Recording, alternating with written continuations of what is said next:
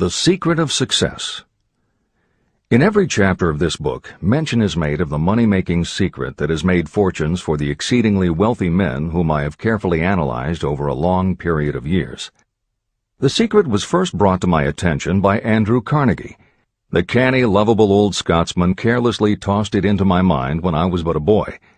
Then he sat back in his chair with a merry twinkle in his eyes and watched carefully to see if I had brains enough to understand the full significance of what he'd said to me.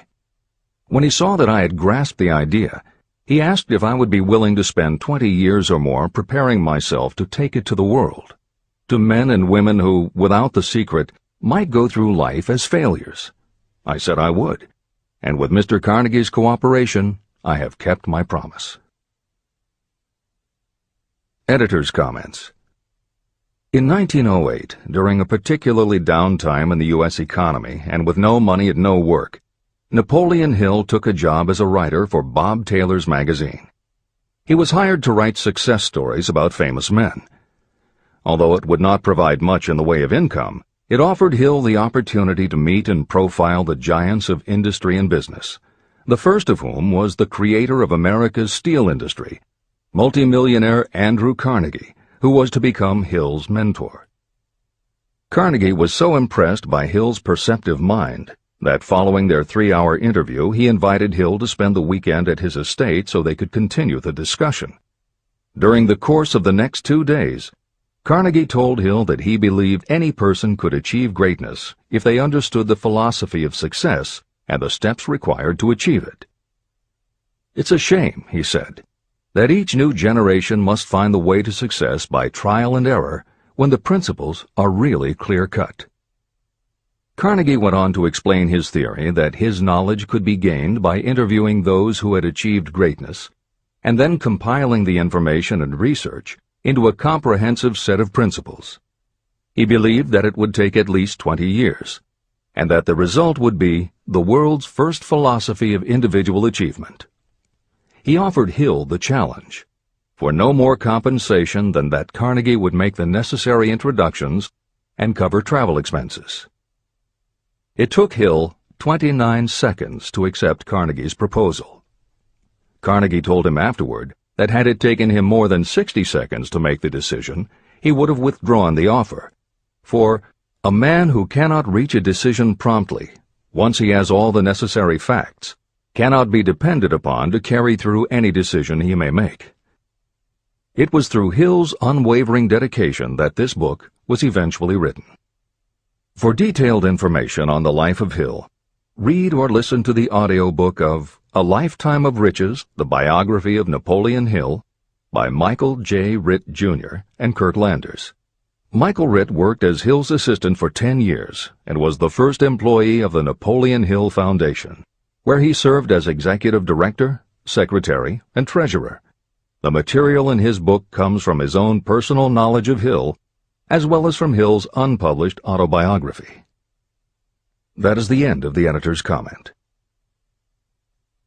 This book, Think and Grow Rich, contains the Carnegie secret, a secret that has been tested by thousands, now millions of people in almost every walk of life.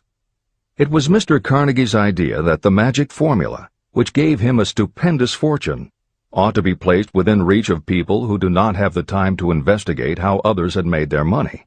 It was his hope that I might test and demonstrate the soundness of the formula through the experience of men and women in every calling. He believed the formula should be taught in all public schools and colleges. He said that if it were properly taught, it would revolutionize the entire educational system, and the time spent in school could be reduced to less than half. In Chapter 4, On Faith, you will read the astounding story of the organization of the giant United States Steel Corporation. It was conceived and carried out by one of the young men through whom Mr. Carnegie proved that his formula will work for all who are ready for it. This single application of the secret, by Charles M. Schwab, made him a huge fortune in both money and opportunity. Roughly speaking, this particular application of the formula was worth $600 million. These facts give you a fair idea of what reading this book may bring to you, provided you know what it is that you want. Editor's comment. According to one method of calculation, through inflation alone, it would take approximately $20 in 2001 to buy what $1 would have bought in 1901. However, to find the contemporary equivalent value of $600 million is not simply a matter of multiplying by the increase in the cost of living. Although there are other factors and variables in calculating buying power, even by conservative estimates, the $600 million would translate into at least $12 billion at the beginning of the 21st century. That's the end of the editor's comment. The secret was passed on to thousands of men and women who have used it for their personal benefit. Some have made fortunes with it. Others have used it successfully in creating harmony in their homes. A clergyman used it so effectively that it brought him an income of upwards of $75,000 a year, approximately $1.5 million in contemporary terms. Arthur Nash, a Cincinnati tailor, used his near-bankrupt business as a guinea pig on which to test the formula. The business came to life and made a fortune for its owners. The experiment was so unique that newspapers and magazines gave it millions of dollars worth of publicity. The secret was passed on to Stuart Austin Weir of Dallas, Texas. He was ready for it, so ready that he gave up his profession and studied law. Did he succeed? You'll read the answer in Chapter 6, Specialized Knowledge. While I was the advertising manager of the LaSalle Extension University, I had the privilege of seeing J.G. Chaplin, president of the university, use the formula so effectively that he made LaSalle one of the great extension schools of this country. The secret is mentioned no fewer than 100 times throughout this book. It has not been directly named, for it seems to work more successfully when it is merely left in sight, where those who are ready and searching for it may pick it up. That is why Andrew Carnegie passed it to me without giving me its specific name. If you are ready to put it to use, you will recognize this secret at least once in every chapter, but you will not find an explanation of how you will know if you are ready. That would deprive you of much of the benefit you will receive when you make the discovery in your own way. If you have ever been discouraged, if you have had difficulties that took the very soul out of you, if you have tried and failed, if you were ever handicapped by illness or physical affliction, the story of my own son's discovery and use of the Carnegie formula may prove to be the oasis in the desert of lost hope for which you have been searching. This secret was extensively used by President Woodrow Wilson during the World War, and by President Roosevelt during the Second World War. It was passed on to every soldier in the training received before going to the front. President Wilson told me it was a powerful factor in raising the funds needed for the war. A peculiar thing about this secret is that those who acquire and use it find themselves literally swept on to success. However, as is often pointed out in this book, there is no such thing as something for nothing. The secret cannot be had without paying a price, although the price is far less than its value. Another peculiarity is that the secret cannot be given away, and it cannot be purchased for money. Unless you are intentionally searching for the secret, you cannot have it at any price. That is because the secret comes in two parts, and in order for you to get it, one of those parts must already be in your possession. The secret will work for anyone who is ready for it. Education has nothing to do with it. Long before I was born, the secret had found its way into the possession of Thomas A. Edison, and he used it so intelligently that he became the world's leading inventor, although he had only 3 months of schooling. The secret was passed on to Edwin C. Barnes, a business associate of Mr. Edison's. He used it so effectively that he accumulated a great fortune and retired from active business while still a young man. You will find his story at the beginning of the next chapter. It should convince you that riches are not beyond your reach, and that no matter where you are in life, you can still be what you wish to be. Money, fame, recognition, and happiness can be had by you if you are ready and determined to have these blessings. How do I know these things? You should have the answer before you finish this book. You may find it in the very first chapter or on the last page. While I was doing the research that I had undertaken at Andrew Carnegie's request, I analyzed hundreds of well-known men. Many of them attributed the accumulation of their vast fortunes to the Carnegie secret. Among these men were Henry Ford.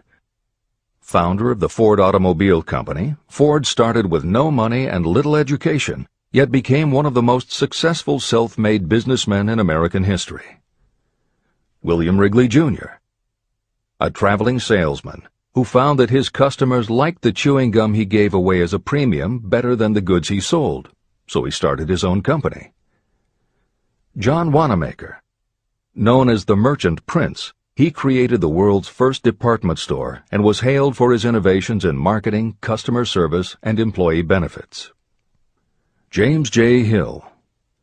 Known as the Empire Builder, he built the transcontinental Great Northern Railway, encouraged homesteading in the West, then established shipping routes linking America to Asia. George S. Parker.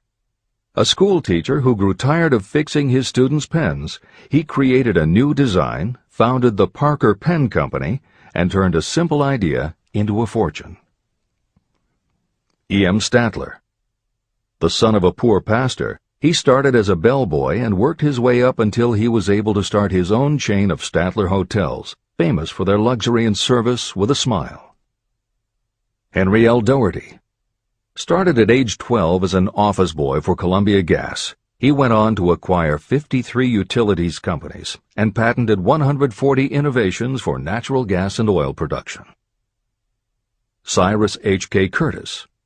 Starting with a small agricultural weekly, Curtis turned it into Ladies' Home Journal, created Saturday Evening Post, then assembled one of the largest newspaper empires. George Eastman. Inventor and founder of the Eastman Kodak Company, he created many of the innovations that popularized photography and transformed the motion picture industry. Charles M. Schwab. The right-hand man of Andrew Carnegie, he was president of Carnegie Steel Company, brokered the deal that formed U.S. Steel, and went on to found Bethlehem Steel. Theodore Roosevelt. 26th President of the United States from 1901 to 1909. John W. Davis. A lawyer and political leader, Davis was Solicitor General under President Woodrow Wilson and later appointed Ambassador to Great Britain. Elbert Hubbard. Philosopher, publisher of the Fra magazine, and founder of the Roy Crofters Artists Colony, Hubbard was also the author of many bestsellers including A Message to Garcia. Wilbur Wright. A bicycle shop owner who, with his brother Orville, became the first Americans to fly heavier-than-air aircraft and pioneered the aviation industry. William Jennings Bryan. Newspaper publisher, presidential nominee, Secretary of State under President William McKinley, but perhaps best known as the lawyer who defended creationism at the Scopes monkey trial. Dr. David Starr Jordan. Educator, scientist, author of over 50 books, he was the nation's youngest university president at Indiana University and became the first president of Stanford University. J. Ogden Armour. Inherited his family's meatpacking business, turned it into a conglomerate with more than 3,000 products, was an owner of the Chicago Cubs, and a director of National City Bank and American International Corporation. Arthur Brisbane. A crusading journalist and syndicated columnist, Brisbane was sought after by every major news organization and was the most read and highest-paid editorial writer of his day. Dr. Frank Gonzalez. A Chicago preacher who delivered such a powerful sermon, Philip D. Armour gave him $1 million to start the Armour Institute of Technology, of which he became president. Daniel Willard. President of the B&O Railroad for more than 30 years, he was honored by having the city of Willard, Ohio, named for him. King Gillette. A traveling salesman and born tinkerer, Gillette was trying to shave on a moving train when he came up with the idea of the safety razor, which became the foundation of a corporate giant. Ralph A. Weeks. President of International Correspondence Schools, Weeks helped finance Napoleon Hill's Intra-Wall Institute, established to educate and rehabilitate prison inmates. Judge Daniel T. Wright, instructor at Georgetown Law School, where Napoleon Hill was studying when Bob Taylor's magazine gave him the assignment to write a profile of Andrew Carnegie. John D. Rockefeller.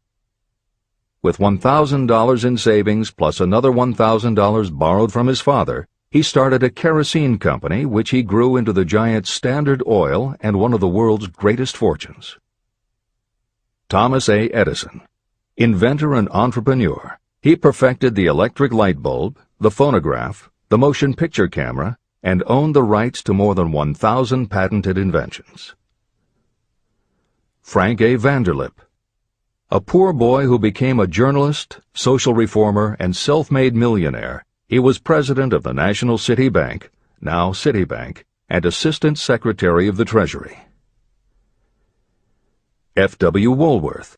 A clerk in a general store, he pioneered the idea of fixed-price selling and self-service and forever changed retail selling with a chain of Woolworth 5 and 10 cent stores.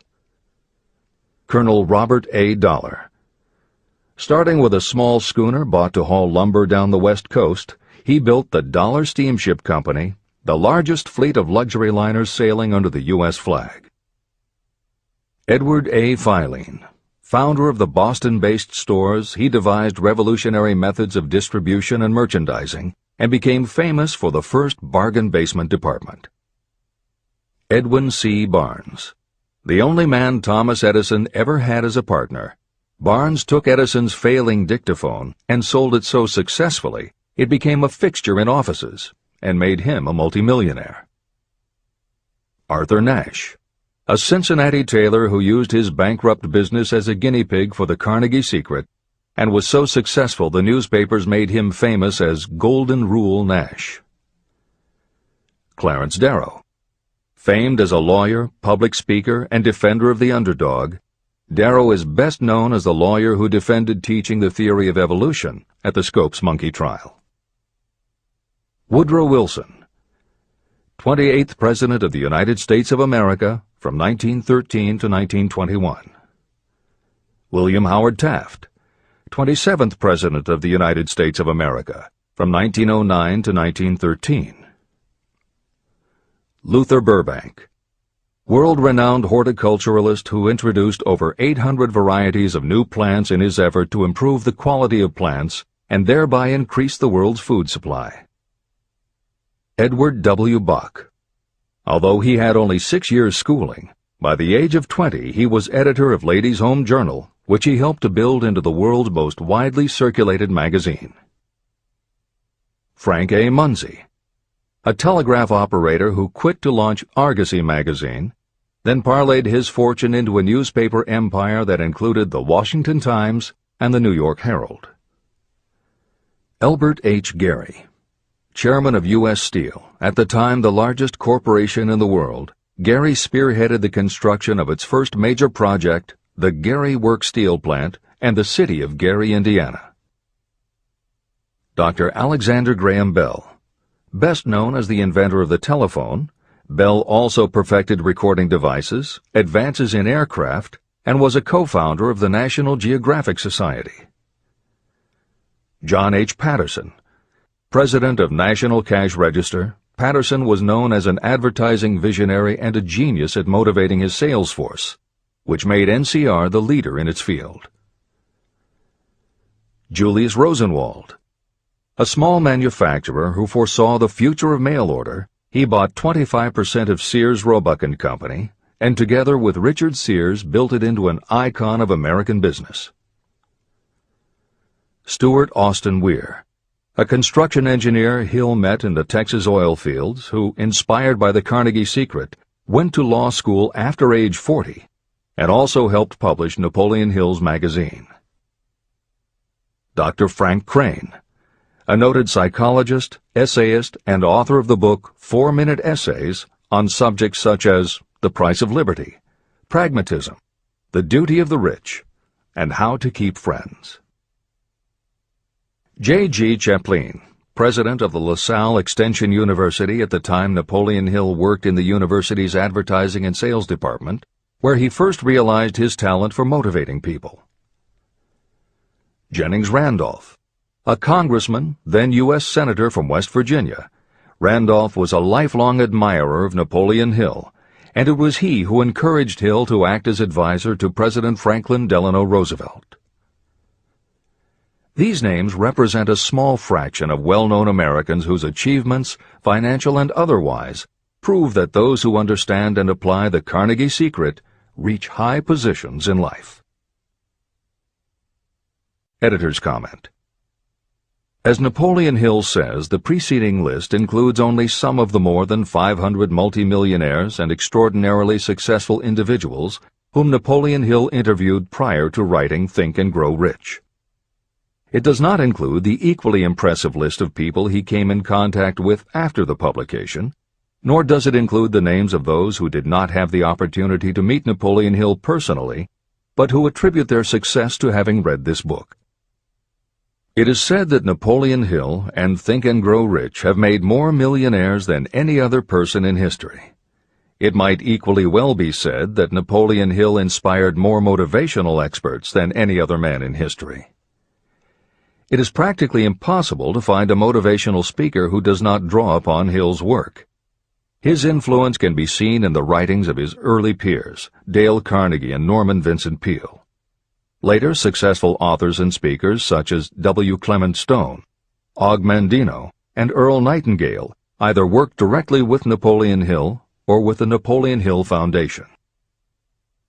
Echoes of Hill's principles can also be found in books by people as diverse as Wally Famous Amos, Mary Kay Ash, Ken Blanchard, Adelaide Bry, Chicken Soup for the Soul authors Jack Canfield and Mark Victor Hansen, Debbie Fields, Shakti Gawain, John Gray, Susan Jeffers, Bruce Jenner, Charlie Tremendous Jones, Tommy Lasorda, Art Linkletter, Joan London, Dr. Maxwell Maltz, James Redfield, Dr. Bernie Siegel, Jose Silva, Brian Tracy, Lillian Vernon, and Dennis Waitley. Stephen Covey, author of The 7 Habits of Highly Effective People, has often spoken of the influence of Napoleon Hill. Anthony Robbins, arguably the most successful motivational author and speaker at the beginning of the 21st century, has acknowledged Napoleon Hill as a personal hero. That is the end of the editor's comment. I have never known anyone who was inspired to use the Carnegie Secret who did not achieve noteworthy success.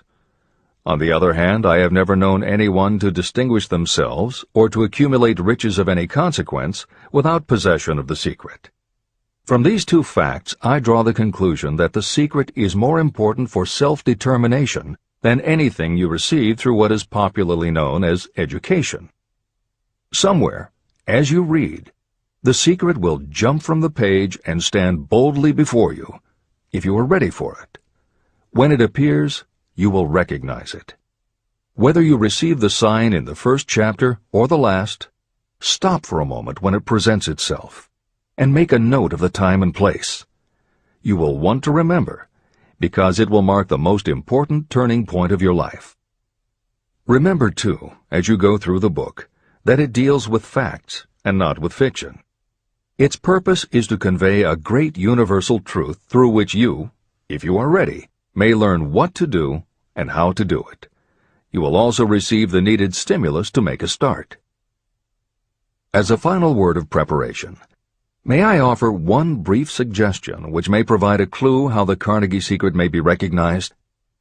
It is this: achievement and all earned riches have their beginning in an idea. If you are ready for the secret, you already possess one half of it.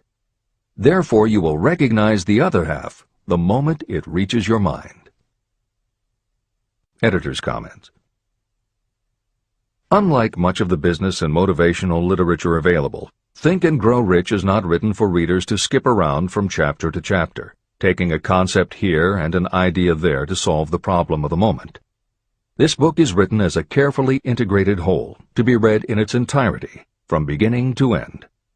Concepts that are introduced in one chapter recur in other chapters where their meaning and significance rely upon the reader having already assimilated the earlier knowledge. The chapters are designed to build upon one another in such a way that every word is to be read, every idea is to be considered, and every concept is to be understood and absorbed. Think and Grow Rich is often called the first philosophy of personal achievement, and a philosophy is more than a collection of solutions to business problems. A philosophy is a system of principles that will guide your thoughts and actions, and provide you with a code of ethics and a standard of values. Think and Grow Rich will not just change what you think, it will literally change the way you think. In preparing this new and updated edition, every aspect of Think and Grow Rich has been analyzed to ensure its relevance to the current business climate. In those instances where material might be considered dated or out of step with contemporary practices, the original text has been updated or augmented with relevant new material. A hallmark of the original edition of Think and Grow Rich is that in every chapter Napoleon Hill cites real-life examples based on his own first-hand knowledge of America's most successful self-made multimillionaires. In this edition, every one of Hill's stories has been retained, and the editors have added contemporary examples and modern parallels which clearly demonstrate that Hill's principles are as up-to-date as today and still guiding those who succeed. In addition to contemporary examples, where the editors felt it would be of interest to the reader, we have included marginal notes that provide relevant information about recent developments. Where applicable, we have also suggested books or other materials that complement various aspects of Napoleon Hill's philosophy. On a more technical note, the editors have approached the written text as we would that of a living author. When we encountered what modern grammarians would consider run-on sentences, outdated punctuation, or other matters of form, we opted for contemporary usage. Those readers familiar with earlier editions will note that the chapter numbers have been changed in this edition. Originally, Think and Grow Rich began with an unnumbered chapter, a word from the author. In this edition, that text appears as Chapter 1, and is renamed The Secret of Success. The chapters that follow are renumbered sequentially and proceed in their original order. The chapter that was previously titled The Mystery of Sex Transmutation has been retitled Sexuality, Charisma and Creativity, and the text has been restructured and annotated to reflect the role of women in contemporary society. All editorial commentary is clearly set off in a font and style that is different from the original text. This is the end of the editor's comments.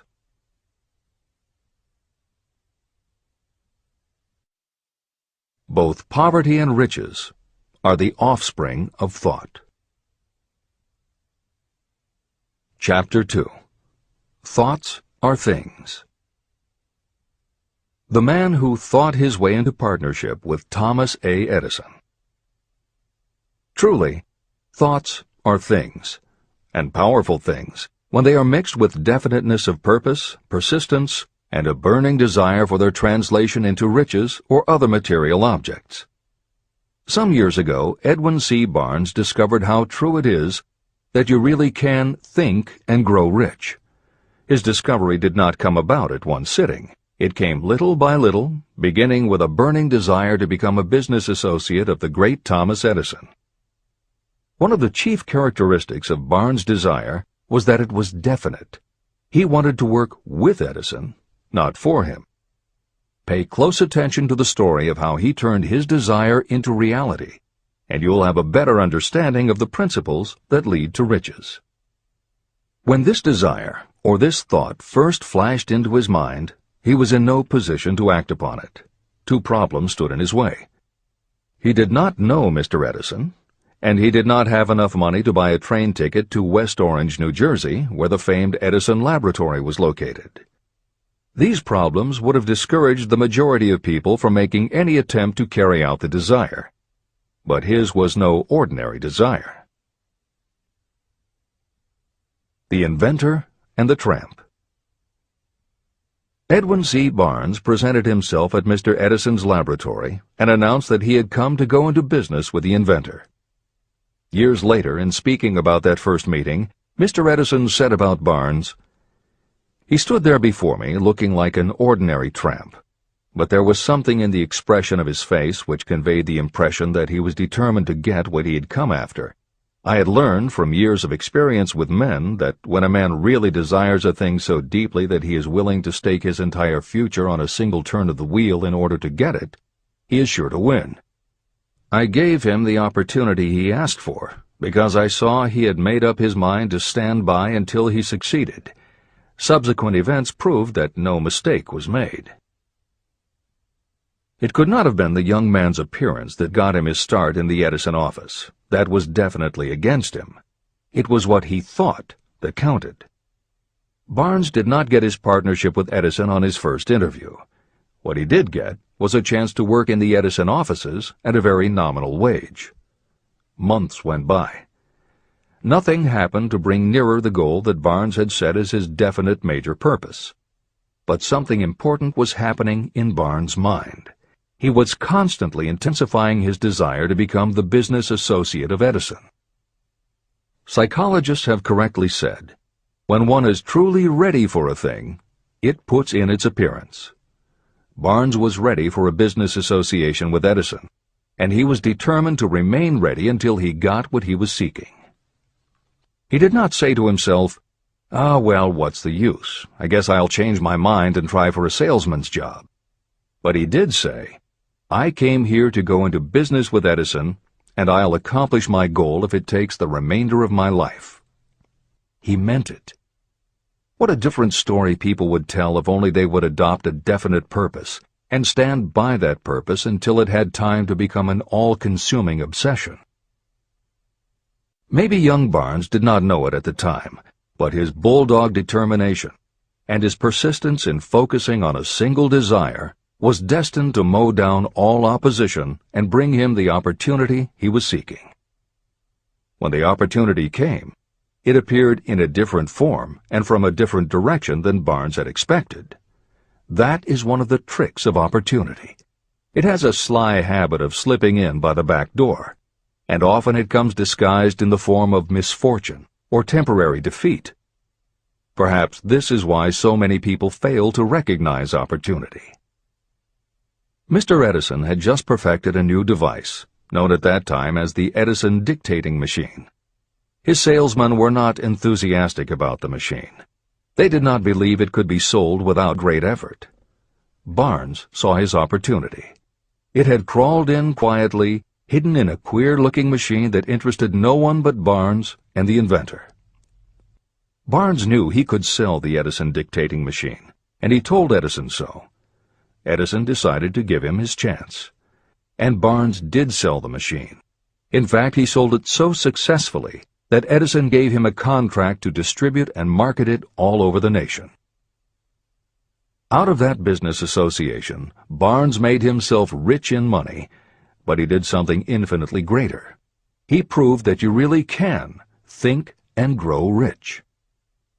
How much actual cash that original desire of Barnes was worth to him, I have no way of knowing. Perhaps it brought him $2 or $3 million. Editor's comment. $3 million in the early years of the 20th century would be comparable to more than $50 million in terms of buying power at the beginning of the 21st century. This is the end of the editor's comment. But the amount becomes insignificant compared with the greater asset he acquired. The definite knowledge that an intangible impulse of thought can be transmuted into material rewards by the application of known principles. Barnes literally thought himself into a partnership with the great Edison. He thought himself into a fortune. He had nothing to start with except knowing what he wanted, and the determination to stand by that desire until he realized it. 3 feet from gold. One of the most common causes of failure is the habit of quitting when you're overtaken by temporary defeat. Every person is guilty of this mistake at one time or another. During the gold rush days, An uncle of my friend R.U. Darby was caught by gold fever, and he went west to Colorado to dig and grow rich. He had never heard that more gold has been mined from the thoughts of men than has ever been taken from the earth. He staked a claim and went to work with pick and shovel. After weeks of labor, he was rewarded by the discovery of the shining ore. He needed machinery to bring the ore to the surface. Quietly, he covered up the mine and returned to his home in Williamsburg, Maryland. He told his relatives and a few neighbors about the strike. They got together the money for the machinery and had it shipped. R.U. Darby decided to join his uncle, and they went back to work the mine. The first car of ore was mined and shipped to a smelter. The returns proved they had one of the richest mines in Colorado. A few more cars of that ore would clear their debts. Then would come the big killing in profits. Down went the drills. Up went the hopes of Darby and Uncle. Then something happened. The vein of gold ore disappeared. They had come to the end of the rainbow, and the pot of gold was no longer there. They drilled on, desperately trying to pick up the vein again, all to no avail. Finally, they decided to quit. They sold the machinery to a junkman for a few $100s and took the train back home. The junkman called in a mining engineer to look at the mine and do a little calculating. The engineer advised that the project had failed because the owners were not familiar with fault lines. His calculations showed that the vein would be found just 3 feet from where the Darbys had stopped drilling. And that is exactly where it was found. The junkman took millions of dollars in ore from the mine because he knew enough to seek expert counsel before giving up. Long afterward, Mr. Darby recouped his loss many times over when he made the discovery that desire can be transmuted into gold. The discovery came after he went into the business of selling life insurance. Never forgetting that he lost a huge fortune because he stopped 3 feet from gold, Darby profited by the experience in his newly chosen field.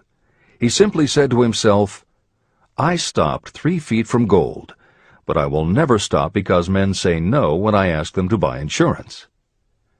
Darby became one of a small group of men who sell over $1 million in life insurance annually. He owed his stickability to the lesson he learned from his quitability in the gold mining business. Before success comes in anyone's life, that person is sure to meet with much temporary defeat, and perhaps some failure. When defeat overtakes a person, the easiest and most logical thing to do is to quit. That is exactly what the majority of people do. More than 500 of the most successful people this country has ever known told me their greatest success came just one step beyond the point at which defeat had overtaken them. Failure is a trickster with a keen sense of irony and cunning. It takes great delight in tripping you just when success is almost within reach. Editor's comments. Napoleon Hill's creed, "Every failure brings with it the seed of an equivalent success," was the inspiration for entrepreneur and motivational speaker Wayne Allen Root to write his book, The Joy of Failure. Published in the late 1990s, it not only tells Wayne's personal story of using his failures as stepping stones to success, he also recounts stories from other successful people, which prove that the rich and famous got to be that way only because of what they learned from their failures. People such as Jack Welch, the hugely successful CEO of General Electric, who early in his career failed dramatically when a plastics plant for which he was responsible blew up. Billionaire Charles Schwab was a failure at school and university, flunking basic English twice due to a learning disability, and then failed on Wall Street more than once before he thought of the idea that grew to make him very rich indeed. Sylvester Stallone, Bruce Willis, Oprah Winfrey, Bill Clinton, Stephen Jobs, Donald Trump, and a host of other equally well-known achievers all had to fail in order to learn the lessons that ultimately made them successes. Every one of them was a failure, but none of them was defeated. Charles F. Kettering, who patented more than 200 inventions including the automobile ignition, the spark plug, Freon for air conditioners, and the automatic transmission, said, "From the time a person is 6 years old until he graduates from college, he has to take 3 or 4 examinations a year. If he flunks once, he is out." But an inventor is almost always failing. He tries and fails maybe 1,000 times. If he succeeds once, then he's in. These two things are diametrically opposite. We often say that the biggest job we have is to teach a newly hired employee how to fail intelligently. We have to train him to experiment over and over and to keep on trying and failing until he learns what will work. Failures are just practice shots. This is the end of the editor's comment. A 50-cent lesson in persistence. Shortly after Mr. Darby received his degree from the University of Hard Knocks, he witnessed something that proved to him that no does not necessarily mean no. One afternoon, he was helping his uncle grind wheat in an old-fashioned mill. The uncle operated a large farm on which a number of sharecropper farmers lived. Quietly, the door was opened, and a small child, the daughter of a tenant, walked in and took her place near the door. The uncle looked up, saw the child, and barked at her roughly, "What do you want?" Meekly, the child replied, "My mom says to send her 50 cents. "I'll not do it," the uncle retorted. "Now you run on home." But she did not move. The uncle went ahead with his work, not noticing that she did not leave. When he looked up again and saw her still standing there, he said, "I told you to go on home. Now go, or I'll take a switch to you." But she did not budge. The uncle dropped a sack of grain he was about to pour into the mill hopper and started toward the child. Darby held his breath. He knew his uncle had a fierce temper. When the uncle reached the spot where the child was standing, she quickly stepped forward one step, looked up into his eyes, and screamed at the top of her voice, "My mom's got to have that 50 cents!" The uncle stopped, looked at her for a minute, put his hand in his pocket, took out $50, and gave it to her. The child took the money and slowly backed toward the door, never taking her eyes off the man whom she had just conquered. After she had gone, the uncle sat down on a box and looked out the window into space for more than 10 minutes. He was pondering, with awe, over the whipping he had just taken. Mr. Darby, too, was doing some thinking. This was the first time in all his experience that he had seen a child deliberately master an adult. How did she do it? What happened to his uncle that caused him to lose his fierceness and become as docile as a lamb? What strange power did this child use that made her master of the situation? These questions flashed into Darby's mind, but he did not find the answer until years later, when he told me the story. Strangely, the story of this unusual experience was told to me in the old mill on the very spot where the uncle took his whipping. As we stood there in that musty old mill, Mr. Darby repeated the story and finished by asking, "What can you make of it? What strange power did that child use that so completely whipped my uncle?" The answer to his question will be found in the principles described in this book. The answer is full and complete. It contains enough details and instructions for you to understand and apply the same force that the little child accidentally stumbled upon. Keep your mind alert, and you will learn exactly what strange power came to the rescue of the child. You may catch a glimpse of the power in this chapter, or it may flash into your mind in some later chapter. If you stay alert to the possibility, somewhere you will find the idea that will quicken your receptive powers and place at your command this same irresistible power.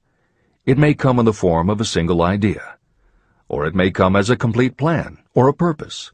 It may even cause you to go back over your past experiences of failure or defeat, and in doing so, it may bring to the surface some lesson by which you can regain all that you lost through defeat. After I had explained to Mr. Darby the power unwittingly used by the little child, he mentally retraced his 30 years as a life insurance salesman. As he did so, it became clear to him that his success was due, in no small degree, to the lesson he had learned from the child. Mr. Darby pointed out, "Every time a prospect tried to bow me out without buying, I saw that child standing there in the old mill, her big eyes glaring in defiance, and I said to myself, I've got to make this sale. The better portion of all sales I have made were made after people had said no." He also recalled his mistake in having stopped only 3 feet from gold. "But," he said, "that experience was a blessing in disguise. It taught me to keep on keeping on, no matter how hard the going may be. A lesson I needed to learn before I could succeed in anything." Mr. Darby's experiences were commonplace and simple enough, yet they held the answer to his destiny in life. In fact, to him the experiences were as important as life itself, and he was able to profit from these 2 important experiences because he analyzed them and found the lesson they taught. But what if you don't see the events of your life as being experiences of such profound significance? And what about the young person who doesn't yet have even minor failures to analyze? Where and how will they learn the art of converting defeats into the stepping stones to opportunity? That is exactly why this book was written, to answer those questions. To convey my answer, I have constructed 13 principles. These principles work individually or together as catalysts. The specific answer that you are looking for may already be in your own mind.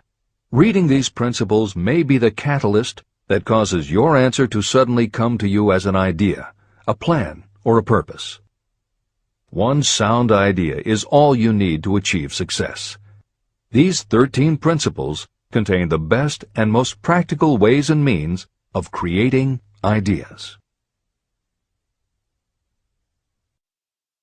Success consciousness.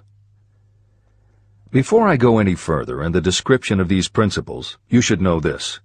When riches begin to come, they come so quickly and in such great abundance that you will wonder where they've been hiding during all those lean years.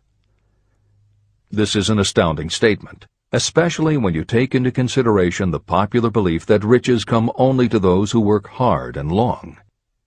When you begin to think and grow rich, you will observe that riches begin with a state of mind, with definiteness of purpose, with little or no hard work.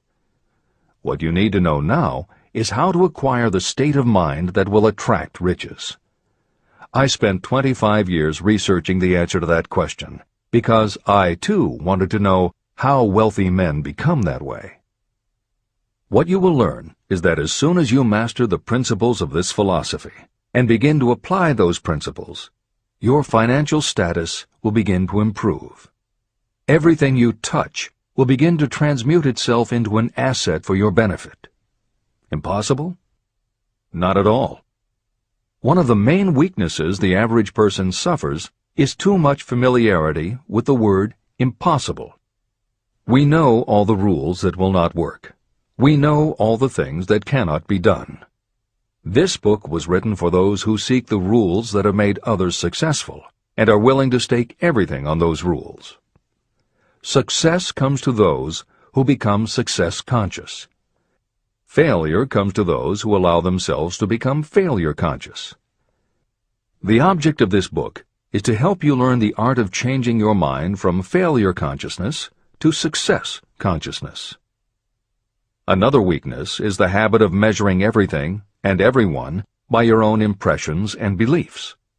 Some of you reading this will have trouble believing that you can think and grow rich because your thought habits have been steeped in poverty, misery, failure, and defeat.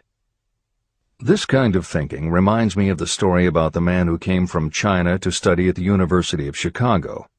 One day, President Harper met this young man on campus and stopped to chat with him for a few minutes. He asked what had impressed him as being the most noticeable characteristic of the American people.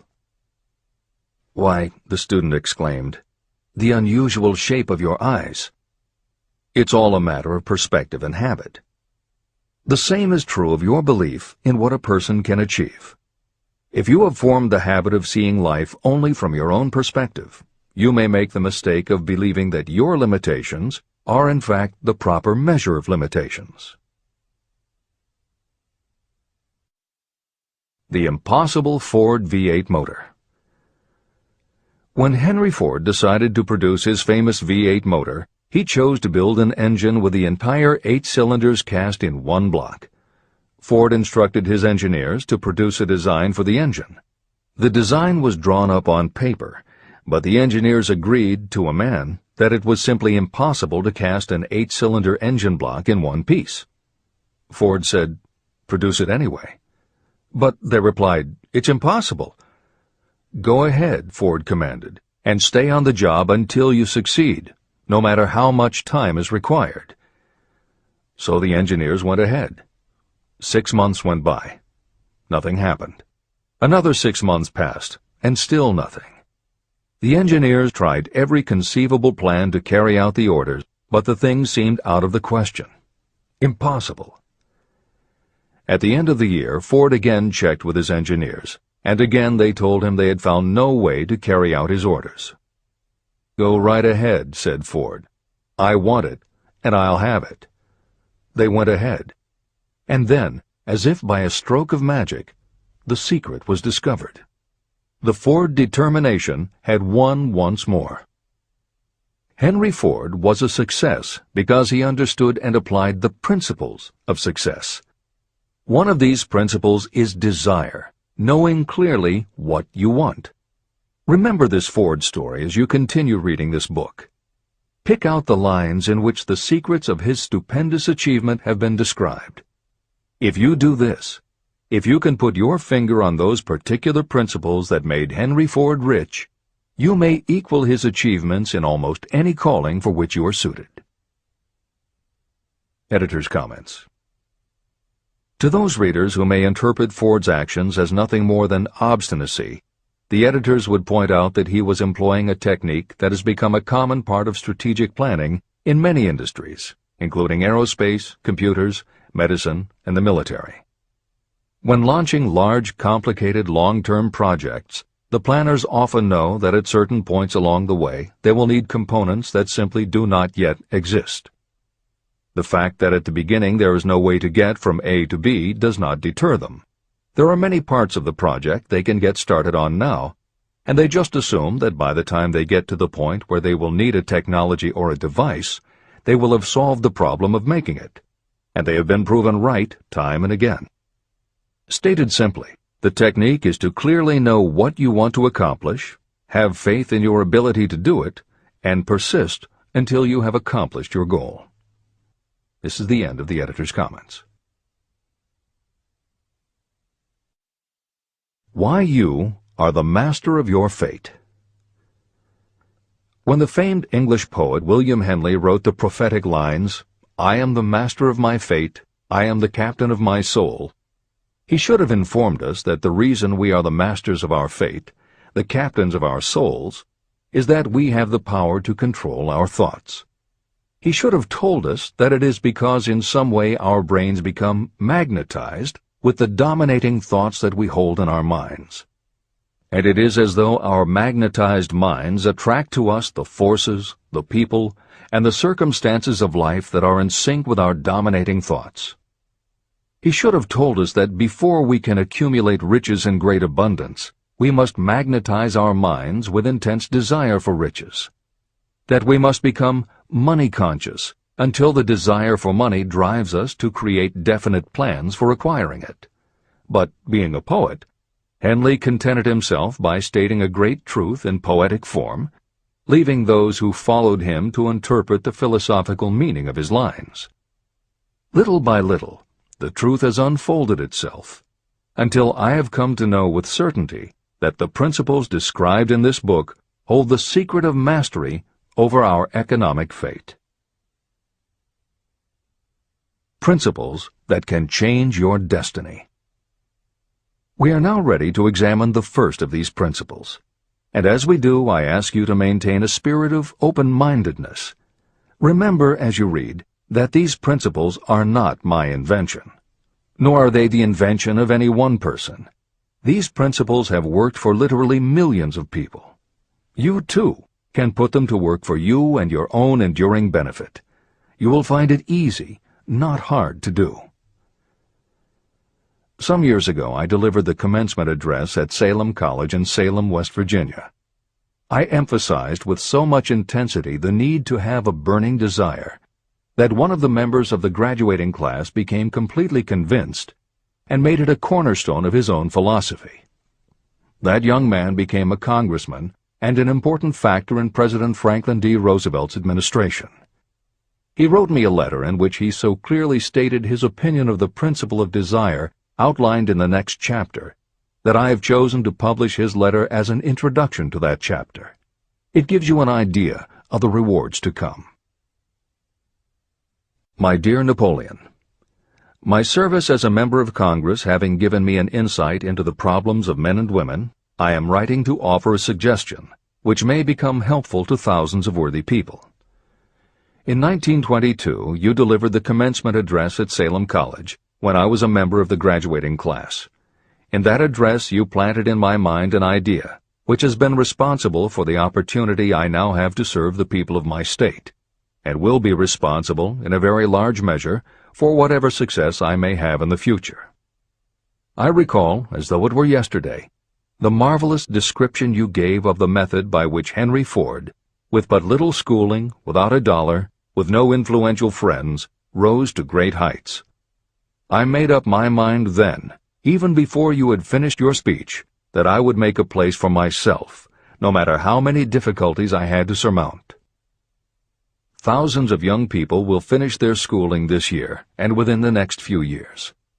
Every one of them will be seeking just such a message of practical encouragement as the one I received from you. They will want to know where to turn, what to do to get started in life. You can tell them, because you have helped to solve the problems of so many, many people. There are thousands of people in America today who would like to know how they can convert ideas into money. People who must start from scratch, without finances, and recoup their losses. If anyone can help them, you can. If you publish the book, I would like to own the first copy that comes from the press, personally autographed by you. With best wishes, believe me, cordially yours, Jennings Randolph. Since that time in 1922, I watched Jennings Randolph rise to become one of the nation's leading airline executives, a great inspirational speaker, and a United States Senator from West Virginia. 35 years after I made that speech, it was my pleasure to return to Salem College in 1957 and deliver the baccalaureate sermon. At that time, I received an honorary Doctor of Literature degree from Salem College. Editor's comments.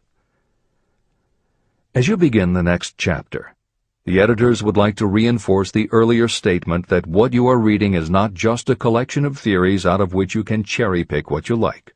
The 13 principles of success were proven by the real-life experiences of the long list of famous successful people cited earlier by Napoleon Hill. His techniques are also practiced and endorsed by the contemporary experts and authors whom the editors mentioned, following Hill's list. More than 60 million people have purchased copies of the book that you are now holding in your hands. If this book has proven to be that successful, surely you owe it to yourself to give it every chance to work for you too. Read it. Don't question it. Do it.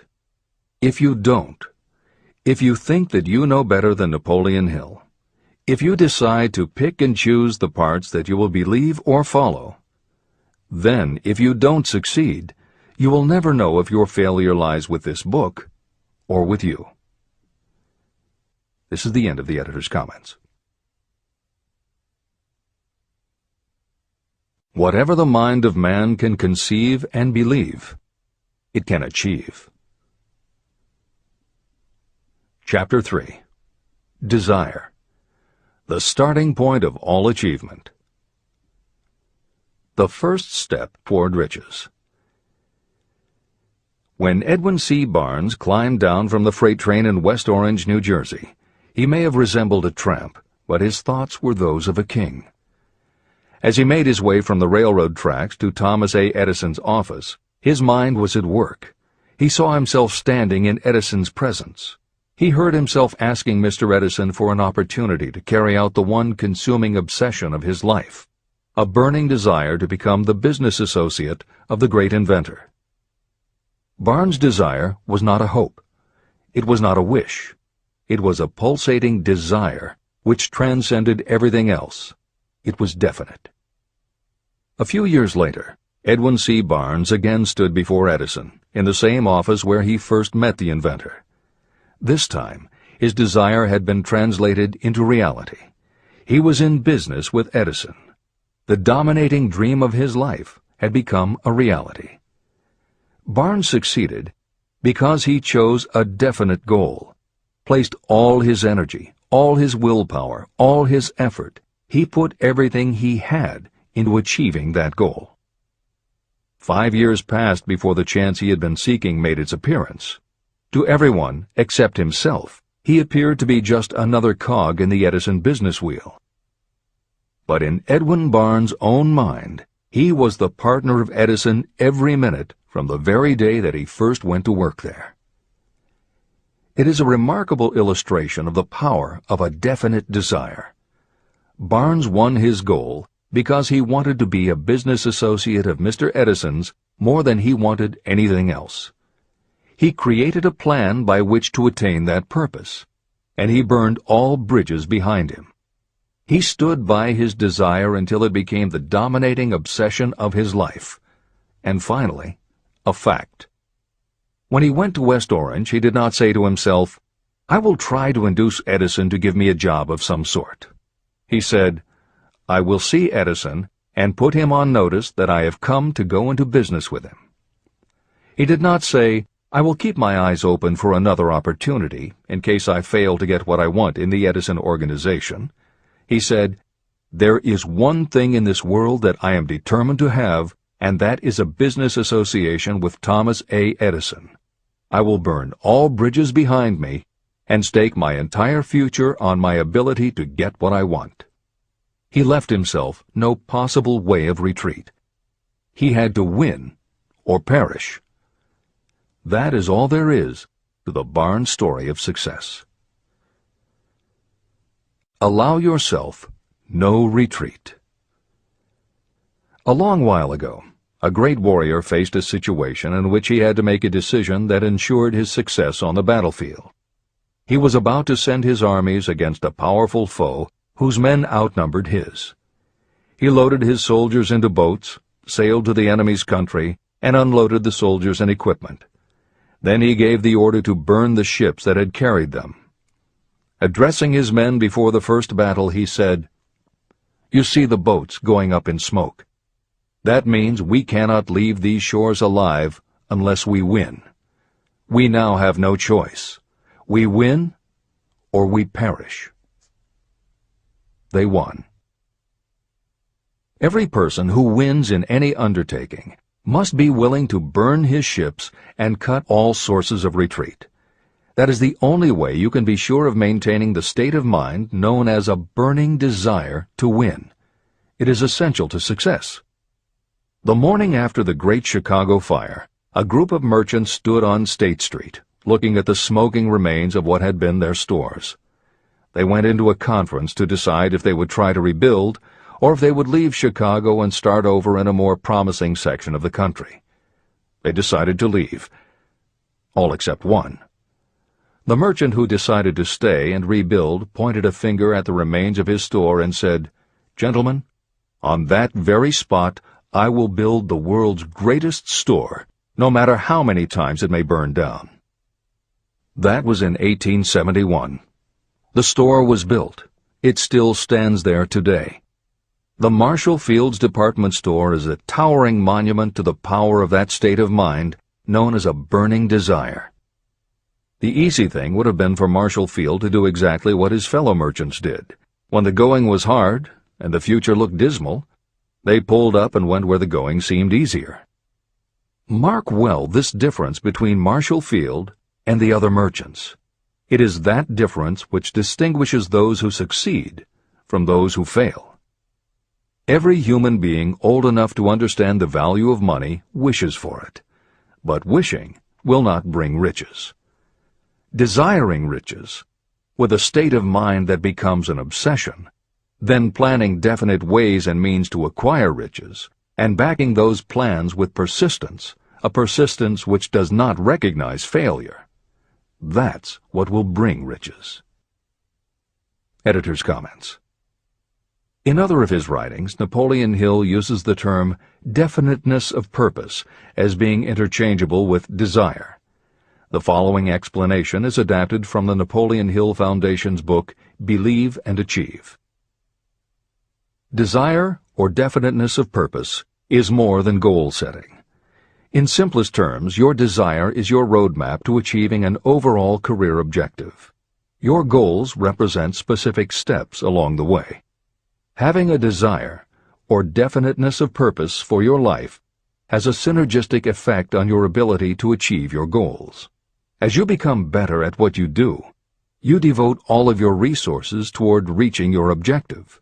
You become more alert to opportunities, and you reach decisions more quickly. Every action you take ultimately boils down to the question, will this goal help me reach my desire, my overall objective, or won't it? Your purpose will become your life.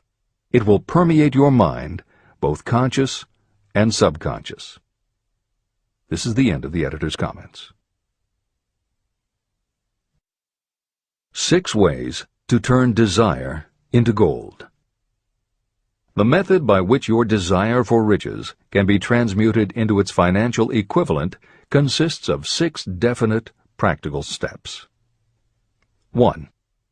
Fix in your mind the exact amount of money you desire. It is not sufficient merely to say, "I want plenty of money." Be definite about the amount. There is a psychological reason for such definiteness explained in subsequent chapters. 2. Determine exactly what you intend to give in return for the money you desire. There is no such reality as something for nothing. 3. Establish a definite date when you intend to possess the money you desire. 4. Create a definite plan for carrying out your desire, and begin at once, whether you are ready or not, to put this plan into action. 5. Now write it out. Write a clear, concise statement of the amount of money you intend to acquire. Name the time limit for its acquisition. State what you intend to give in return for the money, and describe clearly the plan through which you intend to accumulate it. 6. Read your written statement aloud, twice daily. Read it once just before retiring at night, and read it once after arising in the morning. As you read, see and feel and believe yourself already in possession of the money. It is important that you follow the instructions in these 6 steps. It is especially important that you observe and follow the instructions in the 6th step. You may complain that it is impossible for you to see yourself in possession of money before you actually have it. Here is where a burning desire will come to your aid. If you truly desire money so keenly that your desire is an obsession, you will have no difficulty in convincing yourself that you will acquire it. The object is to want money, and to become so determined to have it that you convince yourself you will have it. If you have not been schooled in the workings of the human mind, these instructions may appear impractical. It may help you to know that the information they convey was given to me by Andrew Carnegie, who made himself into one of the most successful men in American history. Carnegie began as an ordinary laborer in the steel mills, but managed, despite his humble beginning, to make these principles yield him a fortune of considerably more than $100 million. Editor's comment. In today's terms, the value of Carnegie's fortune would be at least $20 billion and probably a good deal more. End of editor's comment. It may be of further help to know that the 6 steps were carefully scrutinized by the famed inventor and successful businessman, Thomas A. Edison.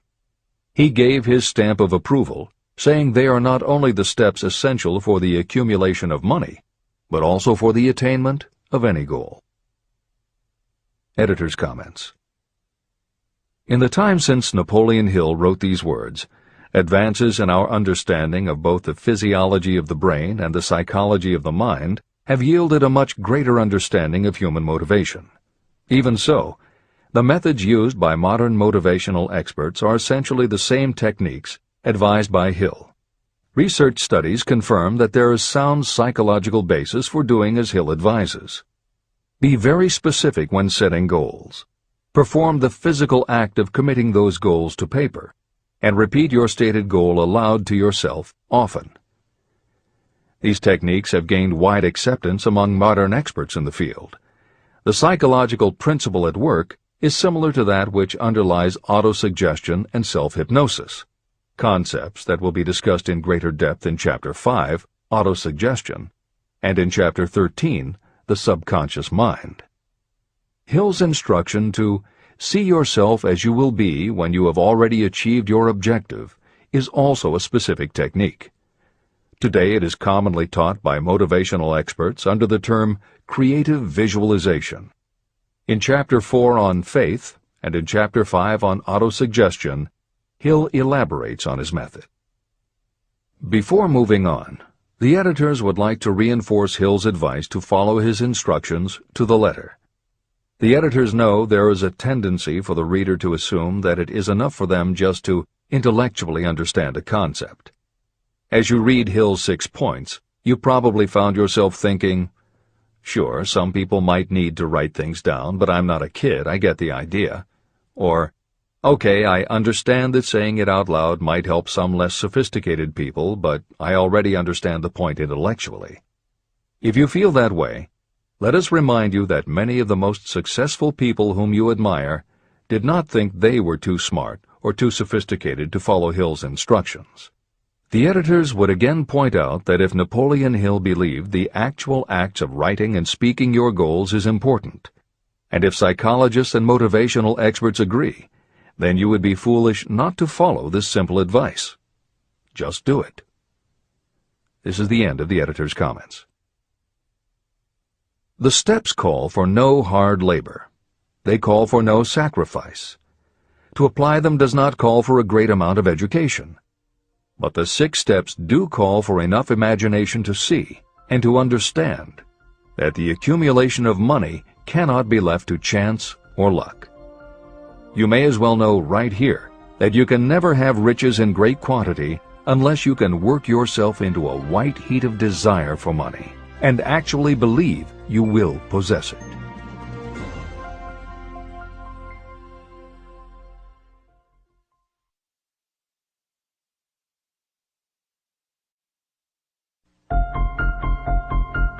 The power of great dreams.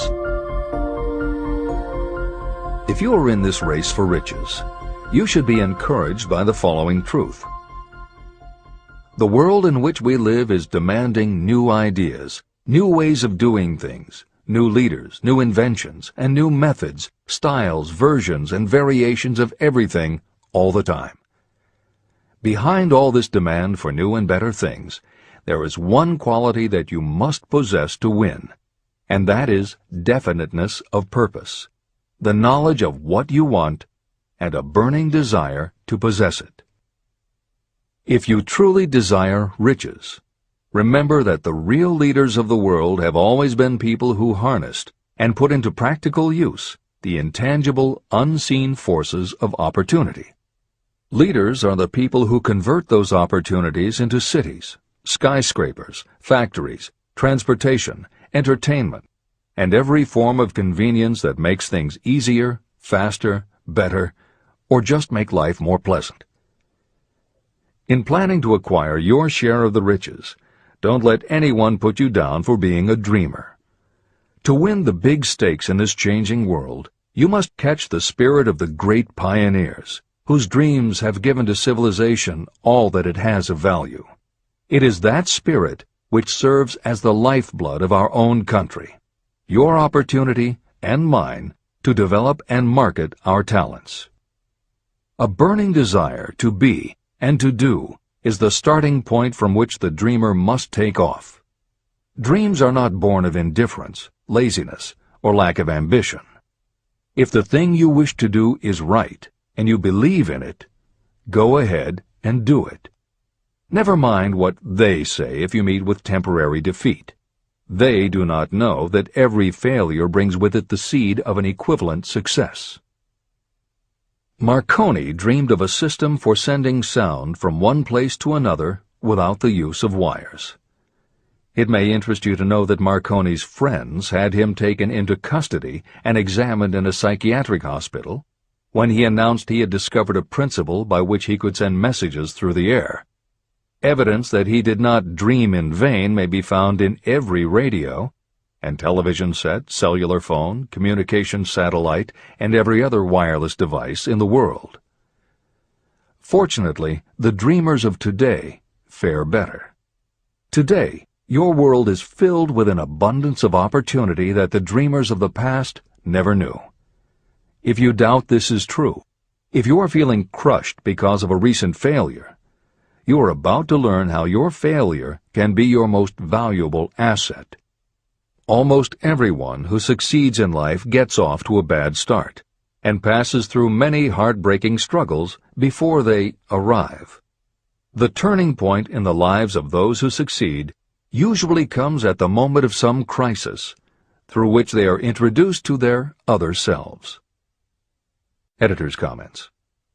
Napoleon Hill's concept of the other self is mentioned elsewhere in Think and Grow Rich, but he does not comment on it extensively. The following elaboration is taken from his later writings. You've been thinking about your losses to the exclusion of everything else. The more you concentrate on them, the more you attract other losses. Stop thinking about them, and make up your mind that you are going to benefit from your experience. Whatever personal obstacles you face, you must start getting to know that side of your personality that knows no obstacles, that recognizes no defeats. Cultivate a friendship with the other you, so no matter what you're doing, you are allied with someone who shares your goals. All the philosophy and advice about persuading others will be much more useful to you if you practice it yourself. This is the end of the editor's comment. Sidney Porter discovered the genius that slept within his brain only after he had met with great misfortune. He was found guilty of embezzlement and confined to a prison cell in Columbus, Ohio, and it was there that he became acquainted with his other self. He began to write short stories. Then, while locked in his cell, he began to sell those stories to magazines under the pen name O. Henry. Through the use of his imagination, he discovered himself to be a great author instead of a miserable criminal and outcast. By the time he was released from prison, O. Henry was the most popular short story writer in the country. Editor's comments. More recently, in another prison, another kind of writer met his other self, and country music gained one of its most talented songwriters and biggest stars. As a kid, Merle Haggard's family home was a converted boxcar in Bakersfield, California. After his father died when Merle was 9, more often than not, home for young Merle was a series of juvenile detention centers. At 16, he quit school, and for the next 4 years the only mark Merle Haggard made in the world was a rap sheet for stolen cars, burglaries, and bogus checks. By the age of 20, he was serving time in San Quentin and gaining a reputation as a hard-case con. Then he met his other self.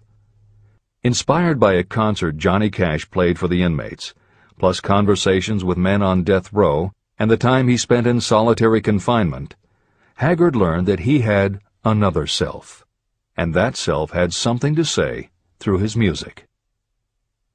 When he got out of solitary, Haggard asked for the hardest job the prison had to offer. He enrolled in night school courses at the prison, straightened himself out, and won his parole after 2.5 years. He went back to Bakersfield and dug ditches during the day so he could polish his songwriting and performing at night. Within 3 years, he had a recording contract. Within 5 years, he had his first top 10 hit, and has since gone on to become one of the most influential voices in modern country music. This is the end of the editor's comments. Thomas Edison dreamed of a lamp that could be operated by electricity. and he began where he stood to put his dream into action. He failed more than 10,000 times. Despite his failures, he stood by that dream until finally he was driven to the discovery of the genius that slept within his brain. Editor's comments.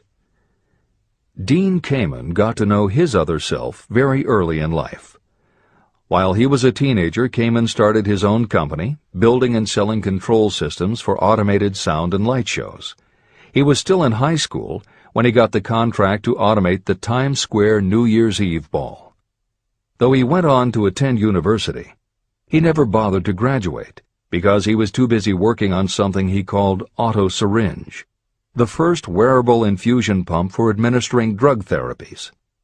His invention was hailed as a medical landmark, as were many of his other breakthroughs, which include a revolutionary kidney dialysis machine, an insulin pump for diabetics, an improved stent used for heart patients, and more than 150 other devices he has patented. One day, seeing the difficulty a man in a wheelchair was having getting up a curb, Kamen set his mind to creating a device that would liberate people confined to wheelchairs. The result is the iBot, a revolutionary wheel device that uses computers and a system of stabilizing gyroscopes that imitate the working of the human body. It not only goes over curbs, but it will even go up and down stairs, travel over almost any kind of rough ground, and will allow the user to raise themselves eye to eye with a standing person. And it does it all without the user having to get out of the device or needing anyone's assistance. In 2001, Kamen hit the front pages when he introduced the Segway, a one-person people mover based on his iBot technology. It's a two-wheel scooter-like device that zips and zooms forward, backward, left, right, and comes to a stop without the rider doing anything more than barely shifting his or her body. It is so sensitive that it is almost as though it obeys the user's thoughts. The Segway may be a world-changing invention, with possible applications for work and travel that stagger the imagination.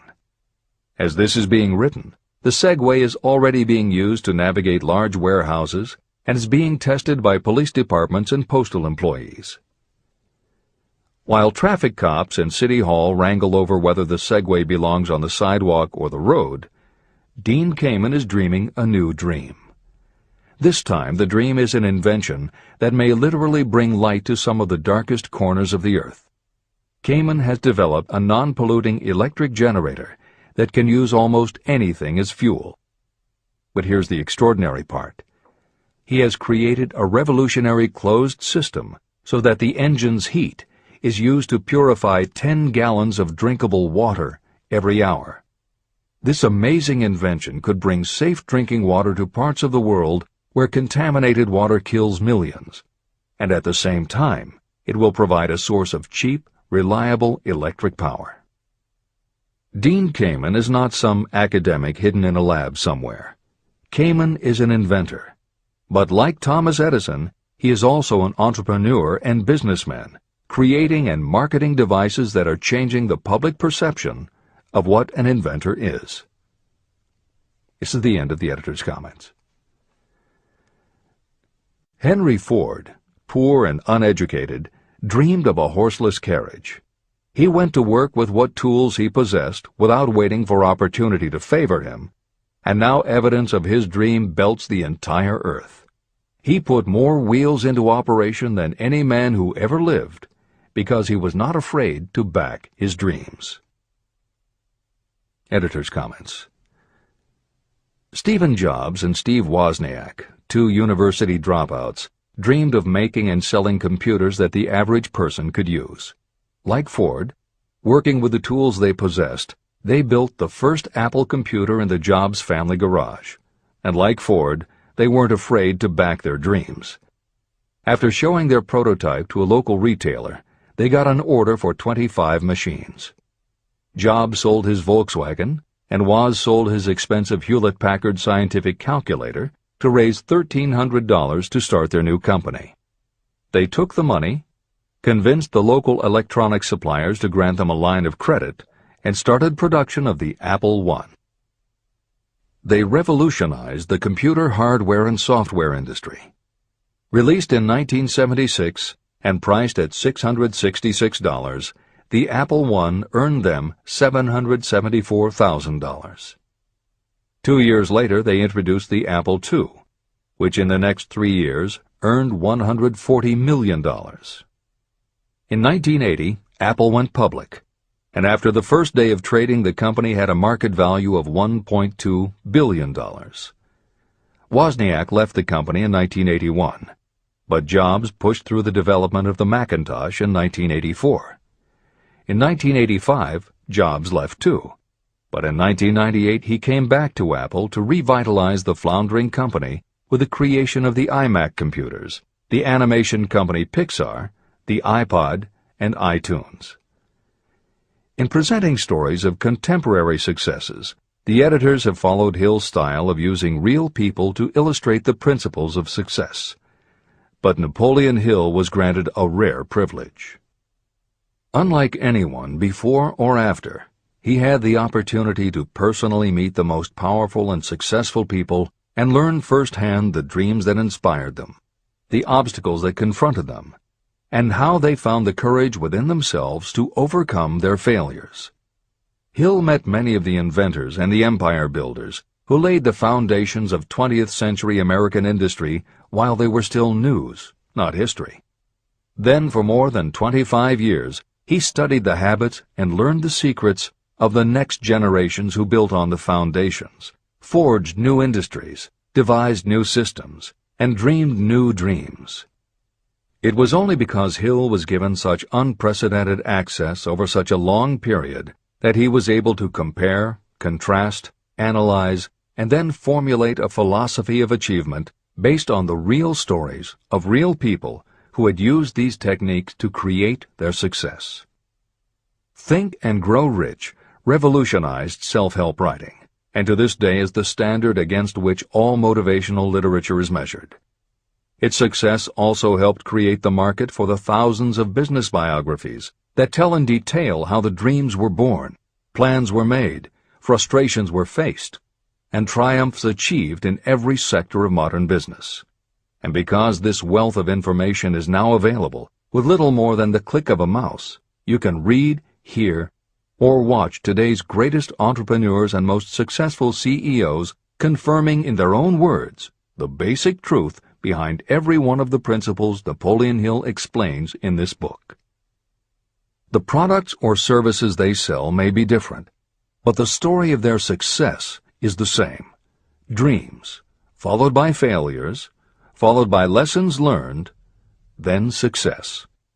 For every Henry Ford, Thomas Edison, or O. Henry that Napoleon Hill cites to make a point, today there is a Steve Jobs, Dean Kamen, or Merle Haggard, proving that Hill's points are still valid. This is the end of the editor's comments. There is a difference between wishing for a thing and being ready to receive it. No one is ready for a thing until they believe they can acquire it. The state of mind must be belief, not mere hope or wish. Open-mindedness is essential for belief. Closed minds do not inspire faith, courage, and belief. Remember, no more effort is required to aim high in life, to demand abundance and prosperity, than is required to accept misery and poverty. A great poet has correctly stated this universal truth through these lines. I bargained with life for a penny, and life would pay no more. However, I begged at evening when I counted my scanty store. For life is a just employer. He gives you what you ask. But once you have set the wages, why, you must bear the task. I worked for a menial's hire, only to learn dismayed that any wage I had asked of life, life would have willingly paid. Desire outwits Mother Nature. As a fitting climax to this chapter, I wish to introduce one of the most unusual persons I have ever known. I first saw him a few minutes after he was born. He came into the world without any physical sign of ears. When pressed for an opinion, the doctor concluded that the child might be deaf and mute for life. I challenged that doctor's opinion. I had the right to do so. I was the child's father. I, too, reached a decision. But I expressed my opinion silently, in the secrecy of my own heart. In my own mind, I knew that my son would hear and speak. How? I was sure there must be a way, and I knew I would find it. I thought of the words of the immortal Emerson. The whole course of things goes to teach us faith. We need only obey. There is guidance for each of us, and by lowly listening, we shall hear the right word. The right word? Desire. More than anything else, I desired that my son should not be deaf and unable to speak. From that desire, I never receded, not for a second. What could I do about it? Somehow, I would find a way to transplant into that child's mind my own burning desire for ways and means of conveying sound to his brain without the aid of ears. As soon as the child was old enough to cooperate, I would fill his mind so completely with a burning desire to hear that nature would, by methods of her own, translate it into physical reality. All this thinking took place in my own mind, but I spoke of it to no one. Every day I renewed the pledge I had made to myself that my son should not be deaf. As he grew older and began to take notice of things around him, we observed that he had a slight degree of hearing. When he reached the age when children usually begin talking, he made no attempt to speak, but we could tell by his actions that he could hear certain sounds slightly. That was all I needed to know. I was convinced that if he could hear, even slightly, he might develop still greater hearing capacity. Then something happened that gave me hope. It came from an entirely unexpected source. We bought a phonograph. When the child heard the music for the first time, he went into ecstasies. He promptly appropriated the machine. On one occasion, he played a record over and over for almost 2 hours, standing in front of the phonograph with his teeth clamped on the edge of the case. The significance of this did not become clear to us until years afterward. At the time, we had never heard of the principle of bone conduction of sound. Shortly after he appropriated the phonograph, I discovered that he could hear me quite clearly when I spoke with my lips touching his mastoid bone at the base of the skull. Having determined that he could hear the sound of my voice plainly, I began immediately to transfer to his mind the desire to hear and speak. When I discovered that my son enjoyed bedtime stories, I went to work creating stories designed to develop in him self-reliance, imagination, and a strong desire to hear. There was one storyline in particular that I emphasized over and over. Every time I told it, I gave it some new and dramatic coloring. These stories were designed to plant in his mind the thought that his affliction was not a liability, but an asset of great value. As a result of my studies and personal experience, I firmly believe that every adversity brings with it the seed of an equivalent advantage. However, despite my beliefs, I must confess that I did not have the slightest idea how this disability could ever become an asset.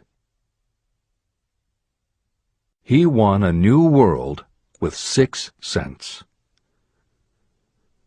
As I analyze the experience in retrospect, I can see now that my son's faith in me had much to do with the astounding results. He did not question anything I told him. I sold him on the idea that he had a distinct advantage over his older brother, and that this advantage would reflect itself in many ways.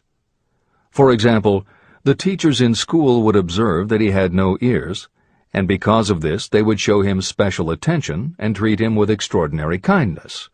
And they always did. I also sold him on the idea that when he became old enough to sell newspapers, his older brother had already become a newspaper merchant, he would have a big advantage over his brother.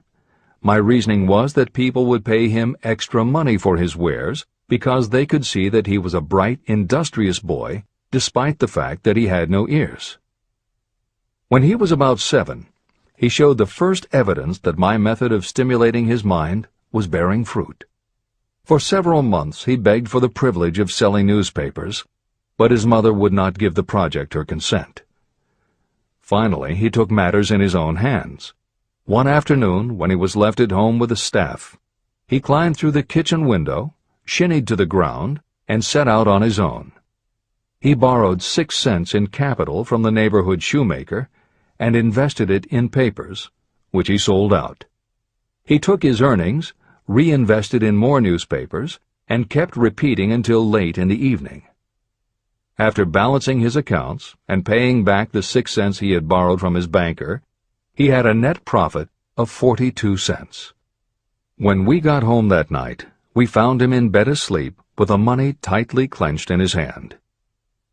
His mother opened his hand, removed the coins, and cried. Of all things! To me it seemed she was crying over her son's first victory. My reaction was the reverse. I laughed, for I knew that my endeavor to plant in my son's mind an attitude of faith in himself had been successful. His mother saw in his first business venture a little deaf boy who had gone out in the streets and risked his life to earn money. I saw a brave, ambitious, self-reliant little businessman whose stock in himself had been increased 100%. He had gone into business on his own initiative and had won. I was not only pleased, I was impressed. He had clearly demonstrated the first signs of a resourcefulness that would go with him all through life. The little deaf boy went through grade school, high school, and college without being able to hear his teachers, except when they shouted loudly at close range. He did not go to a school for the deaf, and we did not use sign language. We were determined that he should live like any other boy who could hear and speak. We stood by that decision, although it cost us many heated debates with school officials. While he was in high school, he tried an electronic hearing aid, but it was of no value to him. During his last week in college, something happened that marked the most important turning point of his life. Through what seemed to be mere chance, he came into possession of another electronic hearing device, which was sent to him on trial. He was slow about testing it, due to his disappointment with a similar device. Finally, he picked it up carelessly, placed it on his head, and hooked up the battery. Suddenly, as if by magic, his lifelong desire for normal hearing became a reality. For the first time in his life, he heard practically as well as any person with normal hearing.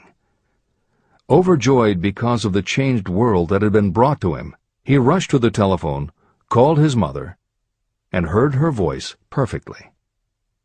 The next day, for the first time in his life, he plainly heard the voices of his professors in class.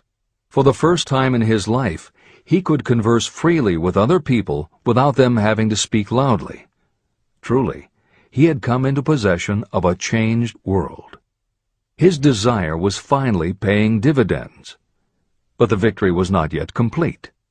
He still had to find a definite and practical way to convert his disability into an equivalent asset.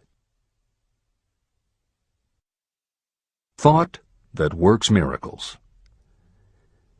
Intoxicated with the joy of his newly discovered world of sound, he wrote a letter to the manufacturer of the hearing aid, enthusiastically describing his experience. Something in his letter prompted the company to invite him to New York.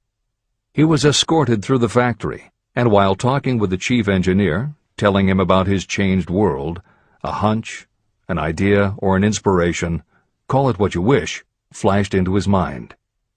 It was this impulse of thought that converted his disability into an asset destined to pay dividends in both money and happiness to thousands for all time to come.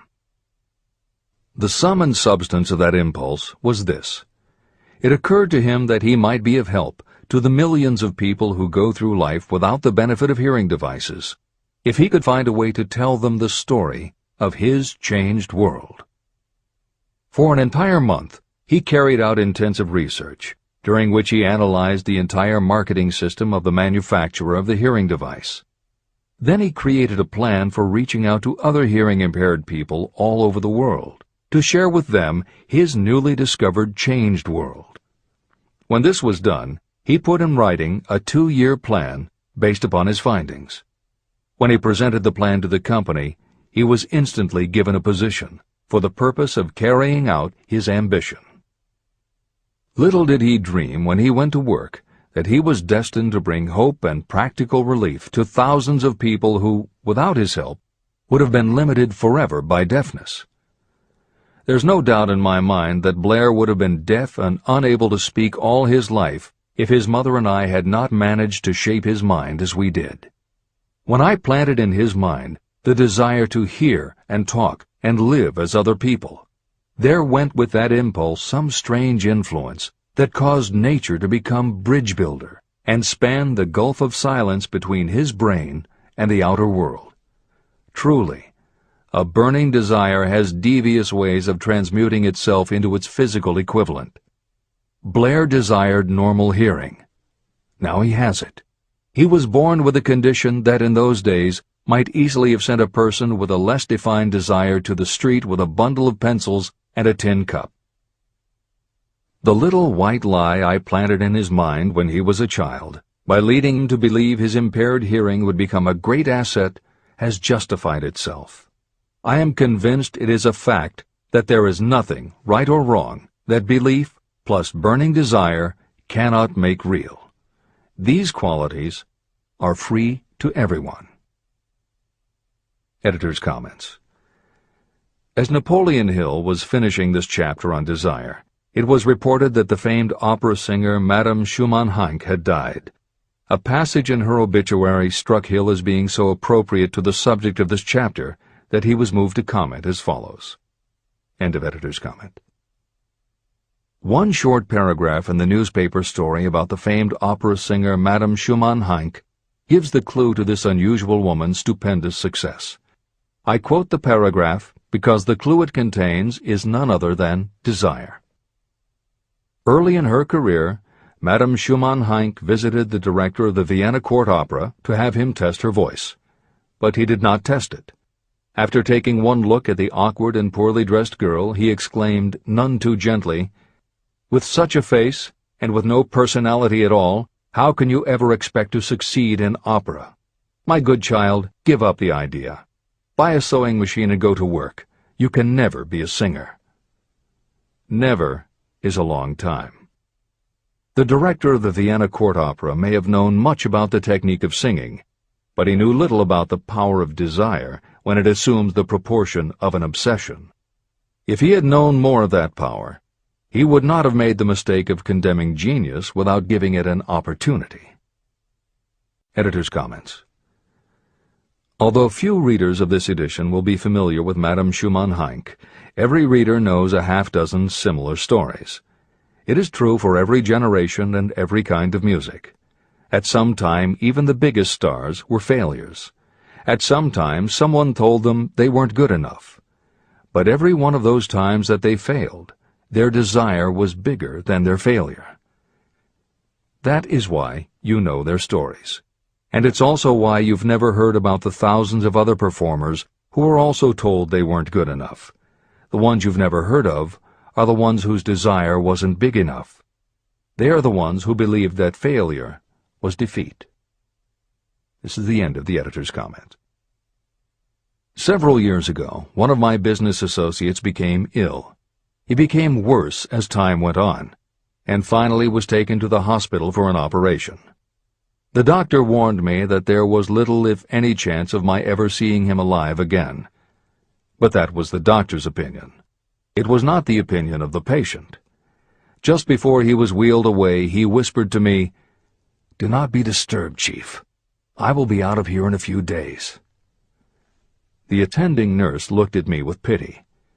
But the patient did come through safely. After it was all over, his physician said, nothing but his own desire to live saved him. He never would have pulled through if he had not refused to accept the possibility of death. Editor's comments. By the 1980s, the phenomenon that Napoleon Hill wrote about in the preceding paragraph was embraced by a growing segment of the population. Among the adherents were numerous medical professionals who incorporated the concept under the term the body-mind connection. And by the turn of the 21st century, the belief that the mind can manifest physical changes in the body had become a part of mainstream medical practice. In Chapter 5, Autosuggestion, you will find further comment on the medical aspects of having a burning desire. This is the end of the editor's comment. I believe in the power of desire backed by faith in yourself, because I have seen this power lift people from lowly beginnings to places of power and wealth. I have seen it rob the grave of its victims. I have seen it serve as the medium by which people staged a comeback after having been defeated in 100 different ways. And I have seen it provide my own son with a normal, happy, successful life, despite nature's having sent him into the world without ears. How can you harness and use the power of desire? The first part of the answer is in the technique at the beginning of this chapter. You will learn more about it in the next and subsequent chapters of this book. Through some strange and powerful principle, nature wraps up in the impulse of strong desire that something that recognizes no such word as impossible, and accepts no such reality as failure. There are no limitations to the mind except those we acknowledge. Chapter 4. Faith in your ability. Visualization of and belief in attainment of desire. The second step toward riches. Faith is the head chemist of the mind. When faith is blended with thought, the subconscious mind instantly picks up the vibration. The subconscious then translates it and transmits it to infinite intelligence. The emotions of faith, love, and sex are the most powerful of all the major positive emotions. When the three are blended, they have the effect of coloring thought in such a way that it instantly reaches the subconscious mind. There, it is changed into a form that induces a response from infinite intelligence. Editor's comments. In the preceding paragraph, Napoleon Hill uses two terms, faith and infinite intelligence, both of which may convey to the reader a religious connotation that Hill did not intend. The following will define the meaning of the words as Hill uses them in the following chapter. In modern usage, the word faith has become almost interchangeable with religious belief, which is not the way Hill uses the word. Faith, as it is used here, means having confidence, trust, and an absolute unwavering belief that you can do something. And in order for you to have faith in yourself as Hill means it, it has to be true on a subconscious level. If you have a nagging doubt in the back of your mind, or if you are just going through the motions of pretending you believe, it won't work, because your subconscious will know your doubts. Unless you have absolute total confidence, unless you are convinced without question, then you don't have faith. Hill uses the term infinite intelligence to identify that part of the human mind and thinking process that produces hunches, flashes of insight, and leaps of logic. Hill's concept has similarities to what psychologist Carl Jung called the collective unconscious. And on another level, it is very close to what contemporary psychologists refer to as working in the flow state, or being in the zone. Infinite intelligence is discussed in greater depth in later chapters. Hill also uses another term, the subconscious mind, that should be commented on before the reader proceeds with this chapter. Although there are differing schools of thought, in general modern psychology developed from the pioneering work of Sigmund Freud and Carl Jung. Each believed that the human mind operates on both a conscious and an unconscious level, but they differed on the role the subconscious plays and the way it influences attitude and action. Through his own research and studies, Napoleon Hill developed a theory of the conscious and subconscious that is closest to the Jungian view. The following briefly describes the basis of Hill's view. The conscious mind. Your conscious mind receives information through the five senses of sight, smell, taste, hearing, and touch. Your conscious mind keeps track of what you need for thinking and operating, and it filters out what you don't need. Your conscious mind, and what your memory retains, is the intelligence with which you normally think, reason, and plan. The subconscious mind. Your subconscious has access to all the same information your conscious mind receives, but it doesn't reason the way your conscious mind does. It takes everything literally. It doesn't make value judgments. It does not filter, and it does not forget. You cannot command your conscious mind to reach out and dip into your subconscious mind. However, under certain circumstances, all those forgotten facts and ideas that are always there in your subconscious can, if they are firmly rooted, influence your conscious attitudes and actions. This is the end of the editor's comments. How to develop faith.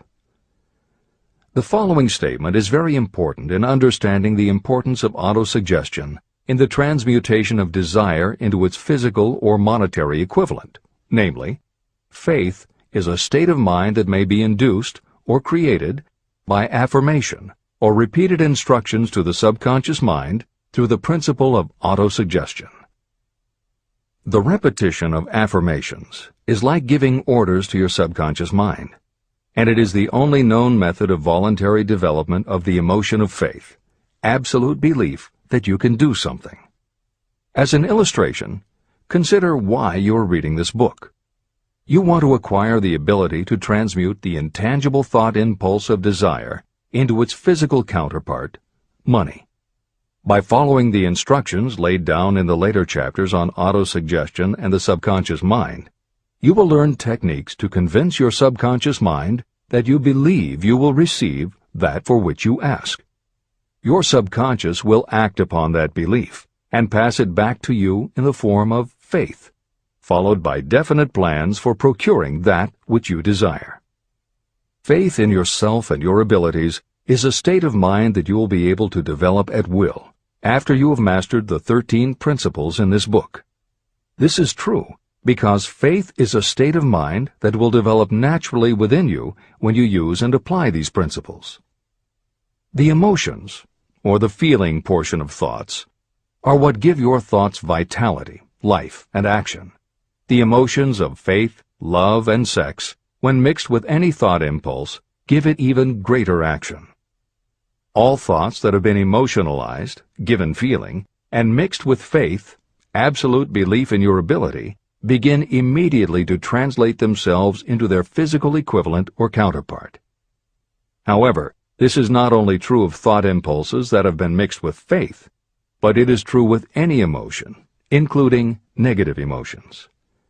What this means is that the subconscious mind will translate into its physical equivalent a thought impulse of a negative or destructive nature, just as readily as it will act upon thought impulses of a positive or constructive nature. The following statement, made by a noted criminologist, illustrates the point. When men first come into contact with crime, they abhor it. If they remain in contact with crime for a time, they become accustomed to it and endure it. If they remain in contact with it long enough, they finally embrace it and become influenced by it.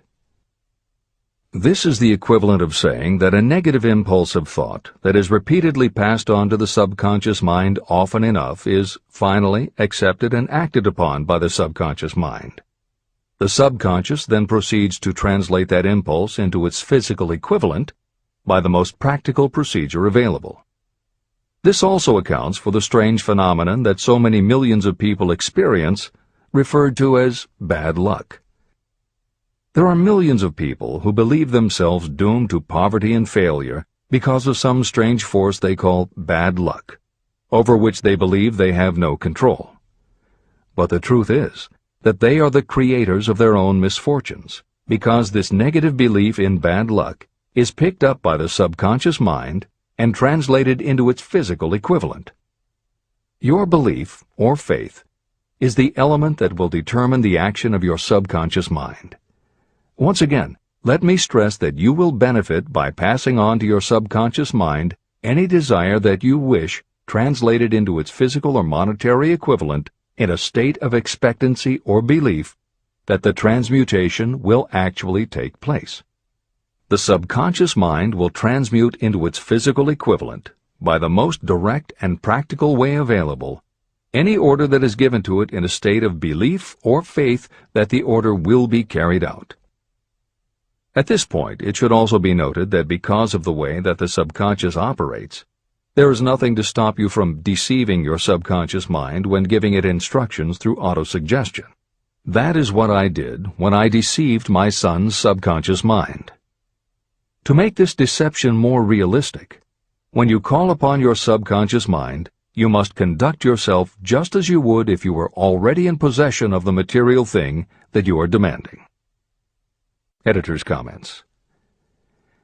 It is an axiom of contemporary motivation theory that the subconscious mind cannot distinguish between what is real and what is vividly imagined. One of the most frequently cited studies supporting this concept was done with a group of basketball players. The players were divided into 3 teams, and the players on each team were tested on their ability to make free throws. The teams were then separated for a period of time, and each team was given instructions which they were told would improve their abilities. One team was instructed to practice making baskets on a daily basis. The second team was instructed not to practice during the period and not to even think about basketball. The third team was also instructed not to practice during the period, but instead the members were told to spend their daily practice time visualizing in detail the process of making baskets. At the end of the experiment, the teams were again tested. The team that rested showed a decrease in ability. The team that practiced showed a marked increase in ability. And the team that didn't practice but visualized making baskets showed an increase in ability almost equal to those who had practiced daily. As Hill says, you can deceive your subconscious through autosuggestion. If you convincingly plant an idea in your subconscious will accept and work with the idea as though it were a fact. But the key word is convincingly. If you try to send a message to your subconscious, but in the back of your mind you have a nagging doubt whether it will work, your subconscious will pick that up also. You will have sent mixed messages that cancel each other out. That is why Hill stresses the importance of doing it with faith. Your subconscious will not judge if it is true or false, positive or negative, but it does respond to the power of the input, how emotionalized the thought is. This is the end of the editor's comment. It is essential for you to encourage the positive emotions as the dominating forces of your mind. But faith in yourself doesn't come from merely reading instructions. Now that you understand the theory, you must begin to apply it. By experimenting and practicing, you will develop your ability to mix faith with any order you give to your subconscious. When you have faith in your ability, then you can give your subconscious mind instructions, which it will accept and act upon immediately. When your mind is dominated by positive emotions, it will encourage the state of mind known as faith. Faith in yourself is a state of mind that you can create by autosuggestion. All through the ages, religious leaders have admonished people to have faith. They say to have faith in this, that, and the other dogma or creed, but they have failed to tell people how to have faith. They have not stated that faith is a state of mind that may be induced by self-suggestion. In language that anyone can understand, this book explains the principle through which faith in your ability to accomplish a goal may be developed where it does not already exist. Before we begin, you should be reminded again that faith is the eternal elixir that gives life, power, and action to the impulse of thought. Faith is the starting point of all accumulation of riches. Faith is the basis of all miracles and of all mysteries that cannot be analyzed by the rules of science. Faith is the only known antidote for failure. Faith is the element that, when mixed with desire, gives you direct communication with infinite intelligence. Faith is the element that transforms the ordinary vibration of thought created by the human mind into the spiritual equivalent. Faith is the only way the force of infinite intelligence can be harnessed and used. The magic of self-suggestion. It is a fact that you will come to believe whatever you repeat to yourself, whether the statement is true or false. If you repeat a lie over and over, you will eventually accept that lie as truth. Moreover, you will believe it to be the truth. You are what you are because of the dominating thoughts that you permit to occupy your mind. Thoughts that you deliberately place in your own mind and encourage with sympathy, and with which you mix any one or more of the emotions, constitute the motivating forces that direct and control your every movement, act, and deed. The following sentence is a very significant statement of truth. Thoughts that are mixed with any of the feelings of emotions become like a magnetic force, which attracts other similar or related thoughts. A thought that is magnetized with one of the emotions may be compared to a seed.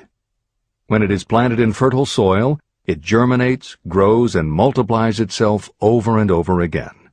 What was originally one small seed becomes countless millions of seeds of the same kind. The human mind is constantly attracting vibrations that are in sync with whatever dominates the mind. Any thought, idea, plan, or purpose that you hold in your mind attracts a host of its relatives.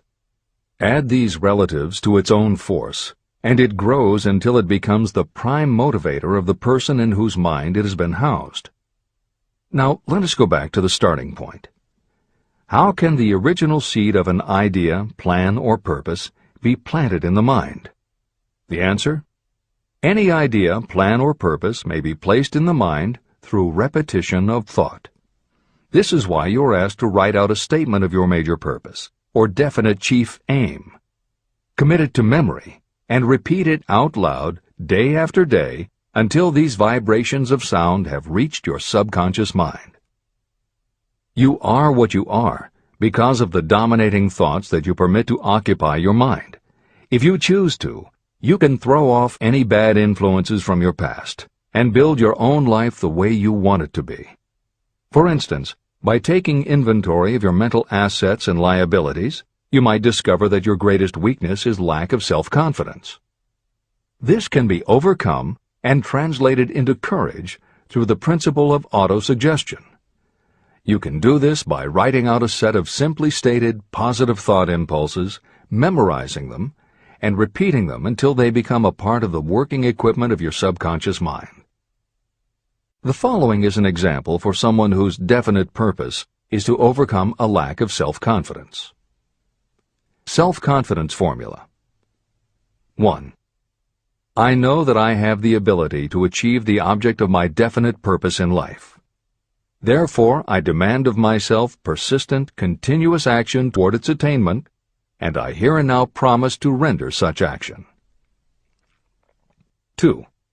I realize the dominating thoughts of my mind will eventually reproduce themselves in outward physical action and gradually transform themselves into physical reality. Therefore, I will concentrate my thoughts for 30 minutes each day, visualizing the person I intend to become. In this way, I will create in my mind a clear mental picture. 3. I know, through the principle of autosuggestion, that any desire I persistently hold in my mind will eventually find some practical means of attaining my objective. Therefore, I will devote 10 minutes daily to demanding of myself the development of self-confidence. 4. I have clearly written down a description of my definite chief aim in life, and I will never stop trying until I have developed sufficient self-confidence for its attainment. 5.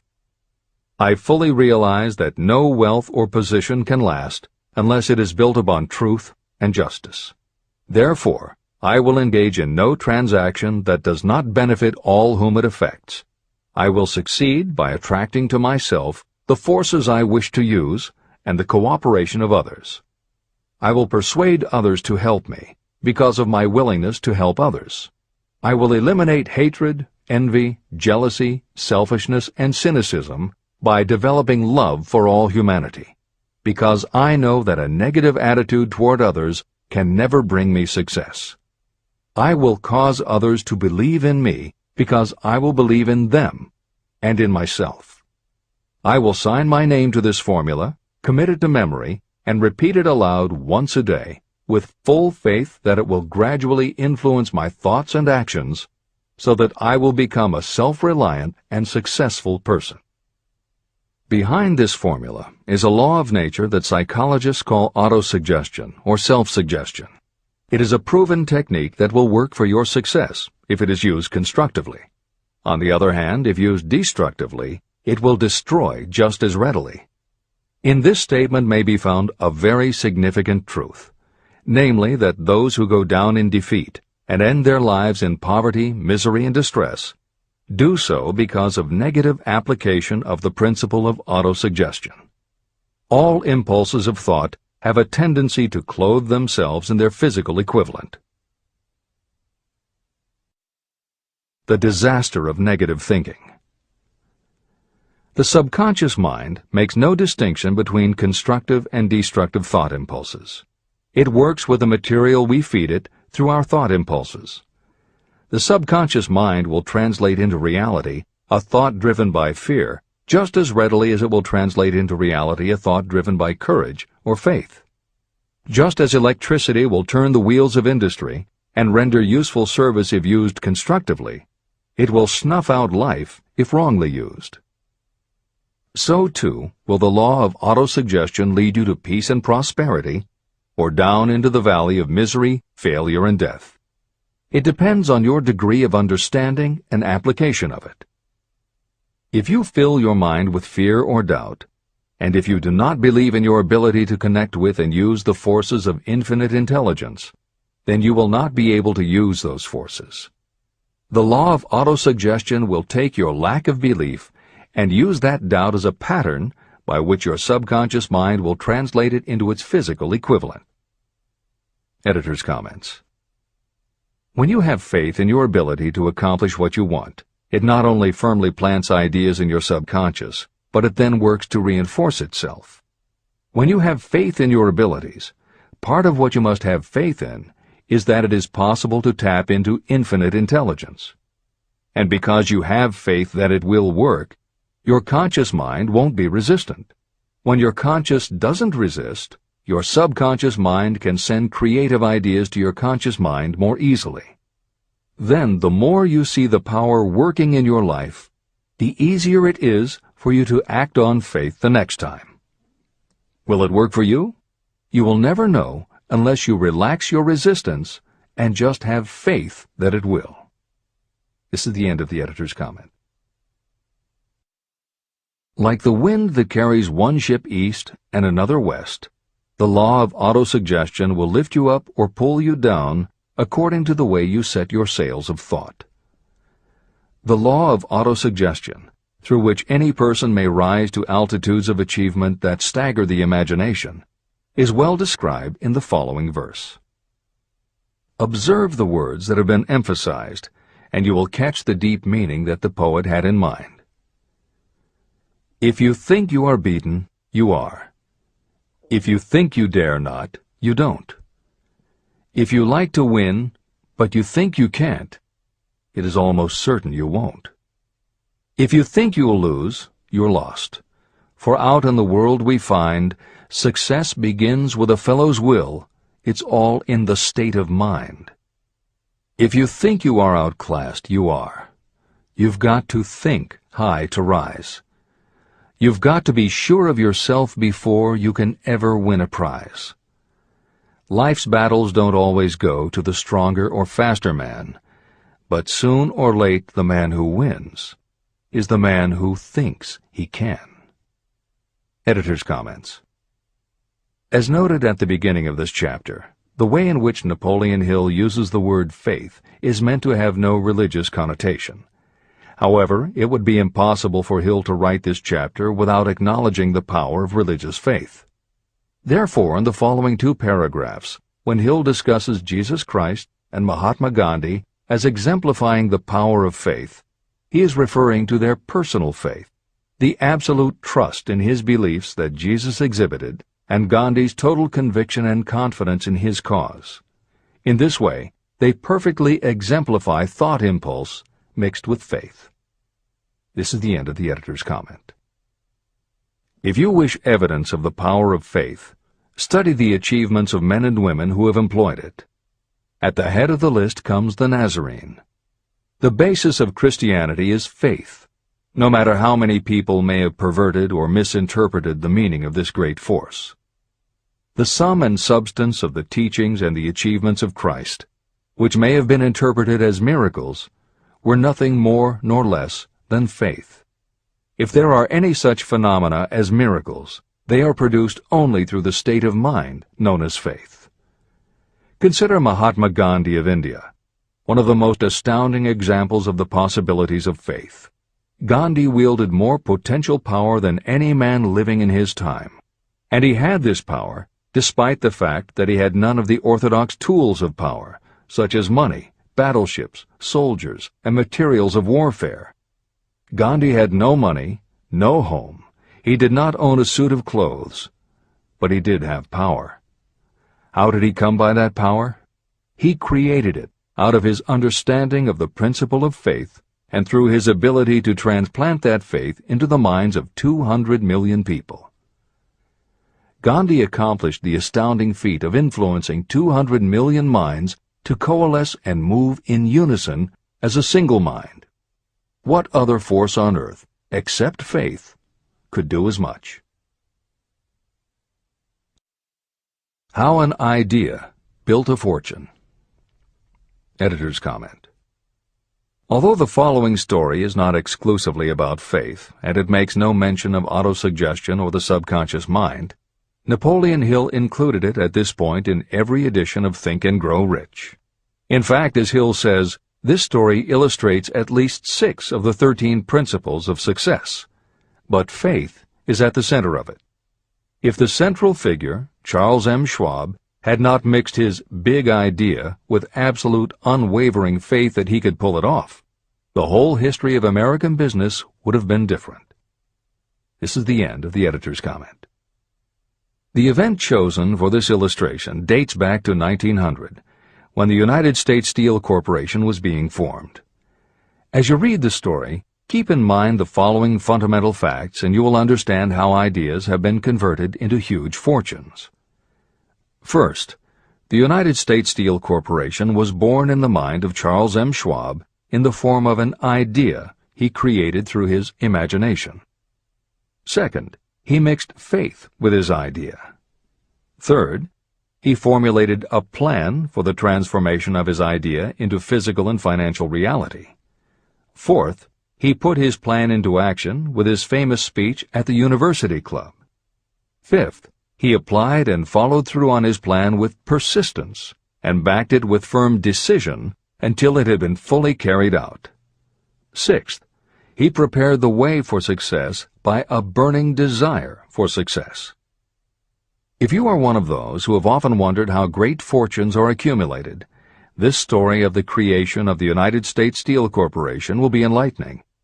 If you have any doubt that a person can think and grow rich, this story should dispel that doubt. You can plainly see in the story of United States Steel the application of a major portion of the principles described in this book. This astounding description of the power of an idea was dramatically told by John Lowell in the New York World Telegram, with whose courtesy it is here reprinted. Editor's comments. In order for the modern reader to fully appreciate the following newspaper story, it is appropriate at this point to provide some background information about the main players. Charles M. Schwab was Andrew Carnegie's right-hand man and president of the Carnegie Steel Corporation. Andrew Carnegie was a wealthy and powerful steel baron whose company controlled 25% of the iron and steel production in America. J.P. Morgan was a wealthy and powerful Wall Street banker whose company had arranged the financing for many of the major industrial companies in America at the beginning of the 20th century. All the reader needs to know about the other men mentioned in the story is that at the beginning of the 20th century, finance, business, and industry were dominated by a few hundred men, most of whom had amassed great fortunes through some connection with the railroads that had opened the country. These people were well known to readers of the New York World Telegram because of their financial influence. And that sets the stage for the following newspaper article, which is not only a fascinating story about the power of faith in an idea, but also a wonderful example of the irreverent writing style that was used by many newspaper journalists of the day. This is the end of the editor's comment. A pretty after-dinner speech for $1 billion. When on the evening of December 12, 1900, some 80 of the nation's financial nobility gathered in the banquet hall of the University Club on Fifth Avenue to do honor to a young man from out of the West, not half a dozen of the guests realized they were to witness the most significant episode in American industrial history. J. Edward Simmons and Charles Stewart Smith, their hearts full of gratitude for the lavish hospitality bestowed on them by Charles M. Schwab during a recent visit to Pittsburgh, had arranged the dinner to introduce the 38-year-old steel man to Eastern banking society. But they didn't expect him to stampede the convention. They warned him, in fact, that the bosoms within New York's stuffed shirts would not be responsive to oratory, and that if he didn't want to bore the Stillmans and Harrimans and Vanderbilts, he had better limit himself to 15 or 20 minutes of polite vaporings and let it go at that. Even John Pierpont Morgan, sitting on the right hand of Schwab as became his imperial dignity, intended to grace the banquet table with his presence only briefly, and so far as the press and public were concerned, the whole affair was of so little moment that no mention of it found its way into print the next day. So the two hosts and their distinguished guests ate their way through the usual 7 or 8 courses. There was little conversation, and what there was of it was restrained. Few of the bankers and brokers had met Schwab, whose career had flowered along the banks of the Monongahela, and none knew him well. But before the evening was over, they, and with them Money Master Morgan, were to be swept off their feet, and $1 billion baby, the United States Steel Corporation, was to be conceived. It is perhaps unfortunate for the sake of history that no record of Charlie Schwab's speech at the dinner ever was made. It is probable, however, that it was a homely speech, somewhat ungrammatical, for the niceties of language never bothered Schwab, full of epigram and threaded with wit. But aside from that, it had a galvanic force and effect upon the 5 billions of estimated capital that was represented by the diners. After it was over, and the gathering was still under its spell, although Schwab had talked for 90 minutes, Morgan led the orator to a recessed window where, dangling their legs from the high, uncomfortable seat, they talked for an hour more. The magic of the Schwab personality had been turned on full force, but what was more important and lasting was the full-fledged, clear-cut program he laid down for the aggrandizement of steel. Many other men had tried to interest Morgan in slapping together a steel trust after the pattern of the biscuit, wire and hoop, sugar, rubber, whiskey, oil, or chewing gum combinations. Editor's comments. The Random House College Dictionary defines a trust as an illegal combination of industrial or commercial companies in which the stock is controlled by a central board of trustees, thus making it possible to control prices and destroy competition. Many of America's new industrial companies had grown so quickly that they were not yet profitable. They were saddled with huge debt incurred in raising the capital to finance their rapid expansion, and at the same time they were faced with having to cut costs and slash prices or go out of business. The answer for many was to join up with others in related industries to form what were called trusts or combinations. Although trusts were illegal since the passage of the Sherman Antitrust Act in 1890, companies still tried to find ways to monopolize their industries, and if their efforts weren't technically trusts, they were something very close. The one thing the large company owners who assembled these trusts needed was cash to buy up the many smaller companies they would have to own in order to effectively dominate an industry. J.P. Morgan was the banker who financed many such takeovers. This is the end of the editor's comment. John W. Gates, the gambler, had urged it, but Morgan distrusted him. The Moore boys, Bill and Jim, Chicago stock jobbers who had glued together a match trust and a cracker corporation, had urged it and failed, Elbert H. Gerry, the sanctimonious country lawyer, wanted to foster it, but he wasn't big enough to be impressive. Until Schwab's eloquence took J.P. Morgan to the heights from which he could visualize the solid results of the most daring financial undertaking ever conceived, the project was regarded as a delirious dream of easy-money crackpots. The financial magnetism that began a generation ago to attract thousands of small and sometimes inefficiently managed companies into large and competition-crushing combinations had become operative in the steel world through the devices of that jovial business pirate, John W. Gates. Gates already had formed the American Steel and Wire Company out of a chain of small concerns, and together with Morgan had created the Federal Steel Company. But by the side of Andrew Carnegie's gigantic vertical trust, a trust owned and operated by 53 partners, those other combinations were picayune. They might combine to their heart's content, but the whole lot of them couldn't make a dent in the Carnegie organization, and Morgan knew it. The eccentric old Scot knew it, too. Editor's comments. Andrew Carnegie was born in Scotland and came to America when he was just a boy. He made his first move to join the elite group of American tycoons when he quit his job as a bobbin boy in a cotton mill, earning $1.20 a week, and got a job as a telegraph messenger boy.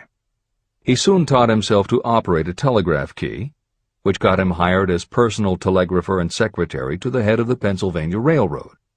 It wasn't long before he'd worked his way up the ranks to superintendent of the Pittsburgh division, which in turn put him in a position to become an early investor in the Pullman Company, which became the leading manufacturer of railway cars.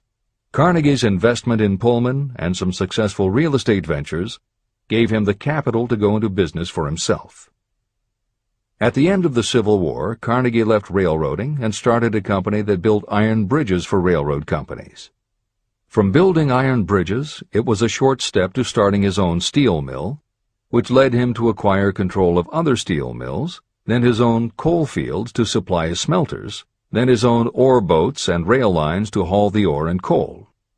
Because of Carnegie's vertical integration and his use of the most up-to-date manufacturing methods, he was able to sell top-grade steel at the lowest price. He managed to drop the price of steel from $140 a ton to $20 a ton. By 1899, the Carnegie Steel Company controlled about 25% of the iron and steel production in America. The smaller steel manufacturers couldn't compete with Carnegie, so they went to J.P. Morgan for help. He arranged for the financing, and a wide-ranging alliance was put together of companies that were in the business of manufacturing products made from steel. Part of the deal was that they would not buy steel from Carnegie. Andrew Carnegie was not about to be put out of business by a collection of small companies. He announced that he would buy or build his own manufacturing companies to produce finished goods made of steel. This is the end of the editor's comments, and the New York World Telegram story continues. From the magnificent heights of Skibo Castle he had viewed, first with amusement and then with resentment, the attempts of Morgan's smaller companies to cut into his business. When the attempts became too bold, Carnegie's temper was translated into anger and retaliation. He decided to duplicate every mill owned by his rivals. Hitherto, he hadn't been interested in wire, pipe, hoops, or sheet. Instead, he was content to sell such companies the raw steel and let them work it into whatever shape they wanted. Now, with Schwab as his chief and able lieutenant, he planned to drive his enemies to the wall. So it was that in the speech of Charles M. Schwab, Morgan saw the answer to his problem of combination. A trust without Carnegie, giant of them all, would be no trust at all, a plum pudding, as one writer said, without the plums. Schwab's speech on the night of December 12, 1900, undoubtedly carried the inference, though not the pledge, that the vast Carnegie enterprise could be brought under the Morgan tent. He talked of the world future for steel, of reorganization for efficiency, of specialization, of the scrapping of unsuccessful mills and concentration of effort on the flourishing properties, of economies in the ore traffic, of economies in overhead and administrative departments, of capturing foreign markets. More than that, he told the buccaneers among them wherein lay the errors of their customary piracy. Their purposes, he inferred, had been to create monopolies, raise prices, and pay themselves fat dividends out of privilege. Schwab condemned the system in his heartiest manner. The short-sightedness of such a policy, he told his hearers, lay in the fact that it restricted the market in an era when everything cried for expansion. By cheapening the cost of steel, he argued, an ever-expanding market would be created. More uses for steel would be devised, and a goodly portion of the world trade could be captured. Actually, though he did not know it, Schwab was an apostle of modern mass production. Editor's comments. For J.P. Morgan, all of Schwab's talk about economies of scale and expanding markets meant only one thing. Until that night, it was assumed that Andrew Carnegie would continue building his own manufacturing companies to compete with the steel trusts that Morgan had helped put together. Morgan knew that for Carnegie to do so would require an enormous amount of capital, and Morgan also knew that Carnegie had always been strongly against raising money by selling stock in his company. What Schwab seemed to be implying was that rather than going to Wall Street for the money needed to fight the trusts, Carnegie might be interested in selling his business. This is the end of the editor's comment.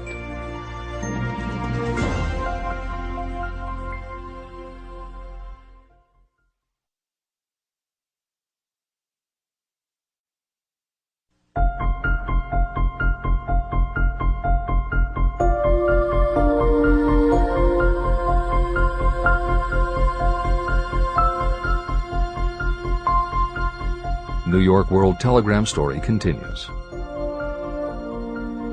So the dinner at the University Club came to an end. Morgan went home to think about Schwab's rosy predictions. Schwab went back to Pittsburgh to run the steel business for Andrew Carnegie, while Gary and the rest went back to their stock tickers to fiddle around in anticipation of the next move. It was not long coming. It took Morgan about 1 week to digest the feast of reason Schwab had placed before him. When he had assured himself that no financial indigestion was to result, he sent for Schwab, and found that young man rather coy. Mr. Carnegie, Schwab indicated, might not like it if he found his trusted company president had been flirting with the Emperor of Wall Street, the street upon which Carnegie was resolved never to tread. Then it was suggested by John W. Gates, the go-between, that if Schwab happened to be in the Bellevue Hotel in Philadelphia, J.P. Morgan might also happen to be there. When Schwab arrived, however, Morgan was inconveniently ill at his New York home, and so on the elder man's pressing invitation, Schwab went to New York and presented himself at the door of the financier's library. Now, certain economic historians have professed the belief that from the beginning to the end of the drama, the stage was set by Andrew Carnegie, that the dinner to Schwab, the famous speech, the Sunday night conference between Schwab and the Money King, were events arranged by the canny Scot. The truth is exactly the opposite. When Schwab was called in to consummate the deal, he didn't even know whether the little boss, as Andrew was called, would so much as listen to an offer to sell, particularly to a group of men whom Andrew regarded as being endowed with something less than holiness. But Schwab did take into the conference with him, in his own handwriting, 6 sheets of copperplate figures, representing to his mind the physical worth and the potential earning capacity of every steel company he regarded as an essential star in the new metal firmament. 4 men pondered over these figures all night. The chief, of course, was Morgan, steadfast in his belief in the divine right of money. With him was his aristocratic partner, Robert Bacon, a scholar and a gentleman. The third was John W. Gates, whom Morgan scorned as a gambler and used as a tool.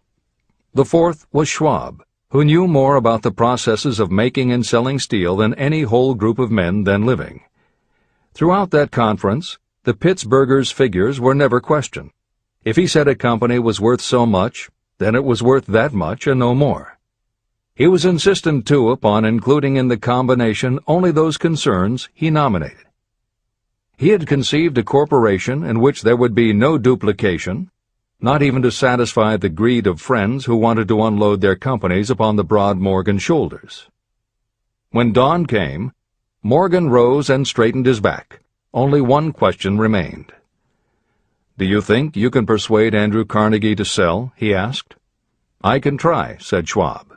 "If you can get him to sell, I will undertake the matter," said Morgan.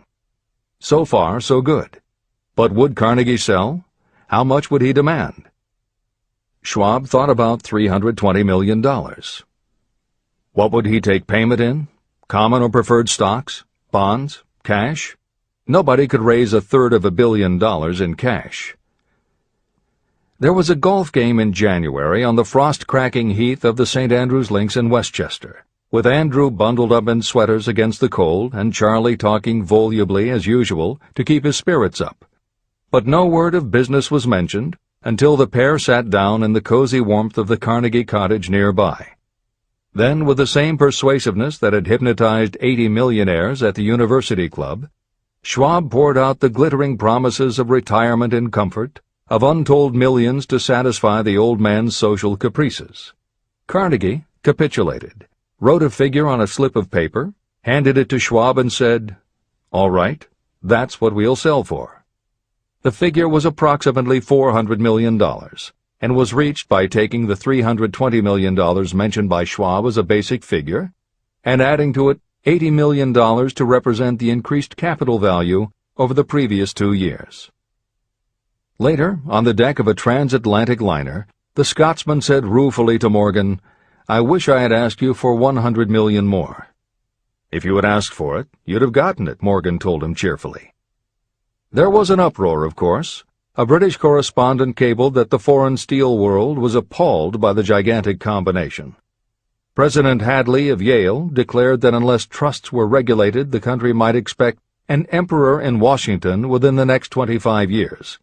But that able stock manipulator Keene went at his work of shoving the new stock at the public so vigorously that all the excess water, estimated by some at nearly $600 million, was absorbed in a twinkling.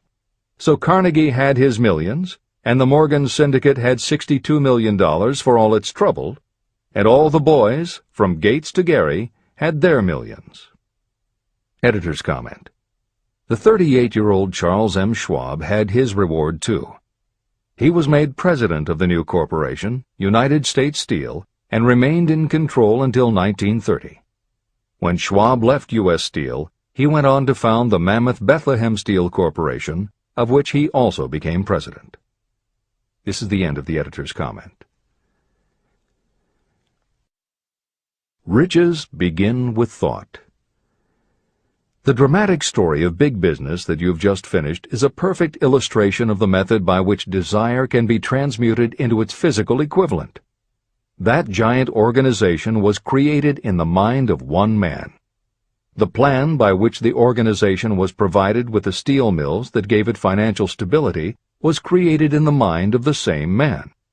His faith, his desire, his imagination, his persistence were the real ingredients that went into United States Steel. The steel mills and equipment acquired by the corporation, after it had been brought into legal existence, were incidental. However, careful analysis reveals that the appraised value of the properties acquired by the corporation increased in value by an estimated $600 million, approximately $12 billion today. The increase in value of the assets is attributable to the mere transaction that consolidated them under one management. In other words, Charles M. Schwab's idea, plus the faith with which he conveyed it to the minds of J.P. Morgan and the others, was marketed for a profit of approximately $600 million. Not an insignificant sum for a single idea. The United States Steel Corporation prospered and became one of the richest and most powerful corporations in America, employing thousands of people, developing new uses for steel and opening new markets, thus proving that the $600 million in profit that the Schwab idea produced was earned. Riches begin in the form of thought. The amount is limited only by the person in whose mind the thought is put into motion. Faith removes limitations. Remember this when you are ready to bargain with life for whatever it is that you ask as your price for having passed this way. Editor's comments. In the years since that article appeared in the New York World Telegram, the well-told business story has become its own genre within the publishing industry. There are best-selling books and biographies by and about the insiders who run every industry. The editors of this edition of Think and Grow Rich strongly encourage you to sample some of these books.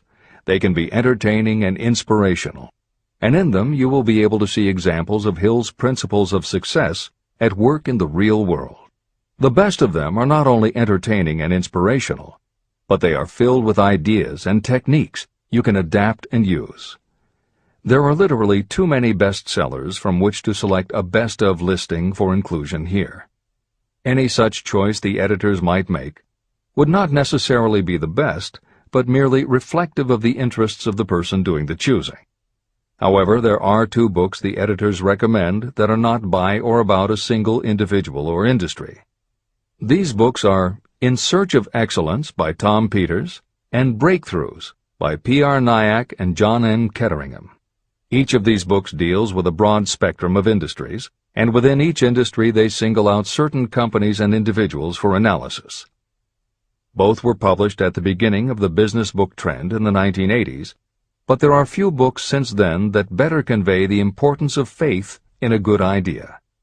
In Search of Excellence, chosen by a panel of experts as the most influential book of the past 20 years, was a runaway bestseller and will likely be in print for years to come. Breakthroughs may be harder to find, but it will be well worth the effort. This is the end of the editor's comments.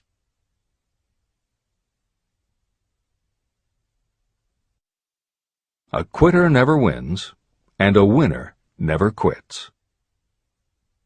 Chapter 5. Autosuggestion. The medium for influencing the subconscious mind. The third step toward riches. Autosuggestion is a term that applies to all suggestions and all self-administered stimuli that reach your mind through the 5 senses. Stated in another way, autosuggestion is self-suggestion. It is the way of communicating between that part of the mind where conscious thought takes place and that which serves as the seat of action for the subconscious mind. Through the dominating thoughts that you permit to remain in your conscious mind, it doesn't matter whether these thoughts are negative or positive, the principle of autosuggestion reaches the subconscious mind and influences it with these thoughts. Nature has built human beings so that we can have control over the material that reaches our subconscious mind through our 5 senses. However, this does not mean that we always exercise this control. In the great majority of instances, we do not exercise it, which explains why so many people go through life in poverty. Recall what I said about the subconscious mind resembling a fertile garden, in which weeds will grow if the seeds of more desirable crops are not sown. Autosuggestion is the way you may feed your subconscious on creative thoughts. Or you can, by neglecting it, permit thoughts of a destructive nature to find their way into this rich garden of the mind. Editor's comments. Numerous psychological studies and experiments with hypnotherapy have validated Napoleon Hill's concept that a person's subconscious mind retains everything that person ever experienced. Studies also support the theory that the subconscious is non-judgmental. It does not filter or interpret, it simply processes information literally and stores it. For those readers who may be dubious about the subconscious, or that thoughts stored below the level of consciousness can exert enough influence to affect attitude and behavior, the following explanation should alleviate any such doubts. There is no doubt about the existence of the conditions known by the psychological terms fixations, phobias, and compulsive behaviors. These conditions occur when a child has learned something in such a powerful or dramatic way that the knowledge becomes firmly planted in the child's subconscious mind. Then, even as the child grows to adulthood and the conscious mind learns to understand that information from a mature point of view, because the childhood learning experience was so powerful, the subconscious still retains the childhood understanding of the information. The result is a fixation, phobia, or compulsive behavior that causes a response rooted in childhood, which does not make logical sense to the adult's conscious mind. That is because it does not come from the conscious. It comes from the subconscious belief that was so emotionalized it overrides the adult's logical conscious mind. Hill's theory is based on exactly the same psychological principles. Thoughts do remain stored in the subconscious.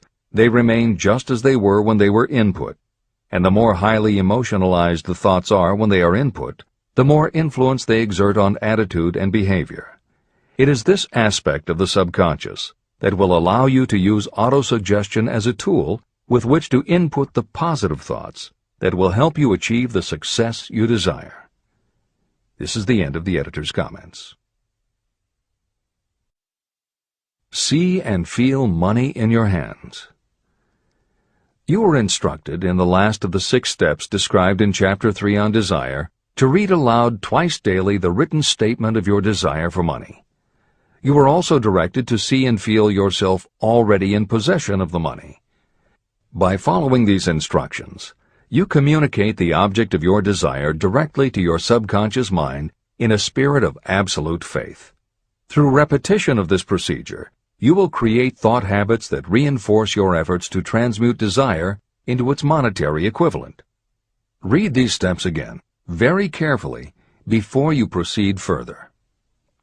1. Fix in your mind the exact amount of money you desire.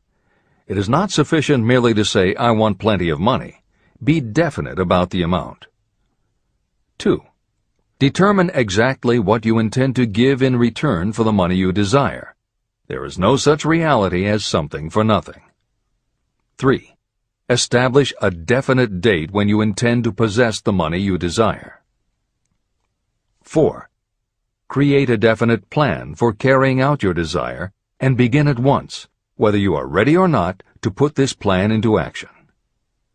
5. Now write it out.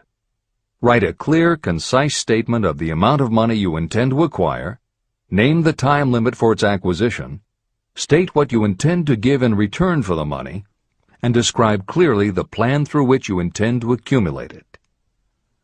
6. Read your written statement aloud, twice daily. Read it once just before retiring at night, and read it once after arising in the morning. As you read, see and feel and believe yourself already in possession of the money. Remember, when reading aloud the statement of your desire, through which you will develop a money consciousness, that the mere reading of the words is of no consequence, unless you mix emotion or feeling with your words. Your subconscious mind recognizes and acts only upon thoughts that have been well mixed with emotion or feeling. This is a fact of such importance as to warrant repetition in practically every chapter. The lack of understanding of this is the main reason the majority of people who try to apply the principle of autosuggestion get no desirable results. Plain, unemotional words do not influence the subconscious mind. You will get no appreciable results until you learn to reach your subconscious mind with thoughts or spoken words that have been well emotionalized with belief. Do not become discouraged if you cannot control and direct your emotions the first time you try. Remember, there is no such possibility as something for nothing. You cannot cheat even if you desire to do so. The price of ability to influence your subconscious mind is persistence in applying the principles described here. You cannot develop the desired ability for a lower price.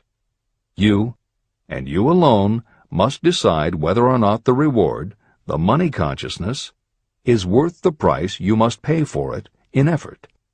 Your ability to use the principle of autosuggestion will depend very largely upon your capacity to concentrate on a given desire until that desire becomes a burning obsession. How to strengthen your powers of concentration. When you begin to carry out the instructions in the 6 steps, it will be necessary for you to make use of the principle of concentration. Following are suggestions for the effective use of concentration. When you begin the first of the 6 steps, which instructs you to fix in your own mind the exact amount of money you desire, close your eyes and hold your thoughts on that amount of money until you can actually see the physical appearance of the money. Do this at least once each day. As you go through these exercises, follow the instructions given in Chapter 4 on faith and see yourself actually in possession of the money. Here is a most significant fact. The subconscious mind takes any orders given to it in a spirit of absolute faith and acts upon those orders. But the orders often have to be presented over and over again, repeated positive affirmation, before they are interpreted by the subconscious mind.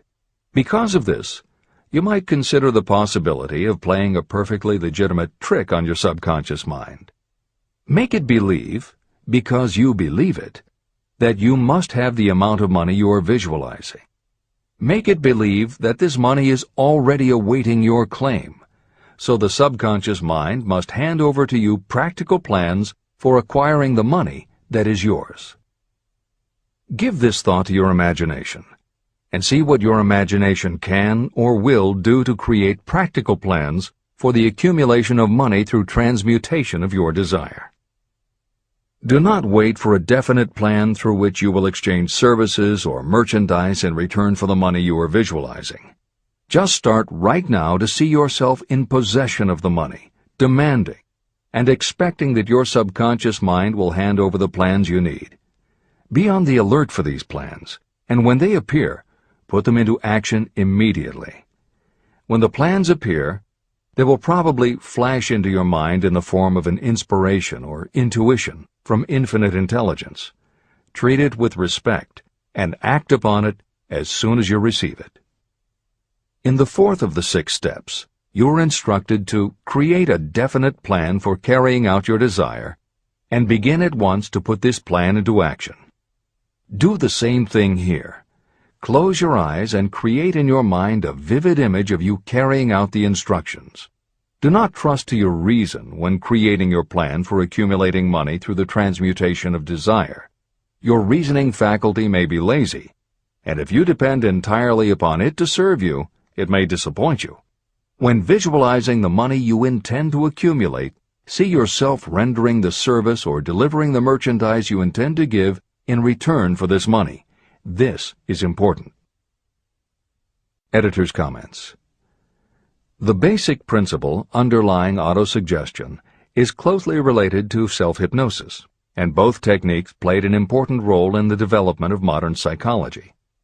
Although all 3 concepts, autosuggestion, hypnosis, and psychology, had to overcome initial public skepticism, unfortunately, autosuggestion and hypnotism were hampered by events that further delayed their acceptance. Hypnosis was an integral part of the therapies used by the major figures in the development of psychology, including Sigmund Freud, Carl Jung, and William James. It fell out of favor as a therapeutic method when stage magicians began to use the technique in their acts. People found it difficult to give serious consideration to a method that was being used in theaters and nightclubs to make members of the audience do ridiculous things for comic effect. Autosuggestion encountered a similar problem. French psychiatrist Émile Coué was the best-known early advocate of autosuggestion.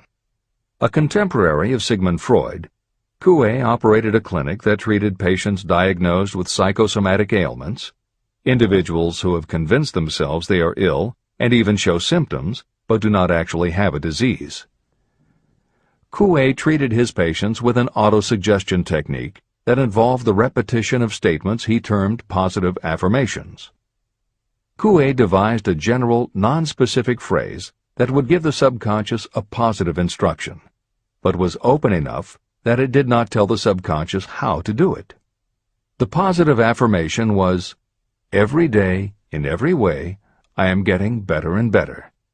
And he instructed his patients to repeat the phrase several times a day. Improvements among his patients happened so quickly and dramatically that his method became the talk of medical and scientific circles, and the use of the phrase practically became a movement in Europe. Word of the success Coué was having with his method spread to America, and he was soon booked to do a lecture tour. At one of his early speaking engagements, a cynical newspaper reporter made a joke of the technique, calling it, "Hell's bells, I'm well." The joke followed Coué wherever he spoke, and the press coverage was so negative he canceled his tour and returned to practice in Europe. Serious scientists and therapists continued to work with autosuggestion. But just as had happened when stage magicians cast doubt upon the efficacy of hypnosis, Coué's method of positive affirmation fell out of favor with the general public. It took the openness of the latter part of the 20th century before the techniques of hypnosis and autosuggestion gained general acceptance once again. Today, if you go on the Internet, there are over 40,000 web links featuring positive affirmations, and numerous bestsellers have been written on the subject. Virtually every newspaper, magazine, and television news program regularly features stories on the crucial role the mind plays in personal growth and achievement. Techniques based on autosuggestion have fostered countless best-selling books, audiobooks, and video programs. And every week thousands of people attend seminars, lectures, and retreats to be inspired by motivational speakers or spiritual leaders, and to learn techniques that will help them achieve success, almost all of which are based on the basic principles Napoleon Hill advocates in this book. When Hill instructs the reader to close your eyes and hold your thoughts on that amount of money until you can actually see the physical appearance of the money, he is in fact describing the autosuggestion technique most widely taught by contemporary motivational experts. Today it is called creative visualization, and it is regularly used by some of the most successful trainers of Olympic athletes and professional sports teams. It is used by NASA in training astronauts, and medical professionals use it in a variety of ways, including teaching it to patients who need to elevate their autoimmune system. Using visualization effectively is much more than simply daydreaming about something you would like to have or a goal you would like to achieve. Visualization is a specific technique that involves the use of imagination, creativity, vivid imagery, and affirmations, all focused on creating something you wish to manifest in reality. Napoleon Hill identified the practice of visualization and wrote about it as early as 1928 in his first bestseller, Law of Success. Since then, many other psychologists, medical professionals, motivational speakers, and authors have developed systems based on the same principles. Dr. Maxwell Maltz, a noted plastic surgeon, found that often it was as important for his patients to change their inner perception of themselves as it was to change their outer appearance. Dr. Maltz's landmark bestseller, Psycho-Cybernetics, draws heavily on visualization as a way to increase self-esteem and improve a wide range of abilities. The Silva method, which is another variation on visualization, has been taught to millions of people by certified Silva trainers who hold seminars throughout the country. Jose Silva's best-selling book, The Silva Mind Control Method, has also sold many millions of copies. In 1978, 50 years after Napoleon Hill wrote about visualization in Law of Success, Shakti Gawain published the phenomenal bestseller Creative Visualization, and Adelaide Bry published Visualization, Directing the Movies of Your Mind. At about the same time, Dr. O. Carl Simonton, an oncologist, concluded that cancer patients who used visualizations in conjunction with chemotherapy treatments had a marked improvement over those who didn't. His bestseller, Getting Well Again, had a profound impact, and it was followed by books from other respected medical professionals, such as Love, Medicine, and Miracles by Dr. Bernie Siegel, and Superimmunity by Dr. Paul Purcell. Other bestsellers by Dr. John Sarno, Dr. Deepak Chopra, and Dr. Andrew Weil have made what once was referred to as alternative medicine now part of mainstream medical practice. This is the end of the editor's comments. Stimulate your subconscious mind. The instructions given previously for the steps necessary in your desire for money will now be summarized and blended with the principles covered by this chapter, as follows. 1. Go to some quiet spot, preferably in bed at night, where you will not be disturbed or interrupted. Close your eyes, and repeat aloud, so that you may hear your own words, the written statement of the amount of money you intend to accumulate. Be specific about the time limit for its accumulation, and a description of the service or merchandise you intend to give in return for the money. As you carry out these instructions, see yourself already in possession of the money. For example, suppose that you intend to accumulate $50,000 by the 1st of January 5 years from now, and that you intend to give your personal services as a salesperson in return for the money. Your written statement of your purpose should be similar to the following. By the first day of January, I will have in my possession $50,000, which will come to me in various amounts from time to time during the interim. In return for this money, I will give the most efficient service of which I am capable. I will give the fullest possible quantity and the best possible quality of service as a salesperson of, and describe the service or merchandise you intend to sell. I believe that I will have this money in my possession. My faith is so strong that I can now see this money before my eyes. I can touch it with my hands. It is now awaiting transfer to me at the time and in the proportion that I deliver the service in return for it. I am awaiting a plan for getting this money, and I will follow that plan when it is received. 2. Repeat this program night and morning until you can see in your imagination the money you intend to accumulate. 3. Place a written copy of your statement where you can see it night and morning, and read it just before retiring and upon rising until it has been memorized. Editor's comments.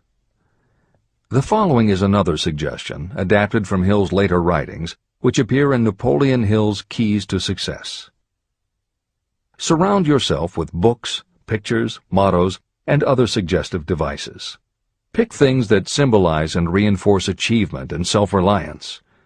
Constantly add to your collection, and move things to new places where you can see them in a different light and in association with different things. I had a friend who was a realtor who kept her $1 Million Club certificate over her desk to remind herself of what she was capable. One day she took it down to dust and set it on top of a newspaper. When she picked it up again, she saw beneath it an article about the new football coach who had been hired at the university. Guess who bought a house she had been struggling to sell? This is the end of the editor's comments. Remember, as you carry out these instructions, that you are applying the principle of autosuggestion for the purpose of giving orders to your subconscious mind. Remember also that your subconscious mind will act only upon instructions that are emotionalized and handed over to it with feeling. Faith is the strongest and most productive of the emotions. These instructions may at first seem abstract. Do not let this disturb you. Follow the instructions no matter how abstract or impractical they may appear to be. If you do as you have been instructed, in spirit as well as in act, the time will soon come when a whole new universe of power will unfold to you.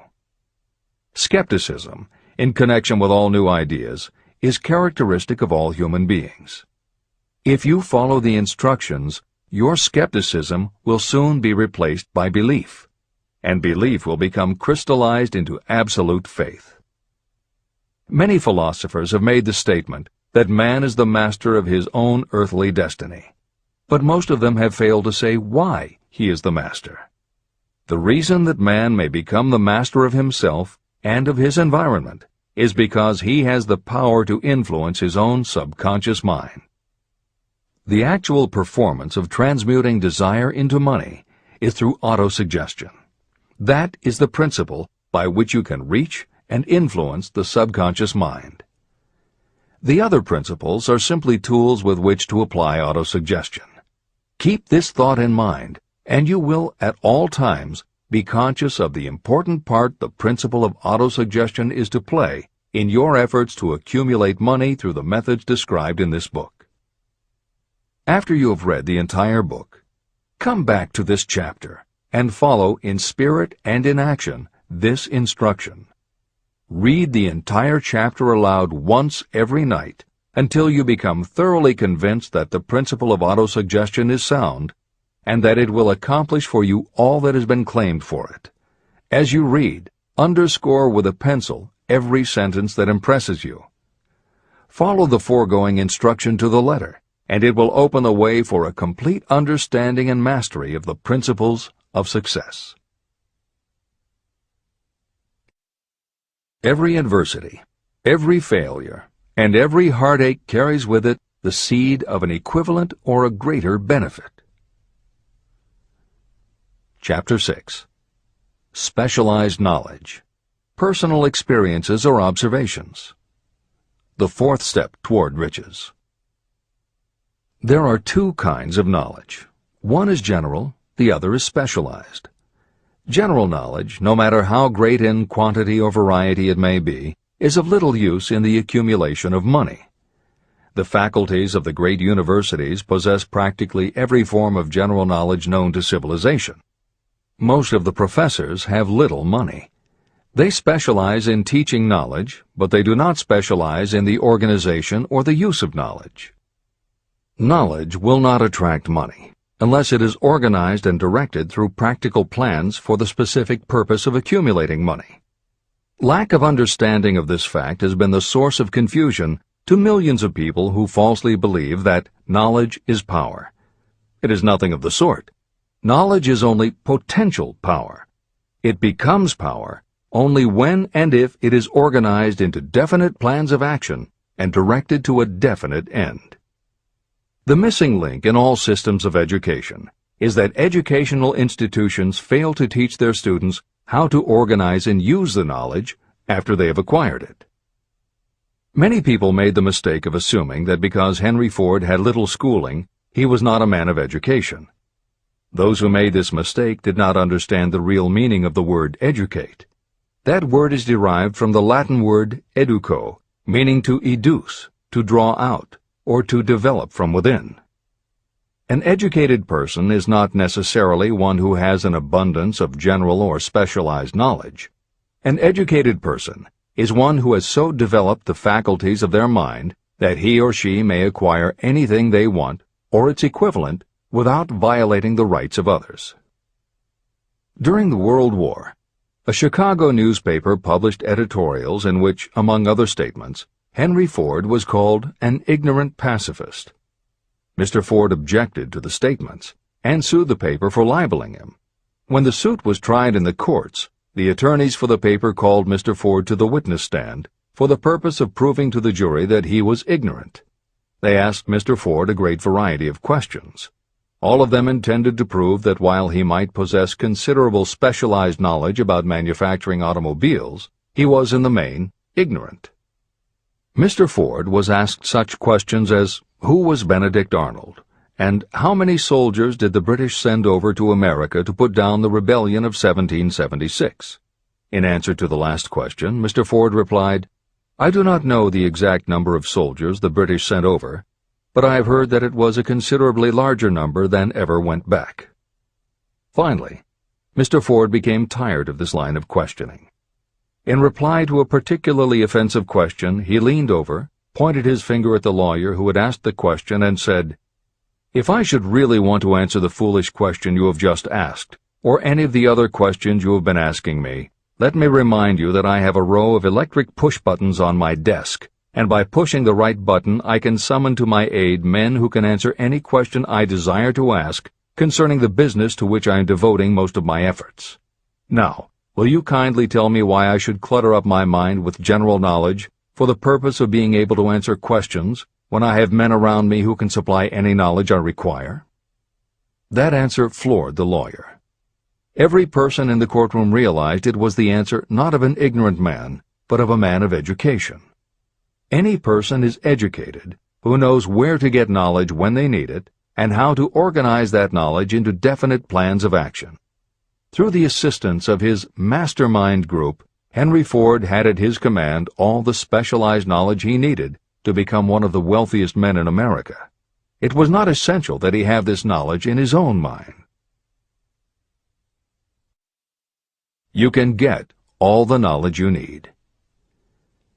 Before you can transmute your desire into money, you will require specialized knowledge of the service, merchandise, or profession that you intend to offer in return for fortune. Perhaps you may need much more specialized knowledge than you have the ability or the inclination to acquire. If this is true, you may bridge your weakness through the aid of your mastermind group. The mastermind is defined as coordination of knowledge and effort in a spirit of harmony between two or more people for the attainment of a definite purpose. The larger meaning of the mastermind group is explained in greater detail in later chapters. Editor's comments. After reading Hill's definition of the mastermind, many people may assume that he is describing teamwork. That would not be correct. The following explanation is adapted from the Napoleon Hill Foundation's book, Believe and Achieve. Teamwork can be achieved by any group, even one whose members have disparate interests, because all it requires is cooperation. In teamwork, people might simply be cooperating because they like the leader or out of a sense of duty. Some team members will give 100% to any team that pays them enough, but they have little concern about the objective. And sometimes there is good teamwork because different members have different agendas. A board of directors may disagree, even be unfriendly, and still run a business successfully. Musical groups are made up of notoriously self-centered people who work as a team if it will help them get ahead. Masterminds, on the other hand, are formed of individuals who have the same agenda, a deep sense of mission, and commitment to the same goal.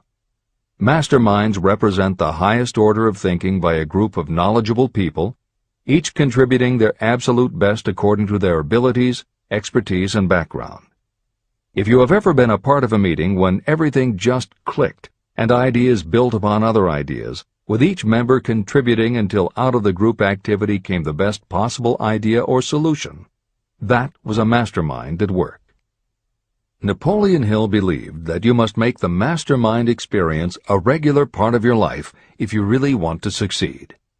How to select the right people for your mastermind will be discussed further in Chapter 11, The Power of the Mastermind. This is the end of the editor's comment. The accumulation of great fortunes calls for power, and power is acquired through highly organized and intelligently directed specialized knowledge. That knowledge does not, necessarily, have to be in the possession of the person who accumulates the fortune. This should give hope and encouragement to those who want to accumulate a fortune, but don't have the necessary education to supply such specialized knowledge. People sometimes go through life suffering from inferiority complexes because they are not people of education. The person who can organize and direct a mastermind group of people who possess the knowledge needed is just as much a person of education as any other individual in the group. Thomas A. Edison had only 3 months of schooling during his entire life, but he did not lack education. Neither did he die poor. Henry Ford had less than a 6th grade schooling, but he managed to do pretty well by himself financially. Albert Einstein was working as a clerk in a patent office when he began to develop his world-altering scientific theories. Editor's comments. Had Einstein been born today, he might have been diagnosed in his early years as having attention deficit disorder. As a child, he was slow to learn to talk. As a student, he showed little promise and was expelled from at least one school. But what Einstein could do was to focus his concentration on a goal of his choice. His famous theories were the result of thought experiments, experiments that took place inside his mind. It is said that the breakthrough which led him to the theory of relativity came not from specialized knowledge of physics or mathematics, but from his ability to imagine what would happen if he were riding on a beam of starlight through space. This is the end of the editor's comments. Specialized knowledge is among the most plentiful and the cheapest forms of service that may be had. If you doubt this, consult the payroll of any university. It pays to know how to purchase knowledge, and it pays to know where to look. First of all, decide the sort of specialized knowledge you require and the purpose for which it is needed. To a large extent, your major purpose in life, the goal toward which you are working, will help determine what knowledge you need. Your next move requires that you have accurate information concerning dependable sources of knowledge. The more important of these are your own experience and education, experience and education available through cooperation of others, mastermind alliance, colleges and universities, public libraries, and even easier, the Internet, special training courses, through night schools and home study courses in particular. As knowledge is acquired, it must be organized and put into use for a definite purpose through practical plans. Knowledge has no value except for what can be gained from its application toward some worthy end. Successful people never stop acquiring specialized knowledge related to their major purpose, business, or profession. Those who are not successful usually make the mistake of believing that the knowledge-acquiring period ends when you finish school. The truth is that schools do little more than teach you how to acquire practical knowledge. Editor's comments. At this point in the original edition of Think and Grow Rich, Napoleon Hill included a newspaper story about education and job opportunities. Although the contemporary job market has changed considerably, the author of the article, Robert Moore, Director of Placements at Columbia University, made some comments that are perfectly aligned with the philosophy of Think and Grow Rich and are still holding true today. One such comment was, "The man who has been active on the campus, whose personality is such that he gets along with all kinds of people, and who has done an adequate job with his studies, has a most decided edge over the strictly academic student." One of the largest industrial companies, the leader in its field, in writing to Mr. Moore concerning prospective seniors at the college said, "We emphasize qualities of character, intelligence, and personality far more than specific educational background." Although few would argue that education is valuable, as Moore implies above and as Hill noted earlier about Edison, Ford, and Einstein, academic accomplishment has never been a sure indicator of success. The October 27, 2003 issue of Time magazine made a similar point in their cover story about the changes being made in the SAT exam. Although the article's primary focus is on the efforts to make the SAT less biased, it also notes that recent research indicates that neither the SAT nor IQ tests have proven to be very reliable predictors of future real-world achievement. In his best-selling book, Emotional Intelligence, author Daniel Goleman has created a persuasive argument that the way in which a person handles themselves and their relationships, which he calls emotional intelligence, or EI, is a much better indicator than IQ in predicting whether a person will be successful in life. In his later books, Working with Emotional Intelligence and Primal Leadership, Goleman applies his theory to the workplace, focusing on emotional intelligence leadership techniques and comparing corporate managers' EI with their IQ to analyze which has the greatest positive effect on the financial bottom line. Daniel Goleman's theories have caused some significant changes within educational circles and among management theorists, but their greatest impact has been on individuals who have gone through life intimidated because they believe they aren't smart enough. For them, Goleman's books offer convincing evidence that although they may not have conventional education, their natural abilities and interpersonal skills can be far more important in achieving success. This is the end of the editor's comments. One of the most reliable and practical sources of knowledge available to those who need specialized schooling are night schools, extension courses, and seminars. The correspondence schools give specialized training anywhere the U.S. mails go, or via the Internet. One advantage of home study training is the flexibility of the study program, which permits you to study during spare time. Another advantage of home study training, if the school is carefully chosen, is that most courses offer some method of personal consultation, which can be of priceless value to those needing specialized knowledge. No matter where you live, you can share the benefits. A lesson from a collection agency. Anything acquired without effort and without cost is generally unappreciated and often discredited. Perhaps this is why we get so little from our marvelous opportunity in public schools. The self-discipline you will learn from a program of specialized study can make up for the wasted opportunity when knowledge was available without cost.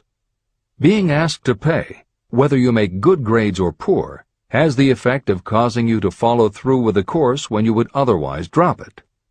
I learned this from experience when I enrolled for a home study course in advertising. After completing 8 or 10 lessons, I stopped studying. But the school did not stop sending me bills. In fact, they insisted upon payment, whether I kept up my studies or not. I decided that if I had to pay for the course, which I had legally obligated myself to do, I should complete the lessons and get my money's worth. Correspondence schools are well-organized businesses. At the time, I felt that their collection system was somewhat too well organized, but I learned later in life that it was a valuable part of my education. The truth is that their collection department constituted the very finest sort of training on decision-making, promptness, and the habit of finishing what you begin.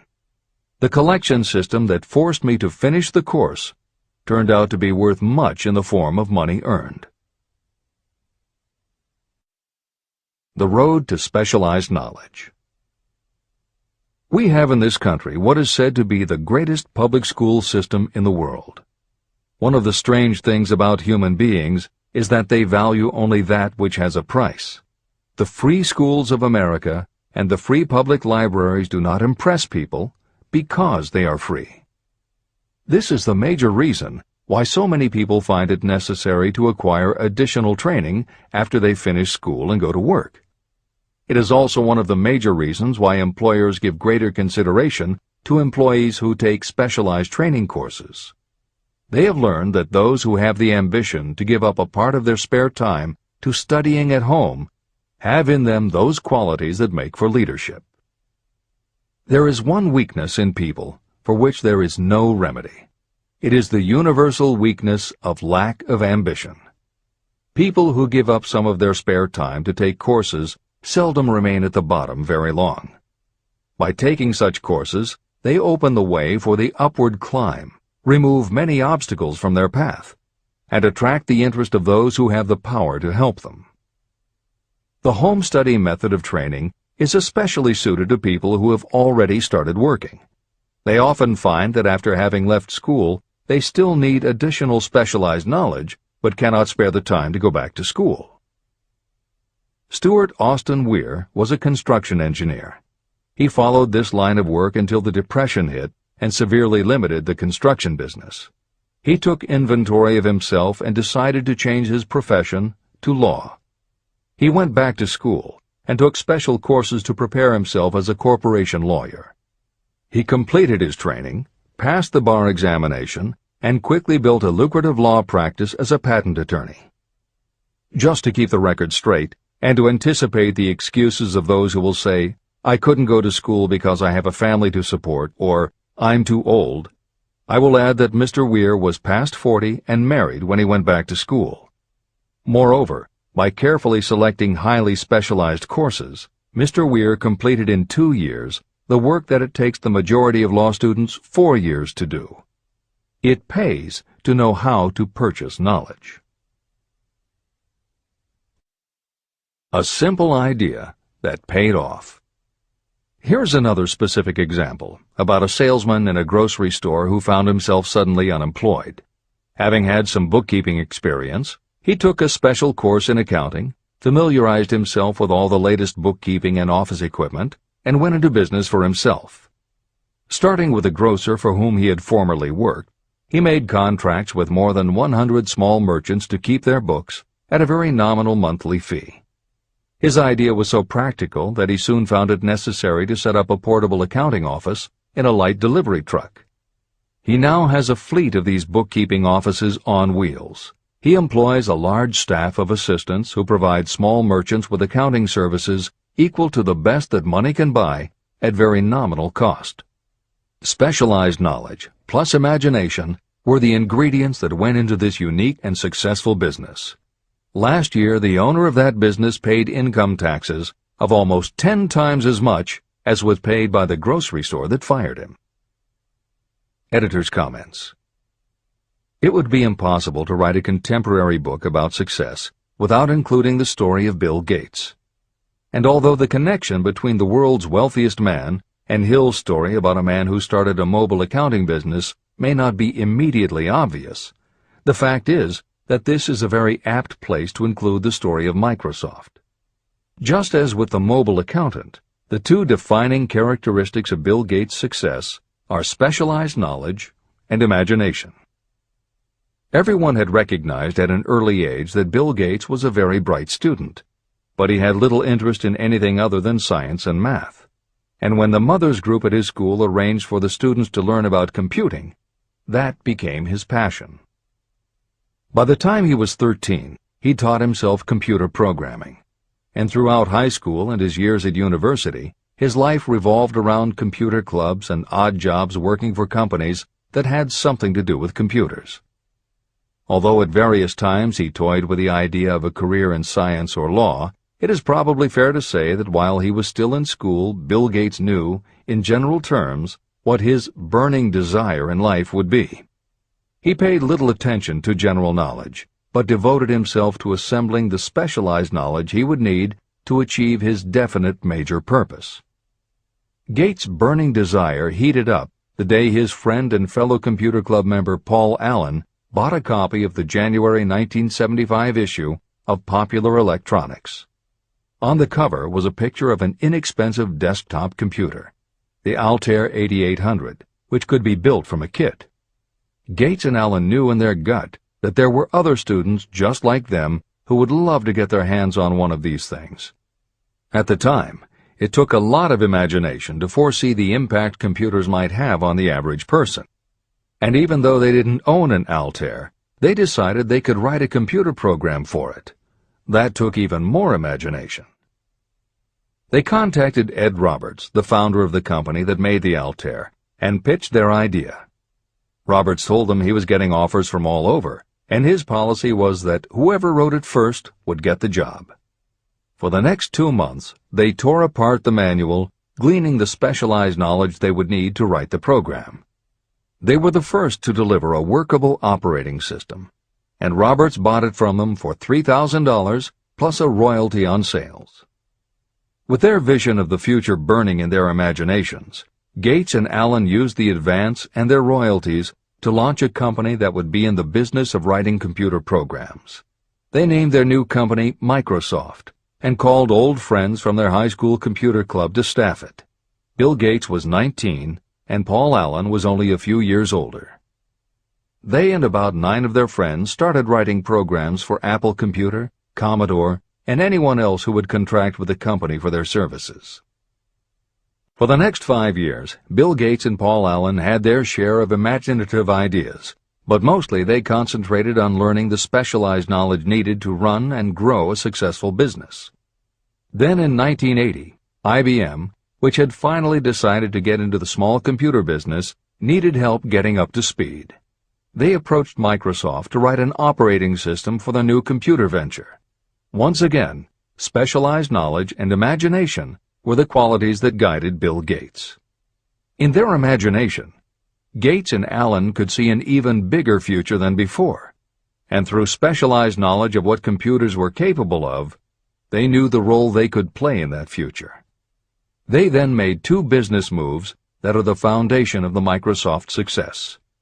First, because IBM had such a tight schedule, Gates went to a computer programmer, Tim Patterson, and bought from him a rudimentary but already developed operating system.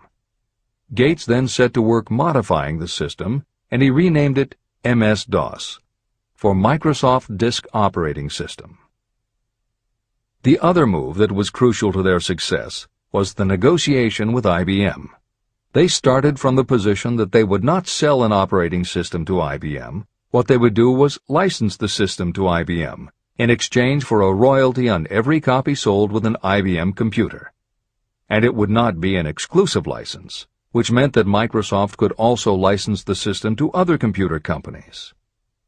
If you were to continue to track the history of Microsoft, you would find those same qualities: a burning desire, an idea, specialized knowledge, and imagination behind each move Bill Gates made and continues to make, just as they were behind the success of the man who started the mobile accounting business.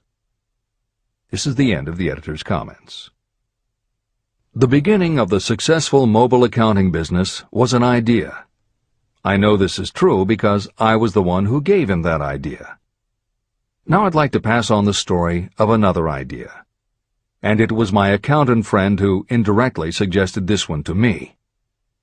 When I first proposed the accounting idea to him, he said, "I like the idea, but I would not know how to turn it into cash."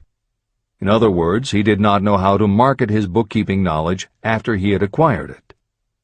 So, with the aid of a young woman copywriter, a very attractive presentation was prepared describing the advantages of the new system of bookkeeping.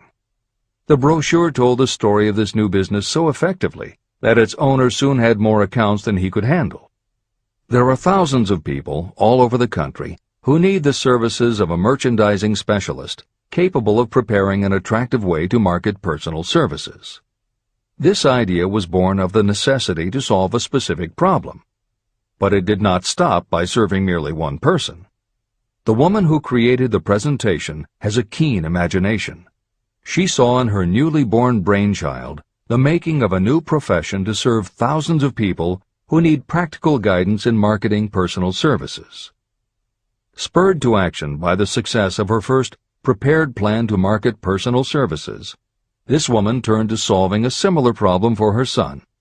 He had just finished college, but had been totally unable to find a market for his services. The plan she created for him was the best example of merchandising personal services I have ever seen.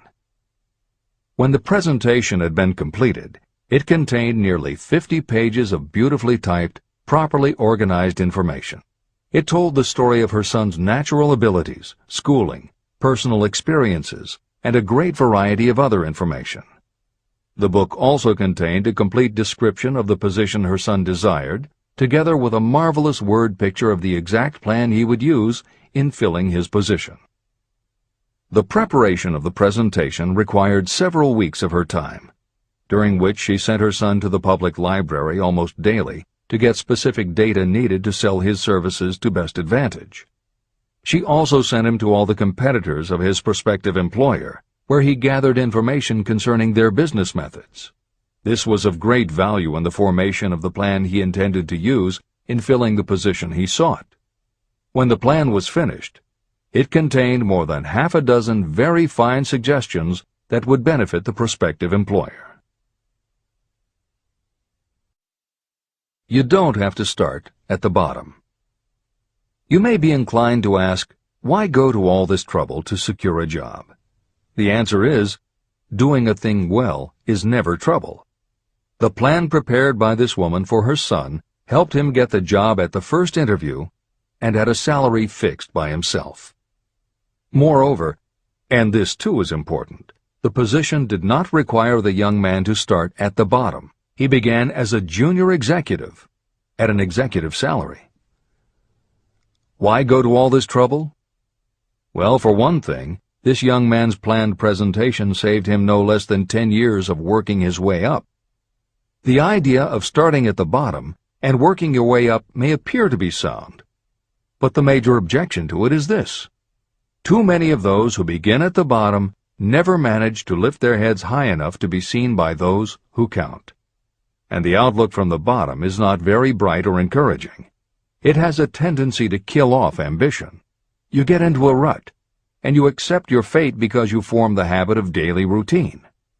Often this habit finally becomes so strong you don't even try to throw it off.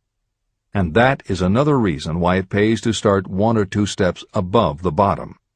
By so doing, you will form the habit of looking around, of observing how others get ahead, of seeing opportunity, and of embracing it without hesitation. A splendid example of what I mean is Dan Halpin. During his college days, he was manager of the famous 1930 championship Notre Dame football team, when it was under the direction of the late Knute Rockne. Halpin finished college at a very unfavorable time. The Depression had made jobs scarce. So after a fling at investment banking and motion pictures, he took the first job with a potential future he could find. It was selling electrical hearing aids on a commission basis. Anyone could start in that sort of job, and Halpin knew it, but it was enough to open the door of opportunity to him. For almost 2 years he worked at the job, but it didn't satisfy him. He would never have risen above that job if he had not done something about his dissatisfaction. He aimed first at the job of assistant sales manager of the company, and he got the job. That single step upward placed him high enough above the crowd for him to see still greater opportunity. Also, it placed him where opportunity could see him.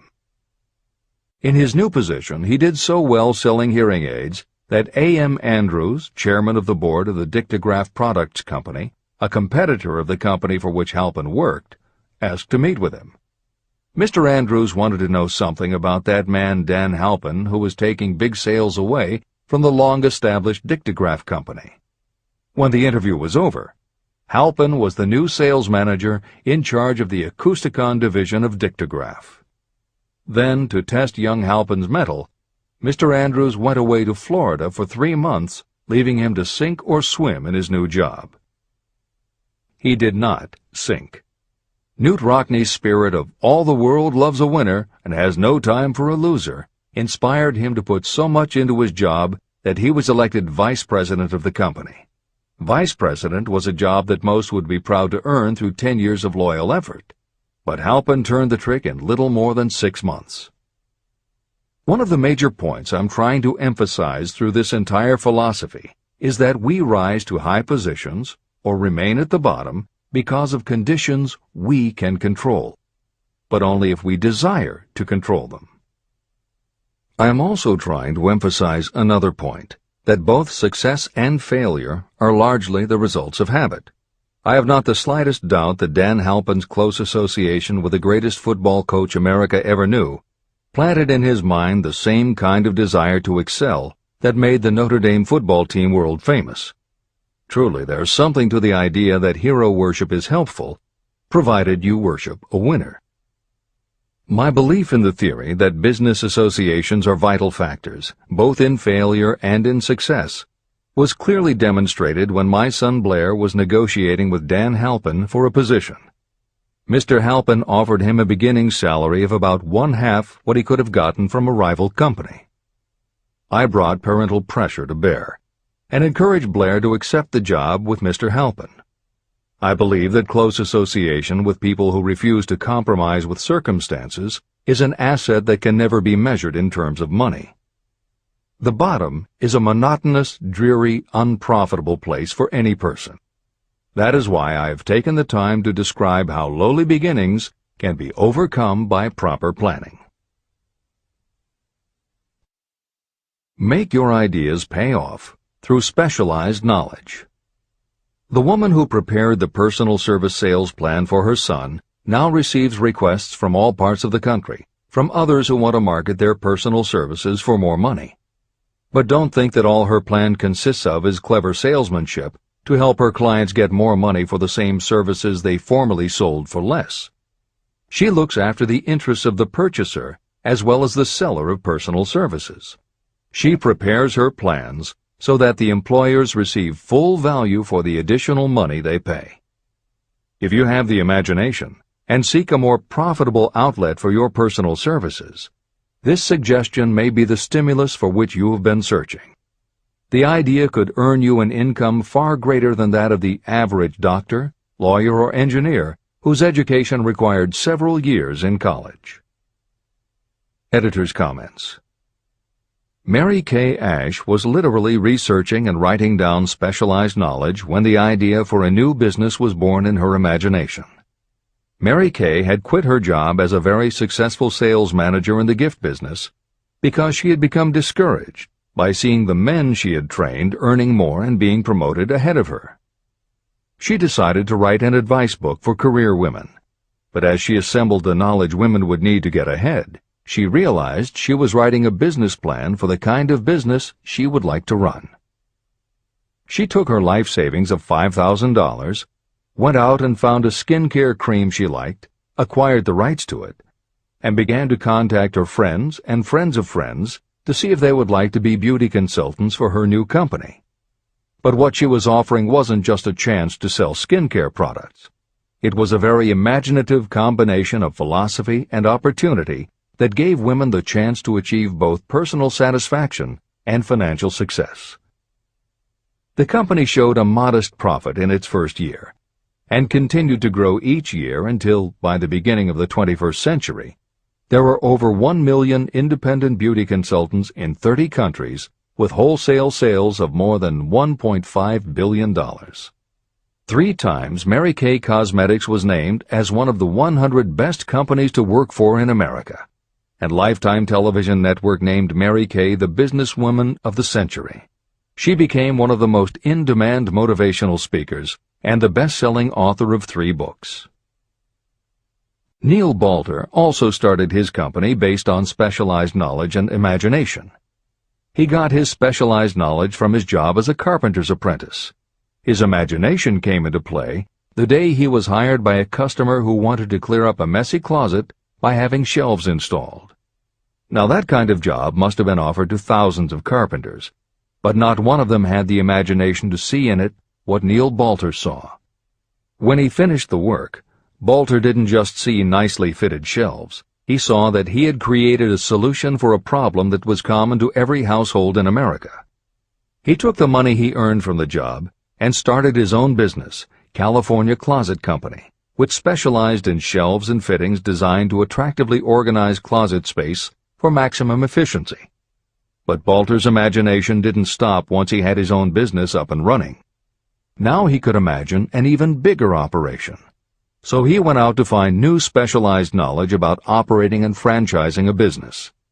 Neil Balter had licensed more than 100 California closet franchises when Williams-Sonoma offered to buy the company for $12 million. Lillian Vernon's specialized knowledge was in an area that many women had, but they didn't have the imagination she had. To quote from her autobiography, An Eye for Winners, handbags. I knew about those. Why not sell them? And belts to match. Didn't every teenage girl strolling along the street anywhere in the United States sport a handbag and belt? And my handbags would offer something special. Each one would be personalized with initials. I knew with absolute certainty that teenagers would go for items that made them feel unique. She believed enough in her idea that she spent $495 to take a small ad in 17 magazine. The ad brought in $32,000 in orders. That was when Lillian Vernon started to gather other specialized knowledge about renting space, manufacturing products, warehousing, and shipping, all of which she'd need to grow her idea of bags and belts into a direct response business featuring a whole array of distinctively monogrammed items. Within a few years, she needed more specialized knowledge about product photography, layout, printing, and direct mail, as she imagined having her own catalog. She started by mailing a 16-page black-and-white catalog to 125,000 customers who had bought products from her in the past. At the beginning of the 21st century, Lillian Vernon was still picking the merchandise and overseeing the design of her catalogs, many of which now run well over 100 full-color pages, are mailed to millions of people many times each year, and generate approximately $250 million in annual sales. There is another story about gathering specialized knowledge that is so good we will use it to conclude this editorial comment. It actually comes from the Napoleon Hill archives, and although he did not include it in Think and Grow Rich, he often used it as an example in his lectures and seminars. There was a young man who started out working for the railroad in 1893. As a machinist at 5 cents an hour. He was always taking courses and learning what he could about steam engines, and by 1905 he had worked his way up through the ranks until he was superintendent of motive power for Chicago Great Western in Olwine, Iowa. Then he did something that must have made his friends think he had taken leave of his senses. He was attending the Chicago Automobile Show when a red and white locomobile caught his attention. He put up his life savings of $700 and convinced a friend to co-sign a loan for $4,300 so he could buy the car. He promptly took it home, put it into a shed, jacked it up, and proceeded to take it apart piece by piece. Then he put it back together again. Then he took it apart and put it back together again. After doing that a few more times, he had learned what he wanted to know. And that was how Walter P. Chrysler gathered the specialized knowledge he needed to get himself out of railroading and into the automobile business. This is the end of the editor's comment. There is no fixed price for sound ideas. Behind all ideas is specialized knowledge. But remember, specialized knowledge is more abundant and more easily acquired than ideas. Because of this truth, there are ever-increasing opportunities for the person capable of helping men and women sell their personal services. Capability means imagination, the one quality needed to combine specialized knowledge with ideas to create organized plans that will yield riches. If you have imagination, this chapter may present you with an idea that is the beginning of the riches you desire. Remember, the idea is the main thing. Specialized knowledge may be found just around the corner. Any corner.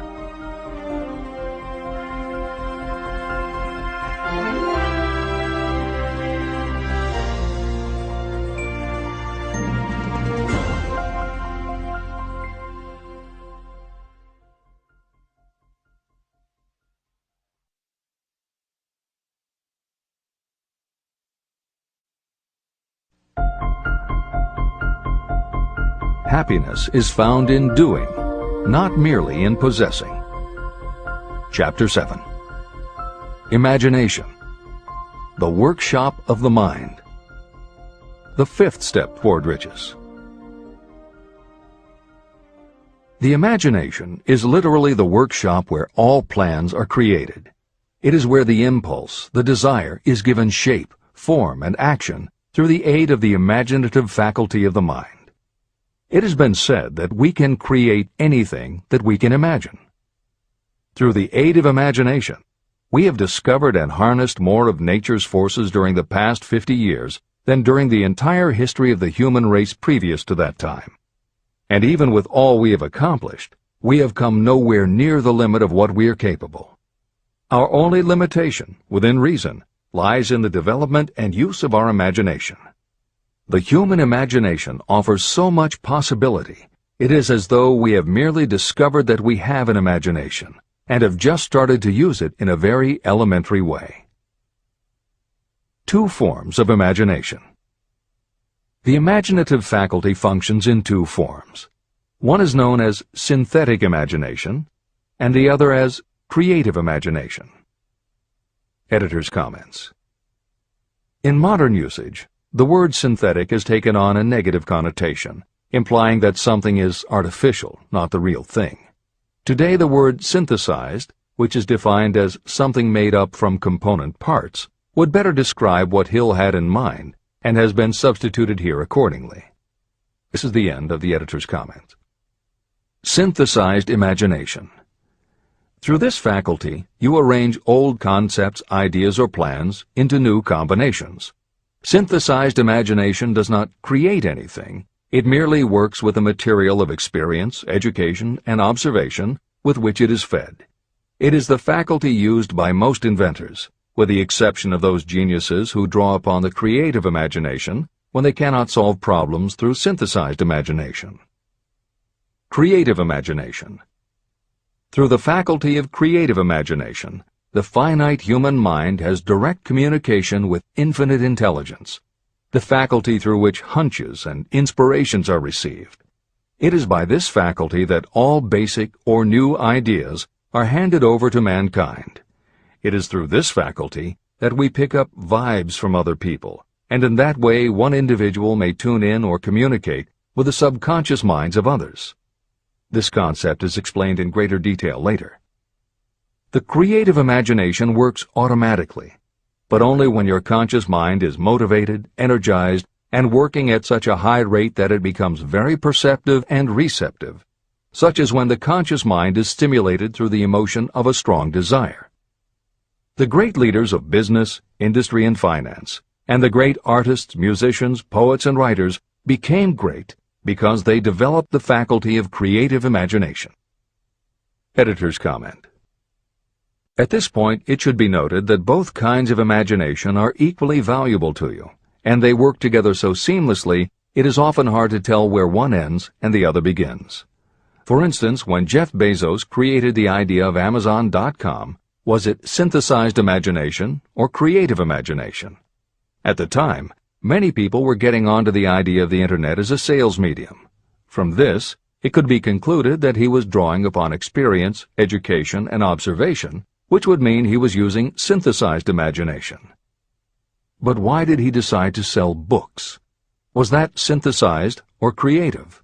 Did that idea come out of something in his subconscious that just felt like books were the right thing? And what about that name? Calling a bookstore Amazon didn't make sense to anyone but Bezos, but it certainly caught the public's attention. How important was the name in the store's success? Was that choice creative or synthesized? Now take it a step further. What about eBay? Amazon had already shown that you could sell a lot of goods on the Internet. When Pierre Omidyar hit on the idea of selling things on the Internet by turning it into an auction house, what part was synthesized and what part was creative? The answer is, it doesn't matter. Whether you are consciously assembling the parts of a plan, or if subconsciously the pieces fall into place and suddenly hit you in a flash of inspiration, all that matters is that you are putting your imagination to work. And the more you use it, the better both the synthesized and the creative will work for you. This is the end of the editor's comment. Desire is a thought, an impulse. It is nebulous and ephemeral. It is abstract and of no value until it has been transformed into its physical counterpart. While the synthesized imagination is the one that will be used most frequently in the process of transforming desire into money, there will be circumstances and situations that demand the use of the creative imagination as well. Both the synthesized and the creative imagination become more alert and receptive with use. And though your imaginative faculty may have become weak through lack of use, you can revive it. Just as any muscle or organ of the body develops the more it is used, your imagination also becomes more receptive in direct response to the amount that you use it. Use your synthesized imagination. First, let us focus attention on the development of the synthesized imagination. This is the faculty that you will use more often in converting desire into money. Transformation of the intangible impulse of desire into the tangible reality of money calls for the use of a plan or plans. To make plans, you must use your imagination. Mainly, this will require you to use your synthesized imagination as you draw upon your experience, your education, and your observations. Editor's comment. The following is adapted from Hill's later writing and appears in Napoleon Hill's Keys to Success. An excellent example of synthesized imagination is Edison's invention of the light bulb. He began with one recognized fact that other people had discovered. A wire could be heated by electricity until it produced light. The problem was that the intense heat quickly burned the wire out, and the light never lasted more than a few minutes. Edison failed more than 10,000 times in his attempt to control this heat. When he found the method, it was by applying another common fact that had simply eluded everyone else. He realized that charcoal is produced by setting wood on fire, covering it with soil, and allowing the fires to smolder.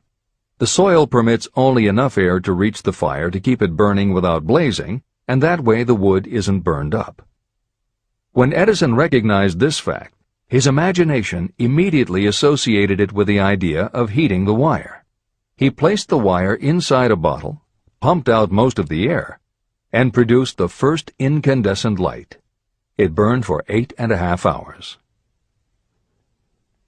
Everything that Edison used to make the electric light was widely known, but the way he synthesized the knowledge changed the world and made him a very wealthy man. W. Clement Stone called the process the R2A2 formula: recognize and relate, assimilate and apply. If you do that with everything you see, hear, think, and experience, it will give you a new way of looking at familiar things. If you do that, you can achieve what others believe is impossible. Later in this chapter, you will read of other fortunes that grew from even simpler synthesized ideas. And these stories should lead you to conclude that the combination of ideas is nothing that you couldn't have thought of yourself. That alone should start your own imagination synthesizing ideas. However, Even though these stories will inspire you, and you will be anxious to get started, this is not yet the point for you to start making plans. Here, and throughout Think and Grow Rich, Napoleon Hill reminds the reader that this book is meant to be read all the way through before beginning to put the philosophy into practice. There are other ideas to be assimilated from later chapters that will influence your imagination and therefore affect the plans you may develop. This is the end of the editor's comments. Read the entire book through, then come back to this chapter and begin to put your imagination to work on the building of a plan for transforming your desire into money. Examples and instructions for creating plans are given in almost every chapter. Carry out the instructions that are best suited to your needs and put your plan in writing. The moment you complete this, you will have definitely given concrete form to your intangible desire. Now, read that sentence once more in a slightly different way. The moment I put my plan in writing, I will have definitely given concrete form to my desire. Now read it aloud and realize what you are telling yourself. Desire is only a thought. Through synthesized imagination, your experience, education, and observations will give it shape, form, and action. From the moment you follow those instructions and write out your desire and your plan, you will have actually taken the first of a series of steps that will enable you to convert the thought into its physical counterpart. Editor's comments. Synthesized imagination plays a role in every phase of a business plan. In fact, some of the most successful companies actually get started from synthesized imagination. When an entrepreneur, drawing upon his or her education, experience, and observations, takes an idea from one source and gives it a new application. That is exactly what happened with Ruth Handler. She and her husband, along with another partner, had started a small manufacturing company which had evolved into toy manufacturing. The success of their business depended on coming up with new toy ideas. Watching her young daughter at play, Ruth Handler noticed that she was fascinated with cutout books that featured teenage girl or career women paper dolls that she could cut out clothes for. She also knew that little girls loved to play dress-up in grown-up clothes. These ideas, drawn from Ruth Handler's education, experience, and observations, synthesized themselves in her imagination and came together as a new idea. Ruth Handler announced that they should make a lifelike teenage girl doll. Not a paper doll, but a real three-dimensional grown-up doll with a woman's figure, and they could also make grown-up clothes to fit it, so that girls could play dress-up with the doll. In honor of the source of inspiration, Ruth Handler named the new doll after her daughter, Barbie. As obvious as it seems now, until Ruth Handler, no one had the imagination to make and market a doll that looked like a woman, and certainly no one had ever made endless collections of tiny women's fashions for a doll to wear. Previously, we mentioned Jeff Bezos creating Amazon by combining the idea of a bookstore with the Internet, and Pierre Omidyar doing the same thing with auctions when he launched eBay. Mary Kay Ash took the idea of women running their own businesses and added the idea of door-to-door sales. Anita Roddick took the trend of all-natural ingredients, combined it with cosmetics, and created the body shop empire. Bernard Marcus and Arthur Blank took the concept of the supermarket, combined it with hardware, and created Home Depot. Thomas Stemberg and Leo Kahn did the same thing with office supplies and launched Staples. Once the connections are made, it may seem obvious, but making these supposedly obvious connections has brought success to many people. Napoleon Hill says imagination is like a muscle that can be strengthened through use. Just as there are specific exercises that will build and improve physical muscles, specific exercises have been developed to improve and build imagination, and it is commonly accepted that creativity developed in one area will affect your creativity in others.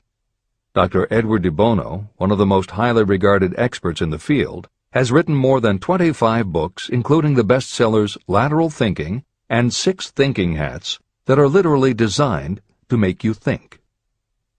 Dr. Betty Edwards' bestseller, Drawing on the Right Side of the Brain, uses drawing techniques to awaken creativity.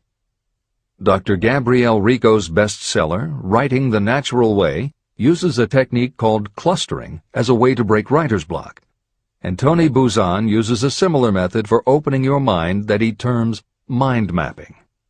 In their bestseller, Super Learning, Sheila Ostrander and Lynn Schroeder show ways to use classical music. And Roger Von Eck suggests puzzles and riddles as stimuli in A Whack on the Side of the Head. This is the end of the editor's comments. Tapping into creative imagination. The earth on which you live, you yourself, and every other material thing are the result of evolutionary change, through which bits of matter have been organized and arranged in an orderly fashion. As far as science has been able to determine, the entire universe consists of but two things, matter and energy. Moreover, and this statement is of stupendous importance, this earth, every one of the billions of individual cells of your body, and every subatomic particle of matter began as an intangible form of energy. Through the combination of energy and matter has been created everything perceptible, from the largest star in the heavens down to and including man himself. Desire is a thought impulse. Thought impulses are forms of energy. When you begin the process of acquiring money by using the thought impulse of desire, you are drafting into your service the same stuff that nature used in creating this earth, as well as every material form in the universe, including your body and your brain, in which the thought impulses function. Editor's comments. Although recent developments in physics, gauge theory, string theory, membrane theory, and others, have advanced our understanding of matter and energy, Hill's preceding description remains in accord with modern science. The newer theories are variations on and refinements of the basic concept that everything in the universe is either space, time, matter, or energy. And as Einstein stated, energy and matter are in fact different forms of the same thing. As Hill says, everything from the stars to the solar system to the earth, to you, your brain, and that little spark called a thought, are all the same stuff. As when a tablecloth is spread out, there are folds and bumps in the fabric that are all different from each other, but they are all still tablecloth. Like the folds and bumps in the tablecloth, energy and matter are the same thing in different forms. Therefore you, matter, your thoughts, energy, and everybody else, matter, and their thoughts, energy, and all other things, matter, are not just interconnected, but are in essence all the same thing. Hill calls this interrelation of everything to everything else infinite intelligence. In the chapter on faith, he made his first mention of infinite intelligence being the source of hunches, intuition, and flashes of inspiration. In the chapter on autosuggestion, he proposed that the subconscious mind is the connection with infinite intelligence. In this chapter, Hill elaborates that creative imagination is the receiver through which these flashes of insight come to us from infinite intelligence. Under some circumstances, when your mind is operating at a high rate, your creative intelligence receives not just an idea, but also a flash of intuition. You get a hunch or a premonition about something or somebody. That flash could not come from your conscious or your subconscious, because neither ever had the information. Because everything is a part of everything else, your creative imagination, energy, pulled the thought, energy, directly from the common pool of infinite intelligence, energy, that contains not just your subconscious, energy, but all other subconscious minds, energy, as well. Infinite intelligence is a complex concept, and for those readers who find themselves questioning the process, be assured that Hill expands on the theory in later chapters. The editors advise the reader to set aside any questions for the moment and focus on the logical and practical application Hill had in mind. This is the end of the editor's comments. You are engaged in trying to turn your desire into its physical or monetary counterpart, and there are laws of physics and principles of psychology that can help you. But first, you must give yourself time to become familiar with these laws and learn to use them. Through repetition, and by describing these principles from every conceivable angle, I hope to reveal to you the secret through which every great fortune has been accumulated. Strange and paradoxical as it may seem, the secret is not a secret. It is made obvious in the earth, the stars, the planets, in the elements above and around us, in every blade of grass, and every form of life within our vision. Do not be discouraged if you do not fully understand or accept this theory. I do not expect that you will accept all that is in this chapter on your first reading. Assimilate as much as you can now as you read this for the first time. Later, when you reread and study it, you will discover that something has happened to clarify it and give you a broader understanding of the whole. Above all, do not stop nor hesitate in your study of these principles until you have read the book at least 3 times. Then you will not want to stop. How to make practical use of imagination. Ideas are the beginning points of all fortunes. Ideas are products of the imagination. Following are 2 true stories about ideas that have yielded huge fortunes. I hope that these stories will convey how important a role imagination can play in turning an idea into success, and that they will illustrate the method by which imagination may be used in accumulating riches. The Enchanted Kettle. In the late 1880s, an old country doctor drove to town, hitched his horse, quietly slipped into a drugstore by the back door, and began dickering with a young drug clerk. For more than an hour, behind the prescription counter, the old doctor and the clerk talked in low tones. Then the doctor left. He went out to the buggy and brought back a large, old-fashioned kettle, a big wooden paddle, used for stirring the contents of the kettle, and deposited them in the back of the store. The clerk inspected the kettle, reached into his inside pocket, took out a roll of bills, and handed it over to the doctor. The roll contained exactly $500, the clerk's entire savings. The doctor handed over a small slip of paper on which was written a secret formula. The words on that small slip of paper were worth a king's ransom, but not to the doctor. Those magic words were needed to start the kettle to boiling, but neither the doctor nor the young clerk knew what fabulous fortunes were destined to flow from that kettle. The old doctor was glad to sell the outfit for $500. The clerk was taking a big chance by staking his entire life savings on a mere scrap of paper and an old kettle. He never dreamed his investment would start a kettle to overflowing with gold that would one day surpass the miraculous performance of Aladdin's lamp. What the clerk really purchased was an idea. The old kettle and the wooden paddle and the secret message on a slip of paper were incidental. The miracle of that kettle only began to take place after the new owner mixed with the secret instructions an ingredient of which the doctor knew nothing.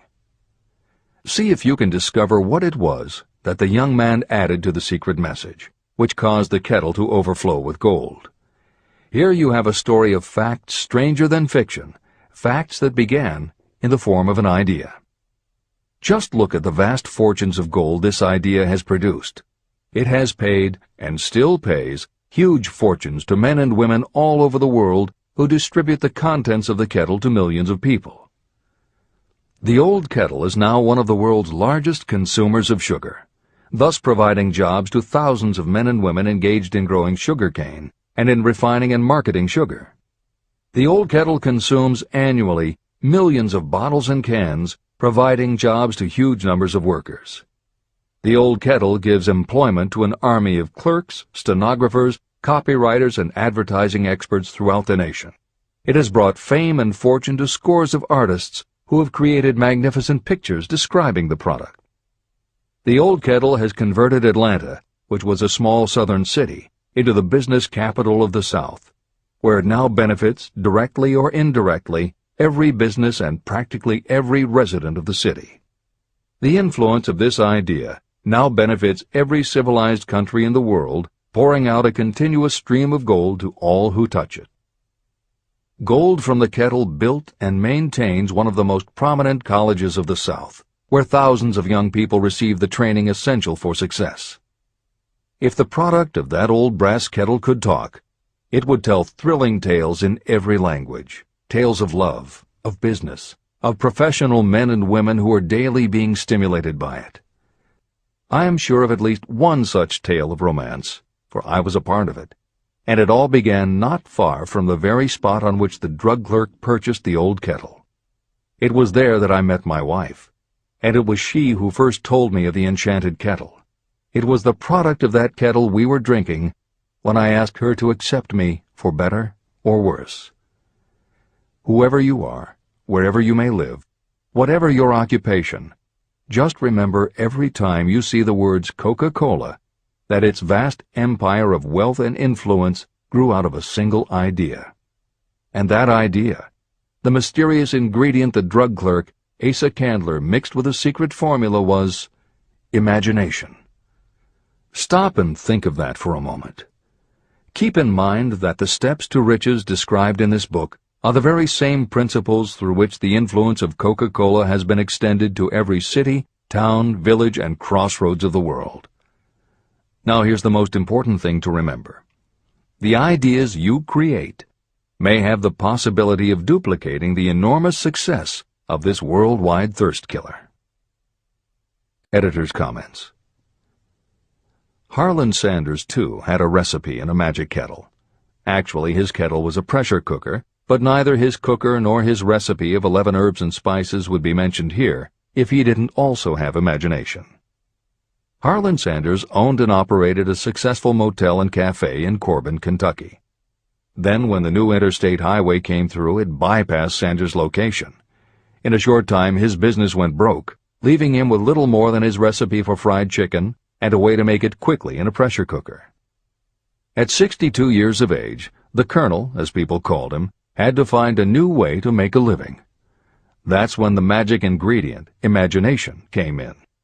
He decided he wasn't going to sell fried chicken anymore. Instead, he would sell his method for making it. He packed his recipe and cooker into the back of his car and hit the road to demonstrate his fried chicken to other restaurant owners. In the first 2 years, he managed to sell 5 franchises. 2 years later, he'd sold 200. 4 years later, he was up to 600 locations when he was approached by an investment group to sell his company. Recognizing that the magic wasn't just in the kettle or the recipe, the new owners asked Colonel Sanders to stay on as spokesman for the company, which he did until his death in 1980.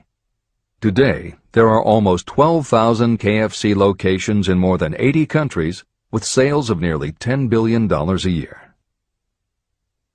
Debbie Fields was a 20-year-old housewife who loved to bake cookies. She had no formal education and no business experience, but she had a recipe and an imaginative idea that people would like to buy fresh, hot, soft cookies from a walk-up store. The business people and bankers she approached told her she was crazy, but she and her husband continued to pitch her idea to banker after banker until they finally wore one down enough to give Debbie Fields a loan to open a store in Palo Alto, California. By noon on her first day, she still hadn't sold a cookie, so she went out into the street and gave away samples. That did it. Her walk-in try-a-sample cookie store took off. Today, Mrs. Fields' stores are all across America. Harvard Business School uses her methods as a case study in efficiency, and Debbie Fields has become a best-selling author, an in-demand motivational speaker, and a television personality. Wally Famous Amos was a Los Angeles talent agent who copied a cookie recipe off the back of a bag of Nestle's chocolate chips. He made a few changes to personalize the recipe and started to give out his version of homemade cookies as a sort of calling card. His clients and business associates liked them so much that Wally finally decided to quit show business and open a store. He did it with a Hollywood agent's flair. He opened on Sunset Boulevard with 2,000 invitations, a red carpet, and celebrities. With the same flair, he put his picture on the bag, filled the bags with cookies, and started selling them to exclusive department stores and specialty shops. 10 years later, Famous Amos cookies were a $10 million business. Ray Kroc was over 50 and selling milkshake mixers when he heard about a hamburger stand in California, owned by Dick and Mac McDonald, that was doing great business. He packed his car and headed to San Bernardino to check it out. What he saw was a sit-down restaurant that had a limited menu featuring a good hamburger recipe, and they were serving them faster than any place he'd ever seen. Figuring that if there were more places like this, he could sell them a lot of milkshake mixers, Kroc pitched the McDonald brothers on the idea of opening some more McDonald's. They were interested, but they didn't know who they could get to open the new restaurants. This time, it was a recipe and a magic griddle, but it still needed the extra ingredient, imagination. On the spot, Ray Kroc offered to go into business with them and open the restaurants himself. According to the signs on the golden arches, Ray Kroc's imagination paid off in billions of hamburgers sold. In 1982, Howard Schultz went to work as the director of marketing for a small coffee importer wholesaler called Starbucks, which had only one location in Seattle's Pike Place Market. While he was on a trip to Italy, Schultz got the idea that the coffee bar culture he saw in Milan could be transposed to the downtown Seattle scene. He convinced the company to try it. His coffeehouse idea was such a success that Schultz went out and raised the money to buy the company. 5 years after he joined Starbucks, he was CEO of a company that had 17 locations. 15 years later, Schultz's coffeehouse culture was on every corner of America, and there were more than 7,000 Starbucks worldwide. As a final example of imagination, we offer Paul Newman's salad dressing. Now, it would seem that it doesn't take much imagination for a big celebrity to put his name on a product, and that's what Newman thought too. But when he and his partner, A.E. Hotchner, pitched their salad dressing idea to companies that specialize in marketing foods, nobody was interested unless they would personally put up about $1 million for the first year's operations. According to Newman and Hotchner's book, Shameless Exploitation, they found out that almost all celebrity products in the food business have been disastrous failures, and now nobody would touch them. So when it came to marketing salad dressing, even Paul Newman's big name wasn't the magic they needed. And unless they were willing to put up a ridiculous amount, money wasn't the magic either. The magic would have to be in the imaginative way that they would convince the right people to help them, and in having the perseverance to stick with it until they succeeded. And just like most everyone with an idea, they were told they were crazy to try it. They were turned down by bottling companies that wouldn't do small runs, and they were rejected by distributors who wouldn't take a chance on another celebrity product. In the end, it was one supermarket owner, Stu Leonard, who helped hook them up with the right suppliers. But even that wouldn't have been enough if Stu Leonard hadn't had enough imagination to see the possibilities and agree to put Newman's own salad dressing on the shelves in his store. 15 years later, Newman's Own Brands was a $100 million company, which gives all profits to charity.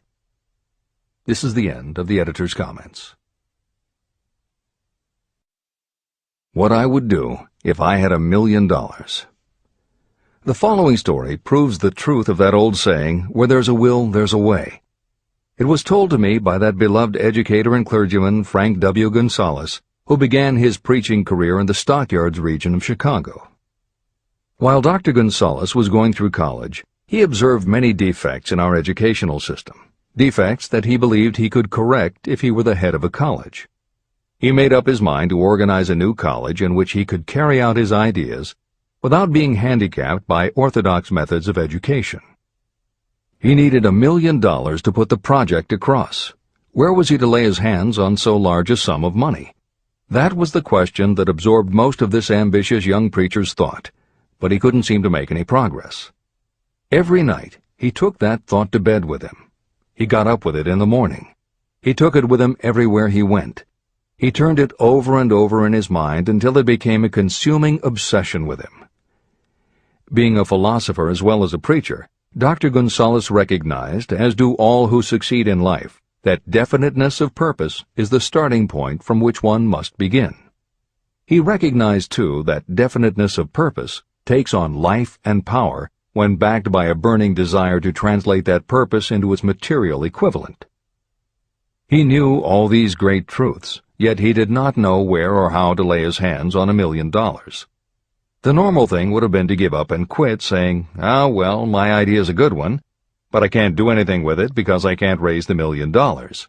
That is exactly what the majority of people would have said, but it is not what Dr. Gonzalez said. What he said, and what he did, are so important that I will now introduce him and let him speak for himself. One Saturday afternoon, I sat in my room thinking of ways and means of raising the money to carry out my plans. For nearly 2 years I had been thinking, but I had done nothing but think. The time had come for action. I made up my mind, then and there, that I would get the necessary $1 million within a week. How? I was not concerned about that. The main thing of importance was the decision to get the money within a specified time. I want to tell you that the moment I reached a definite decision to get the money within a specified time, a strange feeling of assurance came over me, such as I had never before experienced. Something inside me seemed to say, "Why didn't you reach that decision a long time ago? The money was waiting for you all the time." I called the newspapers and announced I would preach a sermon the following morning entitled, "What I Would Do If I Had $1 Million." I went to work on the sermon immediately, but I must tell you frankly that the task was not difficult because I had been preparing that sermon for almost 2 years. Long before midnight, I had finished writing the sermon. I went to bed and slept with a feeling of confidence, for I could see myself already in possession of the $1 million. Next morning I arose early, went into the bathroom, read the sermon, then knelt on my knees and asked that my sermon might come to the attention of someone who would supply the needed money. While I was praying, I again had that feeling of assurance that the money would be forthcoming. In my excitement, I walked out without my sermon and did not discover the oversight until I was in my pulpit and about ready to begin delivering it. It was too late to go back for my notes, and what a blessing that I couldn't go back. Instead, my own subconscious mind yielded the material I needed. When I arose to begin my sermon, I closed my eyes and spoke with all my heart and soul of my dreams. I not only talked to my audience, but I fancy I talked also to God. I told what I would do with $1 million if that amount were placed in my hands. I described the plan I had in mind for organizing a great educational institution, where young people would learn to do practical things and at the same time develop their minds. When I had finished and sat down, a man slowly arose from his seat, about 3 rows from the rear, and made his way toward the pulpit. I wondered what he was going to do. He came into the pulpit, extended his hand, and said, "Reverend, I liked your sermon. I believe you can do everything you said you would if you had $1 million. To prove that I believe in you and your sermon, if you will come to my office tomorrow morning, I will give you the $1 million. My name is Philip D. Armour." Young Gonzalez went to Mr. Armour's office, and the $1 million was presented to him. With that money he founded the Armour Institute of Technology, now known as Illinois Institute of Technology. The $1 million that launched the Armour Institute came as the result of an idea. Behind the idea was a desire that young Gonzalez had been nursing in his mind for almost 2 years. Observe this important fact. He got the money within 36 hours after he reached a definite decision in his own mind to get it and decided upon a definite plan for getting it. There was nothing new or unique about young Gonzalez vaguely thinking about $1 million and weakly hoping for it. Others have had similar thoughts. But there was something very unique and different about the decision he reached on that memorable Saturday, when he put vagueness into the background and definitely said, "I will get that money within a week." The principle through which Dr. Gonzalez got his $1 million is still alive. It is available to you. This universal law is as workable today as it was when the young preacher made use of it so successfully. Editor's comments. The Armour Institute of Technology opened in 1893, offering courses in engineering, chemistry, architecture, and library science, and in 1940 became the Illinois Institute of Technology when the Armour Institute merged with the Lewis Institute, a Chicago college that had opened in 1895 and offered liberal arts as well as science and engineering courses. In 1949, the Institute of Design, founded in 1937, also merged with IIT, followed in 1969 by the Chicago-Kent College of Law and the Stewart School of Business, and in 1986 by the Midwest College of Engineering. Today there are several campuses in downtown Chicago. IIT has been called the alma mater of accomplishments. This is the end of the editor's comment. How to transmute ideas into cash. Asa Candler and Dr. Frank Gunsaulus had one characteristic in common. Both knew the astounding truth that ideas can be transmuted into cash through the power of definite purpose plus definite plans. If you are one of those who believe that hard work and honesty alone will bring riches, you can forget it. It is not true. Riches, when they come in huge quantities, are never the result of hard work alone. Riches come, if they come at all, in response to definite demands based upon the application of definite principles, and not by chance or luck. Generally speaking, an idea is a thought that prompts you to action because it appeals to your imagination. All master salespeople know that ideas can be sold where merchandise cannot. Ordinary salespeople do not know this. That is why they are ordinary. A publisher of low-priced books made a discovery that has been worth much to publishers. He learned that many people buy titles and not the contents of books. By merely changing the name of one book that was not moving, his sales of that book jumped upward more than 1 million copies. The inside of the book was not changed in any way. He merely ripped off the cover and put on a new cover with a title that had box office appeal.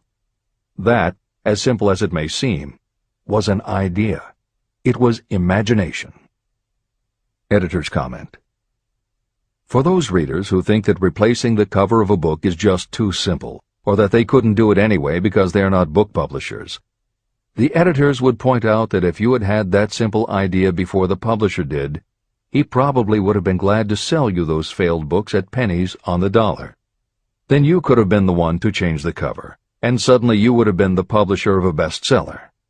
However, the idea of replacing the covers wouldn't have meant a thing if you didn't also have ideas about how to market and promote that flashy new cover. And that is Hill's point. Coca-Cola was a recipe, a creative idea. But it would have stayed just a recipe if Asa Candler hadn't also had other creative ideas to market it and the faith in himself to carry through on those ideas. Spence Silver was a chemist working for 3M when, by accident, he created a glue that wasn't very sticky. Needless to say, 3M was not much interested in glue that didn't stick, and Silver's invention was shelved as a failure. But Silver liked his glue, so for 5 years he kept demonstrating it to anyone who would listen. Nobody did, until Arthur Fry, who worked in the tape division at 3M, found that when he was at choir practice, he kept losing his place in the hymnal because the pieces of paper he used to mark his place slipped down or fell out of the book. A little of Silver's not very sticky glue on the slips of paper, and they stayed where he wanted them, then peeled off easily when he was done. That was the eureka moment. They had just invented the world's best bookmark, Post-its. But that's not the end of the story, or the end of the imaginative ideas that were needed to make Post-its happen. Fry would also need perseverance. First, he had to convince the engineers to solve production problems, and to do it, he knocked a hole in his basement wall so he could install a prototype of the production equipment. He stuck with it, and finally, 2 years later, 3M gave the project to their marketing department. The marketing experts put together ads and brochures selling this sticky notepad idea and rolled it out in a 4-city test. The results were a disaster.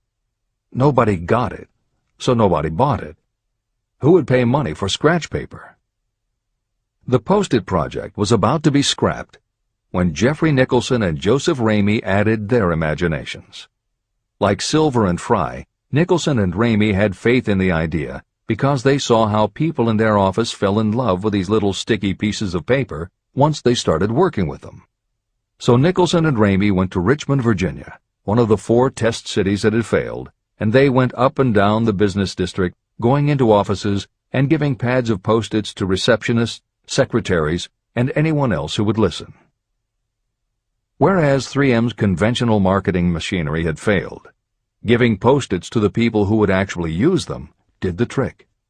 Once those Richmond office workers started to use Post-its, it didn't seem like a bad idea at all to pay for scratch paper. They got it, and they bought it. The Richmond test turned from failure to success, and soon Post-its were sticking to everything around the world. Here's another simple idea that imagination turned into success. The story began with a man whose problem was just the opposite of spent silvers. This man had something that stuck too well. George de Mestral was a Swiss mountaineer who went hunting one day with his dog. But when they got home, they were both covered with burrs. The burrs were so difficult to remove that de Mestral put them under a magnifying glass to learn why.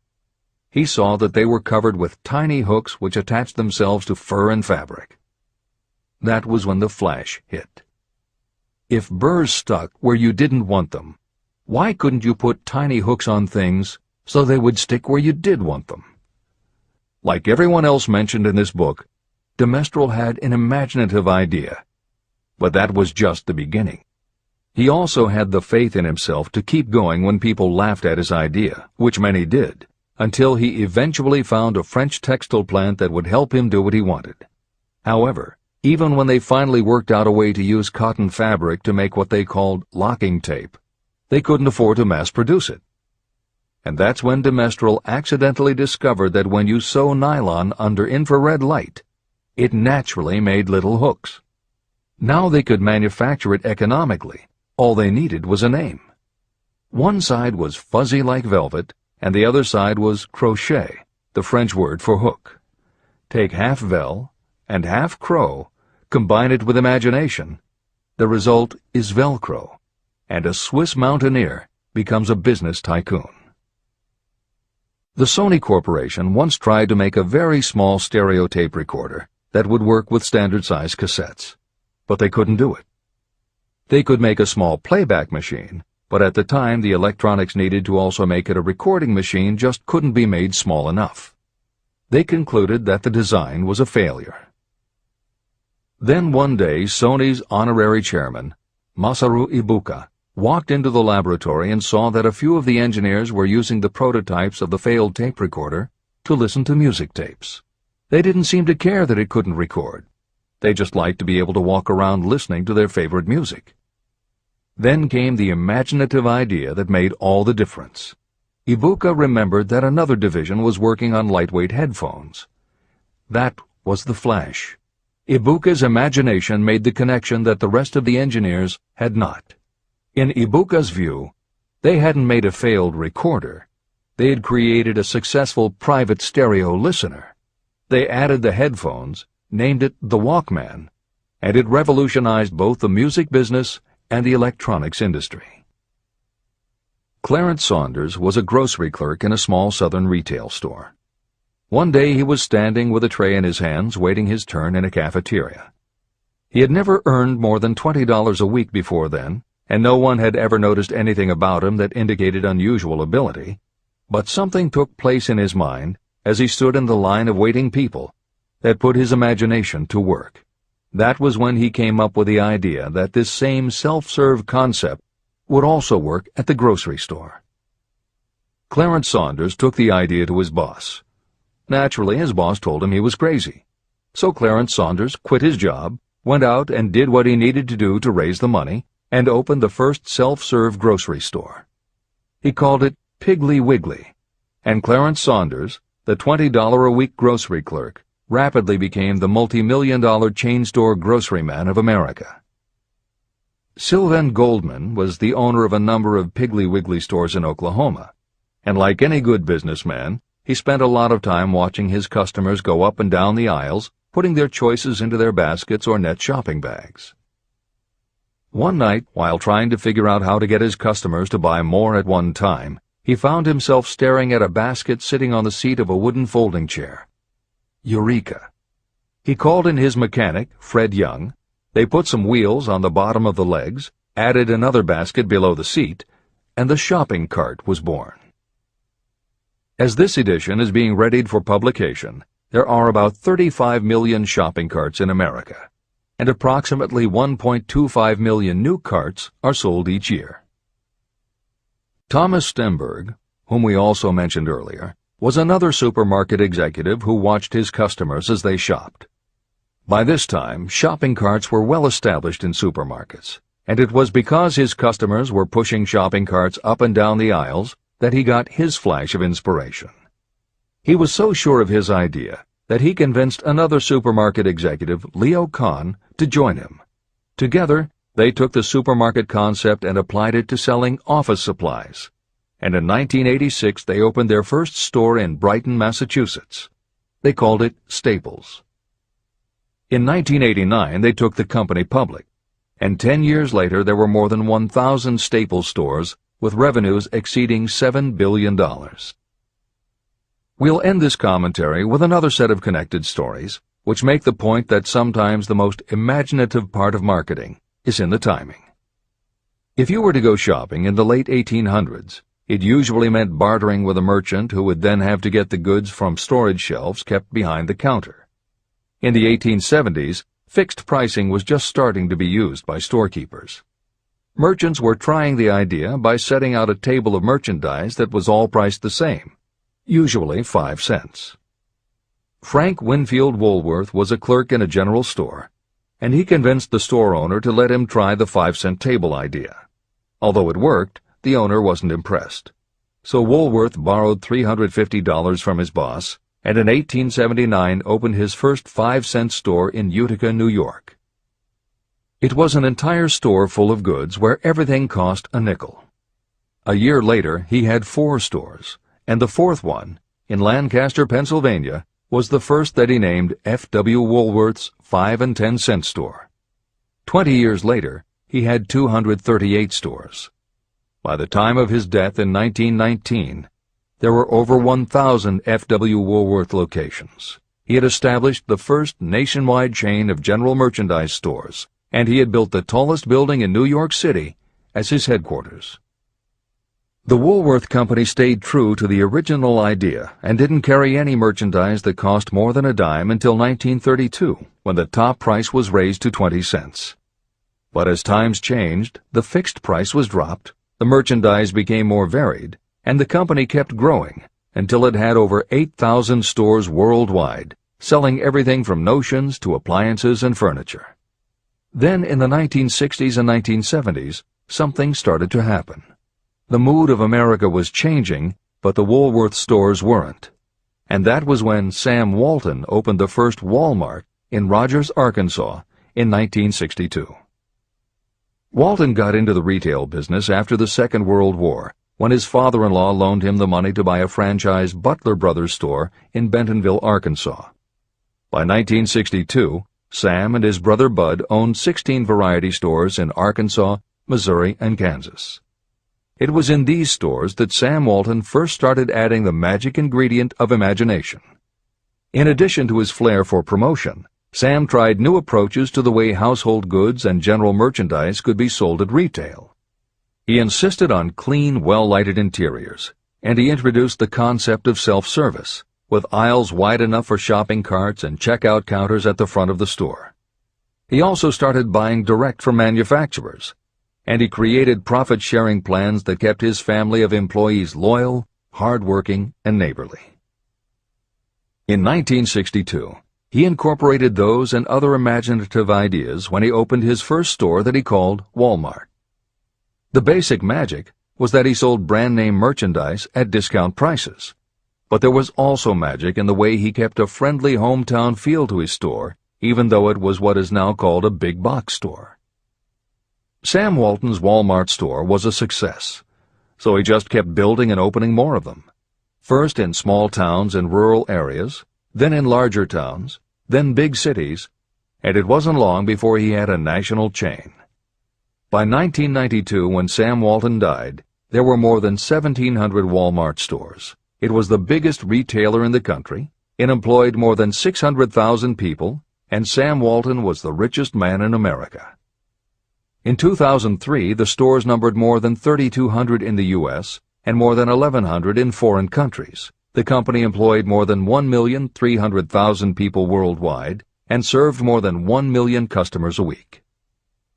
Along the way, Woolworths and other older retailers such as Kresge's tried to get on the bandwagon with their Woolco and Kmart stores, but they couldn't seem to get it right.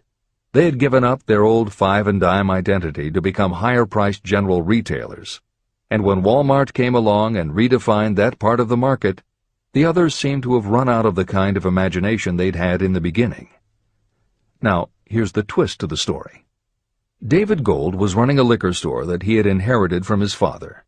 He noticed that whenever he put out a display of goods priced at 98 cents or $1, the goods would sell okay, but if his sign said 99 cents, the goods sold out in no time. He decided that he would open a store called the 99-cent only store, where everything would be priced at 99 cents. Sound familiar? Frank Woolworth's imaginative idea from 1879, which had been dropped at his namesake chain by the 1940s and 1950s, had just gotten a fresh shot of imagination from David Gold in 1982. As usual, friends and family told him he was crazy, but David Gold went out to find suppliers who would sell him discontinued merchandise or overproduced products at a price low enough that he could offer them to the public at 99 cents. He found them. And they even had brand-name products of everything from hardware to pantyhose, cleaning products, motor oil, kitchenware, cosmetics, electronics, toys, canned goods, frozen foods, cookies, fresh fruit, even gourmet foods. More than 5,000 items that he could sell for 99 cents and still make a profit. David Gold opened his first well-lighted, brightly colored green and fuchsia wide-aisle store in Inglewood, California in 1982. By 2003, he had 142 stores in California, Nevada, and Arizona, and he was listed on the Forbes 400 as having earned a personal fortune estimated at more than $650 million. As Napoleon Hill wrote elsewhere about the creation of Piggly Wiggly, where in this story do you see the slightest indication of something that you could not duplicate? The plan, which made millions of dollars for its originator, was a very simple idea that anyone could have adopted, yet considerable imagination was required to put the idea to work in a practical sort of way. The more simple and easily adapted an idea is, the greater is its value, as no one is looking for ideas that are involved with great detail or are in any way complicated. This is the end of the editor's comments. There is no standard price on ideas. The creator of ideas sets his or her own price, and if they are smart, they get it. The story of practically every great fortune starts with the day when a creator of ideas and a seller of ideas got together and worked in harmony. Carnegie surrounded himself with men who could do what he could not do, men who created ideas and men who put ideas into operation, and that was what made him and the others fabulously rich. Millions of people go through life hoping for favorable breaks. Perhaps a favorable break can get you an opportunity, but the safest plan is not to depend upon luck. It was a favorable break that gave me the biggest opportunity of my life, but more than 20 years of determined effort had to be devoted to that opportunity before it became an asset. The break consisted of my good fortune in meeting and gaining the cooperation of Andrew Carnegie. On that occasion, Carnegie planted in my mind the idea of organizing the principles of achievement into a philosophy of success. Millions of people have profited by the discoveries made in the years of research, and fortunes have been accumulated through the application of the philosophy. The beginning was simple. It was an idea that anyone might have developed. The favorable break came through Carnegie. But what about the determination, definiteness of purpose, and the desire to attain the goal, and the persistent effort of all those years of research?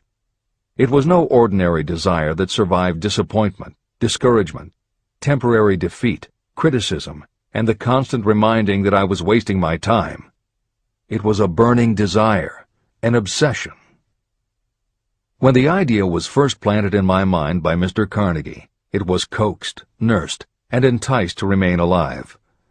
Gradually, the idea became a giant under its own power, and it coaxed, nursed, and drove me. Ideas are like that. First you give life and action and guidance to ideas. Then they take on a power of their own and sweep aside all opposition. Ideas are intangible forces. but they have more power than the physical brains that give birth to them.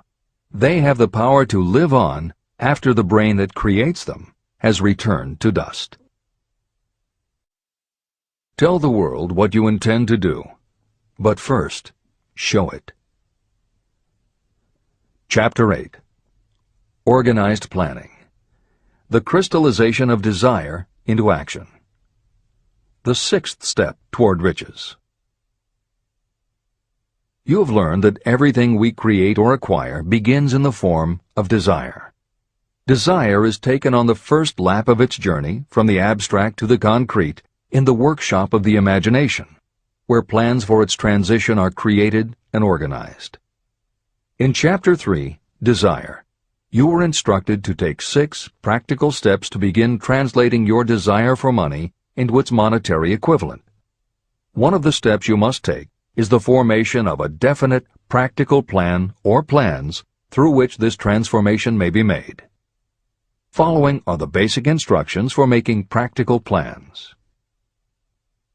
Ally yourself with a group of as many people as you may need for the creation and carrying out of your plan or plans for the accumulation of money, making use of the mastermind principle. Compliance with this instruction is absolutely essential. Do not neglect it. Editor's comment: the Mastermind Alliance is built of 2 or more minds working actively together in perfect harmony toward a common goal. This concept was introduced in Chapter 6, Specialized Knowledge, and is described in more detail in Chapter 11, The Power of the Mastermind. This is the end of the editor's comment.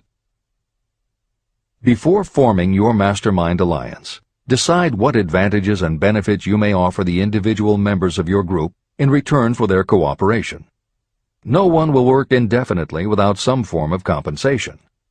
No intelligent person should request or expect another to work without adequate compensation, although this may not always be in the form of money. Arrange to meet with the members of your mastermind group at least twice a week, and more often if possible, until you have jointly perfected the necessary plan or plans for the accumulation of money. Maintain perfect harmony between yourself and every member of your mastermind group. If you fail to carry out this instruction to the letter, you may expect to meet with failure. The mastermind principle cannot work where perfect harmony does not prevail. Keep in mind these facts. You are engaged in an undertaking of major importance to you. To be sure of success, you must have plans that are faultless. You must have the advantage of the experience, education, native ability, and imagination of other minds.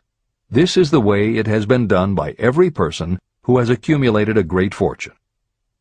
No individual has sufficient experience, education, natural ability, and knowledge to ensure the accumulation of a great fortune without the cooperation of other people. Every plan you adopt for making money should be the joint creation of yourself and every other member of your mastermind group. You may originate your own plans, either in whole or in part, but see that those plans are checked and approved by the members of your Mastermind Alliance. If your first plan fails, try another. If the first plan that you adopt does not work successfully, replace it with a new plan. If this new plan fails to work, replace it with still another, and so on, until you find a plan that does work. Right here is the point at which the majority of people meet with failure, because of their lack of persistence in creating new plans to take the place of those that fail. The most intelligent person living cannot succeed in accumulating money, or in any other undertaking, without plans that are practical and workable. Just keep this fact in mind, and remember when your plans fail that temporary defeat is not permanent failure. It may only mean that your plans have not been sound. Build other plans. Start all over again. Temporary defeat should mean only one thing: the certain knowledge that there is something wrong with your plan. Millions of people go through life in misery and poverty because they lack a sound plan through which to accumulate a fortune. Your achievement can only be as good as the plans you make. You are never whipped until you quit in your own mind. James J. Hill, who was the greatest railroad builder of them all, met with temporary defeat when he first tried to raise the capital needed to build the Great Northern Railroad from the east to the west. But he turned defeat into victory through new plans. Henry Ford met with temporary defeat not only at the beginning of his automobile career, but even after he had gone a long way toward the top. But he, too, created new plans and went marching on to financial victory.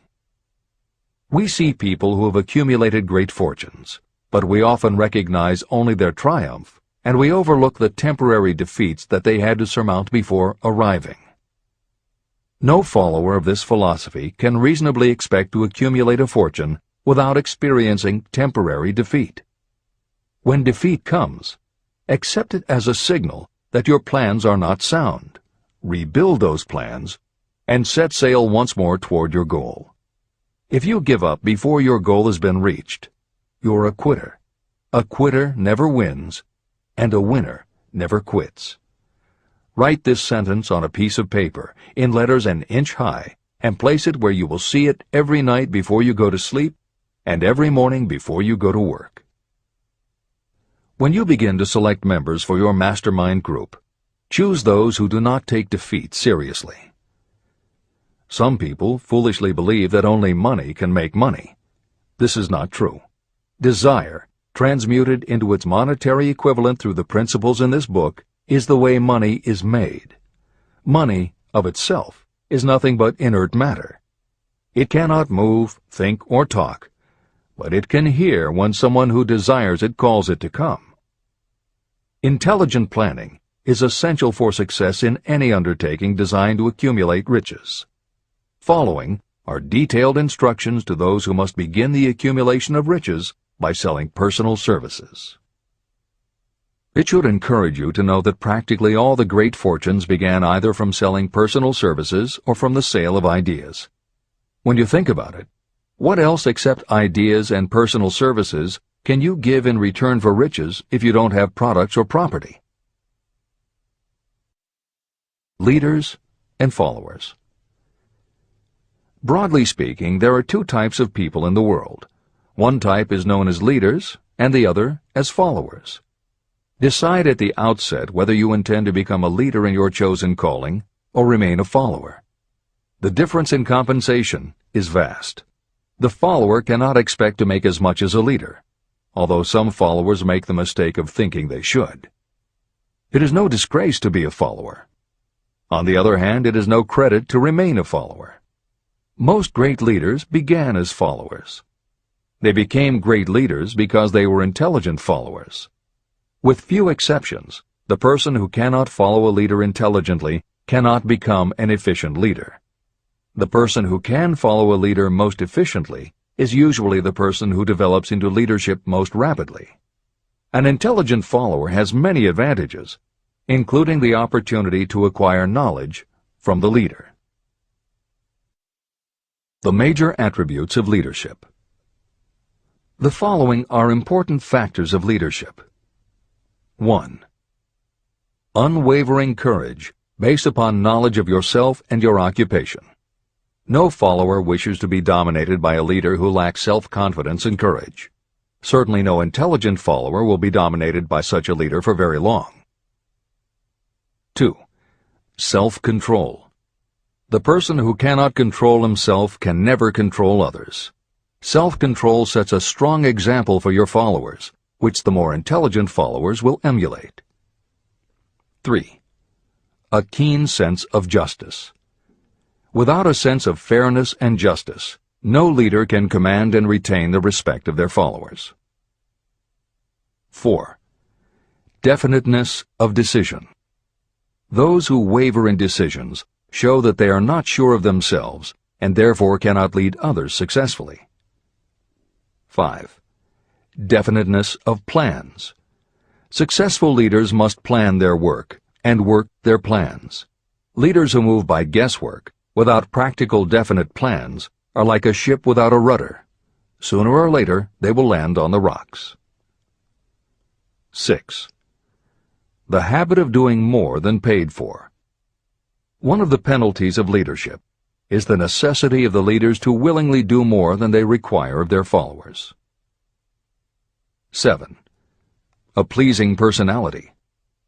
Leadership calls for respect. Followers will not respect a leader who does not grade high on all of the factors of a pleasing personality. 8. Sympathy and understanding. Successful leaders must be in sympathy with their followers. Moreover, they must understand them and their problems. 9. Mastery of detail. Successful leadership calls for mastery of the details of the leader's position. 10. Willingness to assume full responsibility. Successful leaders must be willing to assume responsibility for the mistakes and the shortcomings of their followers.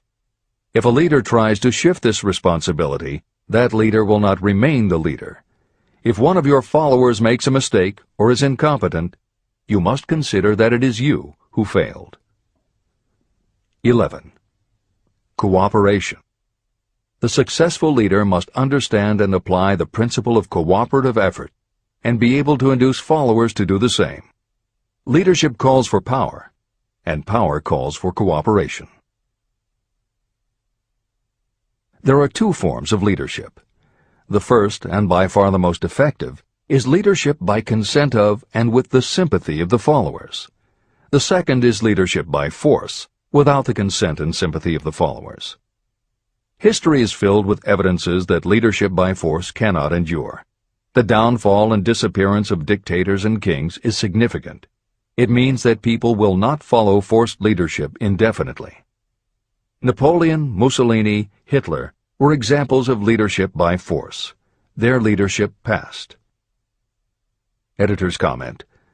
The following may also be added to the list: Idi Amin, Francisco Franco, Saddam Hussein, Ferdinand Marcos, Slobodan Milosevic, Juan Perón, General Augusto Pinochet, Pol Pot, General Suharto, the Taliban leaders in Afghanistan, Marshal Josip Broz Tito, Joseph Stalin, and subsequent leaders of the Soviet Union, East Germany, and the other countries in the Communist bloc.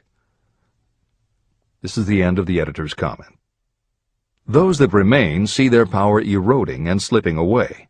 Leadership by consent of the followers is the only leadership that can endure. People may follow forced leadership temporarily, but they will not do so willingly. Successful leaders will embrace the 11 factors of leadership described in this chapter, as well as some other factors. Those who make these attributes the basis of their leadership will find abundant opportunity to lead in any walk of life. The 10 major causes of failure in leadership. The following are the major faults of leaders who fail. It is just as essential for you to know what not to do as it is to know what to do. 1. Inability to organize details. Efficient leadership calls for the ability to organize and master details. No genuine leader is ever too busy to do anything that may be required in the capacity as leader. Whether a leader or follower, when you admit that you are too busy to change your plans or to give attention to any emergency, you are admitting your inefficiency. The successful leader must be the master of all details connected with the position. That means, of course, that you must acquire the habit of relegating details to capable lieutenants. 2. Unwillingness to render humble service. Truly great leaders are willing, when occasion demands, to perform any sort of labor that they would ask another to perform. The greatest among ye shall be the servant of all is a truth that all able leaders observe and respect. 3. Expectation of pay for what they know, instead of what they do with what they know. The world does not pay you for what you know. It pays you for what you do, or what you induce others to do. 4. Fear of competition from followers. Leaders who fear that one of their followers may take their position are practically sure to realize that fear sooner or later. Able leaders train understudies to whom they may delegate any of the details of their position. Only in this way can leaders multiply themselves and be at many places and give attention to many things at one time. It is an eternal truth that leaders receive more pay for their ability to get others to perform than they could possibly earn by their own efforts. An efficient leader may, through knowledge of the job and a magnetic personality, greatly increase the efficiency of others and get them to render more service and better service than they could render without the leader's guidance. 5. Lack of imagination. Without imagination, the leader is incapable of meeting emergencies or of creating plans by which to guide followers efficiently. 6. Selfishness. Leaders who claim all the honor for the work of their followers are sure to be met by resentment. The really great leader claims none of the honors. Great leaders are content to see the honors, when there are any, go to their followers, because the great leaders know that most people will work harder for commendation and recognition than they will for money alone. 7. Intemperance. Followers do not respect an intemperate leader. Moreover, intemperance in any form destroys the endurance and the vitality of those who indulge in it. 8. Disloyalty. Perhaps this should have come at the head of the list. Leaders who are not loyal to their duty, and to those both above and below them, cannot maintain their leadership for long. Disloyalty marks you as being less than the dust of the earth, and it will bring the contempt it deserves.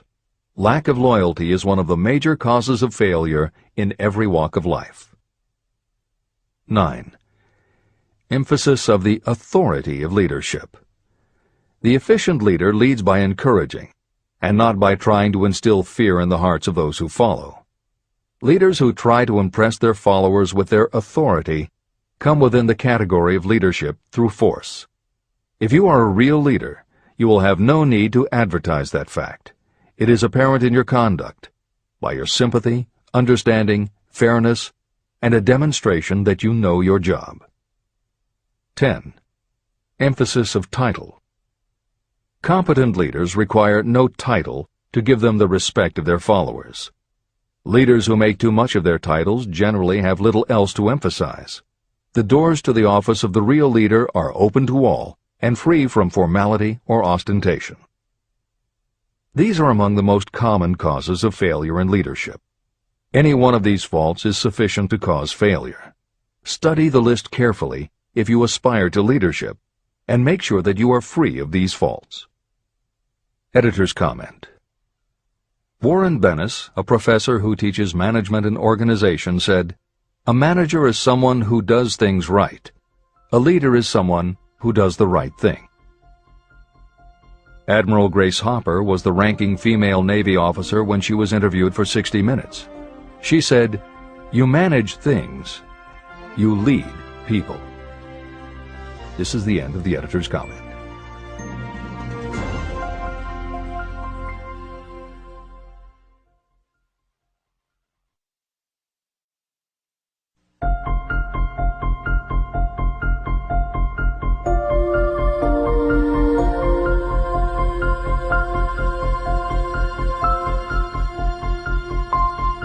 When and how to apply for a position.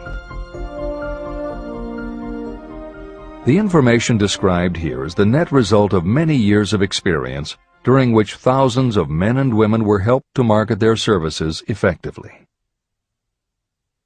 Editor's comment.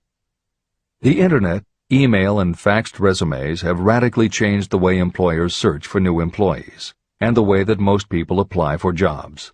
However, Think and Grow Rich was never intended for most people. It was written for those who want to stand out.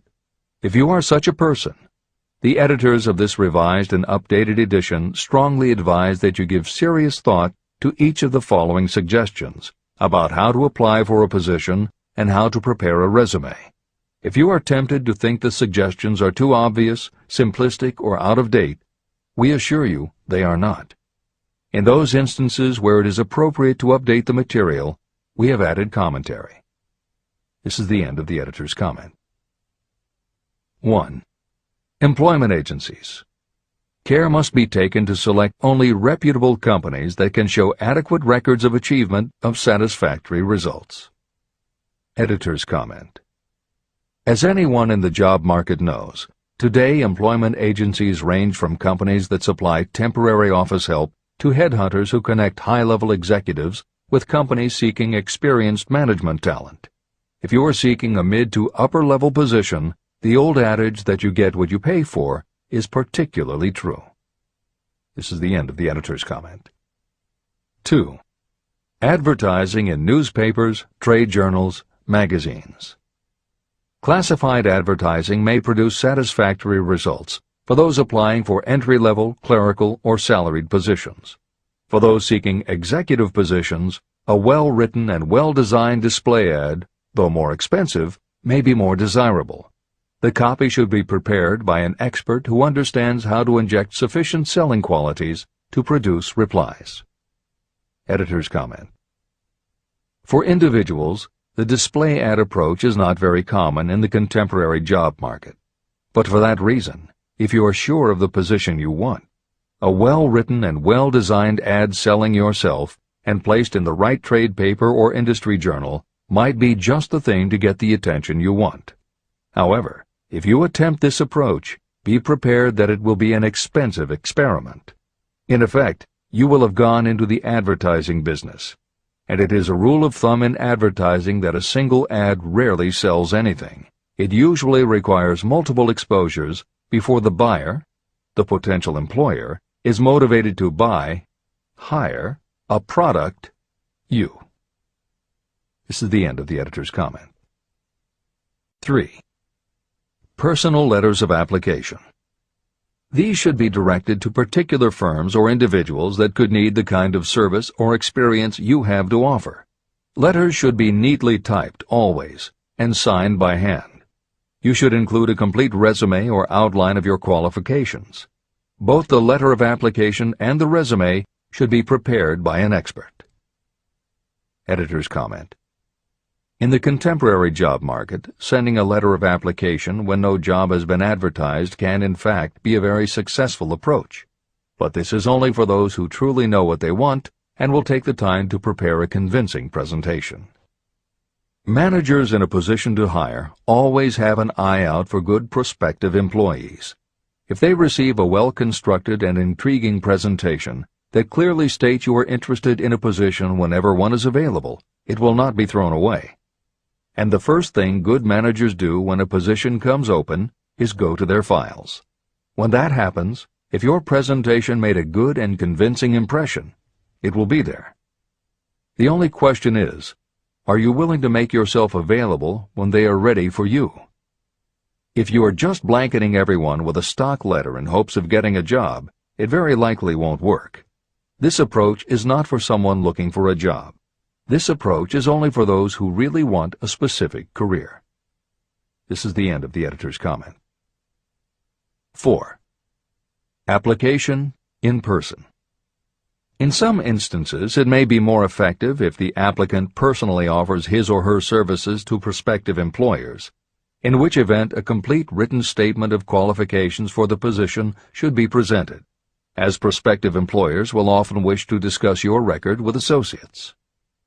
Editor's comment. Asking for an interview when no job has been advertised is an even stronger statement that you know what you want and you are serious about working in a particular industry. If you pursue this approach, keep in mind that you are asking someone to give you their time. Some managers will not be receptive because it does not fit into their company's business practice, and some managers will just find it an annoyance. This approach will work for you only if you are confident that you can make an outstanding impression in person. If you make a strong, positive impression, it will be remembered when an opening is available. This is the end of the editor's comment. 5. Application through personal acquaintances. When possible, the applicant should approach prospective employers through some mutual acquaintance. This method is particularly advantageous in the case of those who seek executive connections and do not wish to appear to be peddling themselves. Information to be supplied in a written resume.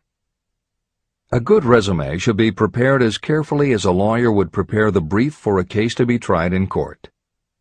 Unless the applicant is experienced in the preparation of such briefs, an expert should be consulted for this purpose. When successful businesses want to advertise, they hire specialists who understand the psychology of advertising to sell their products. If you are selling your personal services, you should do the same. Editor's comment. The job market in America has never been as bad as it was when Napoleon Hill wrote the preceding paragraph. Because of the Great Depression, many adults had never had any kind of steady job, let alone sought a career position, and there were few places to learn how to do it. Since that time, many excellent books have been published on the subject, and companies that offer professional help in preparing resumes have become very common. However, neither books nor copywriters are magic. It all begins with what you have to offer. The editors of this edition suggest that you start to assemble your presentation using the guidelines that appear below. Once you have a first draft, you should review at least one of the books on the subject to see what suggestions are offered that might help you sell yourself better than you have already done.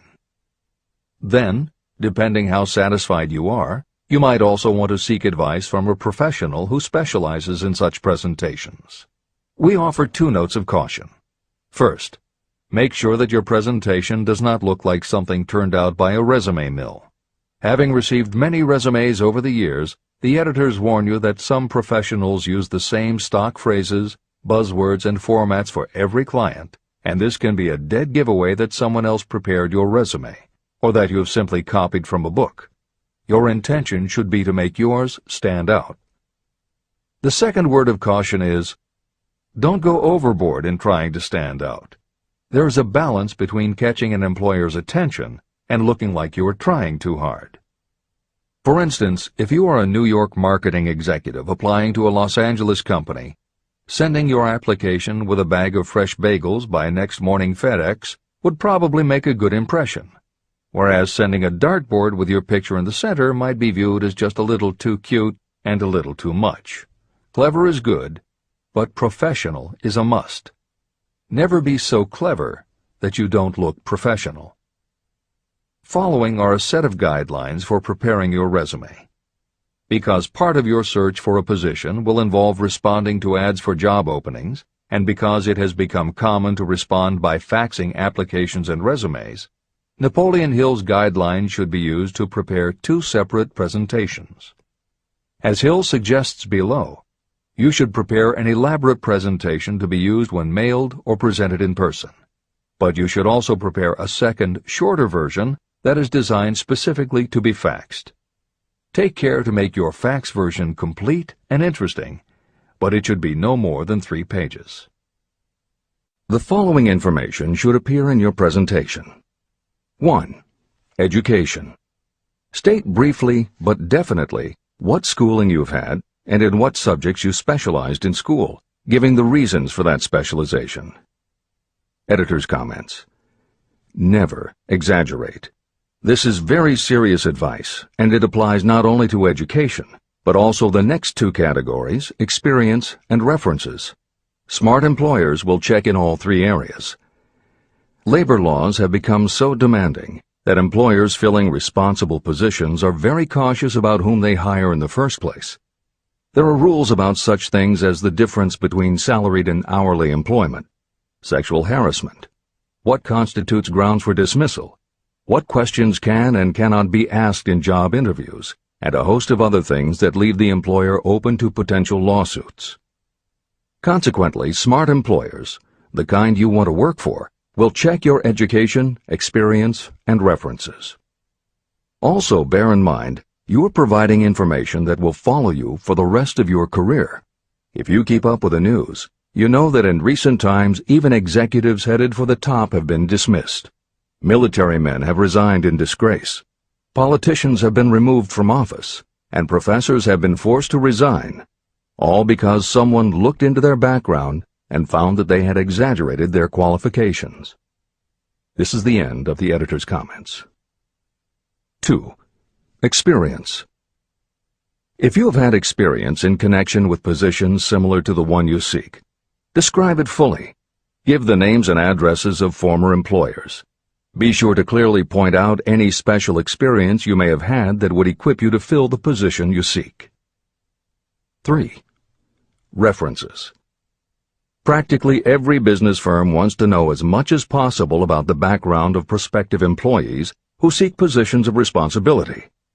Attach copies of letters from former employers, from teachers under whom you studied, and from prominent people whose judgment may be relied upon. 4. Photograph of yourself. Include a recent professional photograph of yourself as a part of your presentation. Editor's comment. In the contemporary job market, this is not a common practice at all. However, from personal experience, the editors of this edition know it can be advantageous. We have received only one such job application, but unquestionably it was the photograph that prompted us to ask the applicant to come in for an interview. If you are confident that your appearance makes a good, professional impression, you may want to consider this unusual approach. There is the danger that you may be seen as vain or self-centered, but it could also be the thing that gives you an edge. This is the end of the editor's comment. 5. Apply for a specific position. Never apply for just a job. That indicates you lack specialized qualifications. 6. State your qualifications for the particular position for which you apply. Give full details why you believe you are qualified for the particular position you seek. This is the most important detail of your application. It will determine, more than anything else, what consideration you receive. 7. Offer to go to work on probation. This may appear to be a radical suggestion, but experience has proved that it seldom fails to win at least a trial. If you are sure of your qualifications, a trial is all you need. Incidentally, such an offer indicates that you have confidence in your ability to fill the position you seek. It is most convincing. Make it clear that your offer is based on your confidence in your ability to fill the position, your confidence in your prospective employer's decision to employ you after the trial period, and your determination to have the position. Editor's comments. As you will learn in Chapter 10, when you read the story of Napoleon Hill's application to Rufus Ayers, Hill gives this advice based on his personal experience. Unfortunately, this is one of those instances where times may have changed so much that the approach is rarely applicable. In today's environment, modern labor laws and business practice may prevent an employer from taking you up on your offer. However, today many companies do have internship programs that allow an employer to test drive employees to see how well they might fit in. This is the end of the editor's comment. 8. Knowledge of your prospective employer's business. Before applying for a position, do sufficient research to familiarize yourself thoroughly with that business and indicate the knowledge you have acquired in this field. This will be impressive because it indicates that you have imagination and a real interest in the position you seek. Editor's comment. When you do this, and you certainly should, bear in mind that you will be talking with people who really know the business. Even by researching extensively, at best you will only know about their business. If you try to appear too knowledgeable or familiar, it may backfire and reveal that you have only a superficial view of the business. Unless you are already working in the particular industry and have insights based on experience, do not be presumptuous. Use your knowledge to indicate that you have taken the time to educate yourself and that you really are interested, but don't try to tell a prospective employer how you would run the business. This is the end of the editor's comment. Remember that it is not the lawyer who knows the most law, but the one who best prepares his case who wins. If your case is properly prepared and presented, your victory will have been more than half won at the outset. Do not be afraid of making your presentation too long. Employers are just as much interested in purchasing the services of well-qualified applicants as you are in securing employment. In fact, the success of most successful employers is due to their ability to select well-qualified lieutenants. They want all the information available. Editor's comment. As noted above, when faxing a resume, it should be no more than 3 pages and should state that you will be pleased to provide a more detailed resume if required. This is the end of the editor's comment. Remember another thing. Neatness in the preparation of your resume and application will indicate that you are a painstaking person. Successful salespeople groom themselves with care. They understand that first impressions are lasting. Your presentation is your sales rep. Give it a good suit of clothes, so it will stand out in bold contrast to anything else your prospective employer ever saw. If the position you seek is worth having, it is worth going after with care.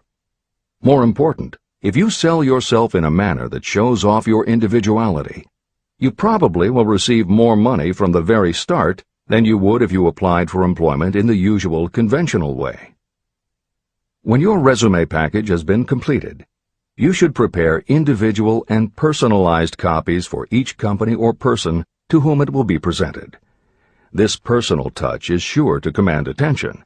Have it neatly typed, proofread, printed, and properly bound on the finest paper you can obtain. Your photograph should be mounted and included on one of the pages. Prepare a separate binding with the proper company name inserted if it is to be shown to more than one company. If you seek employment through an employment agency, have the agent use copies of your presentation in marketing your services. This will help to gain preference for you, both with the agent and the prospective employers. I've helped to prepare presentations for clients that were so striking and out of the ordinary that they resulted in the employment of the applicant without a personal interview. If you want similar results, follow the instructions to the letter, improving upon them however your imagination suggests. Editor's comments. Today, every office supply store offers a wide variety of paper stock, folders, binders, and presentation materials that can be put together in a way that is both unique and professional looking.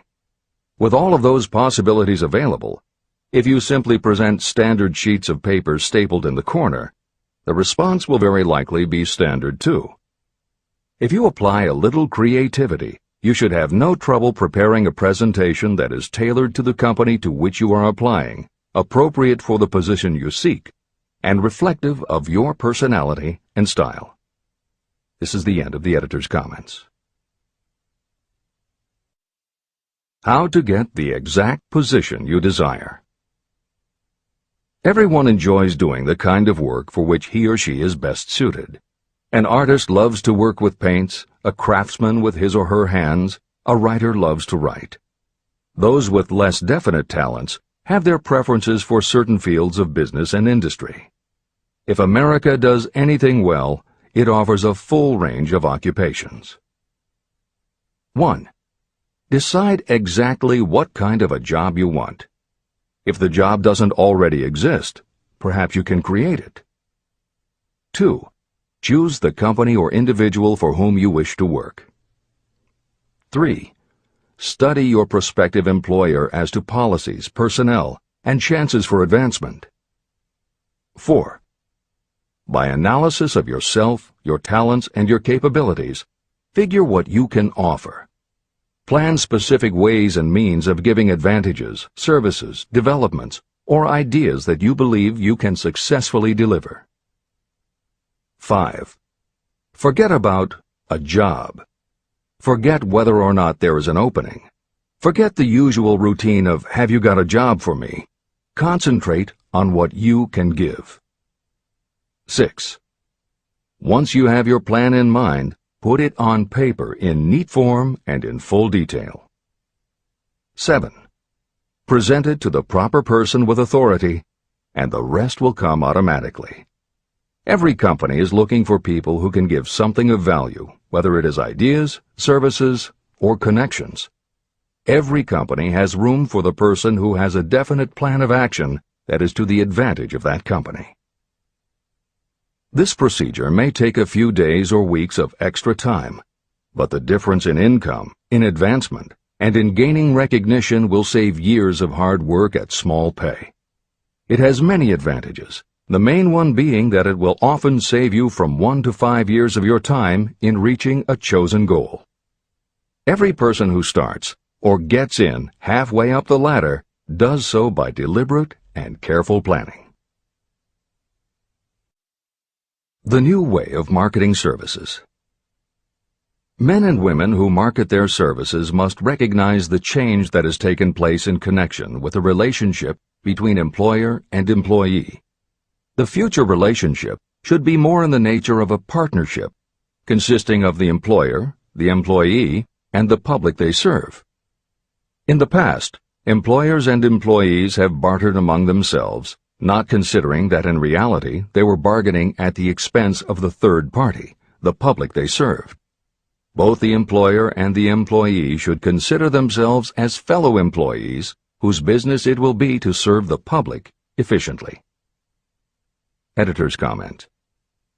In the preceding paragraph, Napoleon Hill once again demonstrates his foresight into the future direction of American business. As you will recognize in the following section, the point he makes by citing the coal and gas companies would at a later time be equally applicable to the telephone monopolies, and later still to computer software and internet companies, and to cable television suppliers when competitors started to offer satellite TV. This snapshot of how and why business has changed should provide you with a blueprint for the attitude you must adopt and the way you must conduct yourself if you are going to attain the success you're seeking. This is the end of the editor's comment. During the Depression, I spent several months in the anthracite coal region of Pennsylvania, studying conditions that all but destroyed the coal industry. The coal operators and the unions drove hard bargains in negotiating their labor contracts. The cost of the bargaining was passed on to the customer by adding to the price of the coal.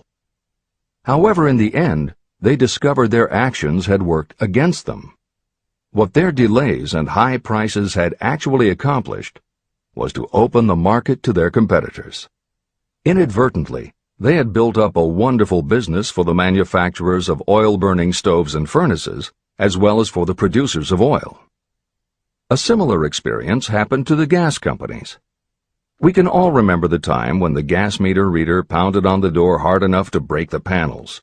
When the door was opened, he pushed his way in uninvited with a scowl on his face that plainly said, "What the hell did you keep me waiting for?" All that has undergone a change. The meter man now conducts himself as a gentleman who is delighted to be at your service, sir.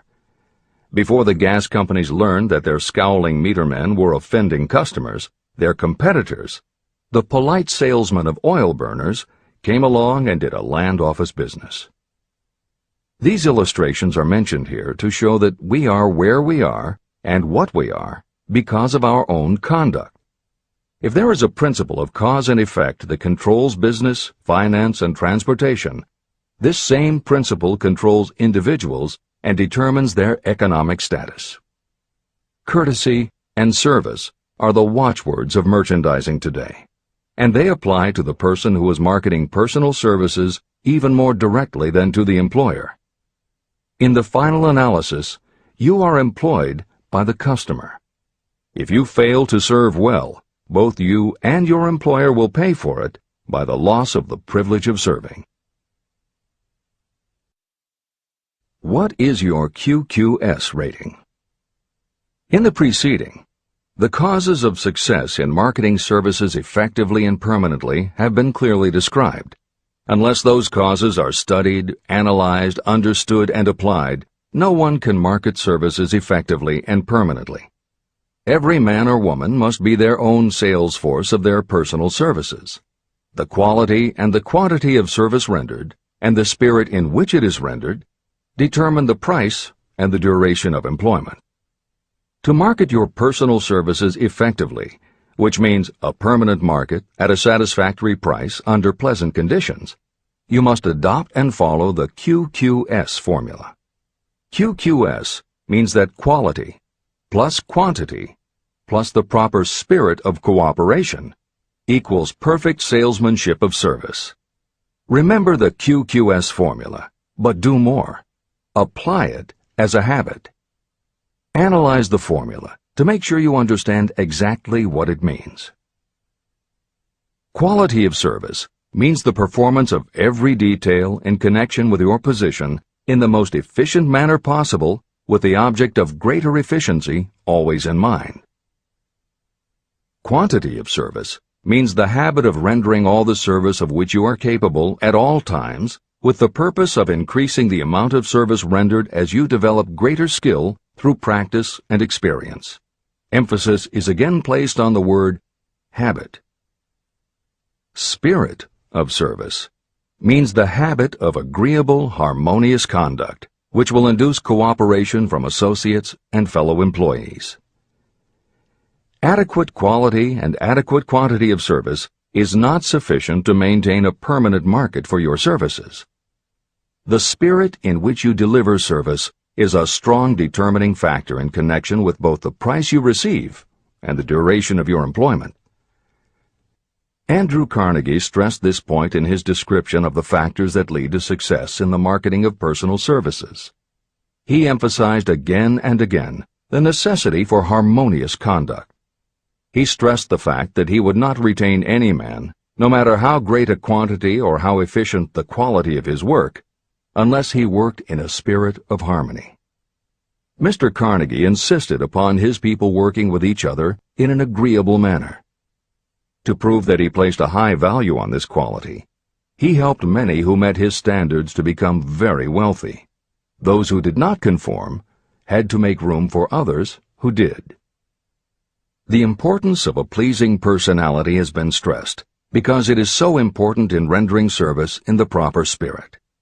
If you have a personality that pleases, and you render service in a spirit of harmony, these assets often make up for what you may lack in both the quality and the quantity of service you render. Nothing, however, can be successfully substituted for pleasing conduct. The capital value of your services. The person whose income is derived entirely from the sale of personal services is a merchant, just like the person who sells hard goods, and such a person is subject to exactly the same rules of conduct as the merchant who sells merchandise. I emphasize this because many people who live by the sale of personal services make the mistake of considering themselves free from the rules of conduct and the responsibilities attached to those who are engaged in marketing commodities. The day of the go-getter has been supplanted by the go-giver. The actual capitalized value of your brainpower may be determined by the amount of income you can produce by marketing your services. A fair estimate of the capital value of your brainpower may be made by using the following assumptions. Money, the amount of capital, can be borrowed from a bank at a certain rate of interest. Money is worth no more than brains, and it is often worth much less. Therefore, if your brainpower is as valuable as money, in effect, you should be lending your brainpower, your amount of capital, at least at the same rate that banks charge to lend money. This means that what you earn in a year, your income, is comparable to what a bank earns from a loan in a year, the interest they charge. You can then calculate the capital value of your brainpower using this formula. Divide 100 by the current rate of interest that banks charge for lending money. Then multiply the result by the amount of your annual income. As an example, assume that the current interest rate is 5%. Assume your annual income is $50,000. The formula would be as follows. 100 divided by 5 equals 20, and 20 multiplied by 50,000 equals $1 million. Therefore, if you lend out your brainpower, your capital, at the same rate as the bank lends money, 5% interest, your brainpower is worth $1 million.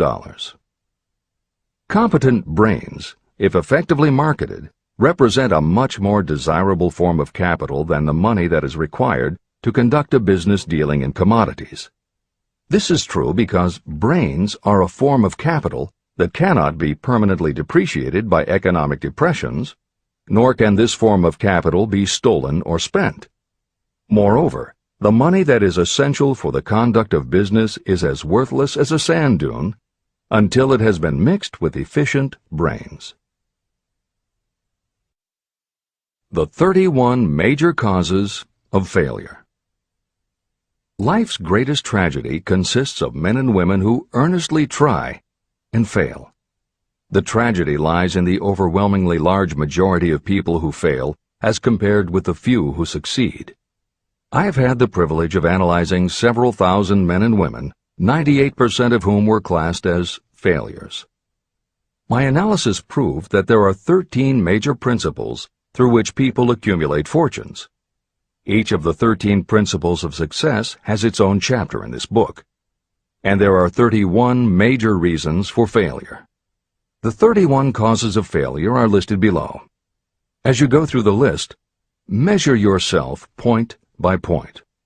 It will help you to discover how many of these causes of failure stand between you and success. 1. Unfavorable hereditary background. There is little, if anything, that can be done for people who are born with a deficiency in brain power. This is the only one of the 31 causes of failure that may not be easily corrected by any individual. My philosophy can offer only one method of bridging this weakness, through the aid of the mastermind. 2.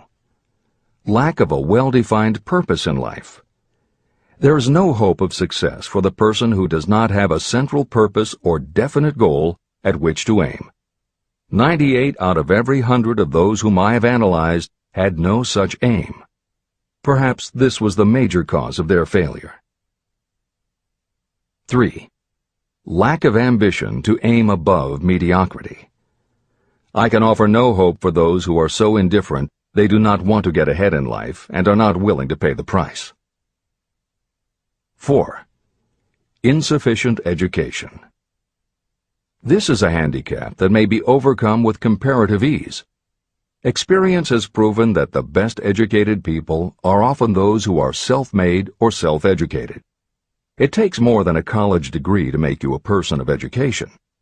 Any person who is educated has learned to get whatever they want in life without violating the rights of others. Education consists not so much of knowledge, but of knowledge effectively and persistently applied. You are paid not merely for what you know, but for what you do with what you know. 5.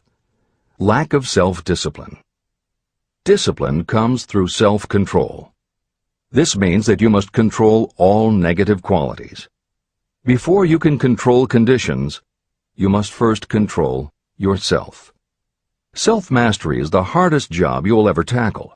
If you do not conquer yourself, you will be conquered by yourself. By stepping in front of a mirror, you may see both your best friend and your greatest enemy. 6. Ill health. No person may enjoy outstanding success without good health. Many of the causes of ill health are subject to mastery and control. These, in the main, are overeating of foods not conducive to health, wrong habits of thought or negative thinking, wrong use of and overindulgence in sex, lack of proper physical exercise, an inadequate supply of fresh air due to improper breathing. 7. Unfavorable environmental influences during childhood. As the twig is bent, so shall the tree grow. Most people who have criminal tendencies acquire them as the result of bad environment and improper associates during their childhood or youth. Procrastination. This is one of the most common causes of failure. Procrastination stands within the shadow of every human being, waiting its opportunity to spoil your chances of success. Most of us go through life as failures because we are waiting for the time to be right to start doing something worthwhile. Do not wait. The time will never be just right.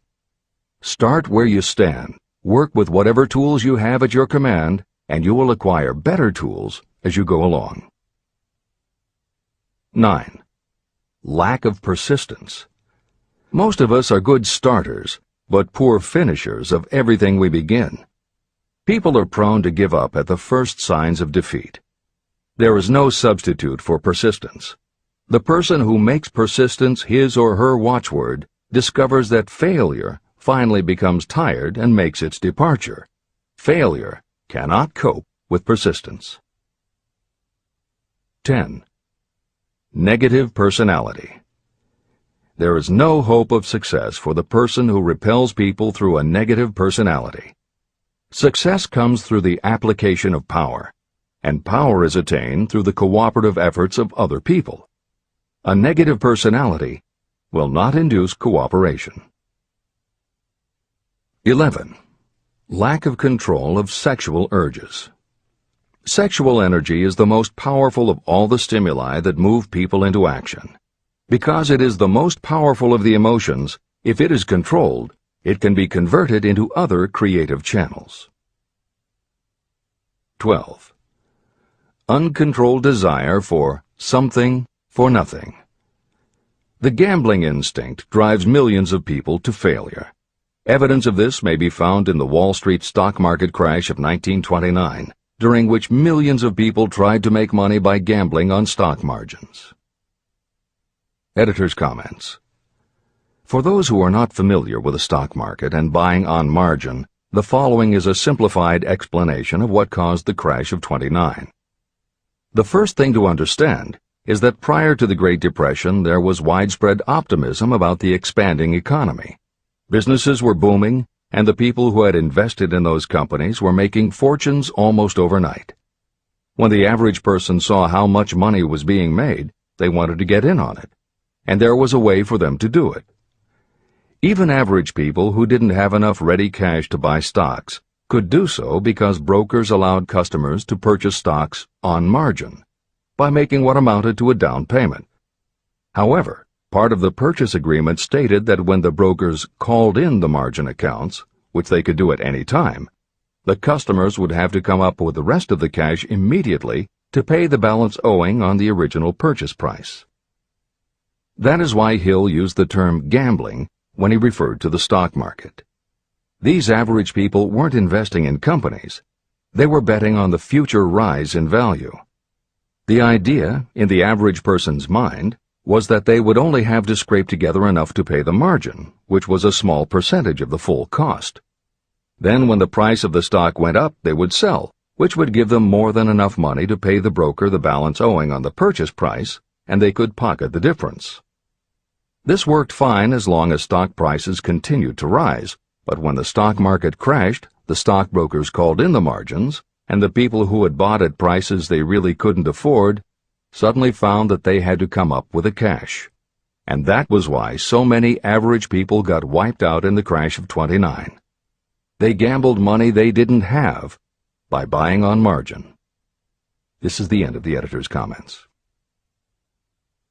13. Lack of a well-defined power of decision. Those who succeed reach decisions promptly and change them very slowly.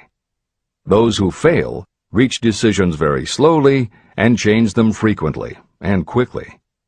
Indecision and procrastination are twins. Where one is found, the other is also usually found. Kill off this pair before they completely tie you to the treadmill of failure.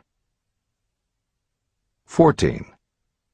One or more of the 6 basic fears: fear of poverty, fear of criticism, fear of ill health, fear of loss of love, fear of old age, and fear of death. You will find an in-depth analysis of these 6 basic fears in the final chapter. They must be mastered before you can market your services effectively. 15. Wrong selection of a mate in marriage. This is a most common cause of failure. The relationship of marriage brings people intimately into contact. Unless this relationship is harmonious, failure is likely to follow. Moreover, it will be a form of failure that destroys ambition. 16. Overcaution. The person who takes no chances generally has to take whatever is left when others are through choosing. Overcaution is as bad as undercaution. Both are extremes to be guarded against. Life itself is filled with the element of chance. 17. Wrong selection of associates in business. This is one of the most common causes of failure in business. In marketing personal services, you should use great care to select an employer who will be an inspiration and who is intelligent and successful. We emulate those with whom we associate most closely. Pick an employer who is worth emulating. 18. Superstition and prejudice. Superstition is a form of fear. It is also a sign of ignorance. Successful people keep open minds and are afraid of nothing. 19. Wrong selection of a vocation. You cannot have outstanding success in work that you do not like. The most essential step in the marketing of personal services is that of selecting an occupation into which you can throw yourself wholeheartedly. Although money or circumstances may require you to do something you don't like for a time, no one can stop you from developing plans to make your goal in life a reality. Editor's comments. Most contemporary experts agree with Napoleon Hill's statement that finding the work you love is of key importance in achieving success that is truly rewarding. This concept coincides so well with modern attitudes that it has inspired a number of books, including Feel the Fear and Do It Anyway by Susan Jeffers, Wishcraft by Barbara Sher, and Do What You Love, The Money Will Follow by Marcia Sinitar. All three books became bestsellers by expanding upon that single concept. This is the end of the editor's comments. 20. Lack of concentration of effort. The jack of all trades seldom is good at any. Concentrate all of your efforts on one definite chief aim. 21. The habit of indiscriminate spending. You cannot succeed if you are eternally in fear of poverty. Form the habit of systematic saving by putting aside a definite percentage of your income. Money in the bank gives you a very safe foundation of courage when bargaining for the sale of personal services. Without money, you must take what you are offered and be glad to get it. 22. Lack of enthusiasm. Without enthusiasm, you cannot be convincing. Moreover, enthusiasm is contagious, and the person who has it under control is generally welcome in any group of people. 23. Intolerance. The person with a closed mind on any subject seldom gets ahead. Intolerance means that you have stopped acquiring knowledge. The most damaging forms of intolerance are those connected with religious, racial, and political differences of opinion. 24. Intemperance. The most damaging forms of intemperance are connected with overeating, alcohol, drugs, and sexual activities. Overindulgence in any of these can be fatal to success. 25. Inability to cooperate with others. More people lose their positions and their big opportunities in life because of this fault than for all other reasons combined. It is a fault that no well-informed business person or leader will tolerate. 26. Possession of power that was not acquired through self-effort. Sons and daughters of wealthy parents and others who inherit money that they did not earn. Power in the hands of one who did not acquire it gradually is often fatal to success. Quick riches are more dangerous than poverty. 27. Intentional dishonesty. There is no substitute for honesty. You may be temporarily dishonest because of circumstances over which you have no control without permanent damage, but there is no hope for you if you are dishonest by choice. Sooner or later, your deeds will catch up with you, and you will pay by loss of reputation and perhaps even loss of liberty. 28.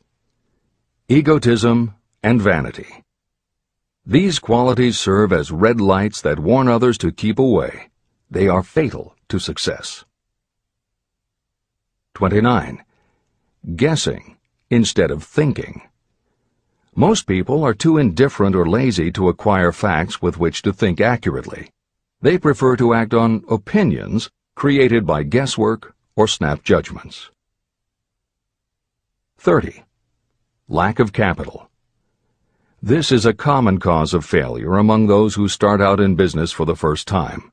You must have a sufficient reserve of capital to absorb the shock of your mistakes and to carry you over until you have established a reputation. 31. Here, name any particular cause of failure from which you have suffered that has not been included in the foregoing list. Contained in these 31 major causes of failure is the description of practically every person who tries and fails. It will be helpful if you get someone who knows you well to go over this list with you and help you to analyze yourself by each of these causes of failure. Most people cannot see themselves as others see them. You may be one who cannot. Do you know your own worth? The oldest of admonitions is, know thyself. If you market merchandise successfully, you must know the merchandise. The same is true in marketing personal services. You should know all of your weaknesses in order to bridge them or eliminate them entirely. You should know your strengths in order to call attention to them when selling your services. You can know yourself only through accurate analysis. There's a story about a young man applying for a job who was making a good impression until the manager asked him what salary he expected. He replied that he had no fixed sum in mind, lack of a definite aim. The manager then said, "We will pay you all you are worth after we try you out for a week." "I can't accept that," the applicant replied. "I'm already getting more than that where I'm now employed." It may seem funny, but it makes a serious point. Before you even begin to negotiate for a better salary in your present position or begin to seek employment elsewhere, be sure that you are worth more than you now receive. It is one thing to want money. Everyone wants more, but it is something entirely different to be worth more. Many people mistake their wants for their just dues. Your financial wants have nothing whatever to do with your worth. Your value is established entirely by your ability to render useful service or your capacity to induce others to render such service. Take inventory of yourself. Annual self-analysis is essential in the effective marketing of personal services, just like you would take an annual inventory if you were in merchandising. Moreover, your yearly analysis should show a decrease in your faults and an increase in your virtues. You go ahead, stand still, or go backward in life. Your objective should be to go ahead. Annual self-analysis will disclose whether advancement has been made and, if so, how much. It will also disclose any backward steps you may have taken. The effective marketing of personal services requires you to move forward even if the progress is slow. Your annual self-analysis should be made at the end of each year, so you can include in your New Year's resolutions any improvements that the analysis indicates should be made. Take this inventory by asking yourself the following questions, and by checking your answers with the aid of someone who will not permit you to deceive yourself. Self-analysis questionnaire. 1. Have I attained the goal that I established as my objective for this year? You should work with a definite yearly objective to be attained as a part of your major life objective. 2. Have I delivered service of the best possible quality of which I was capable, or could I have improved any part of this service? 3. Have I delivered service in the greatest possible quantity of which I was capable? 4. Has the spirit of my conduct been harmonious and cooperative at all times? 5. Have I permitted the habit of procrastination to decrease my efficiency, and if so, to what extent? 6. Have I improved my personality, and if so, in what ways? 7. Have I been persistent in following my plans through to completion? 8. Have I reached decisions promptly and definitely on all occasions? 9. Have I permitted any of the 6 basic fears to decrease my efficiency? 10. Have I been either overcautious or undercautious?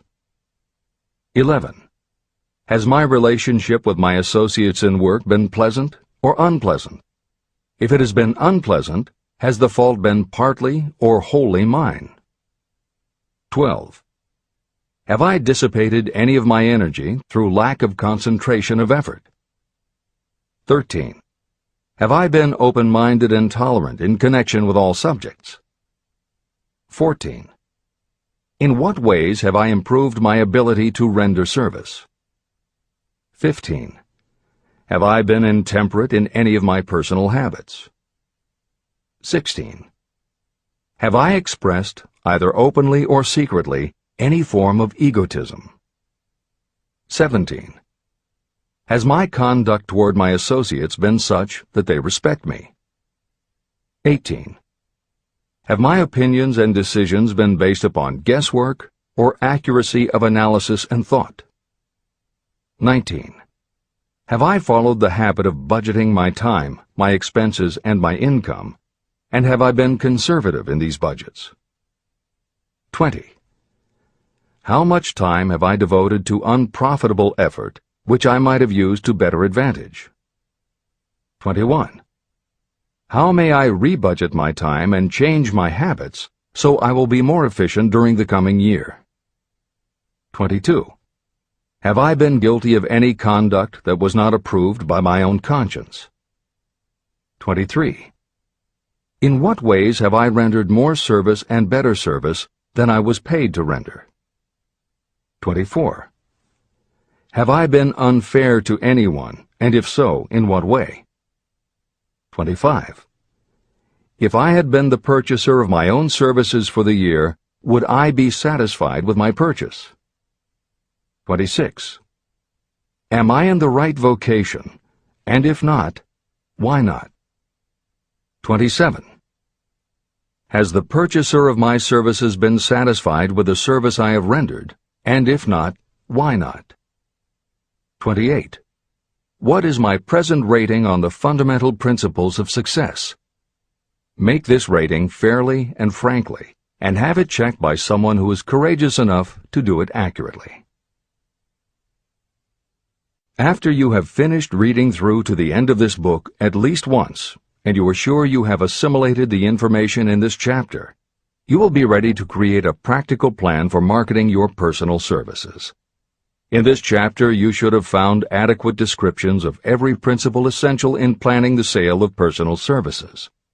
These include the major attributes of leadership, the most common causes of failure in leadership, a description of the fields of opportunity for leadership, the main causes of failure in all walks of life, and the important questions that should be used in self-analysis. This extensive and detailed presentation has been included because it will be needed by you if you are going to earn your riches by marketing your personal services. Those who have lost their fortunes and those who are just beginning to earn money have nothing but personal services to offer in return for riches. Therefore, it is essential that you have real, practical information that you'll need to market your services to best advantage.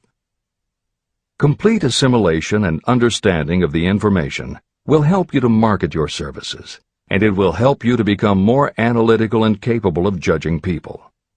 The information will be priceless to you if you work in an executive position where you select employees. Where and how to find opportunities to accumulate riches. Now that we have analyzed the principles by which riches may be accumulated, you naturally ask, where can I find the opportunities to apply these principles? Very well. Let us take inventory and see what the United States of America offers the person seeking riches. To begin with, remember that we live in a country where every law-abiding citizen enjoys freedom of thought and freedom of deed unequaled anywhere in the world. Most of us have never taken inventory of the advantages of this freedom. We have never compared our unlimited freedom with a curtailed freedom in other countries. Here we have freedom of thought, freedom in the choice and enjoyment of education, freedom in religion, freedom in politics, freedom in the choice of a business, profession, or occupation, freedom to accumulate and own all the property we can accumulate, freedom to choose our place of residence, freedom in marriage, freedom through equal opportunity to all races, freedom of travel from one state to another, freedom in our choice of foods, and freedom to aim for any station in life for which we have prepared ourselves, even for the presidency of the United States. We have other forms of freedom, but this list gives an overview of the most important freedoms that offer you the opportunity to think and grow rich. The United States is the only country guaranteeing to every citizen, whether native-born or naturalized, so broad and varied a list of freedoms.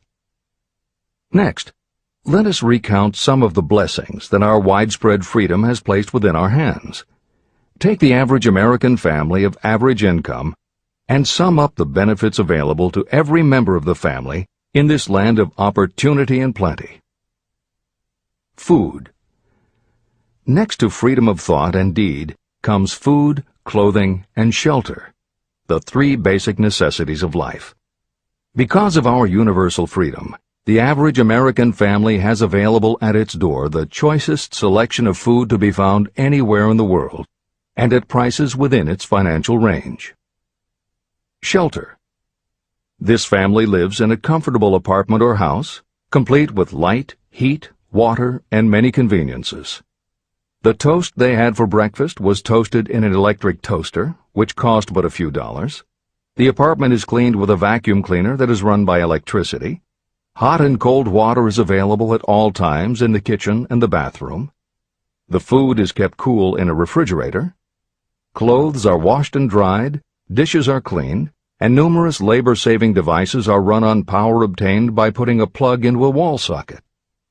The family receives entertainment and information from all over the world 24 hours a day if they want it, by merely flipping a switch on their radio or television or computer. There are other conveniences, but the foregoing list will give a fair idea of some of the concrete evidences of the freedoms that we, of America, enjoy. Clothing. Anywhere in the United States, the family with average clothing requirements can dress very comfortably at a cost that is only a small portion of their earnings. Only the three basic necessities of food, clothing, and shelter have been mentioned. The average American also has other options and advantages that are available in return for reasonable effort. The average American has security of property rights not found in any other country in the world. We can place any surplus money in a bank with the assurance that our government will protect it and make good to us if the bank fails. If an American citizen wants to travel from one state to another, he or she needs no passport and no one's permission. You may go when you please, and you may travel by car, train, bus, airplane, ship, or any other method that you can afford. The miracle that has provided these blessings. We often hear politicians proclaiming the freedom of America when they solicit votes, but they seldom take the time or trouble to analyze the source of this freedom. Having no axe to grind, no grudge to express, and no ulterior motives, I will give you a frank analysis of that mysterious, abstract, greatly misunderstood something that gives to every citizen of America more blessings, more opportunities to accumulate wealth, and more freedom of every nature than may be found in any other country. I have the right to analyze the source and nature of this unseen power because I know, and have known for more than half a century, many of the men who organized that power, and many who are now responsible for its maintenance. The name of this mysterious benefactor of mankind is capital. Capital consists not only of money, but also of highly organized, intelligent groups of individuals who plan ways and means of using money efficiently for the good of the public and profitably to themselves.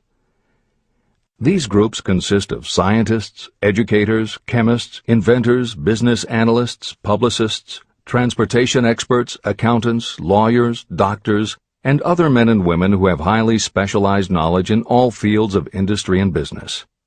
They pioneer, experiment, and blaze trails in new fields of endeavor. They support colleges, hospitals, schools, build good roads, publish newspapers, pay most of the cost of government, and take care of the many details essential to human progress.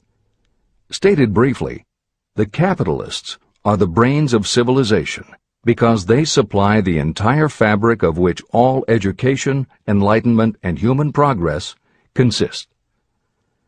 Money without brains is always dangerous. Properly used, it is the most important essential of civilization. To give you an idea of how important organized capital is, try to imagine that it is your job to provide and prepare a simple family breakfast, but you have to do it without the aid of capital. To supply the tea, you would have to make a trip to China or India. Unless you are an excellent swimmer, you would become rather tired before making the round trip. Then, too, another problem would confront you. What would you use for money, even if you had the physical endurance to swim the ocean? To supply sugar, you would have to take another swim to the Caribbean islands, or a long walk to the sugar beet section of Utah. But even then you might come back without the sugar, because organized effort and money are necessary to produce sugar, to say nothing of what is required to refine, transport, and deliver it to the breakfast table anywhere in the United States.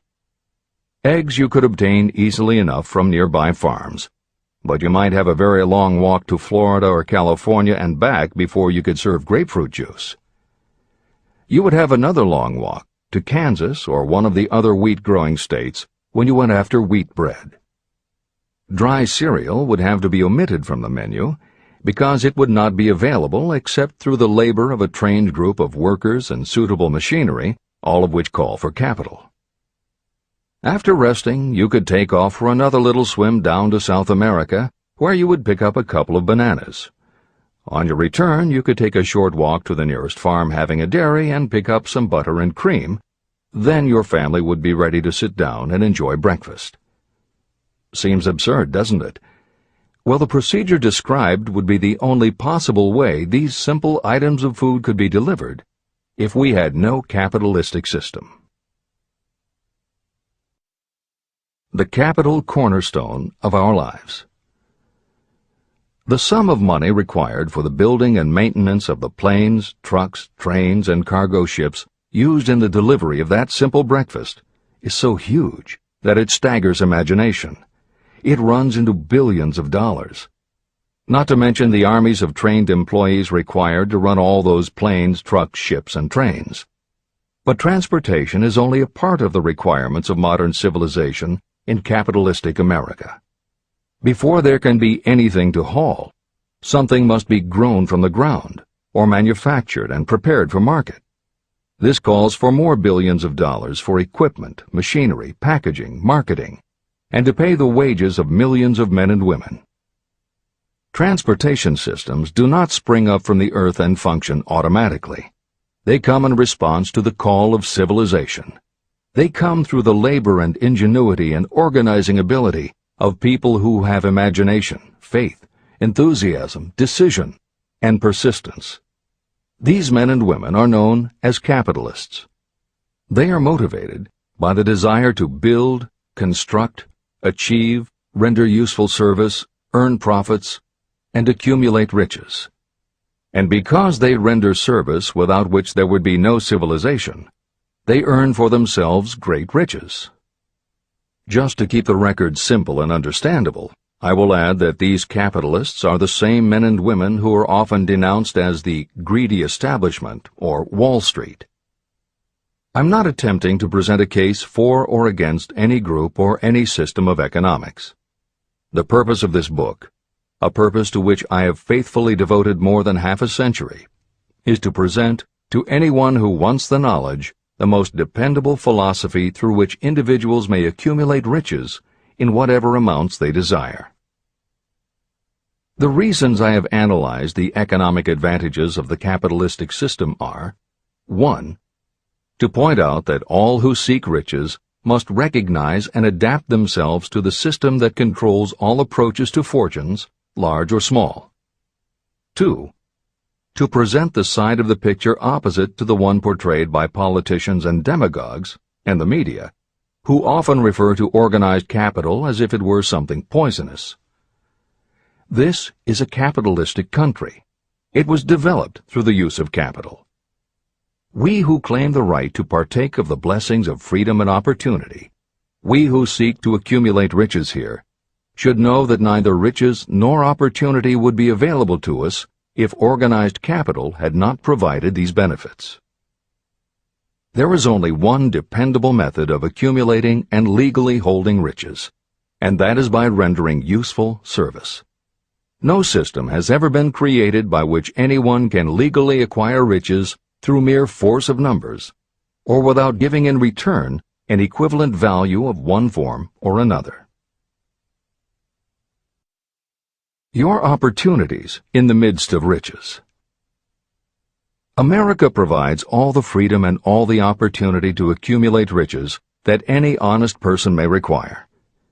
When you go hunting for game, you select hunting grounds where game is plentiful. When you are seeking riches, the same rule naturally applies. If it is riches you are seeking, do not overlook the possibilities of a country whose citizens are so rich that women alone spend billions of dollars each year for cosmetics and other beauty products. Do not be in too big a hurry to get away from a country whose men willingly, even eagerly, hand over more billions of dollars annually for football, basketball, baseball, and all the related products that go with these and other sporting events. Only a few of the luxuries and non-essentials have been mentioned, but remember that the business of producing and marketing these few products gives regular employment to many millions of men and women, who receive for their services many millions of dollars monthly, and spend it freely for both the luxuries and the necessities. Especially, remember that behind all this exchange of merchandise and personal services is an abundance of opportunity to accumulate riches. Here our American freedom comes to your aid. There is nothing to stop you or anyone from engaging in any portion of the effort necessary to carry on these businesses. If you have superior talent, training, experience, you may accumulate riches in large amounts. Those not so fortunate may accumulate smaller amounts. Anyone may earn a living in return for a very nominal amount of labor. So there you are. Opportunity has spread its wares before you. Step up to the front, select what you want, create your plan, put the plan into action, and follow through with persistence. Capitalistic America will do the rest. You can depend on this much. Capitalistic America ensures every person the opportunity to render useful service and to collect riches in proportion to the value of the service. The system denies no one this right, but it does not and cannot promise something for nothing. The system itself is irrevocably controlled by the law of economics, which neither recognizes nor tolerates for long getting without giving.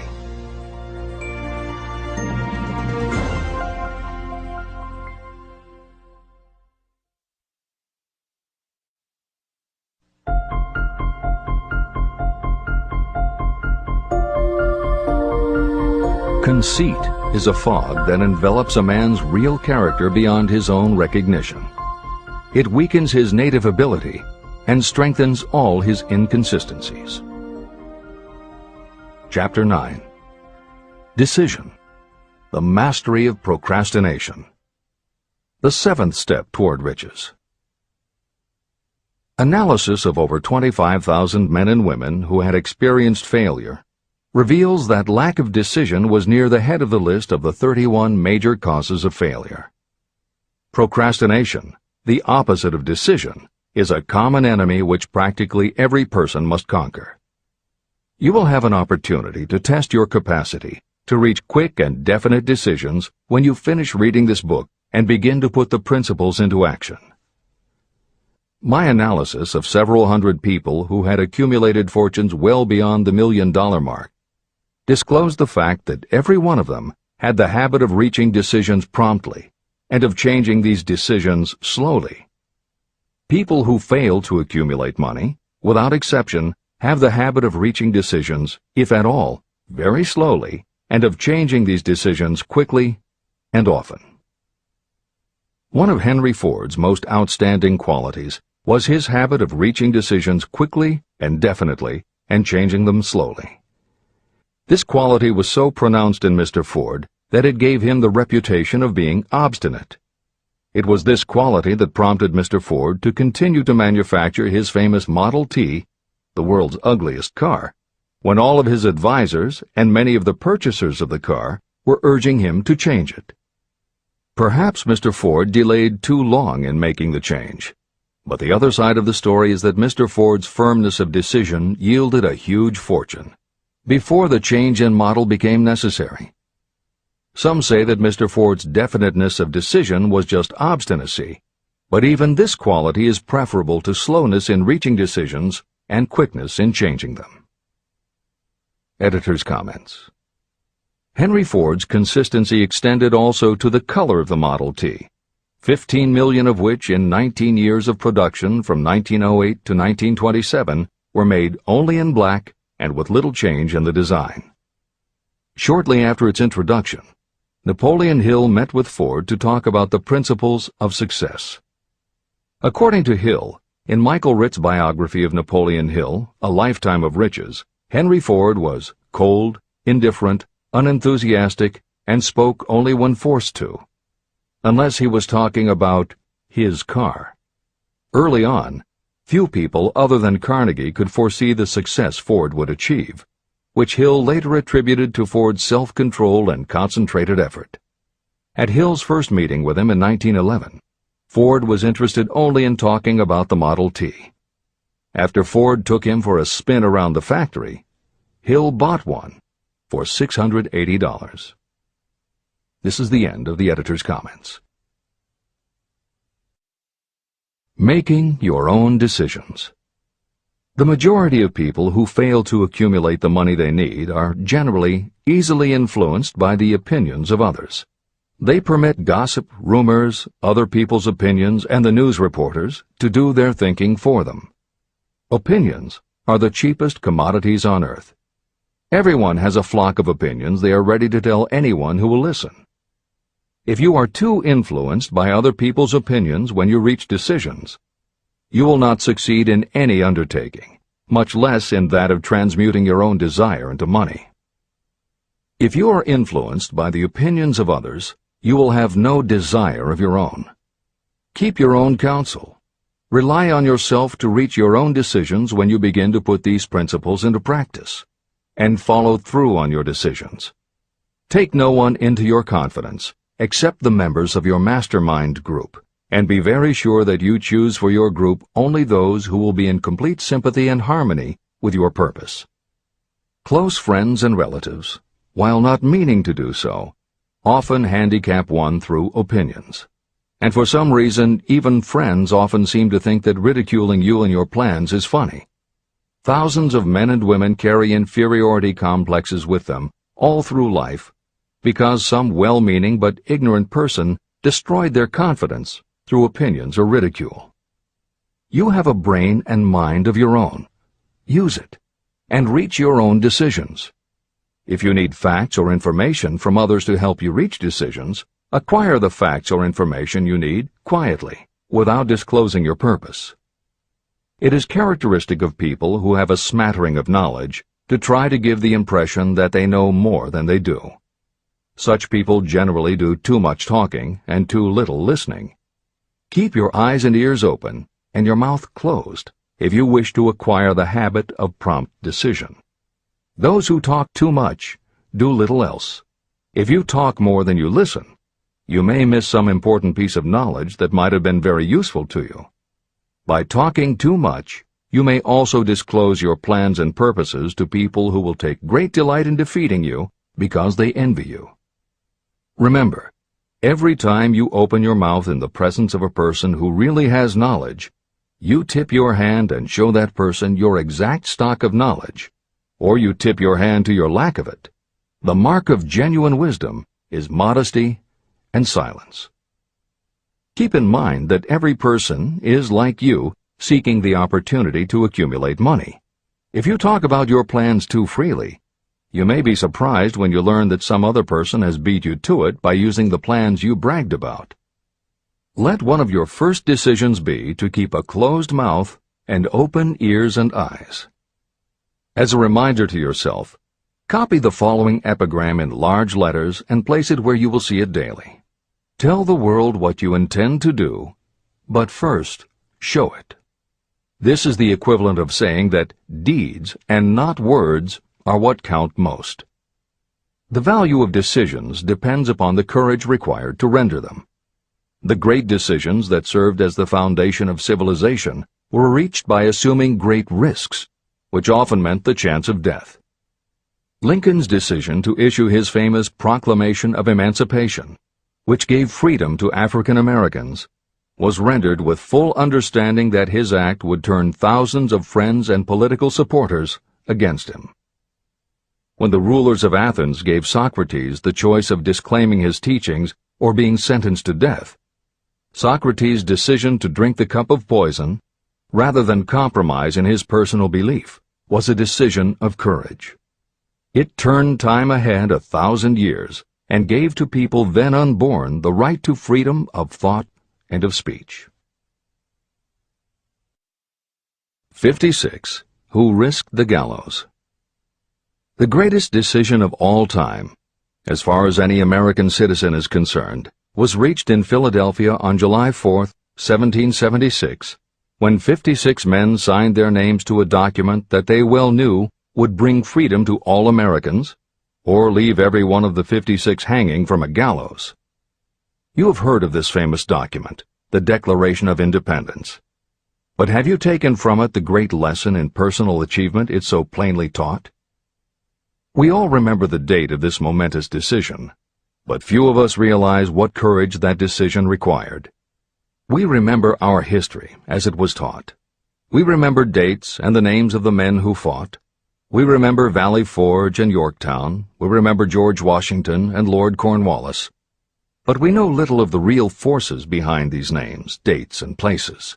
We know even less of that intangible power that ensured freedom long before Washington's armies reached Yorktown.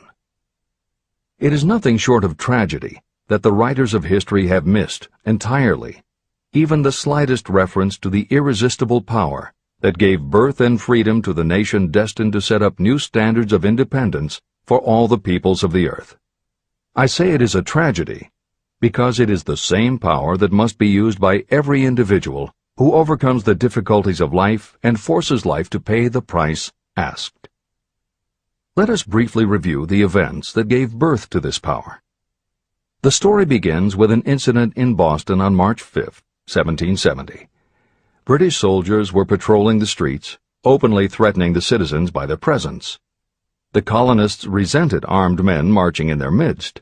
They began to express their resentment openly, hurling stones as well as epithets at the marching soldiers, until the commanding officer gave orders. Fix bayonets, charge. The battle was on. It resulted in the death and injury of many. The incident aroused such resentment that the Provincial Assembly, made up of prominent colonists, called a meeting for the purpose of taking definite action.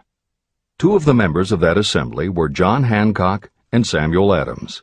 They spoke up courageously and declared that a move must be made to eject all British soldiers from Boston. Remember this: a decision, in the minds of two men, might properly be called the beginning of the freedom that we of the United States now enjoy.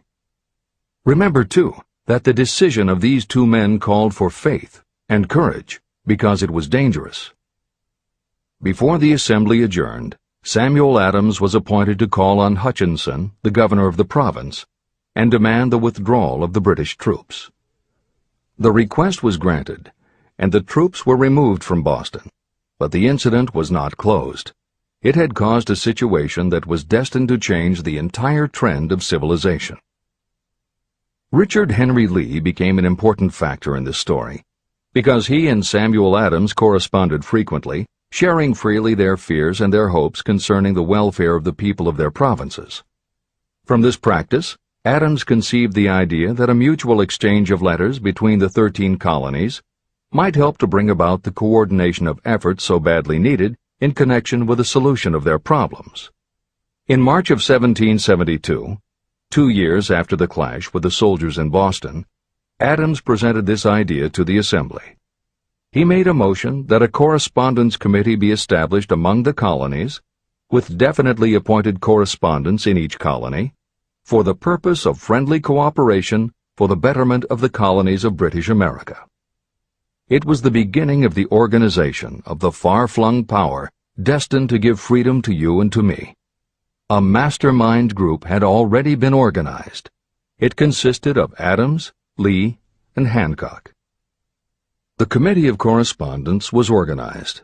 The citizens of the colonies had been waging disorganized warfare against the British soldiers through incidents similar to the Boston riot, but nothing of benefit had been accomplished. Their individual grievances had not been consolidated under one mastermind. No group of individuals had put their hearts, minds, souls, and bodies together in one definite decision to settle their difficulty with the British once and for all, until Adams, Hancock, and Lee got together. Meanwhile, the British were not idle. They, too, were doing some planning and masterminding, and they had the advantage of having behind them money and organized soldiery. A decision that changed history. The Crown appointed Gage to supplant Hutchinson as the governor of Massachusetts. One of the new governor's first acts was to send a messenger to call on Samuel Adams for the purpose of endeavoring to stop his opposition by fear. You will best understand the spirit of what happened from this quotation of the conversation between Colonel Fenton, the messenger sent by Gage, and Adams. Colonel Fenton: I have been authorized by Governor Gage to assure you, Mr. Adams, that the governor has been empowered to confer upon you such benefits as would be satisfactory, an obvious endeavor to win Adams by promise of bribing him, upon the condition that you engage to cease in your opposition to the measures of the government. It is the governor's advice to you, sir, not to incur the further displeasure of His Majesty. Your conduct has been such as makes you liable to penalties of an act of Henry VIII, by which persons can be sent to England for trial for treason or misprision of treason at the discretion of a governor of a province. But by changing your political course, you will not only receive great personal advantages, but you will make your peace with the king. Samuel Adams had the choice of two decisions. He could cease his opposition and receive personal bribes, or he could continue and run the risk of being hanged. Clearly, the time had come when Adams was forced to reach, instantly, a decision that could have cost his life. Adams insisted upon Colonel Fenton's word of honor that the colonel would deliver to the governor the answer exactly as Adams would give it to him. Adams' answer: Then you may tell Governor Gage that I trust I have long since made my peace with the King of Kings. No personal consideration shall induce me to abandon the righteous cause of my country. And tell Governor Gage it is the advice of Samuel Adams to him no longer to insult the feelings of an exasperated people.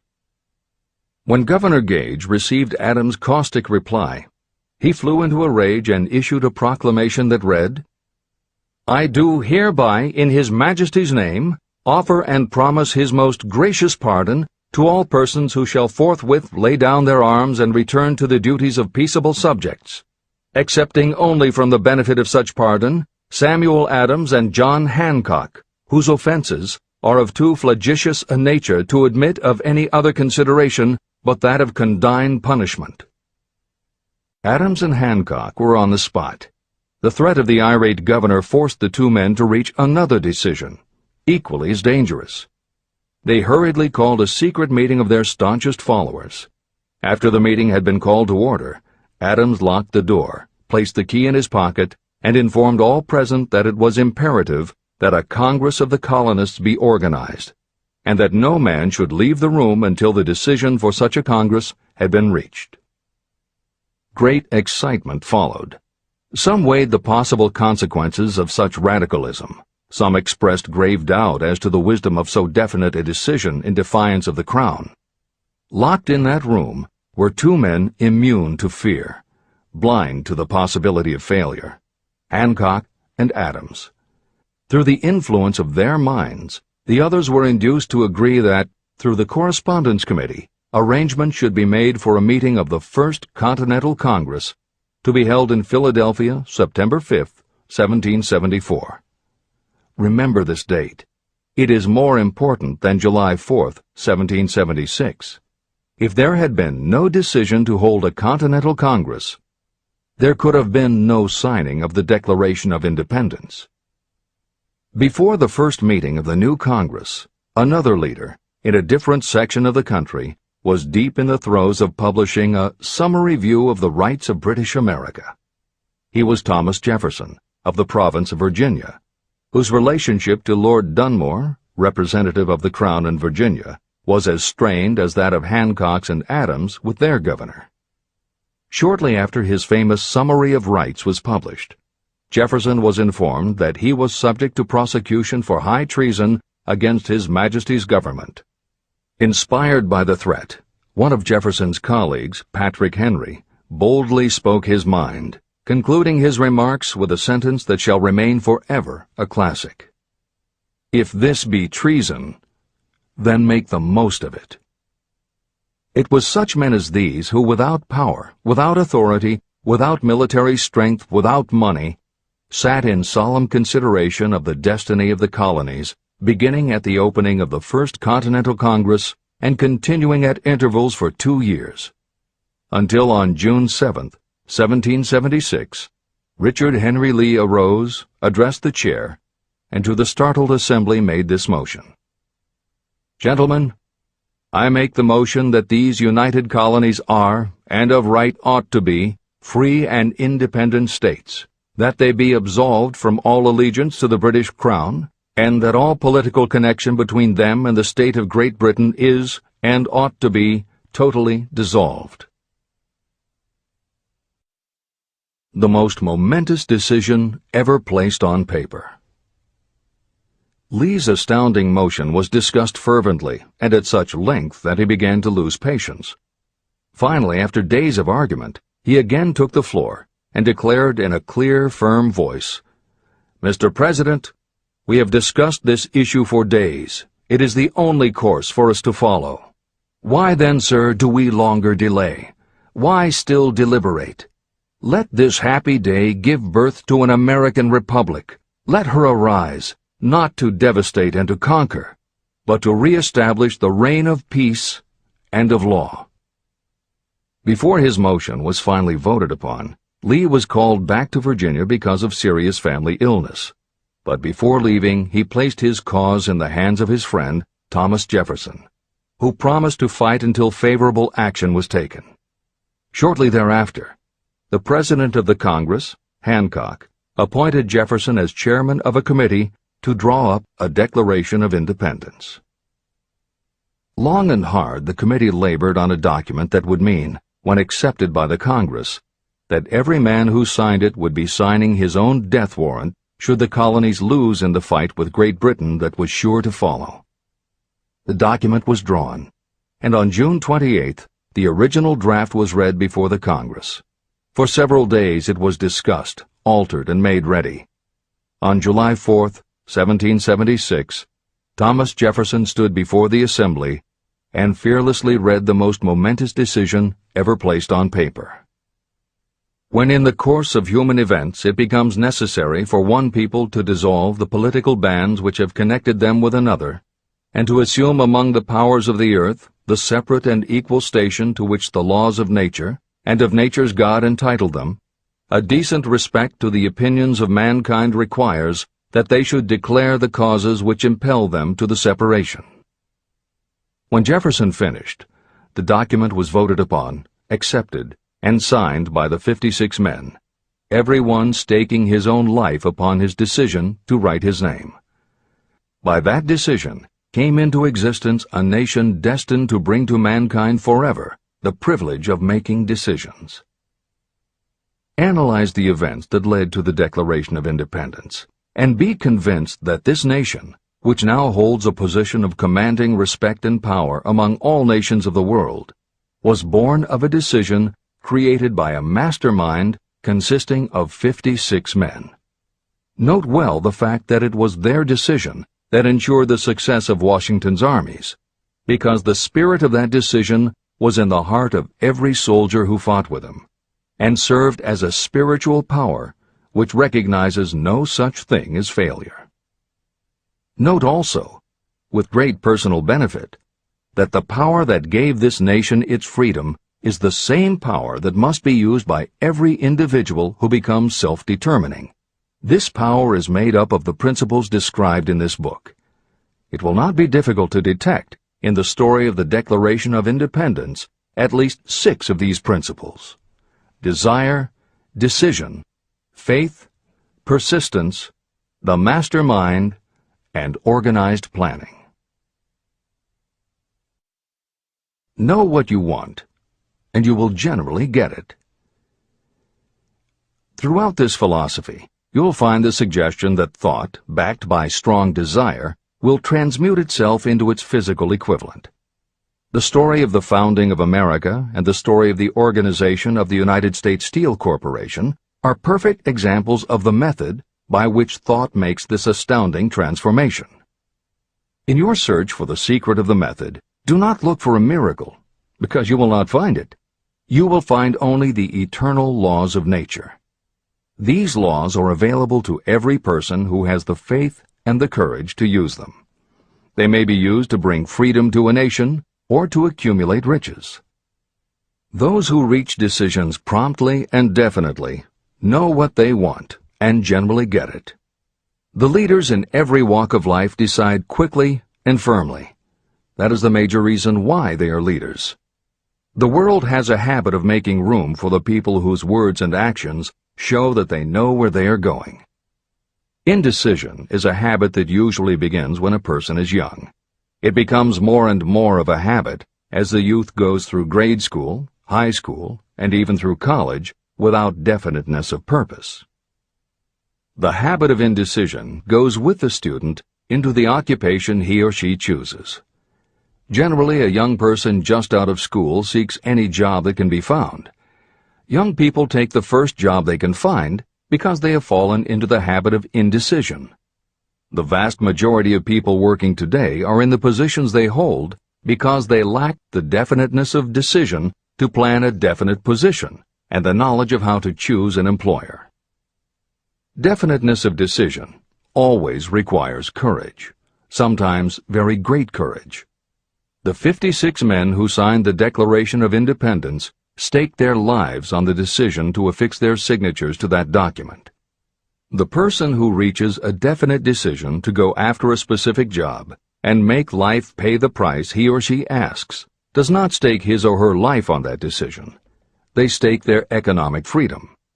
Financial independence, riches, and desirable business positions are not within reach of the person who neglects or refuses to expect, plan, and demand these things. The person who desires riches in the same spirit that Samuel Adams desired freedom for the colonies is sure to accumulate wealth. No man achieves great success who is unwilling to make personal sacrifices. Chapter 10. Persistence. The sustained effort necessary to induce faith. The 8th step toward riches. Persistence is an essential factor in the procedure of transmuting desire into its monetary equivalent. The basis of persistence is the power of will. Willpower and desire, when properly combined, make an irresistible pair.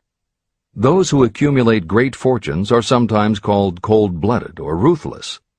Frequently, it is simply because their critics simply don't understand that what they have is a strong desire backed up by willpower, which they mix with persistence. It is the combination that ensures the attainment of their objectives. The majority of people are ready to throw their aims and purposes overboard and give up at the first sign of opposition or misfortune. A few carry on despite all opposition until they attain their goal. There may be no heroic connotation to the word persistence, But persistence does for your character what carbon does to iron. It hardens it to steel.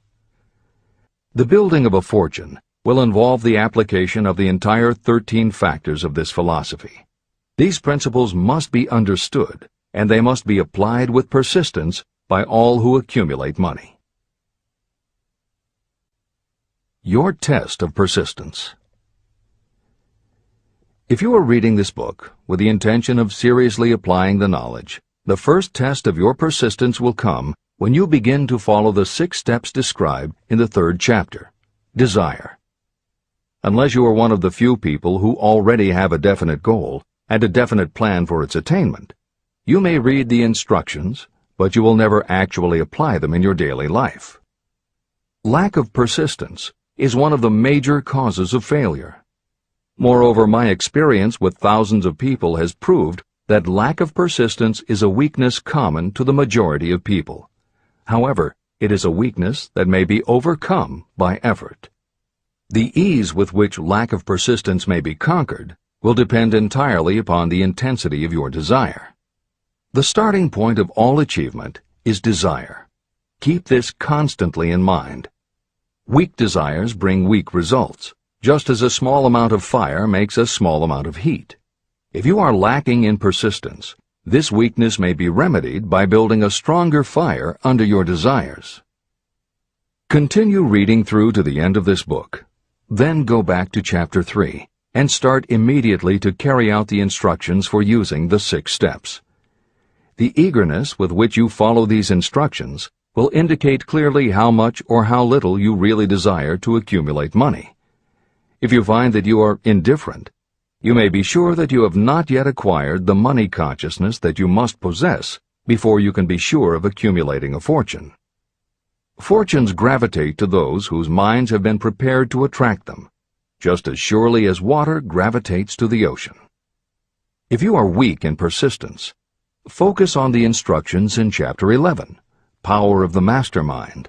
Surround yourself with a mastermind group, and through the cooperation of the members of this group, you can develop persistence. You will find additional instructions for the development of persistence in Chapter 5, Autosuggestion, and in Chapter 13, The Subconscious Mind. Follow the instructions in these chapters until you build up habits that convey to your subconscious mind a clear picture of the object of your desire. From that point on, you will not be handicapped by lack of persistence. Your subconscious mind works continuously while you are awake and while you are asleep. Are you money conscious or poverty conscious? Occasional effort to apply the rules will be of no value to you. To get results, you must apply all of the rules until they become a fixed habit with you. In no other way can you develop the necessary money consciousness. Just as money is attracted to those who have deliberately set their mind on it, poverty is attracted to those whose mind is open to it. And although money consciousness must be developed intentionally, poverty consciousness develops without conscious application of habits favorable to it. Poverty consciousness will seize the mind that is not occupied with money consciousness. If you understand the point of the preceding paragraph, you will understand the importance of persistence in the accumulation of a fortune. Without persistence, you will be defeated even before you start. With persistence, you will win. If you have ever had a nightmare, you will realize the value of persistence. You are lying in bed, half awake, with a feeling that you are about to smother. You are unable to turn over or to move a muscle. You realize that you must begin to regain control over your muscles.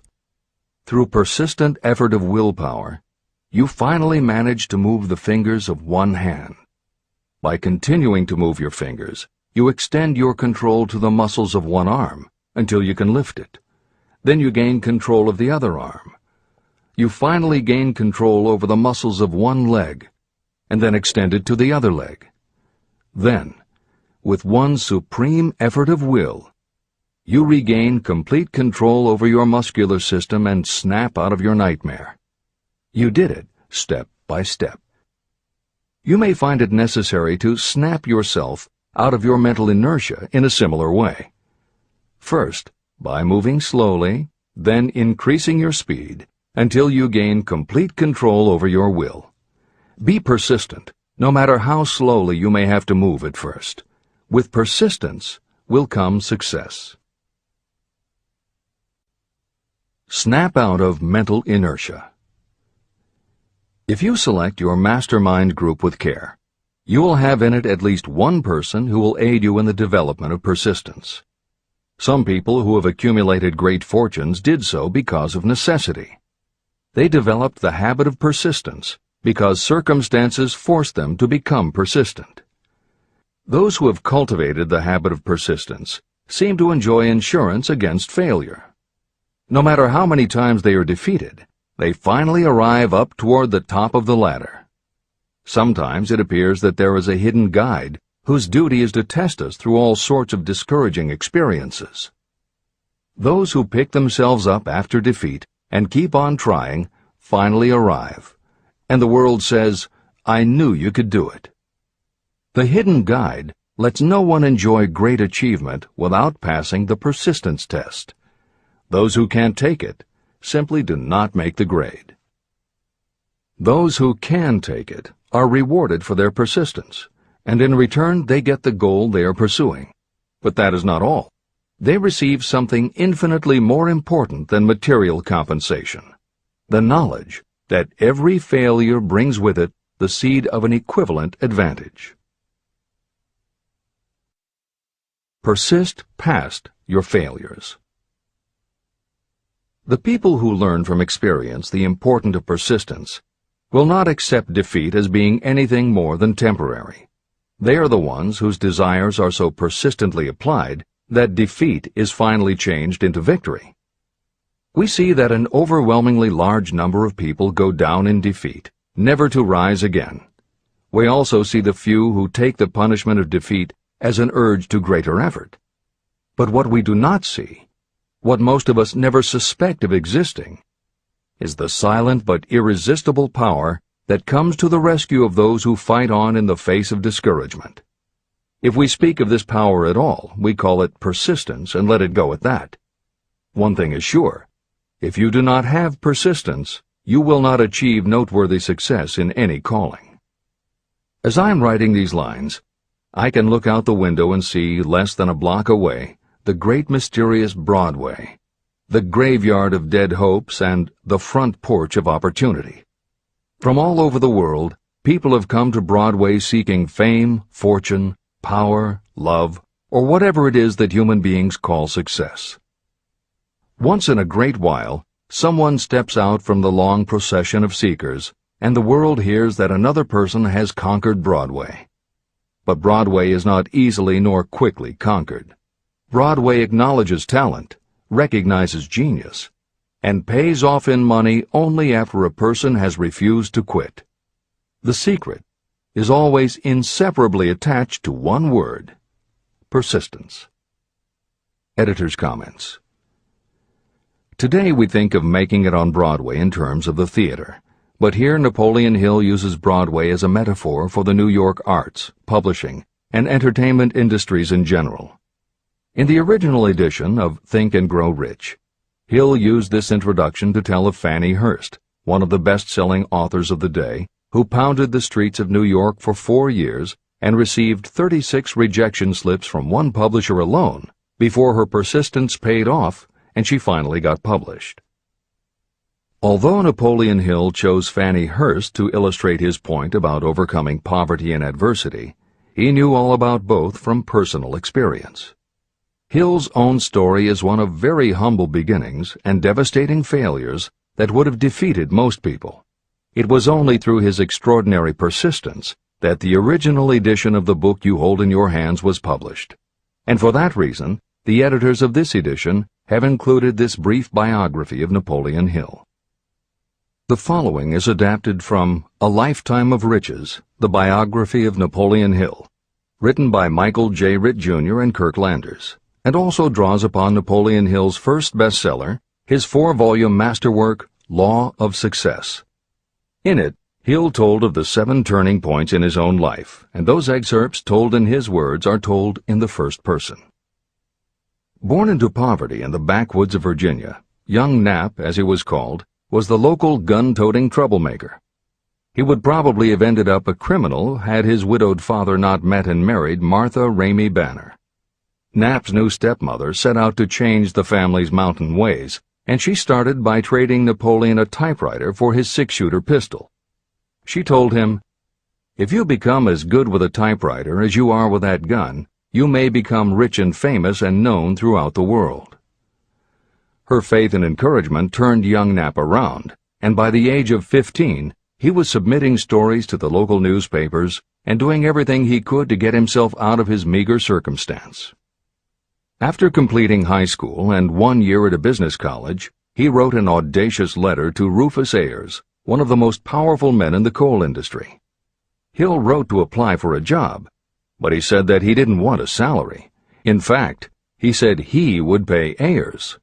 Hill proposed that Ayers could charge him whatever he wanted on a monthly basis, but if at the end of 3 months Hill had proved his worth, he then would expect Ayers to pay him a salary of the same monthly amount. Ayers admired Hill's style and hired him, with pay. First turning point. After finishing a course at a business college, I took a job as stenographer and bookkeeper. As a result of having practiced the habit of performing more work and better work than that for which I was paid, I advanced rapidly until I was assuming responsibilities and receiving a salary far out of proportion to my age. Hill also proved to be so trustworthy and honest that Ayers promoted him to replace the manager, making this 19-year-old the youngest manager of a mine and in charge of 350 men. Then fate reached out and gave me a gentle nudge. My employer lost his fortune, and I lost my position. This was my first real defeat, and even though it came about as a result of causes beyond my control, I didn't learn a lesson from it until many years later. Second turning point. My next position was that of sales manager for a large lumber manufacturer in the South. My advancement was rapid, and I did so well that my employer took me into partnership with him. We began to make money, and I began to see myself on top of the world again. Like a stroke of lightning out of a clear sky, the 1907 panic swept down, and overnight it rendered me an enduring service by destroying our business and relieving me of every dollar that I had. Editor's comment. The panic Hill refers to began in the summer of 1907, when a number of banks and stock brokerages declared bankruptcy. Word spread to the general public, and it created a run on the banks as depositors lined up to demand that they be given the money they had on deposit. Banks called in loans to meet the demand for cash, but those borrowers couldn't find buyers for their goods or property, so they couldn't pay back their loans. When the banks couldn't get back the money they had loaned, they repossessed the homes or businesses that the borrowers had put up as collateral. Businesses were closed, farmers were evicted from their land, jobs were lost, so even more banks were forced to close, and it just kept getting worse. America was caught in a downward spiral that was reversed only when the major Wall Street bankers and financial executives, who were themselves in danger of losing their businesses, stepped in to shore up troubled banks. It was in large part because of the bank panic of 1907 that legislation was enacted in 1913 to create the Federal Reserve System. This is the end of the editor's comments. Third turning point. This was my first serious defeat. I mistook it then for failure, but it was not. And before I complete this lesson, I will tell you why it was not. It required the 1907 panic and the defeat that it brought me to redirect my efforts from the lumber business to the study of law. I entered law school with the firm belief that I would emerge doubly prepared to catch up with the end of the rainbow and claim my pot of gold. Napoleon Hill planned to put himself and his brother through law school by writing articles for Bob Taylor's magazine. It was through the magazine that he arranged the fateful meeting with Andrew Carnegie, described at the beginning of this book. As was noted there, when Carnegie proposed the idea of writing The Philosophy of Success, he told Hill that he would have to earn his own way. I attended law school at night and worked as an automobile salesman during the day. Because of the job, I saw the need for trained automobile mechanics. I opened an educational department in the manufacturing plant and began to train ordinary machinists in automobile assembly and repair work. The school prospered, paying me over $1,000 a month in net profits. My banker knew that I was prospering, therefore he loaned me money with which to expand. A peculiar trait of bankers is that they will loan us money without any hesitation when we are prosperous. My banker loaned me money until I was hopelessly in his debt. Then he took over my business as calmly as if it had belonged to him, which it did. From an income of more than $1,000 a month, I was suddenly reduced to poverty. For the third time, Hill had experienced defeat, but he was not beaten. He got another job, and all the while continued to work on the Carnegie Project. Fourth turning point, 1912. Because my wife's family had influence, I secured the appointment as assistant to the chief counsel for one of the largest coal companies in the world. I was among friends and relatives, and I had a position that I could keep for as long as I wished without exerting myself. What more did I need? Nothing, I was beginning to say to myself. Then, without consultation with my friends and without warning, I resigned. This was the first turning point that was of my own selection. It was not forced upon me. I quit that position because the work was too easy and I was performing it with too little effort. This move proved to be the next most important turning point of my life, although it was followed by 10 years of effort that brought almost every conceivable grief the human heart can experience. I selected Chicago as my new field of endeavor. I made up my mind that if I could gain recognition in Chicago, in any honorable sort of work, it would prove that I had something that might be developed into real ability. Fifth turning point. My first position in Chicago was that of advertising manager for a large correspondence school. I did so well that the president of the school induced me to resign my position and go into the candy manufacturing business with him. We organized the Betsy Ross Candy Company, and I became its first president. The business grew rapidly, and soon we had a chain of stores in 18 different cities. They did so well, in fact, Hill's partners decided they wanted to take over the business.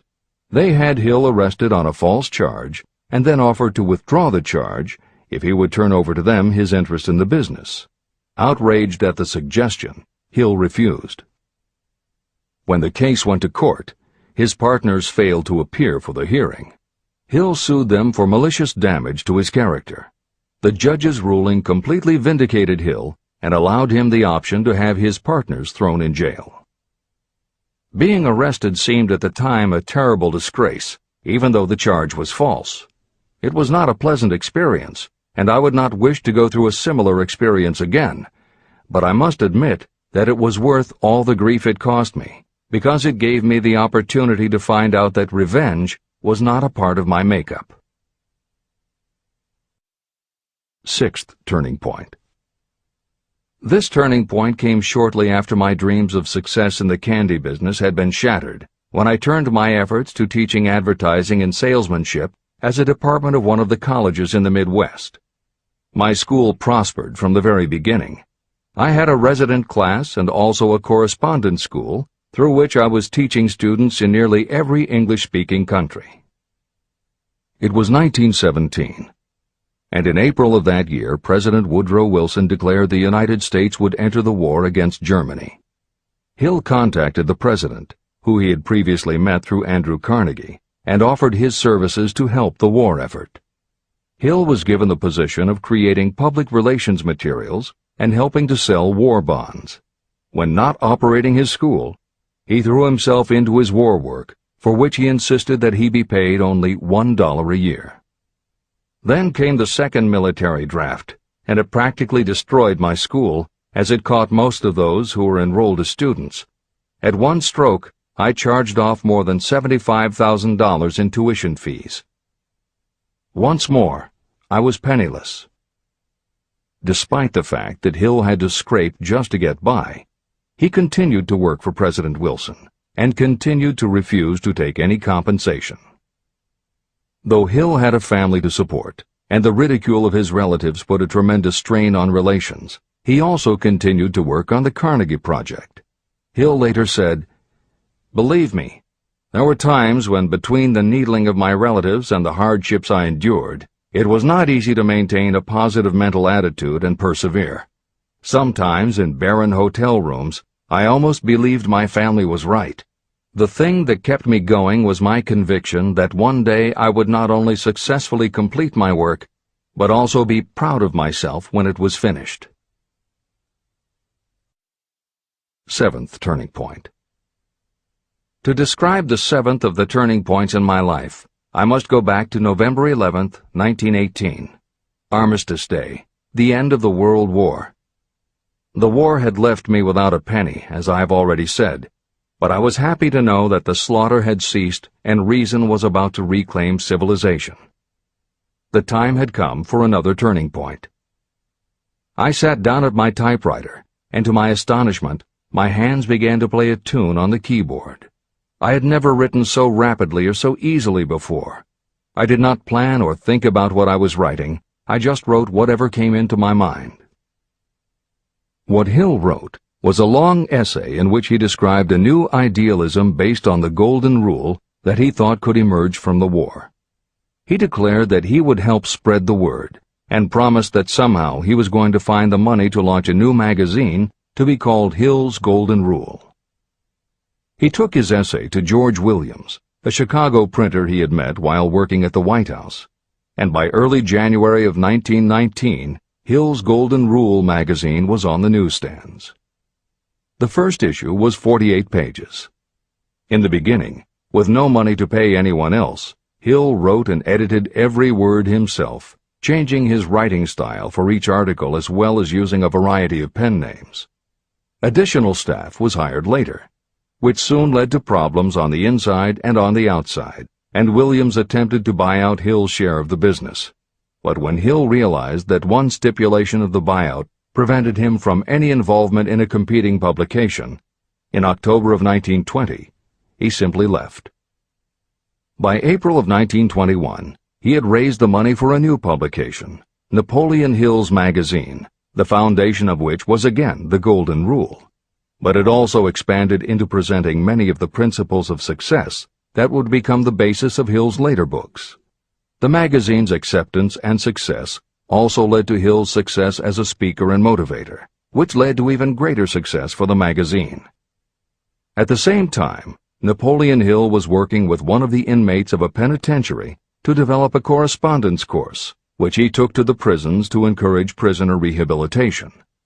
Most everything Hill did during this time was successful, and the success of the prison program was significant.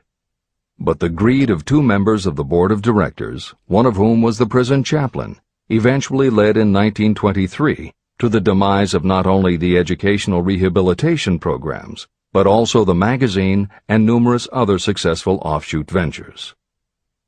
The bleak irony, as Michael Ritt notes in A Lifetime of Riches, was that few enterprises in the 1920s could have been more idealistic or humanitarian in concept. Yet in seeking to stir goodness in men's souls, these enterprises had stirred mean-spirited men to a bloodlust that destroyed everything. Without his magazine, Hill went back to teaching and lecturing, which led to an introduction to a crusading newspaper publisher, Don Mellett, who offered to help Hill publish the results of his work on the Carnegie Project. At this same time, Mellett learned that Prohibition gangsters were selling narcotics and bootleg liquor to school children in Canton, and members of the local police force were being bribed to do nothing about it. Mellett was outraged and wrote an expose in his Canton Daily News while Hill contacted the governor to implement a state investigation of the corrupt police department. A week before Hill and Mellett were to finalize the financing for the publication of Hill's book, Don Mellett was ambushed outside his home and assassinated by a gangster and a renegade cop. They tried to kill Hill, too, but through pure luck he escaped and fled to the Smoky Mountains, where he remained holed up in a backwoods shack for most of a year. Destitute and in fear for his life, he lapsed into a state of deep depression.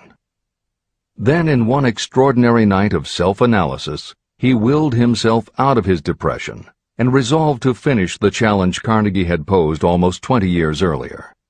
Hill went to Philadelphia, convinced a publisher to put up the money, then worked night and day for almost 4 months to finish the manuscript. In March of 1928, Hill published the results of his efforts, a multi-volume masterwork entitled Law of Success. No one had ever seen anything like it. It was a phenomenon, a runaway bestseller. A little over a year later, while Hill was finally enjoying the fruits of his long labors, the stock market crash of '29 hit. The bottom fell out of everything, including the market for books. Though he never gave up on his vision, like the rest of America, Hill struggled through the Depression. He lectured, he wrote, and he taught in every way he could, but it was very hard to preach personal achievement to a country that had lost faith in itself. Napoleon Hill made it his personal mission to turn the tide by creating a variety of self-help programs, but it became disappointingly apparent that it was going to take more than one man to do it. When Franklin Delano Roosevelt was elected president, he reached out to Hill. Though Napoleon Hill was an avowed capitalist, he believed enough in the ultimate goal of FDR's policies that he committed himself to helping the new administration. Throughout the Depression years, he became a close confidant of the president's, helping to guide Roosevelt in his efforts to revitalize America.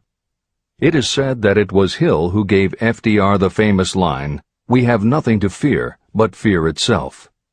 And though Hill was dead broke, just as he had done for President Wilson, he refused to accept more than $1 a year for his efforts.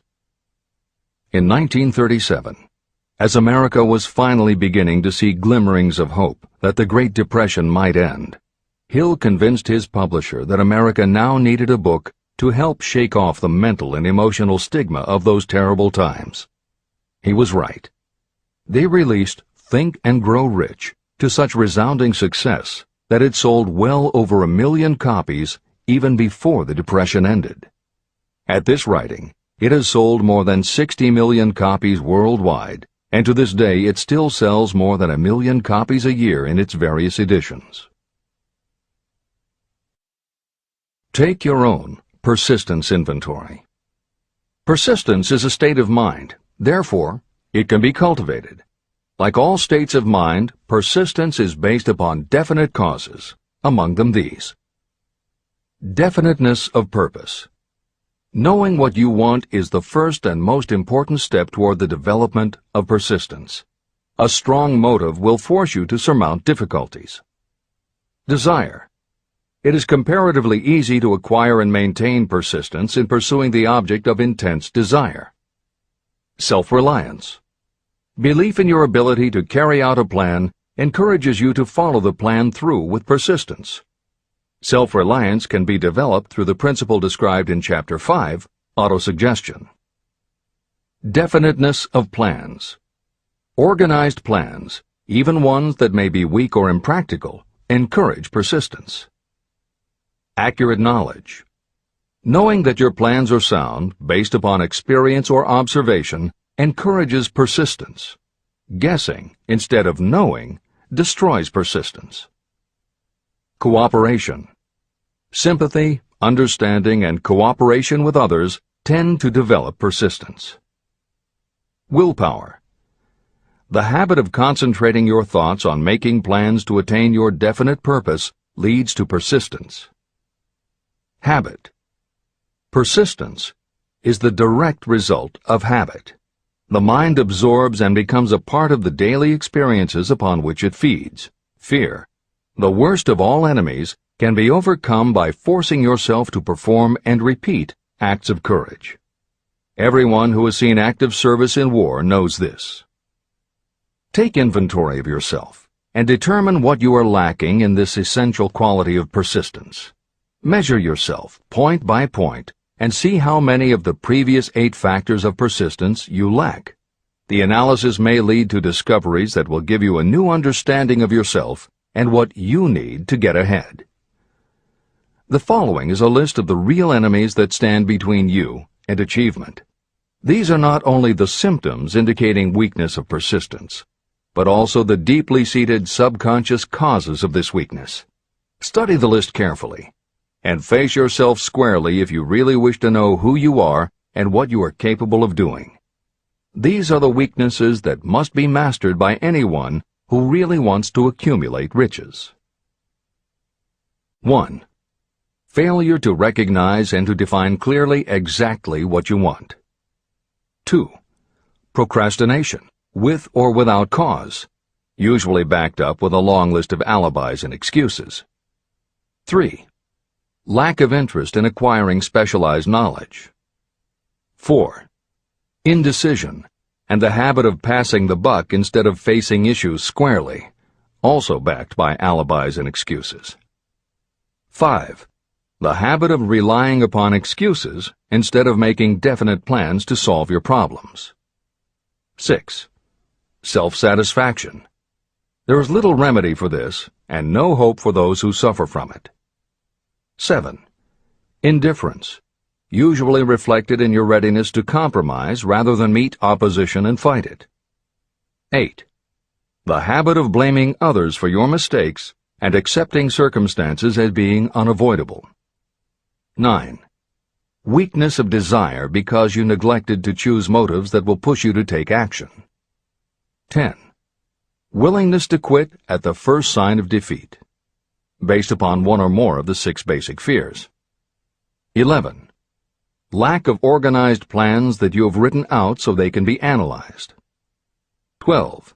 The habit of neglecting to act on ideas or to grasp opportunity when it presents itself. 13. Wishing instead of willing. 14. The habit of compromising with poverty instead of aiming at riches. A general lack of ambition to be, to do, or to own. 15. Searching for all the shortcuts to riches, trying to get without giving a fair equivalent, usually reflected in the habit of gambling or trying to drive unfair bargains. 16.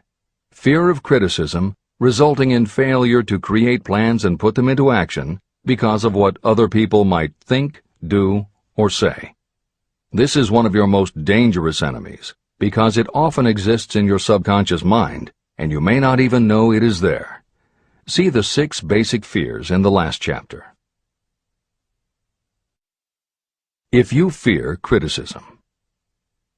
Following is an examination of the symptoms of the fear of criticism. The majority of people permit relatives, friends, and the public at large to influence them so that they cannot live their own lives because they fear criticism. Many people make mistakes in marriage but stay married, then go through life miserable and unhappy because they fear criticism. Anyone who has submitted to this form of fear knows the irreparable damage it does by destroying one's ambition and the desire to achieve. Millions of people neglect to go back and get an education after having left school because they fear criticism. Countless numbers of men and women permit relatives to wreck their lives in the name of family duty because they fear criticism. Duty does not require you to submit to the destruction of your personal ambitions and the right to live your own life in your own way. People refuse to take chances in business because they fear the criticism that may follow if they fail. The fear of criticism in such cases is stronger than the desire for success. Too many people refuse to set high goals for themselves because they fear the criticism of relatives and friends who may say, "Don't aim so high, people will think you're crazy." When Andrew Carnegie suggested that I devote 20 years to the organization of a philosophy of individual achievement, my first impulse was fear of what people might say.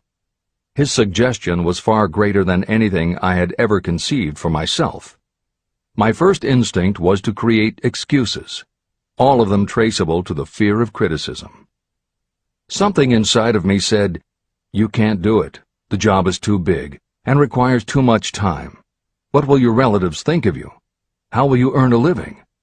No one has ever organized a philosophy of success. What right have you to believe you can do it? Who are you anyway to aim so high? Remember your humble birth. What do you know about philosophy? People will think you are crazy, and they did. Why hasn't some other person done this before now? These and many other questions flashed into my mind. It seemed as if the whole world had suddenly turned its attention to me with the purpose of ridiculing me into giving up all desire to carry out Mr. Carnegie's suggestion. Later in life, after having analyzed thousands of people, I discovered that most ideas are stillborn. To grow, ideas need the breath of life injected into them through definite plans of immediate action. The time to nurse an idea is at the time of its birth. Every minute it lives gives it a better chance of surviving. The fear of criticism is what kills most ideas that never reach the planning and action stage. Breaks can be made to order. Many people believe that success is the result of lucky breaks. There may be something to that, but if you depend upon luck, you will almost surely be disappointed. The only break anyone can afford to rely on is a self-made break. These come through the application of persistence. The starting point is definiteness of purpose. Editor's comments. In 1999, Mark Myers, editor of one of the country's most influential self-help newsletters, Bottom Line Personal, wrote a book entitled How to Make Luck: 7 Secrets Lucky People Use to Succeed. In it, he tells of a study that was done by the psychology department at the University of Hertfordshire near London. They assembled a group of people, half of whom either thought themselves lucky or were considered to be lucky by others. The other half of the group believed they were unlucky. They were all brought to campus to watch a computerized random coin toss. Each person watched as a cartoon elf came on screen and flipped a coin. Each was asked to call heads or tails. The results of the experiment proved that the unlucky group guessed right approximately the same number of times as the lucky group.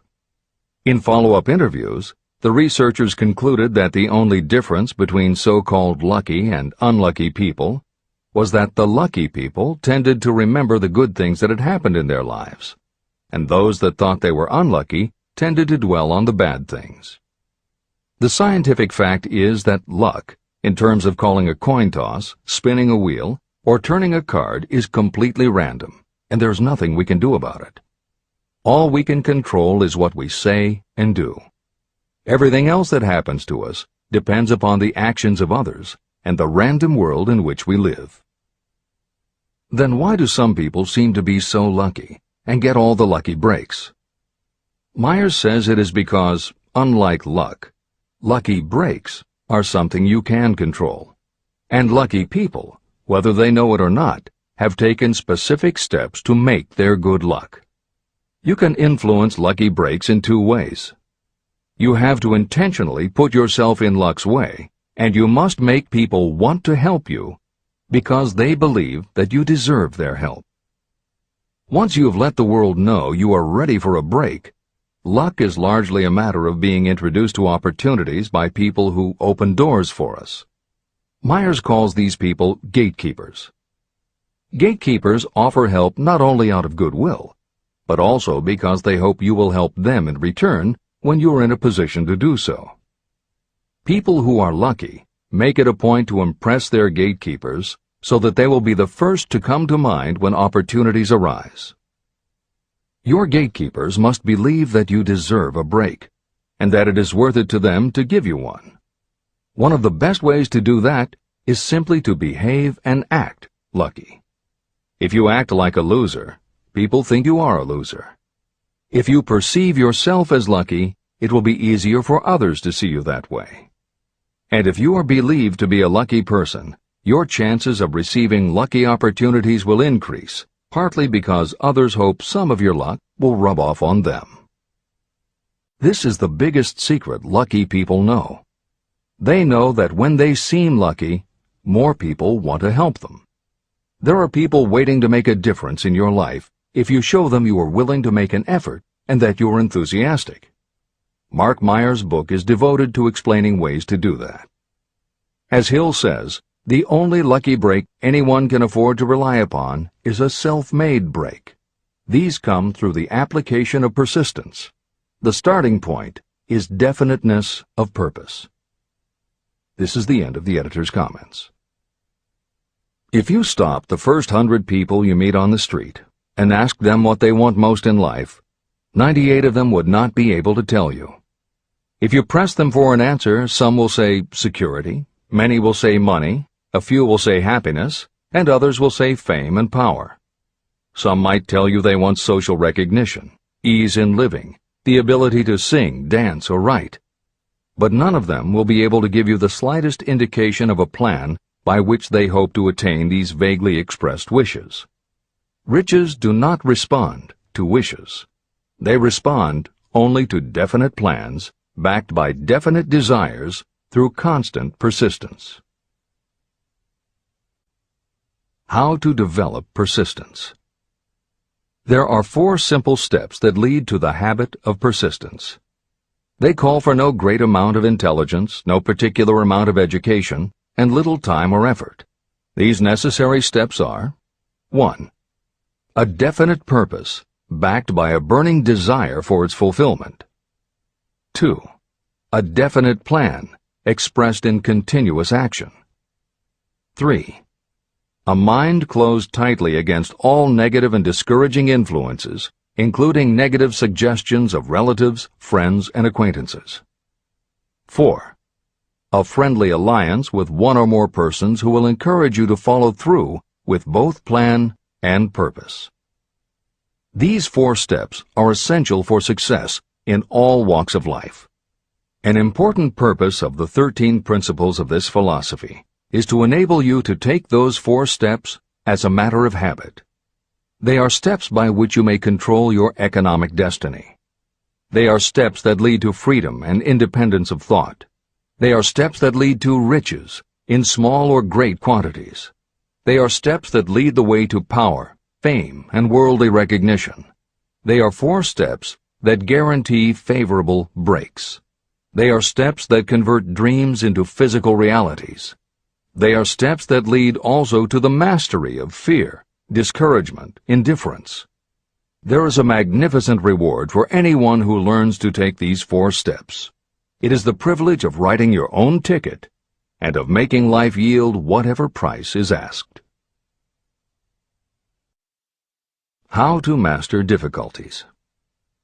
What mystical power gives people of persistence the capacity to master difficulties?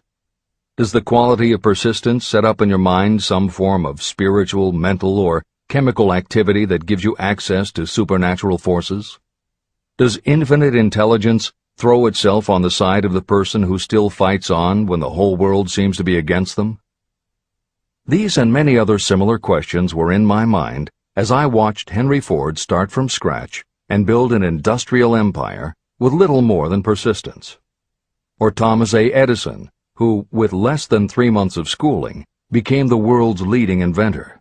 He turned his persistence into sound recording and playback machines, motion picture cameras and projectors, and the incandescent light, to say nothing of 100 other useful inventions. I had the opportunity to analyze both Mr. Edison and Mr. Ford up close and personal, year by year, over a long period of time. So I speak from actual knowledge when I say that I found no quality except persistence in either of them that even remotely suggested the major source of their stupendous achievements. If you make an impartial study of the prophets, philosophers, and religious leaders of the past, you will come to the inevitable conclusion that persistence, concentration of effort, and definiteness of purpose were the major sources of their achievements. Consider, for example, the fascinating story of Muhammad. Analyze his life. Compare him with men of achievement in this modern age of industry and finance, and observe how they all have one outstanding trait in common: persistence. If you want to understand more about the power of persistence and how it works, I strongly suggest that you read a biography of Muhammad. Editor's comments. At the beginning of the 21st century, There was an increased interest in Islam due to the attacks on the World Trade Center and the subsequent War on Terror. Consequently, the modern reader will have no difficulty finding a number of very good books about Muhammad. At the time that Hill was writing the first edition of Think and Grow Rich, one of the best biographies of Muhammad was written by Esad Bey, who was born in Baku, Azerbaijan, the son of a Jewish businessman named Nusenbaum. Later, he changed his name when he converted to Islam. During the Russian Revolution, he fled his home for Berlin, where he lived until the rise of Hitler again forced him to move, first to Austria and then finally to Italy.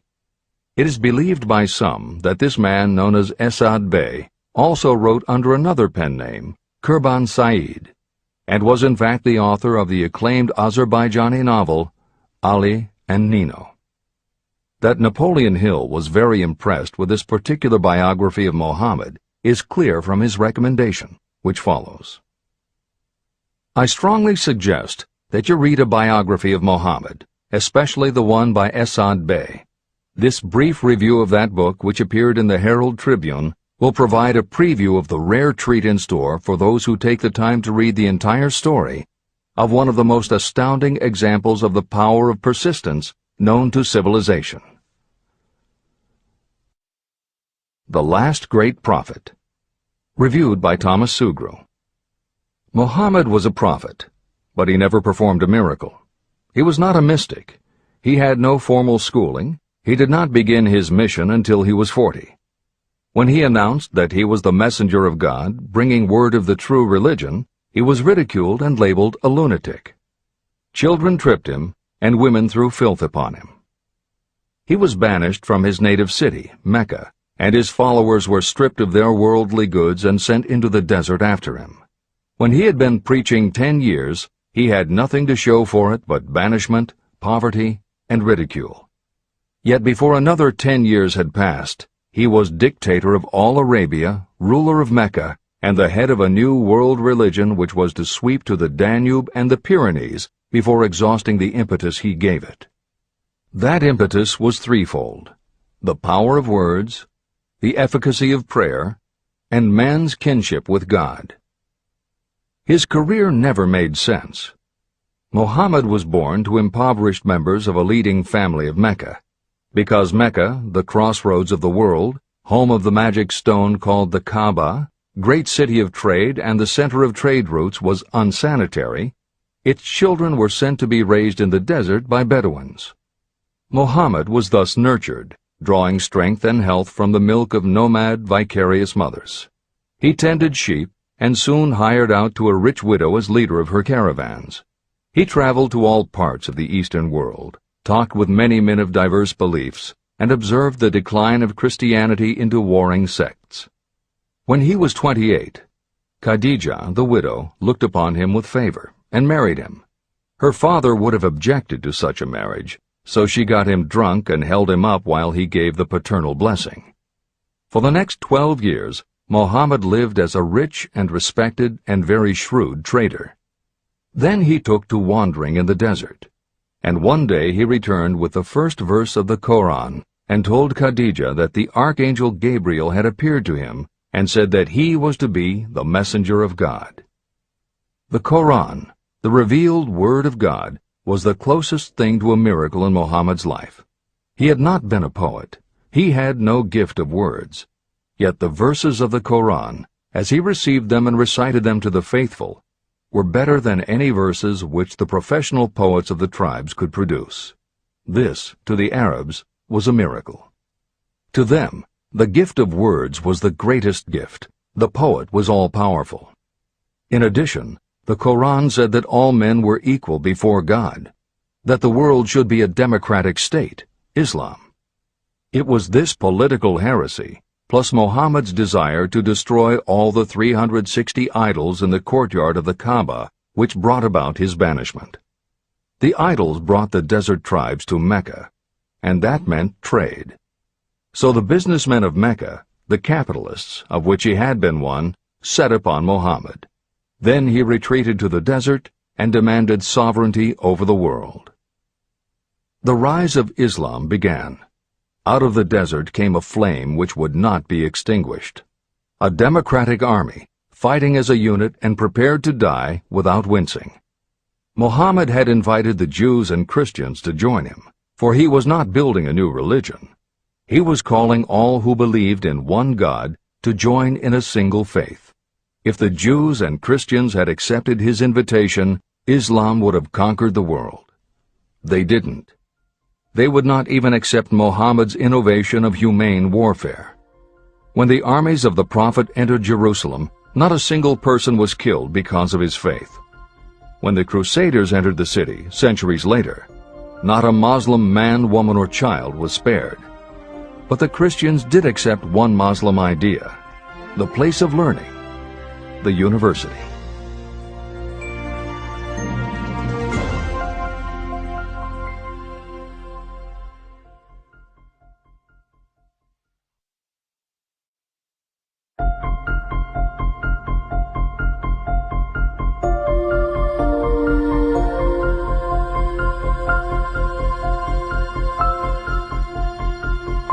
The ladder of success is never crowded at the top. Chapter 11. Power of the Mastermind, the Driving Force. The ninth step toward riches. Power is essential for success in the accumulation of money. Plans are useless without sufficient power to turn them into action.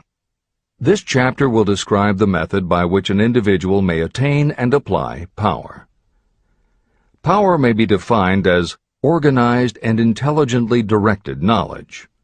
Power, as the term is used here, refers to organized effort, sufficient to enable an individual to transmute desire into its monetary equivalent. Organized effort is produced through the coordination of effort of two or more people who work toward a definite end in a spirit of harmony. Power is required to accumulate money. Power is necessary to keep the money after it has been accumulated. How can power be acquired? If power is organized knowledge, let us examine the sources of knowledge. Infinite intelligence. This source of knowledge may be accessed with the aid of creative imagination through the subconscious mind, as described in the previous chapters on faith, autosuggestion, and imagination, and as will be elaborated on in Chapter 13, the subconscious mind, and Chapter 14, the brain. Accumulated experience. The accumulated experience of humanity may be found in any well-equipped public library. An important part of this accumulated experience is taught in public schools and colleges, where it has been classified and organized. Editor's comment. The computer revolution and the Internet have had a profound effect upon the quantity of information available and on the ease of access and ability to organize that information. This is the end of the editor's comment. Experiment and research. In the field of science, and in practically every other walk of life, people are gathering, classifying, and organizing new facts daily. This is the source to which you must turn when knowledge is not available through accumulated experience. Here, too, the creative imagination must often be used. Editor's comment. Today, because of the computer revolution and the Internet, publishing and dissemination of information happens so quickly that there is almost no lag time between experiment or research and the integration of those results into available knowledge. This is the end of the editor's comment. Knowledge may be acquired from any of the foregoing sources. It may be converted into power by organizing it into definite plans and by putting those plans into action. If you examine the three sources of knowledge, you will see how difficult it would be if you had to depend upon just your own efforts to assemble all the knowledge you need and turn it into definite plans of action. If your plans are big and comprehensive, generally you will have to get others to cooperate with you if you are going to organize your knowledge so that you can turn your plans into power. Gaining power through the mastermind. The mastermind may be defined as Coordination of knowledge and effort in a spirit of harmony between two or more people for the attainment of a definite purpose. No individual may have great power without utilizing the mastermind. In Chapter 8, Organized Planning, I commented on how to create plans for translating desire into its monetary equivalent. If you carry out these instructions with persistence and intelligence, and use discrimination in choosing your mastermind group, your objective will have been halfway reached even before you begin to recognize it. Editor's comments. In the following section, Hill describes the two kinds of power that an individual can access by assembling a mastermind alliance and working with that group. The first kind of power that he mentions is economic power, which needs no comment from the editors. However, to describe the second kind of power, for want of a better term, Hill uses the term psychic. Because this word has taken on connotations that Hill never intended, this concept deserves clarification before you read on. As is obvious throughout this book, Napoleon Hill was a very practical man.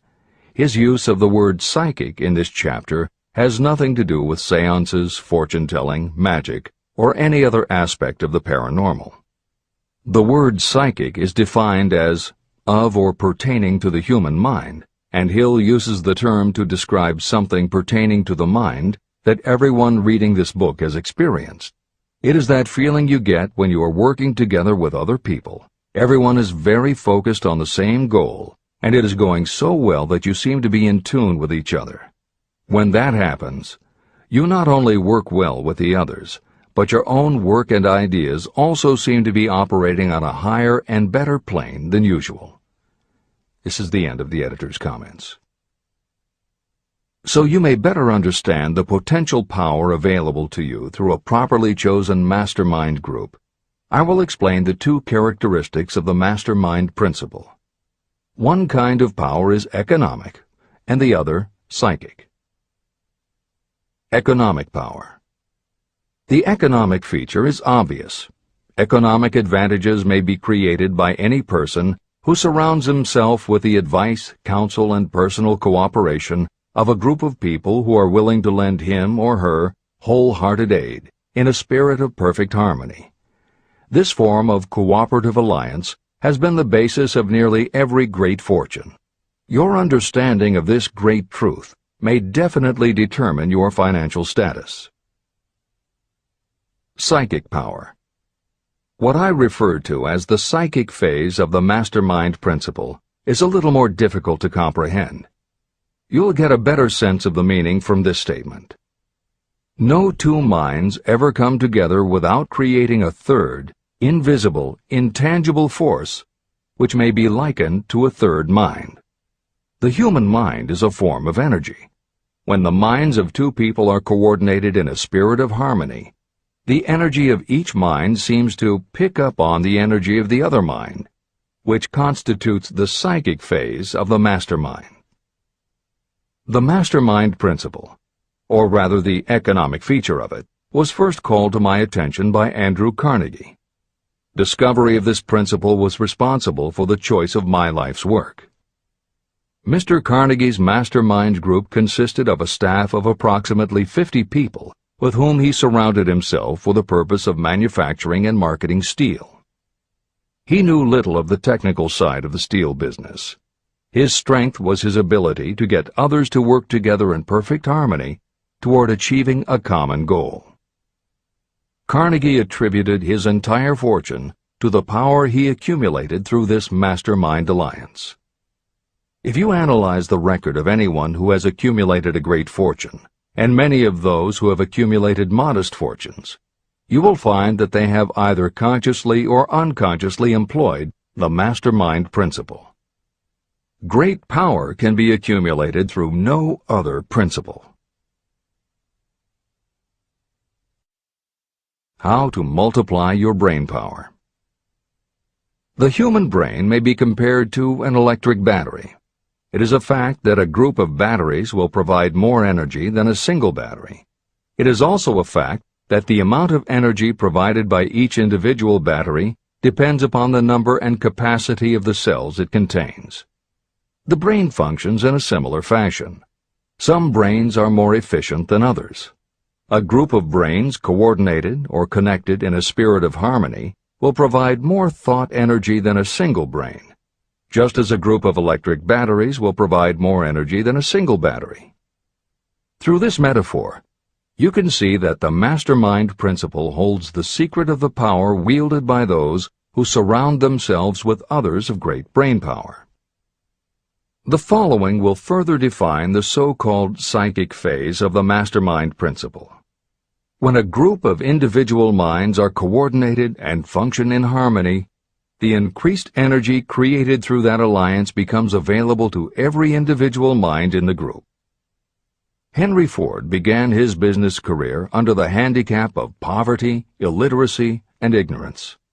Within the inconceivably short period of 10 years, Mr. Ford mastered these three handicaps, and within 25 years, he made himself one of the richest men in America. How did he do it? Here is an important clue. Mr. Ford's most rapid strides became noticeable from the time he became a personal friend of the famed inventor Thomas A. Edison. In the story of Ford's success, this is just the first indication of what the influence of one mind upon another can accomplish. Follow his story further, and you will have even more evidence that power may be produced through friendly alliance of minds. It is a fact that Mr. Ford's most outstanding achievements became even more pronounced later, after he formed the acquaintances of Harvey Firestone, John Burroughs, and Luther Burbank, each a man of great mental capacity. People take on the nature and the habits and the power of thought of those with whom they associate in a spirit of sympathy and harmony.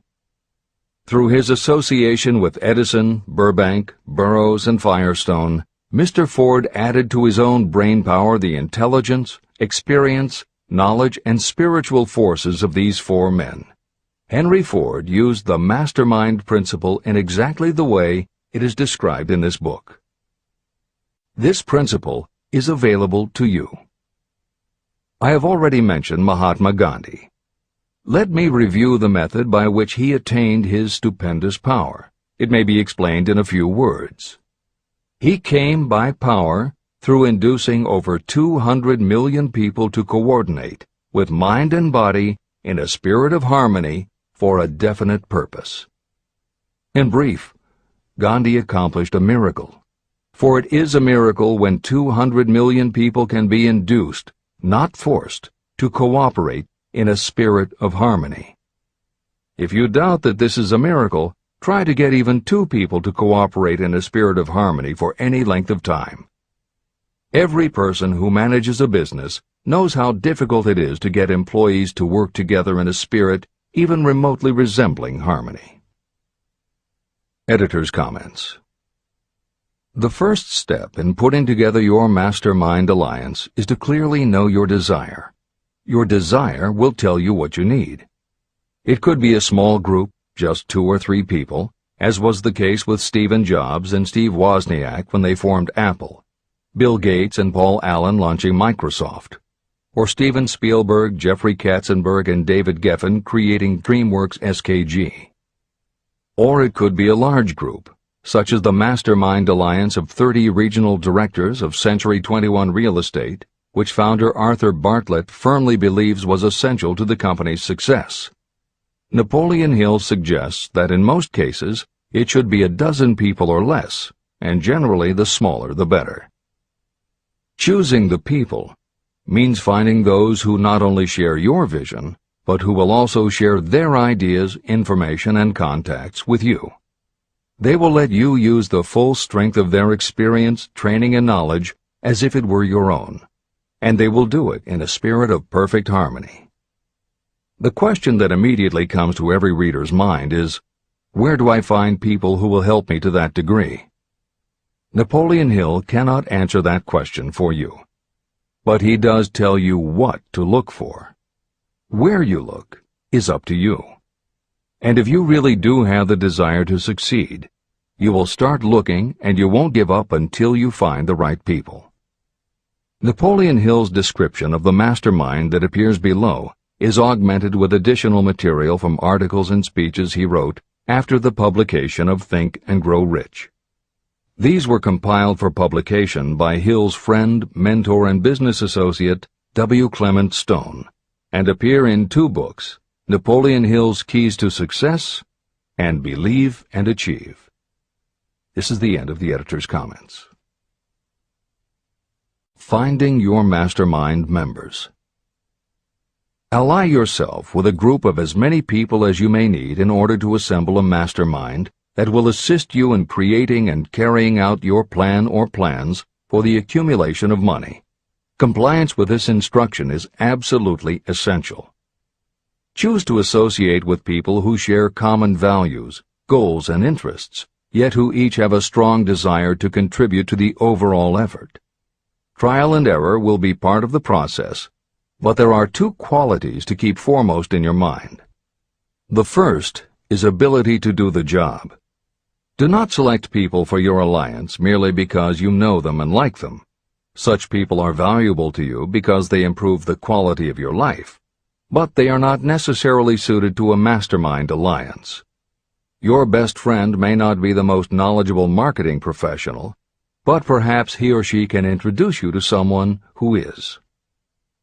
The second quality is the ability to work in a spirit of harmony with others. There must be a complete meeting of minds without any reservations. Personal ambition must be subordinate to the achievement of the purpose of the alliance. This includes your own. You must also insist upon confidentiality. Some people can give away an idea simply because they love to talk. You don't need them in your group. Attune yourself to every member of the group.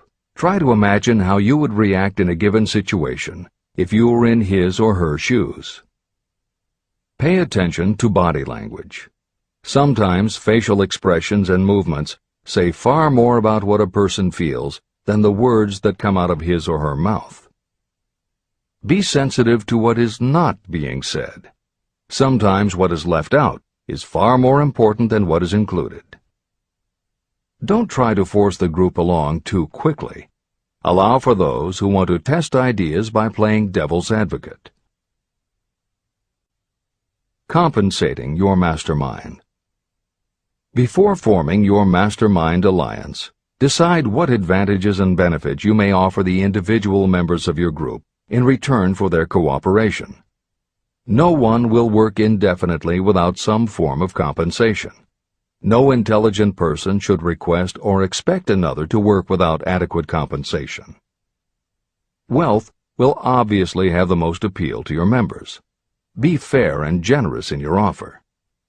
Recognition and self-expression may be just as important as money to some of your members. Remember that in such partnerships, the principle of going the extra mile, doing more and better than paid for, is especially important. As the leader, you should set an example for the others to follow. Each member must agree at the outset on the contribution each will make, and on the division of benefits and profits. Otherwise, be assured that dissension will arise, you will have wasted everyone's time, you will ruin friendships, and your venture will be destroyed. Meeting with your mastermind. Arrange to meet with the members of your mastermind group at least twice a week, and more often if possible, until you have jointly perfected the necessary plan or plans for the accumulation of money. The first meeting will be involved in sorting out strengths and weaknesses, and in fine-tuning your plans. Your alliance must be active to do any good. Establish specific responsibilities and action steps to be taken. As your mastermind matures and harmony grows among the members, you will find that the meetings create a flow of ideas into every member's mind. Don't let the meetings become so regular and formalized that they inhibit phone calls and other less formal contact. Mastermind maintenance. Maintain perfect harmony between yourself and every member of your mastermind group. If you fail to carry out this instruction to the letter, you may expect to meet with failure. The mastermind principle cannot work where perfect harmony does not prevail. Create a non-threatening environment. Explore all ideas with equal interest and concern for the originator's feelings. Everyone must deal with everyone else on a completely ethical basis. No member should seek unfair advantage at the expense of others. As the leader, you must inspire confidence in your members by your dedication to your desire, which is the object of the group. The members must know with certainty that you are reliable, trustworthy, and loyal. When you are finally ready to present the results of your efforts to investors, buyers, or the public, you may face your greatest leadership challenge in maintaining the harmony of your mastermind. The group's efforts will now be judged by outsiders, and facing judgment takes courage and persistence. The courage of separate individuals is nothing compared with that of a united team. The more you are able to maintain harmony, the greater the power, and the greater the power, the more resistance you can overcome. Marriage and the mastermind. A mastermind alliance with the person you love most deeply is of untold importance. If you are married and have not built your relationship on the same principles of harmony that are crucial to any alliance, you may have some reselling to do with your spouse. Set aside time each day to talk about what you want to achieve and how you are going about it. Rely on your definiteness of purpose to build your persuasive abilities, to convince your partner of the benefits of the work you are doing. It is very unlikely that your work will not affect your husband or wife in some significant way, and you absolutely must not drag your partner unwillingly into any adventure. Build your mastermind alliance into your marriage from the start, and it will steady and support you through the darkest moments. In fact, your whole family should be incorporated into your alliance. Lack of harmony at home can easily spill over elsewhere. A united family is a great team. The mastermind and infinite intelligence. The list of sources from which you can get power is headed by infinite intelligence. When two or more people coordinate in a spirit of harmony and work toward a definite objective, they place themselves in position to absorb power directly from that great universal storehouse that I refer to as infinite intelligence. This is the greatest of all sources of power. It is the source to which geniuses and great leaders turn, whether they may be conscious of the fact or not. In Chapter 13, The Subconscious Mind, and Chapter 14, The Brain, the methods for accessing infinite intelligence will be described in greater detail. This is not a course on religion. Neither the principle of infinite intelligence nor any other principle in this book should be interpreted as interfering with, endorsing, or rejecting any person's religious beliefs. This book is confined exclusively to instructing the reader how to transmute the definite purpose of desire for money into its monetary equivalent. Read, and really think about what you are reading. Soon the entire subject will unfold, and you will see it in perspective. At this point, you are only seeing the detail of the individual chapters. Editor's comments. This chapter would not be complete without commenting on a mastermind that came into being almost 15 years after the first publication of Think and Grow Rich. Napoleon Hill's own mastermind alliance with multimillionaire businessman and philanthropist W. Clement Stone. On May 2, 1951, at the age of 67, Napoleon Hill and his wife Annie Lou agreed it was time for Napoleon to think about retiring. They decided to begin by cutting back on his speaking engagements after he completed the lectures that were already on his calendar, including one he was scheduled to give a few weeks later in Chicago. Unbeknownst to them, at that event W. Clement Stone had prearranged to sit at the head table next to Napoleon Hill. Like Hill, Stone had been born into poverty. At the age of 6, he started selling newspapers to help pay the rent, and by 13, he owned his own stand. By 16, he was selling insurance, and by 20 he'd managed to scrape together $100, which he used to start his own insurance agency. Stone was a consummate salesman and motivator, and his company was growing very nicely. Then in 1938 he read Think and Grow Rich, and was so inspired by it that he bought a copy for every one of his employees, and continued to do so for each new person who joined his company. Over the years, this amounted to thousands of copies.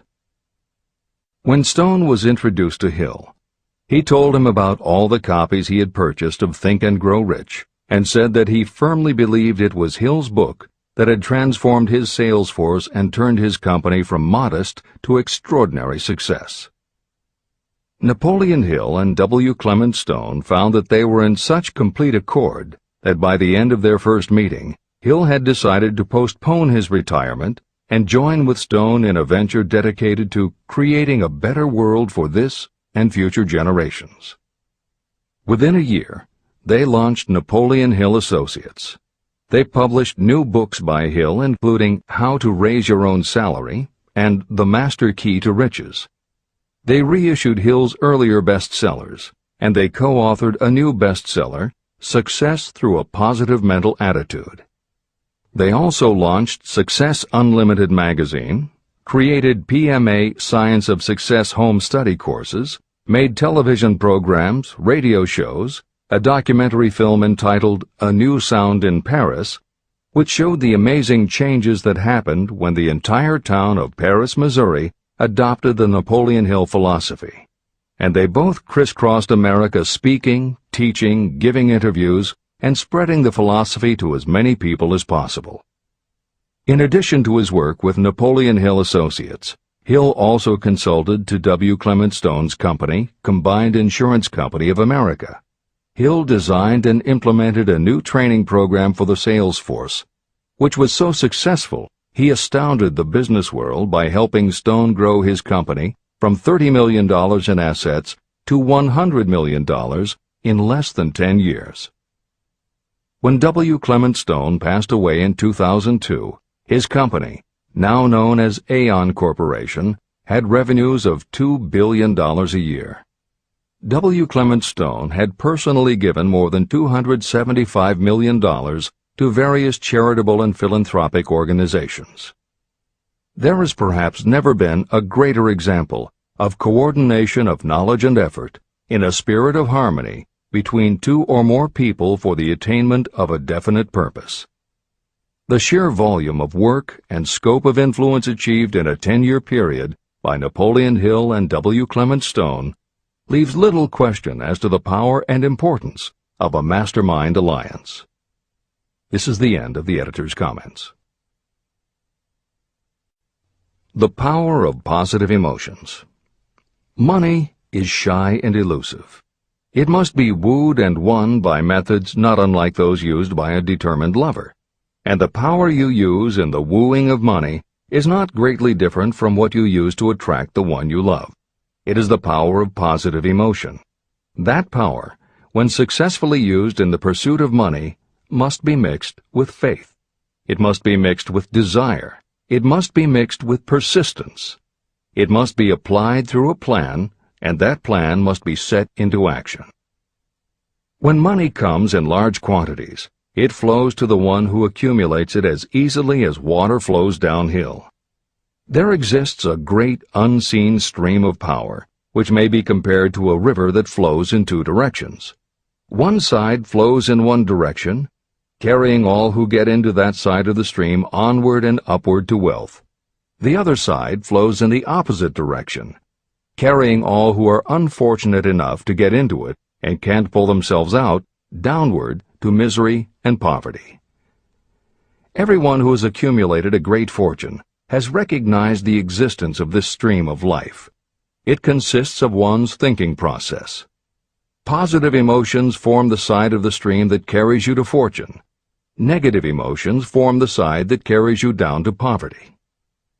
This is a point of great importance to the person who is following this book with the object of accumulating a fortune. If you are caught in the side of the stream of power that leads to poverty, this book will serve as an oar by which you may propel yourself over into the other side of the stream. but it can serve you only through application and use. Merely reading and passing judgment on it, either one way or another, will be of no benefit to you. Poverty and riches can change places, but when riches take the place of poverty, the change only happens through well-conceived and carefully executed plans. The same is not true of poverty. Poverty needs no plan. It needs no one to help it because it is bold and ruthless. Riches are shy and timid. They have to be attracted. More gold has been mined from the thoughts of men than has ever been taken from the earth. Chapter 12. Sexuality, Charisma, and Creativity. The 10th step toward riches. Editor's comments. What motivates human beings is the subject of continuing scientific research and philosophical debate. There is general agreement that the prime motivators are the basic human needs for food and water, shelter and clothing, and safety. Beyond these basic life-sustaining needs, however, there are other factors that motivate people to action. It is the definition of the other factors and their order of importance that continues to be open to interpretation. Perhaps the most widely known theory is psychologist Abraham Maslow's hierarchy of human needs, which lists 8 levels of motivational forces, starting with the basic physiological and safety needs, then ascends through belonging and love, esteem, understanding, aesthetics, self-actualization, and transcendence. Other psychologists and sociologists have defined and arranged the categories differently, but in almost all cases there is agreement that after the primary life-sustaining needs are met, sex and love are the next most important motivating forces. Napoleon Hill also compiled a hierarchy of what he referred to as mind stimuli. Like Maslow and other researchers, Hill identified sex and love as the most powerful non-life-sustaining factors in human motivation, but his focus was not on sex and love as they pertain to procreation. Hill was intrigued by the theory that if sex and love are such powerful forces in driving humans to action, there might be a correlation to outstanding achievement or material success. And if such a relationship exists, can the motivating force be intentionally channeled to this purpose? In the original edition of the following chapter, Hill used terms such as sex emotion and sex energy in his analysis of these motivating forces as they relate to attitude and personality. In this context, the use of the word sex was not meant to have the physical connotation that it often has today. Today these concepts would be conveyed by words such as sexuality, passion, or charisma. In this edition, where appropriate, the editors have opted for the modern usage of these and similar terms. This is the end of the editor's comments. Charisma. The world is ruled, and the destiny of civilization is established by the human emotions. People are influenced more by feelings than by reason. Your creativity is set into action entirely by emotions, and not by cold reason. The human mind responds to stimuli, through which it may be keyed up in such a way that it takes on characteristics such as enthusiasm, creative imagination, and intense desire. The stimuli to which the mind responds most freely are 1. The desire for sexual expression, 2. Love, 3. A burning desire for fame, power, or financial gain, money, 4. Music, 5. Close friendship and/or admiration. 6. A mastermind alliance based upon the harmony of 2 or more people who ally themselves for advancement. 7. Mutual suffering, such as that experienced by people who are persecuted. 8. Autosuggestion. 9. Fear. 10. Alcohol and drugs. The desire for sexual expression comes at the head of the list of stimuli that step up the mind and start the wheels of physical action. The emotions associated with a human sexual drive bring into being a state of mind. When motivated by this desire, people often show courage, willpower, persistence, imagination, and creative ability that they don't normally have. So strong and impelling is the desire for sexual expression that people freely run the risk of life and reputation because of it. A river may be dammed and its water controlled for a time, but eventually it will force an outlet. The same is true of the emotions related to sexual expression. It may be submerged and controlled for a time, but its very nature causes it to be ever-seeking means of expression. The desire for sexual expression is inborn and natural. The desire cannot and should not be submerged or eliminated, but it can be given other outlets that enrich the body, mind, and spirit. When harnessed and redirected, this motivating force has been used as a powerful creative force in literature, art, and other pursuits, including the accumulation of riches. A teacher who has trained more than 30,000 salespeople came to the conclusion that individuals who are most confident sexually are the most efficient salespeople. The explanation is that the factor of personality known as personal magnetism is a manifestation of sexual energy. Editor's comments. There have been numerous psychological and sociological studies about the relationship between sexuality and success that tend to support Hill's observation. Because physical characteristics are the most quantifiable aspects of sexuality, most research studies focus on gender, attractiveness, body size, and age, and they measure indicators such as first impressions, expectation of performance, perception of performance, and social interaction. These studies generally conclude that when comparing individuals of equal competence, for men, the perception is that taller men will do better than short, a full head of hair will outperform balding, handsome or virile will beat out plain or older. For women, the results are comparable. The perception is that attractive performs better than plain, slim or shapely scores higher than overweight, younger is expected to be superior to older. These observations about physical sexuality may seem obvious, but they lead to a conclusion that is very significant. Obviously, not all people who succeed are tall and virile or attractive and shapely. It is also a fact that the success of those who are short, balding, plump, or plain isn't always due to superior skill or luck. Clearly, there is another kind of attractiveness that often supersedes physical appeal. This other kind of attractiveness is connected to human sexuality, but it is not what would usually be referred to as sexy. People who have this quality are often said to have chemistry, personality, charm, or appeal. Hill called this kind of attraction personal magnetism. Today, the more common term is charisma. This is the end of the editor's comments.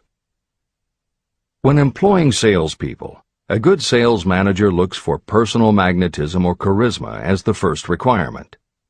People who lack this kind of sexual energy will never become enthusiastic, nor inspire others with enthusiasm. And enthusiasm is one of the most important requisites in salesmanship, no matter what you're selling. The public speaker, preacher, lawyer, or salesperson who is lacking in charisma is a flop as far as being able to influence others is concerned. That, plus the fact that most people are influenced through an appeal to their emotions, should easily convince you of the importance of charisma as a part of the salesperson's ability. Master salespeople attain mastery in selling because they either consciously or unconsciously transmute charisma, sexual energy, into sales enthusiasm. That statement explains the actual, practical meaning of sexual transmutation. The meaning of the word transmute is, in simple language, the changing or transferring of one element or form of energy into another. The transmutation of sexual energy means switching the mind from thoughts of physical expression to thoughts of some other nature. Salespeople who know how to turn on charisma have acquired the art of sexual transmutation, whether they know it or not. The majority of salespeople who transmute their sexual energy do so without being aware of what they are doing or how they are doing it. You can cultivate and develop this quality in your dealings with others.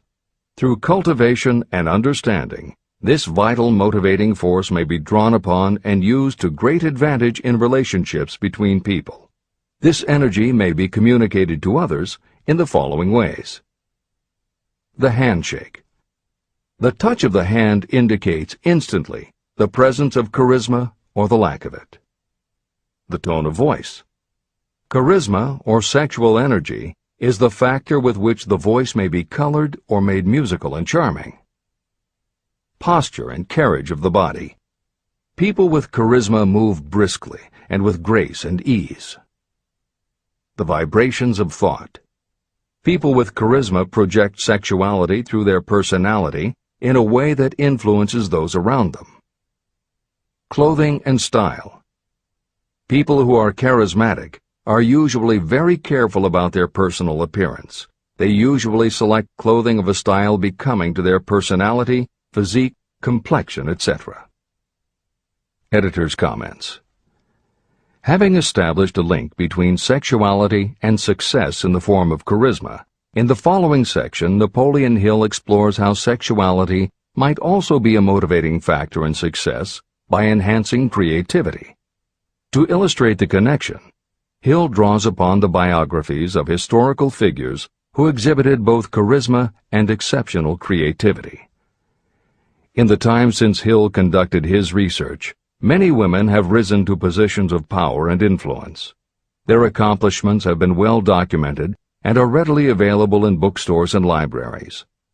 However, when Hill was assembling his data, the majority of historical biographies available were about successful men.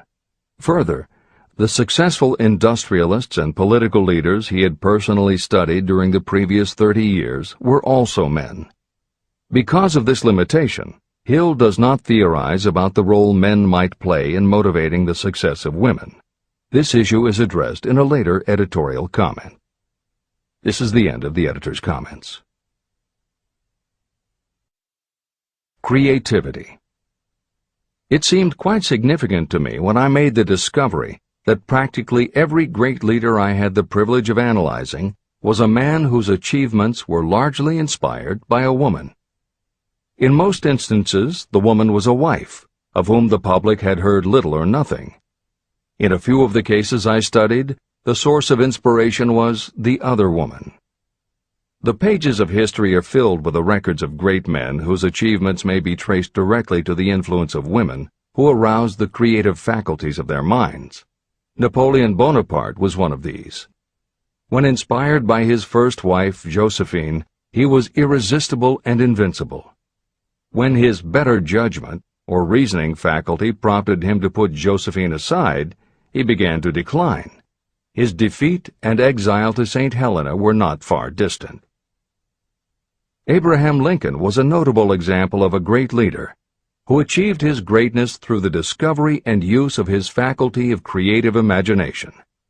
It is noted in practically every book written about Lincoln that he discovered and began to use this faculty as the result of the love that he experienced when he met Anne Rutledge. This is more than an interesting historical fact. It is of significance in connection with the role sexuality plays in the study of the source of genius. Following is a list of famous men of outstanding achievement: George Washington, Napoleon Bonaparte, William Shakespeare, Abraham Lincoln, Ralph Waldo Emerson, Robert Burns, Thomas Jefferson, Elbert Hubbard, Elbert H. Gary, Woodrow Wilson, John H. Patterson, Andrew Jackson, Enrico Caruso. Wherever there was evidence available in connection with the lives of these men of achievement, it indicated most convincingly that each possessed a highly developed sexual nature.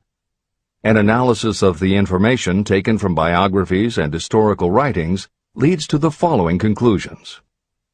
1. Those of greatest achievement have a highly developed sexual nature, but have learned the art of transmutation of sexual energy. 2. Those who have accumulated great fortunes and achieved outstanding recognition in literature, art, industry, architecture, and the professions were motivated by the influence of a mate or lover. When driven by these emotions, people become gifted with a superpower for action. If you understand this, you will also understand that sexual transmutation contains the secret of creative ability. Editor's comments. As noted previously, although Hill's analysis focused on men, today there is a wide range of biographies about women who have succeeded in every aspect of life, including business, politics, religion, sports, entertainment, and the arts. Bearing in mind that biographical information is always subjective, the reader can now find ample material from which to draw a conclusion as to whether Hill's theory about sexuality as a motivating force is equally evident in women. Napoleon Hill had to do an in-depth analysis of biographies in searching for indications that the subject's sexuality had a correlation to their success.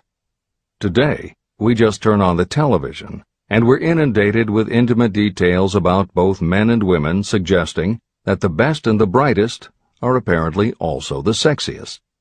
Although scandals aren't usually cited as scientific proof, the exposés of some of the biggest entertainment and sports stars, high-profile CEOs of major companies, numerous politicians, and even a few presidents, all make at least a common-sense case for Hill's theory about the correlation between sexuality and success. This is the end of the editor's comments. Obviously, this does not mean that everyone who is highly sexed is a genius. People attain the status of a genius only when and if they stimulate their minds so that they can draw upon the forces available through the creative faculty of the imagination.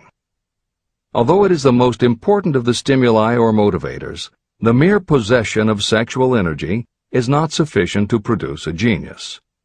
The energy must be transmuted from desire for physical contact into some other form of desire and action before it will lift one to the status of a genius. Genius and creative imagination. A definition of genius might be someone who has discovered how to increase the intensity of thought to the point where that person can freely communicate with sources of knowledge not available through the ordinary rate of thought. This definition should prompt some questions in the mind of anyone reading this book. The first question should be, how may one communicate with sources of knowledge that are not available through ordinary thought? The next question should be, are there known sources of knowledge that are available only to geniuses, and if so, what are these sources and exactly how may they be reached? In the following, I will offer methods so that you can experiment and prove to yourself that this is true. By doing so, you will have the answer to both questions. Editor's comment. Humans perceive things through the 5 senses of sight, smell, taste, hearing, and touch. Another kind of perception, as when you have a feeling about something, was discussed in the chapters on desire, faith, and autosuggestion. This kind of perception is often referred to as the 6th sense, and in the following Hill explores the relationship between sexuality, motivation, creative imagination, and the 6th sense. This is the end of the editor's comment.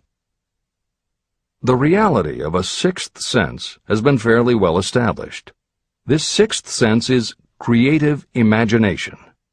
The faculty of creative imagination is something the majority of people never use during an entire lifetime, and if they do use it, it usually happens by mere accident. Only a small number of people deliberately use their creative imagination for a specific purpose. Those who do use this faculty voluntarily and with understanding of its functions are geniuses. Creative imagination is the direct link between your finite mind and what I have termed infinite intelligence. All revelations and all discoveries of basic or new principles in the field of invention take place through the faculty of creative imagination. When ideas, concepts, or hunches flash into your mind, they can only have come from one or more of the following sources. 1. from the mind of some other person who has just released the thought, idea, or concept through conscious thought. 2. Your subconscious mind, which stores every thought and impression that ever reached your brain through any of the 5 senses. 3. From another person's subconscious storehouse. 4. Infinite intelligence. There are no other possible sources from which inspired ideas or hunches may be received.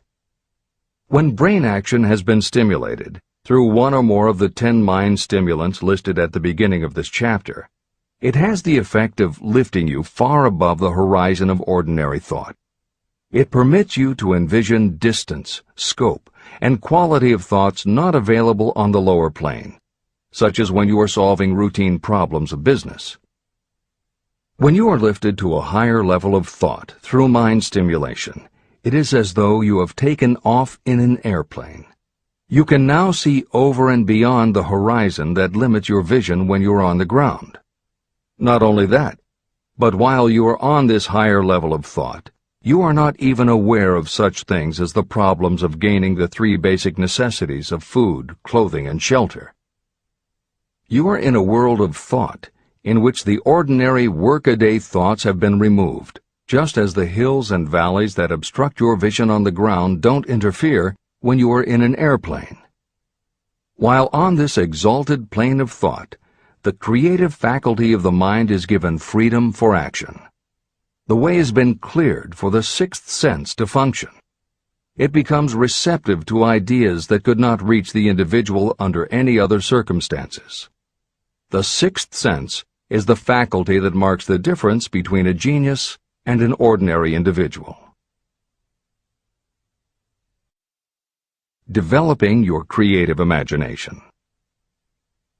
A mind stimulant is any influence that will either temporarily or permanently increase the intensity of thought. The previously mentioned 10 major stimulants are those most commonly resorted to. Through these sources you may commune with infinite intelligence, enter the storehouse of your subconscious mind, or perhaps even that of another person. That is all there is to genius. The more you use your creative faculty, the more alert and receptive it becomes to factors originating outside your conscious mind. And the more this creative faculty is used, the more you will rely upon it for your thoughts and ideas. This faculty can be cultivated and developed only through use. What we generally refer to as our conscience operates entirely through the faculty of the 6th sense. The great artists, writers, musicians, and poets become great because they acquire the habit of relying upon the still small voice that speaks from within, through their creative imagination.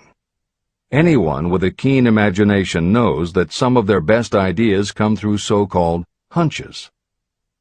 One of the best-known public speakers admits that his speeches are only really great when he closes his eyes and begins to rely entirely upon the faculty of creative imagination.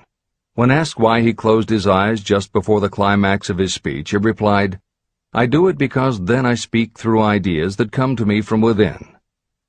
One of America's most successful and best-known financiers has the habit of closing his eyes for 2 or 3 minutes before making a decision. When asked why, he replied, "With my eyes closed, I am able to draw upon a source of superior intelligence."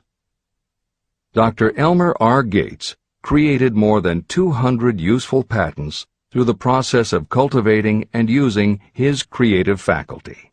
His method is significant to anyone interested in attaining to the status of genius. Dr. Gates was one of the really great, though less publicized, scientists of the world. In his laboratory, he had what he called his personal communication room. It was practically soundproof, and all light could be shut out. It had a small table on which he kept a pad of writing paper. In front of the table, on the wall, was a light switch. When Dr. Gates desired to draw upon the forces available to him through his creative imagination, he would go into this room, seat himself at the table, shut off the lights, and concentrate on the known factors of the invention he was working on. He would stay in that position until ideas began to flash into his mind in connection with the unknown factors of the invention. On one occasion, ideas came through so fast that he was forced to write for almost 3 hours.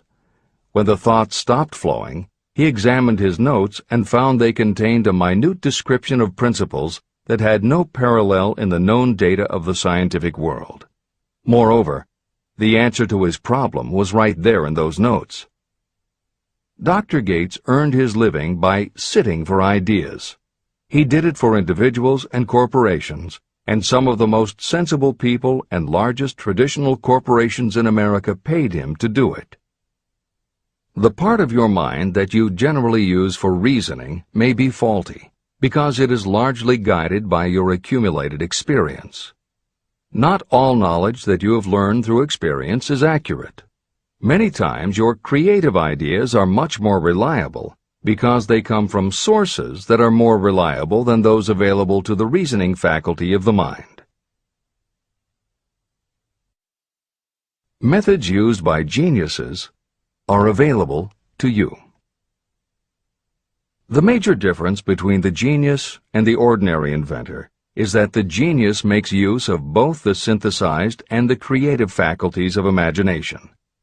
For example, the scientific inventor begins an invention by organizing and combining the known ideas or principles accumulated through experience through the synthesized faculty, the reasoning faculty. If the inventor finds this accumulated knowledge is insufficient, the scientist then draws upon the sources of knowledge available through the creative faculty. The method by which the inventor does this varies with the individual, but this is the essence of the procedure. 1. The inventor stimulates his or her mind so that it functions on a higher-than-average plane through one or more of the mind stimulants.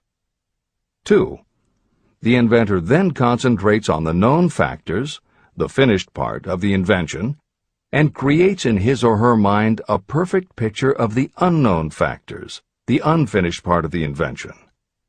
The inventor holds this picture in mind until it has been taken over by the subconscious, then relaxes by clearing his or her mind of all thought and waits for the answer to flash into mind.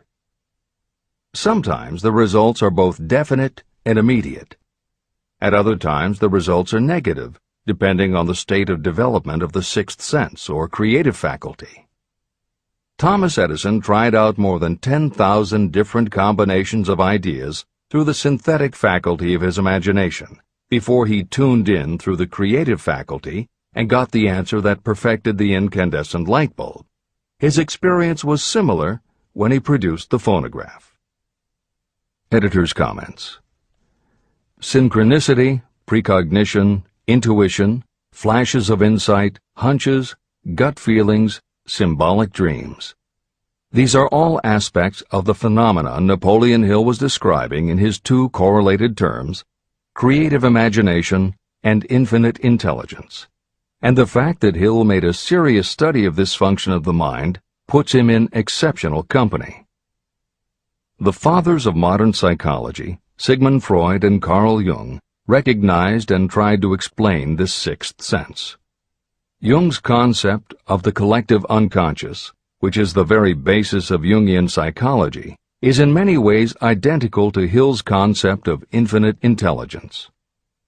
Scientists from Archimedes to Newton to Einstein to the team of Watson and Crick, who determined the structure of DNA, all conceded that intuition was instrumental in their discoveries. Duke University created a department for the sole purpose of studying these phenomena under scientific conditions. Many scientists admit to using personalized techniques similar to Hill's method for accessing intuition and creativity. These include Friedrich Kekule, who discovered the molecular structure of benzene through a dream symbol; physiologist Otto Loewi, who had a hunch followed by a dream that won him the Nobel Prize in Medicine; and as mentioned above, James Watson's breakthrough in the structure of DNA. Mozart, Shelley, Coleridge, Huxley, Descartes, Robert Louis Stevenson all claimed intuition played a role in their creations. William Blake learned the secret to a copper engraving process from a dream. British Prime Minister Winston Churchill firmly believed a premonition saved him from being killed by a bomb during the Blitz of London. As was noted earlier, psychiatry, clinical hypnosis, and affirmations all had to overcome considerable skepticism before they were accepted. That is also true of those phenomena Hill terms infinite intelligence. However, in the 1970s and 80s, the public's interest was piqued by well-researched books such as The Intuitive Edge by Philip Goldberg, Creative Dreaming by Patricia Garfield, and The Right Brain Experience by Mary Lee Zdenek.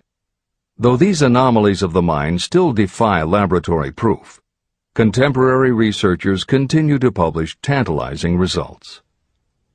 This is the end of the editorial comments. Nature has equipped the human brain and mind with internal stimulants that safely trigger the mind to tune in to fine and rare thoughts. No satisfactory substitute for nature's stimulants has ever been found. However, history is not lacking in examples of people who rose to the status of genius as the result of using artificial mind stimulants. Edgar Allan Poe wrote The Raven while under the influence of alcohol, dreaming dreams no mortal ever dared to dream before. Samuel Taylor Coleridge wrote Kubla Khan during an opium-induced dream, and Robert Burns wrote best when intoxicated. For auld lang syne, my dear, we'll take a cup of kindness yet for auld lang syne. It is true that these and others who are known as geniuses relied upon artificial mind stimulation. But a more important lesson to remember is how many of these people destroyed themselves through the use of those stimulants. Editor's comments.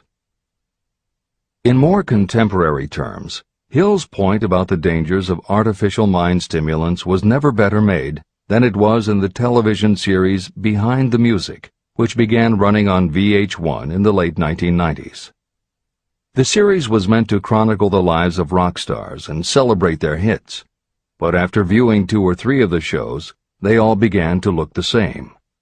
Young singer and band have a hit record, make millions of dollars, plunge into the sex, drugs, and rock and roll lifestyle, everyone gets addicted, and they blow all of the money.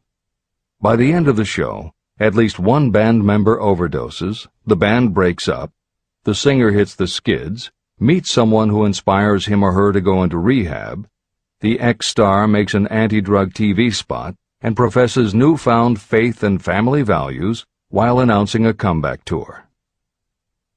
Although the shows played like a bad parody of themselves, the fact that the stories were so similar, that so many talented singers and songwriters who depended on drugs ended up burning out, should be telling you something, especially if you don't just want to succeed, but want to keep and enjoy your success.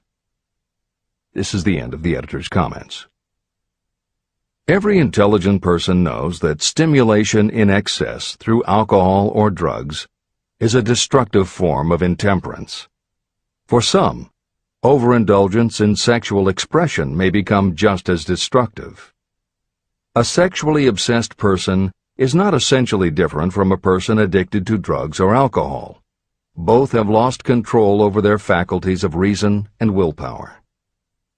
Human sexuality is a mighty urge to action, but its forces are like a cyclone, almost impossible to completely control. When an individual is driven solely by emotions related to sexuality, that person may be capable of great achievement, but their actions are often disorganized and destructive. It is true that a person may pursue financial or business success by harnessing the driving force of sexual energy without self-control. But history is filled with evidence that such people likely have certain traits of character that rob them of the ability to either hold or enjoy their fortunes. Ignorance of this potential pitfall has cost thousands of people their happiness, even though they possessed riches. From my analysis of over 25,000 people, I found that those who succeed in an outstanding way often do not hit their stride until they are beyond the age of 40 or 50. This fact was so astounding that it prompted me to go into the study of its cause most carefully. My investigation disclosed that the major reason why many people do not succeed early in life is their tendency to dissipate their energies through overindulgence. The majority of people never learn that sexual energy has possibilities other than physical expression.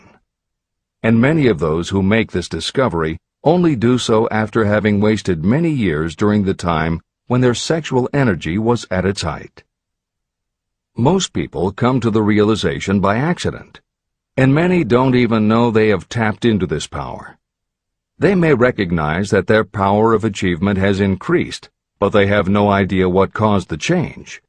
They are just vaguely aware that nature begins to harmonize the emotions of love and sex, so that they may draw upon these great forces and apply them as stimuli to action. The importance of love. Love, romance, and sex are all emotions capable of driving people to heights of superachievement. When combined, these three emotions may lift you to an altitude of a genius. Every person who has been moved by genuine love knows that it leaves enduring traces upon the human heart. The effect of love endures, because love is spiritual in nature. Those who cannot be stimulated to great heights of achievement by love are hopeless. They are dead, though they may seem to live. If you believe you are unfortunate because you have loved and lost, you are wrong. One who is loved truly can never lose entirely. Love is whimsical and temperamental. It comes when it pleases and goes away without warning. Accept and enjoy it while it remains, but spend no time worrying about its departure. Worry will never bring it back. Dismiss the thought that love only comes once. Love may come and go times without number, but there are no two love experiences that affect you in just the same way. There may be one love experience that leaves a deeper imprint on the heart than all the others. But all love experiences are beneficial, except to the person who becomes resentful and cynical when love makes its departure. Even the memories of love can lift you and stimulate your mind. Go back into your yesterdays at times and bathe your mind in the beautiful memories of past love.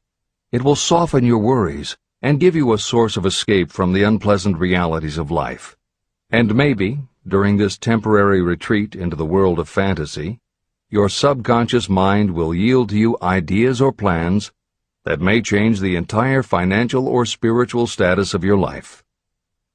There should be no disappointment over love, and there would be none if people understood the difference between the emotions of love and sex. Love is an emotion of many shades and colors, but the most intense and burning of all is that experienced in the blending of the emotions of love and sex. Marriages or committed relationships that are not blessed with love properly balanced with sex cannot be happy ones, and seldom endure. Love alone will not bring happiness, nor will sex alone. Love is spiritual. Sex is biological. No experience that touches the human heart with a spiritual force can possibly be harmful, except through ignorance or jealousy. The presence of destructive emotions in the human mind may poison it in a way that destroys your sense of justice and fairness. Just as a chemist can take certain chemical elements, none of which are harmful in themselves, and by mixing them together create a deadly poison, in a similar manner the emotions of sex and jealousy, when mixed, may turn just as lethal. Love is the emotion that serves as a safety valve and brings balance, reason, and constructive effort. Love is, without question, life's greatest experience. It can bring you into communion with infinite intelligence. When love guides the emotions, it may lead you well on your way toward creative effort. The road to genius consists of the development, control, and use of sex, love, and romance. Briefly, the process may be stated as follows. Encourage the presence of the positive emotions as the dominating thoughts in your mind, and discourage all the destructive emotions. The mind is a creature of habit. It thrives on the dominating thoughts fed to it. Through your willpower, you may discourage the presence of any emotion and encourage the presence of any other. Control of your mind, through the power of your will, is not difficult. Control comes from persistence and habit. The secret of control lies in understanding the process of transmutation. When any negative emotion presents itself in your mind, it can be transmuted into a positive or constructive emotion by the simple procedure of changing your thoughts. There is no other road to genius than through voluntary self-effort. When the emotion of romance is added to those of love and sex, the obstructions between the finite mind and infinite intelligence are removed.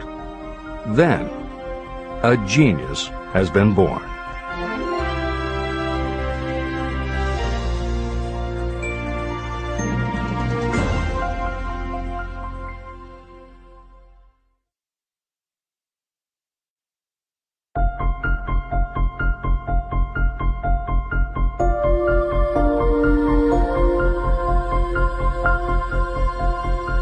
Success requires no explanations.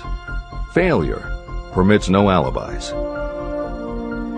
Chapter 13. The Subconscious Mind. The Connecting Link. The 11th Step Toward Riches. The subconscious mind consists of a field of consciousness, in which every impulsive thought that reaches the conscious mind, through any of the five senses, is classified and recorded. The subconscious receives and files sense impressions or thoughts regardless of their nature. You can plant in your subconscious mind any plan, thought, or purpose that you desire to translate into its physical or monetary equivalent. Those desires that have been mixed with emotional feeling and faith in your ability are the ones that are strongest. Therefore, they are the first to which the subconscious responds. The subconscious mind works day and night, and in some way which is not fully understood, the subconscious seems able to draw upon the forces of infinite intelligence for the power to transmute your desires into their physical equivalent. And it does it in the most straightforward and practical way. You cannot entirely control your subconscious mind, but you can hand over to it any plan, desire, or purpose that you wish transformed into concrete form. Refer again to the instructions for using the subconscious mind in Chapter 5, Autosuggestion. Editor's comments. In the chapter on autosuggestion, the four primary methods for planting and reinforcing suggestions in your subconscious are: 1. The formulation and writing out of your desire. 2. The repetition of positive affirmations. 3. The creative visualization of your goal. And 4. By acting as though the goal is already yours.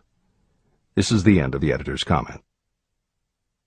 From my research, I have concluded that the subconscious mind is the connecting link between the finite mind of man and infinite intelligence. It is the intermediary through which you may draw upon the forces of infinite intelligence. From my research, I have concluded that the subconscious mind is the connecting link between the finite mind of man and infinite intelligence. It is the intermediary through which you may draw upon the forces of infinite intelligence. Only the subconscious mind contains the process by which mental impulses, thoughts, are modified and changed into their spiritual, energy, equivalent. It alone is the medium through which prayer, desire, may be transmitted to the source capable of answering prayer, infinite intelligence. How to energize your subconscious mind for creative effort. The possibilities of what you can do when you connect creative effort with the subconscious mind are stupendous. They inspire me with awe. I never approached the discussion of the subconscious mind without a feeling of littleness and inferiority, due to the fact that man's entire stock of knowledge on this subject is so pitifully limited.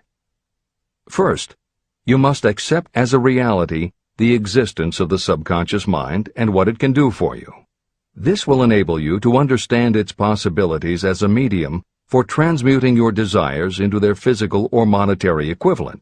And then, you will comprehend the full significance of the instructions given in Chapter 3, Desire. You will also understand the importance of making your desires clear and putting them in writing. You will understand as well the necessity of persistence in carrying out instructions.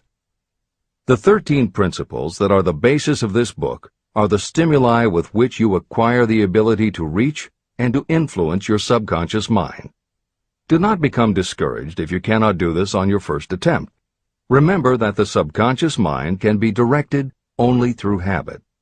You have not yet had time to master faith. Be patient. Be persistent. Editor's comments. There are two aspects to Hill's theory of the subconscious mind. There are two aspects to Hill's theory of the subconscious mind. One is the concept of the subconscious as the storehouse of all information and thoughts that you have ever experienced. The second is the concept of the subconscious as the gateway to infinite intelligence. In this chapter, Hill focuses primarily on the subconscious as a storehouse.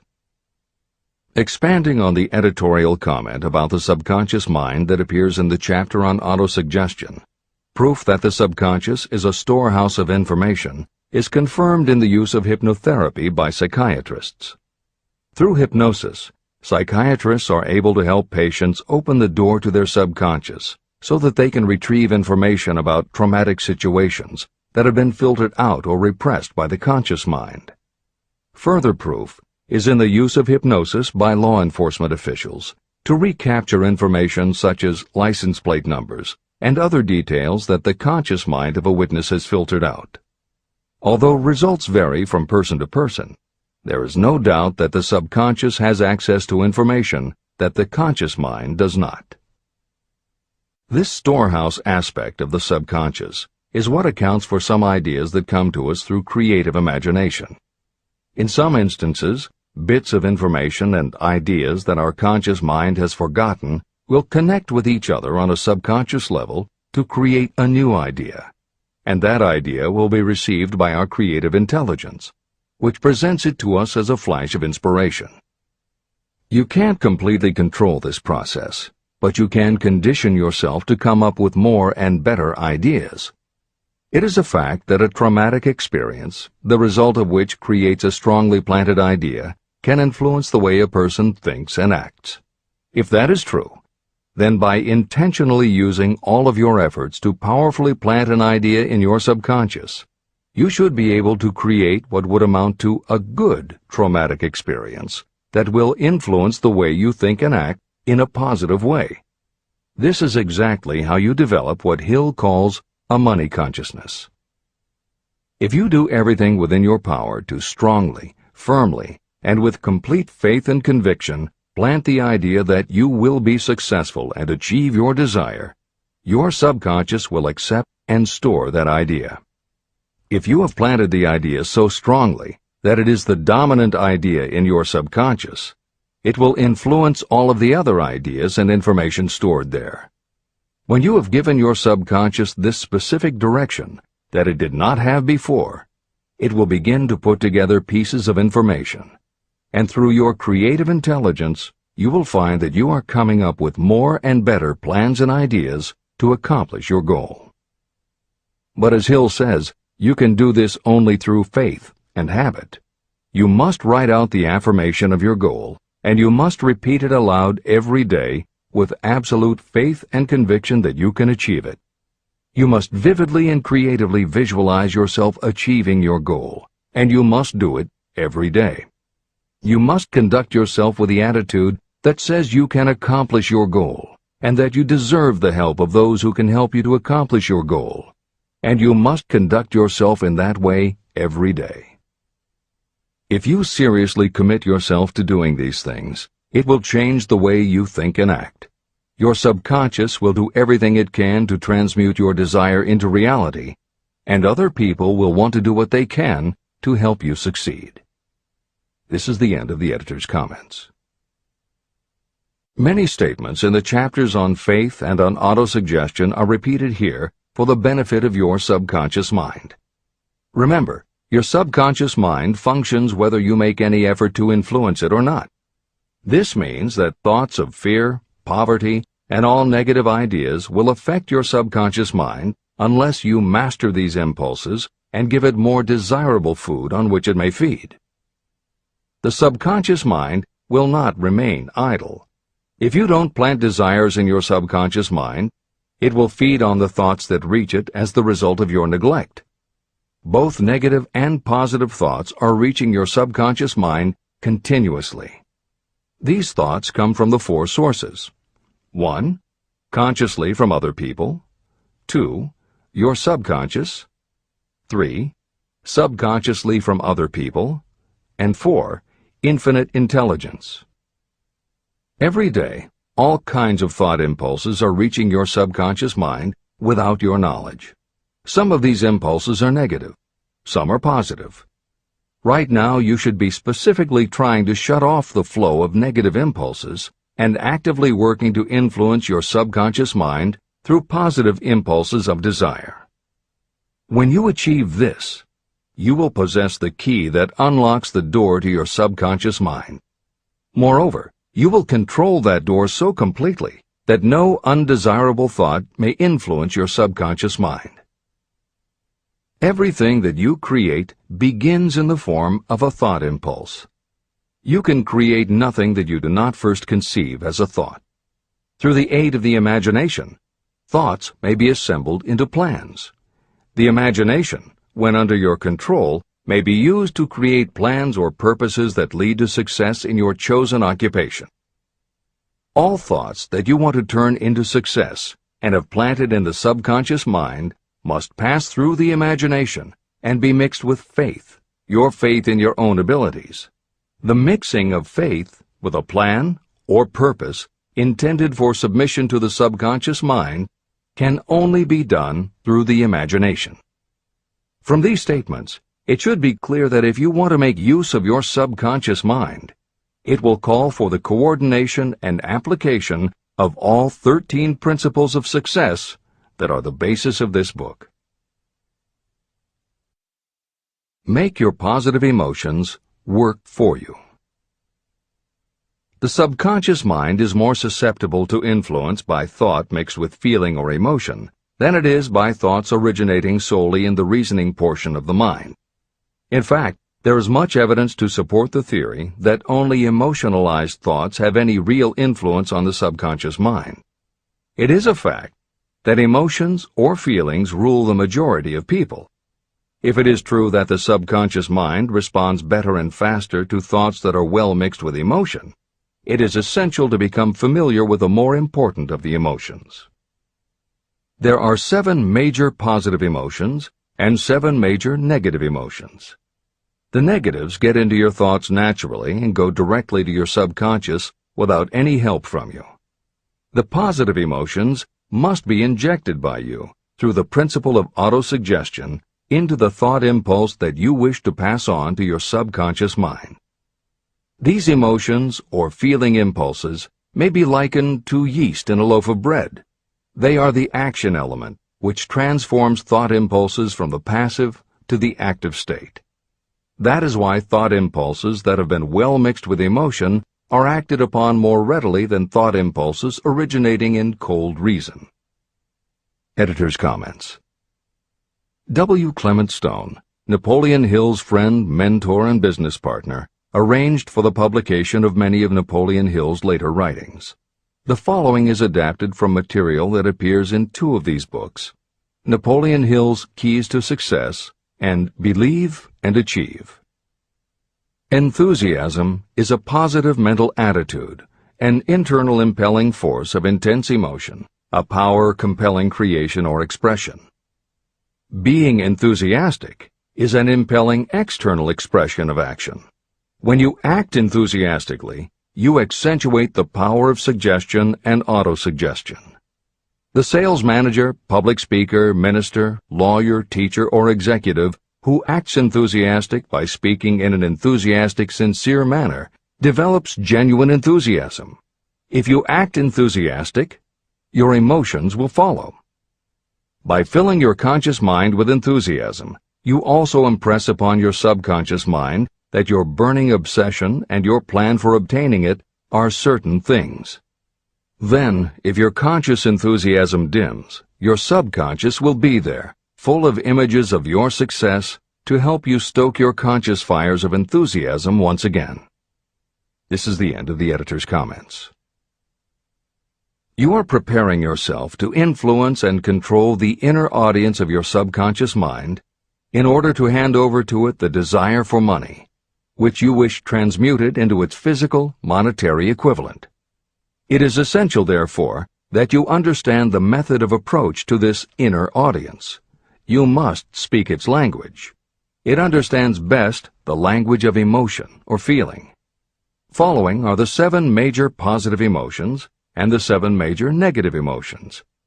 I am listing them here so that you may draw upon the positives and avoid the negatives when giving instructions to your subconscious mind. The 7 major positive emotions. The emotion of desire, the emotion of faith, the emotion of love, the emotion of sex, the emotion of enthusiasm, the emotion of romance, the emotion of hope. There are other positive emotions, but these are the 7 most powerful and the ones most commonly used in creative effort. Master these 7 emotions. They can be mastered only by use, and the other positive emotions will be at your command when you need them. Remember that you are studying a book that is intended to help you develop a money consciousness by filling your mind with positive emotions. The 7 major negative emotions to be avoided. The emotion of fear, the emotion of jealousy, the emotion of hatred, the emotion of revenge, the emotion of greed, the emotion of superstition, the emotion of anger. Positive and negative emotions cannot occupy the mind at the same time. One or the other must dominate. It is your responsibility to make sure that positive emotions constitute the dominating influence of your mind. That is where the law of habit will help you. Form the habit of applying and using the positive emotions. Eventually, they will dominate your mind so completely that the negatives cannot enter it. Only by following these instructions literally and continuously can you gain control over your subconscious mind. The presence of a single negative in your conscious mind is sufficient to destroy all chances of constructive aid from your subconscious mind. Editor's comments. Napoleon Hill's concern about the susceptibility of the subconscious mind to negative thoughts, emotions, and comments is well known to professionals who work with these techniques. In clinical hypnotherapy, there is an axiom referred to as the law of reversed effect, which states that whenever there is a conflict between imagination and willpower, the imagination wins. When you attempt to plant an idea, if the subconscious already harbors a negative, trying to force the new idea has the reverse effect, because the subconscious becomes obsessed with defending its established negative idea. And the harder you try to do something, the more the subconscious resists, and the more difficult it becomes. Even the use of the word try is warned against, because it gives the suggestion to the subconscious of a preconceived failure. The concept of trying implies an ongoing effort. You don't want to try. You want to succeed. If you ask your subconscious to help you try, it may do just that. It may help you try, but it will prevent you from succeeding. Because if you did succeed, then it could no longer help you try, which is what you asked it to do. The cautionary note about using the word try is just one example of the care that should be taken when formulating affirmations and using autosuggestion. The following are some other rules of thumb that most modern experts agree on. 1. Affirmations should always be stated as a positive. Affirm what you do want, not what you don't want. 2. Affirmations work best when they are short and very clear about a single desired goal. Take the time to write, rewrite, and polish your affirmation until you can express your desire in a short statement of precise and well-chosen words. 3. Affirmations should be specific about the desired goal, but not about how to accomplish it. Your subconscious knows better than you what it can do and how it can do it. 4. Do not make unreasonable time demands. Your subconscious can't make anything happen suddenly or now. 5. Just saying the words will have little effect. When you affirm your desire, you must do it with such faith and conviction that your subconscious becomes convinced of how important it is to you. As you affirm your desire to yourself, visualize it in your mind's eye as big as a billboard. Make it big, powerful, and memorable. 6. Repetition of your emotionalized affirmation is crucial. At this time, it is your habit to think one way. By repeating your affirmation often every day, your new way of thinking will begin to be your automatic response.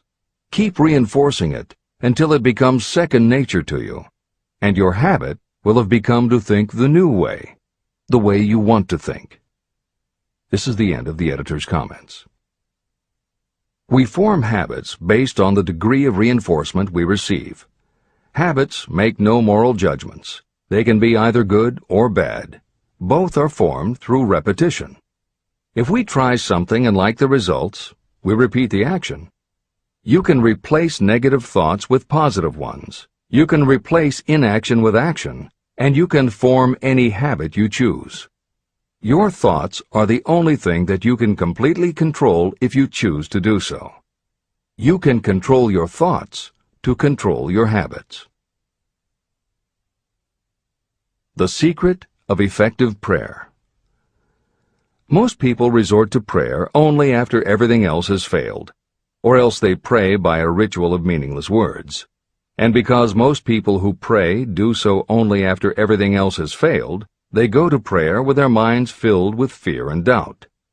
Because fear and doubt are the emotions that are mixed with their prayer, these are the emotions the subconscious mind passes on, and these are the emotions that infinite intelligence receives and acts upon.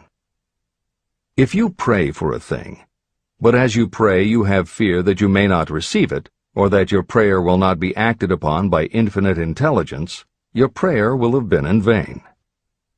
Prayer does sometimes result in the realization of that for which one prays. If you have ever had the experience of receiving something for which you prayed, go back in your memory and recall your actual state of mind while you were praying, and you will know for sure that the theory here described is more than a theory. The method by which you may communicate with infinite intelligence is very similar to the way the vibration of sound is transmitted by radio waves. Sound cannot be transmitted through the atmosphere until it has been changed into a very high rate of vibration. The radio station takes the sound of the human voice and modifies it by stepping up the vibration millions of times. Only in this way can the energy of sound be sent over distances. After this transformation has taken place, the energy, which originally was in the form of vibrations of sound, is broadcast or transmitted as a radio signal. When a radio set receives the high-speed transmission, it then reconverts that energy back to its original slower rate of vibration. And when it is stepped down to its original rate, it vibrates the diaphragm of the speaker, which reproduces the original sound of the voice. The subconscious mind is the intermediary that translates prayers or desires into terms that infinite intelligence can receive. The answer comes back to you in the form of a definite plan or idea for procuring the object of your prayer. When you understand this principle, you know why mere words read from a prayer book cannot serve as an agency of communication between the mind of man and infinite intelligence. Do not expect troubles, as they have a tendency not to disappoint. Chapter 14. The Brain. A broadcasting and receiving station for thought. The 12th step toward riches. It was while I was working with the late Dr. Alexander Graham Bell and Dr. Elmer R. Gates that I first proposed the idea that every human brain is both a broadcasting and receiving station for the vibration of thought. In some way similar to the principle behind the operation of a radio receiver, every human brain is capable of picking up vibrations of thought that are being released by other brains. These are received as hunches and flashes of intuition. As was explained in previous chapters, it is your creative imagination that is the receiving set of your brain, which receives thoughts from your subconscious and, under certain circumstances, receives thoughts released by the brains of others. Your creative imagination is the interconnection between your conscious or reasoning mind and the four sources from which you receive thought stimuli. 1. Consciously from other people. 2. Your subconscious. 3. Subconsciously from other people. And 4. Infinite intelligence. When stimulated or stepped up to a high rate of vibration, the mind becomes more receptive to thoughts that reach it from outside sources. This stepping up process takes place through either the positive emotions or the negative emotions. Through the emotions, the vibrations of thought may be increased. The brain that has been stimulated by emotions functions at a much more rapid rate than it does when that emotion is quieted or absent. The result is the increase of thought to such a pitch that the creative imagination becomes highly receptive to ideas. On the other hand, when the brain is functioning at a rapid rate, it also gives to your own thoughts the emotional feeling that is essential before those thoughts will be picked up and acted upon by your subconscious mind. The subconscious mind is the sending station of the brain, through which vibrations of thought are broadcast. Autosuggestion is the medium by which you may put into operation your sending station. The creative imagination is the receiving set through which the energies of thought are picked up. Editor's comments. The following combines the above concept with the related materials from previous chapters to provide a step-by-step recap of Napoleon Hill's view of the process. 1. The brain is simultaneously both a broadcaster and a receiver. 2. Emotion affects both your ability to send and your ability to receive. When under the effect of strong emotion, the more powerfully you can send thoughts. When under the effect of strong emotion, the more receptive you are to receiving thoughts. 3. When you send thoughts, to where do you send them? You send them to your subconscious by using autosuggestion. 4. When you receive thoughts, where do they come from? They come from your subconscious and you receive them through your creative imagination. 5. Your subconscious mind has two aspects. Your subconscious is a storehouse of information, as explained in the previous chapter. Your subconscious is your connection to infinite intelligence. 6. Infinite intelligence is the medium through which you receive thoughts from other brains. Infinite intelligence is Hill's term for describing the following basic law of physics. Because everything in the universe is made of time, space, energy, or matter, and because matter is just energy in a different form, then everything is actually different parts of the same thing. This means that your subconscious mind, energy, has a common base with every other subconscious mind, energy. 7. Thoughts from other brains come to you as follows.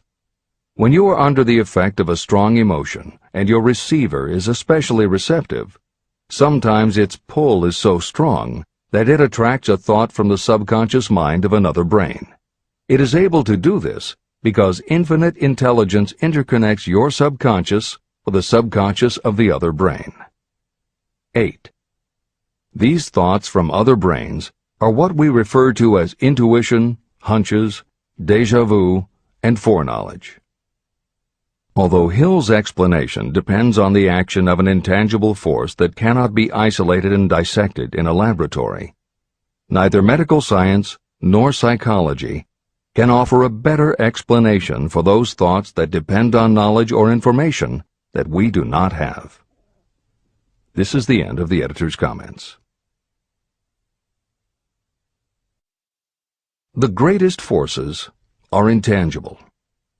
In the past, we've depended too much on our physical senses and have limited our knowledge to physical things that we could see, touch, weigh, and measure. I believe we have entered the most marvelous of all ages, an age that will teach us more about the intangible forces of the world about us. Perhaps we shall learn that there is an other self that is more powerful than the physical self we see when we look in a mirror. Many people do not take seriously such intangibles, the things that they cannot perceive through any of their five senses. However, to belittle the idea of forces that are intangible or cannot be explained is to ignore the fact that all of us, every day, are controlled by forces that are unseen and intangible. The whole of mankind has not the power to cope with nor to control the intangible force wrapped up in the rolling waves of the oceans. We still do not fully understand the intangible force of gravity, which keeps this little Earth suspended in space and keeps us from falling from it, much less have the power to control that force. We are entirely subservient to the intangible force that comes with a thunderstorm, and we are just as helpless in the presence of the intangible force of electricity. We do not understand the intangible force and intelligence wrapped up in the soil of the earth, the force that provides us with every morsel of food we eat, every article of clothing we wear, and every dollar we carry in our pockets. Last but not least, with all of our culture and education, we still understand little or nothing of the greatest of all the intangibles, thought. However, we have begun to learn a good deal about the intricate workings of the physical brain, and the results are stunning. We know that the central switchboard of the human brain, the number of lines that connect the brain cells to each other, is written as the figure 1, followed by 15 million zeros. Dr. C. Judson Herrick of the University of Chicago says, "The figure is so stupendous that astronomical figures, dealing with hundreds of millions of light years, become insignificant by comparison. It has been determined that there are from 10 billion to 14 billion nerve cells in the human cerebral cortex, and we know that these are arranged in definite patterns. These arrangements are not haphazard. They are orderly. It is inconceivable to me that such a network of intricate machinery should be in existence for the sole purpose of carrying on the physical functions connected with the growth and maintenance of the physical body. Is it not likely that the same system, which gives billions of brain cells the media for communication, one with another, also provides the means of communication with other intangible forces?" Editor's comments. In the time since Hill wrote the above comments, we have learned a great deal more about the physical brain and how it operates. We understand much about the chemistry of the brain. We can measure the energies it releases. We know which areas control the various functions of the body and which areas affect memory, emotions, reasoning, and many other subtleties related to the thinking process. Through surgery, medication, and other techniques, we know how to prevent the brain from having certain kinds of thoughts. And we know how to encourage the brain to produce certain other kinds of thoughts when we want it to. For instance, a specific area can be stimulated and you will have pleasurable thoughts. But we cannot yet control what those pleasurable thoughts will be, and we have no idea what the bits and pieces of information are that go into your pleasurable thoughts. With all of our advanced knowledge about the physical brain, we still don't know how to make it have a specific thought or idea, especially not an original thought or a creative idea. And medical science offers no better theory than Hill's as to how we could have an intuition or hunch made up from information that we don't have and were never exposed to. In short, the physical properties of the brain confirm that it is where the thinking process takes place. But it does not offer the answer to the question of how it happens, or how thoughts from one brain might travel to another. In previous commentaries, we pointed to the laws of physics as they relate to Hill's theory about the interconnectedness of all things. And although this is not meant to be a science lesson, It may reassure you to know that the work of renowned scientists lends support to the idea. Quantum theory deals with subatomic particles so minuscule that they are almost at the level of the basic stuff from which everything is made. Albert Einstein developed what is called the EPR effect, Einstein, Podolsky, and Rosen, and Irish physicist John Stuart Bell proposed Bell's theorem, both of which pertain to the concept that when two linked subatomic particles are separated from each other, when a change is made to particle A, the same change will instantly happen in particle B, even though the two are distant from each other.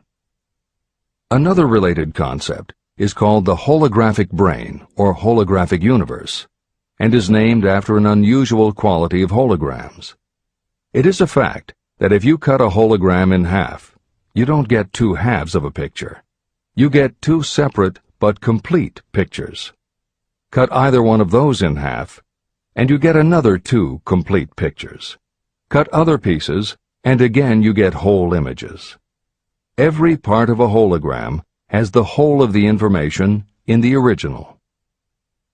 In the 1970s, Carl Pribram, a neurophysiologist at Stanford University, announced the results of his studies which suggest that memory is not in a specific part of the brain, but is spread throughout the brain like the image on a holographic plate. At almost the same time, renowned physicist David Bohm proposed that the workings of the universe were like a holographic image, that among all things there is total interconnectivity, and that all things influence all other things. In effect, every part of the universe contains the whole of the universe. That is probably more than enough science for most readers. The point is, Hill was not alone in his conclusion that through some intangible force, your subconscious shares interconnectivity with everything else in the universe. Previously, the example was given of the folds and bumps in a tablecloth, all being different, but all still tablecloth. Here's another way to envision the intangible interconnection of all things. Suppose you were to drill 5 holes in a wall, and have someone outside the room put their fingers and thumb through the holes and wiggle them. If you then bring into your room someone who only believes in tangible things that he or she can see, that person will see 5 separate objects that can move independently of each other. You may tell the person that behind the wall the objects are connected and all part of the same hand, but because they cannot see the connection and disbelieve anything they don't understand, the person will not be convinced. Neither modern medicine, nor psychiatry, nor technology can yet conclusively show us behind the wall. But the fact remains, we have all had a hunch about somebody, and it turns out to be right. A premonition that something will happen, and it does. Or a feeling that something isn't right with someone who is not there with you, and it turns out to be true. How does this information come to us? As mentioned previously, psychologist Carl Jung called the intangible connection the collective unconscious, also called universal subconscious. Others call it the totally unified theory, the great first cause, the universal mind, or spirit, and some see it as another way of describing God. Napoleon Hill calls it infinite intelligence and offers a common-sense explanation that allows you to work with a phenomenon, even if it is not completely understood. And that, after all, is what Hill was aiming for, to give you a way to access intangible forces that will help you turn your desire into reality. This is the end of the editor's comments. After this book had been written, just before the manuscript went to the publisher, the New York Times published an editorial showing that at least one great university and one intelligent investigator in the field of mental phenomena are carrying on an organized research through which conclusions have been reached that parallel many of those described in this and the following chapter. The editorial briefly analyzed the work carried on by Dr. J.B. Rhine and his associates at Duke University. From the New York Times. What is telepathy?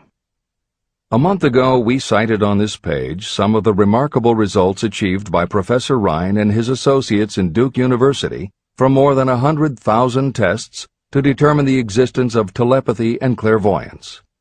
These results were summarized in the first two articles in Harper's Magazine. In the second, which has now appeared, the author, E.H. Wright, attempts to summarize what has been learned, or what it seems reasonable to infer, regarding the exact nature of these extrasensory modes of perception. The actual existence of telepathy and clairvoyance now seems to some scientists enormously probable as the result of Rhine's experiments. Various percipients were asked to name as many cards in a special pack as they could without looking at them and without other sensory access to them. About a score of men and women were discovered who could regularly name so many of the cards correctly that there was not one chance in many a million of their having done their feats by luck or accident. But how did they do them? These powers, assuming that they exist, do not seem to be sensory. There is no known organ for them. The experiments work just as well at distances of several hundred miles as they did in the same room.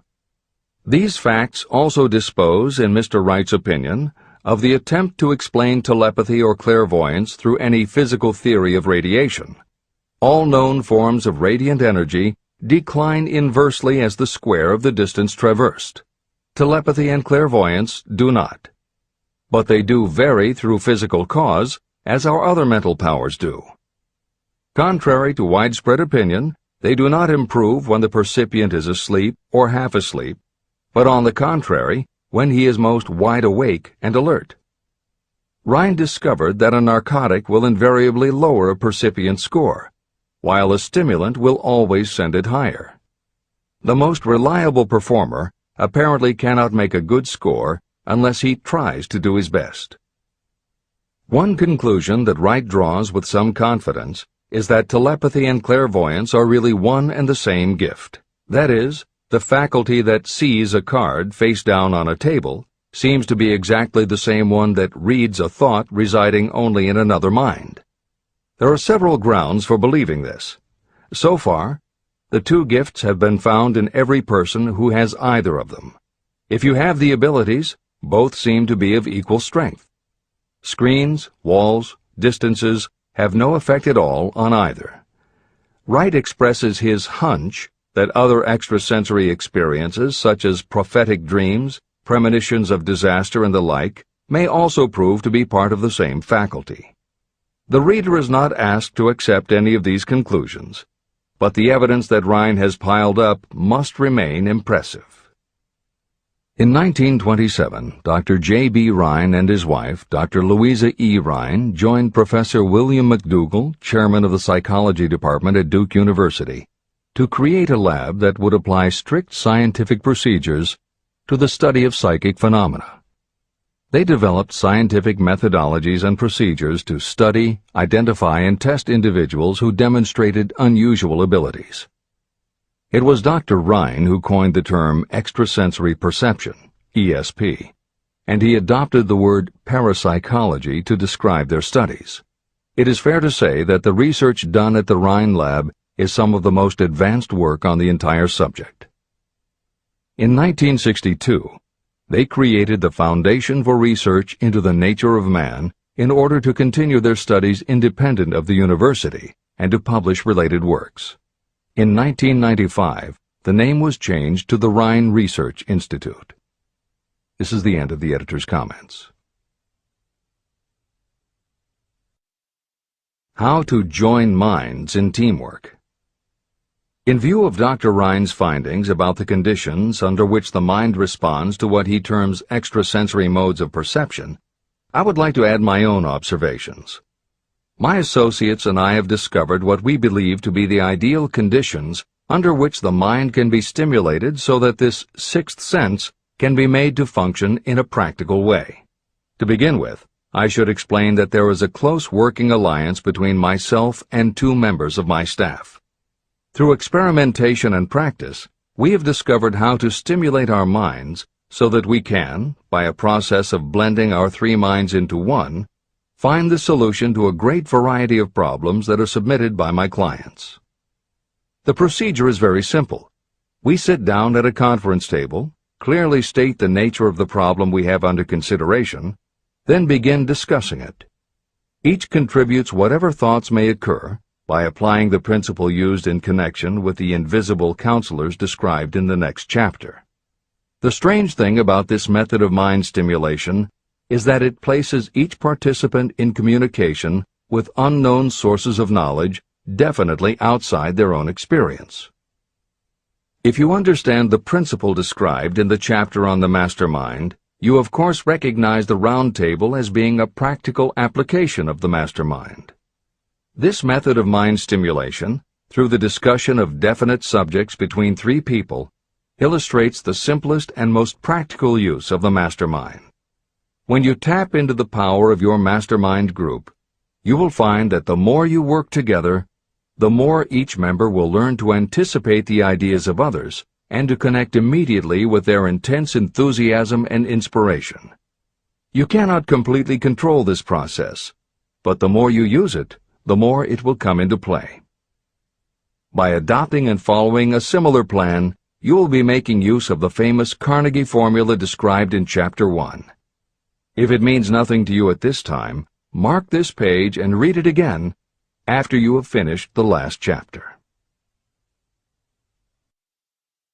Great achievement is usually born of great sacrifice and is never the result of selfishness.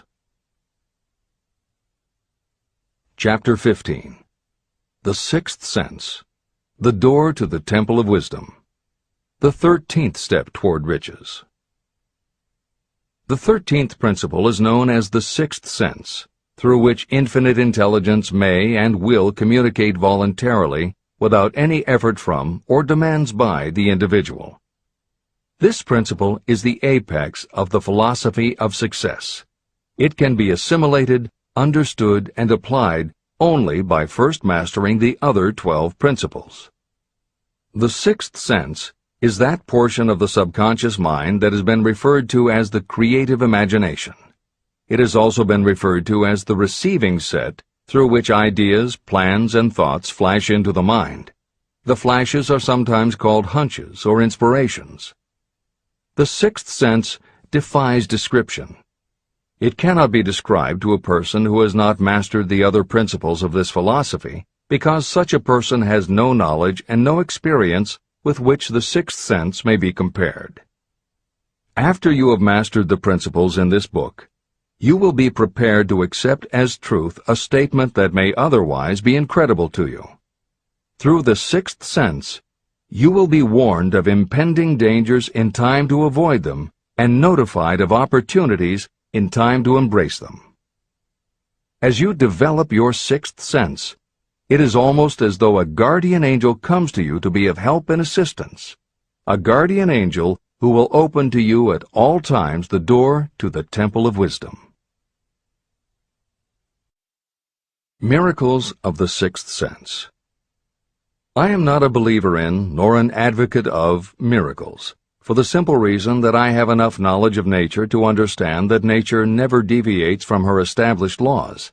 However, I believe that some of nature's laws are so incomprehensible that they produce what appear to be miracles. The sixth sense comes as near to being a miracle as anything I have ever experienced. This much I do know, that there is a power, or a first cause, or an intelligence which permeates every atom of matter and embraces every unit of energy perceptible to man. I know that this infinite intelligence is the thing that converts acorns into oak trees, causes water to flow downhill in response to the law of gravity, follows night with day and winter with summer, each maintaining its proper place and relationship to the other. Through the philosophy explained in this book, this intelligence can help turn your desires into concrete or material form. I know this because I have experimented with it, and I have experienced it.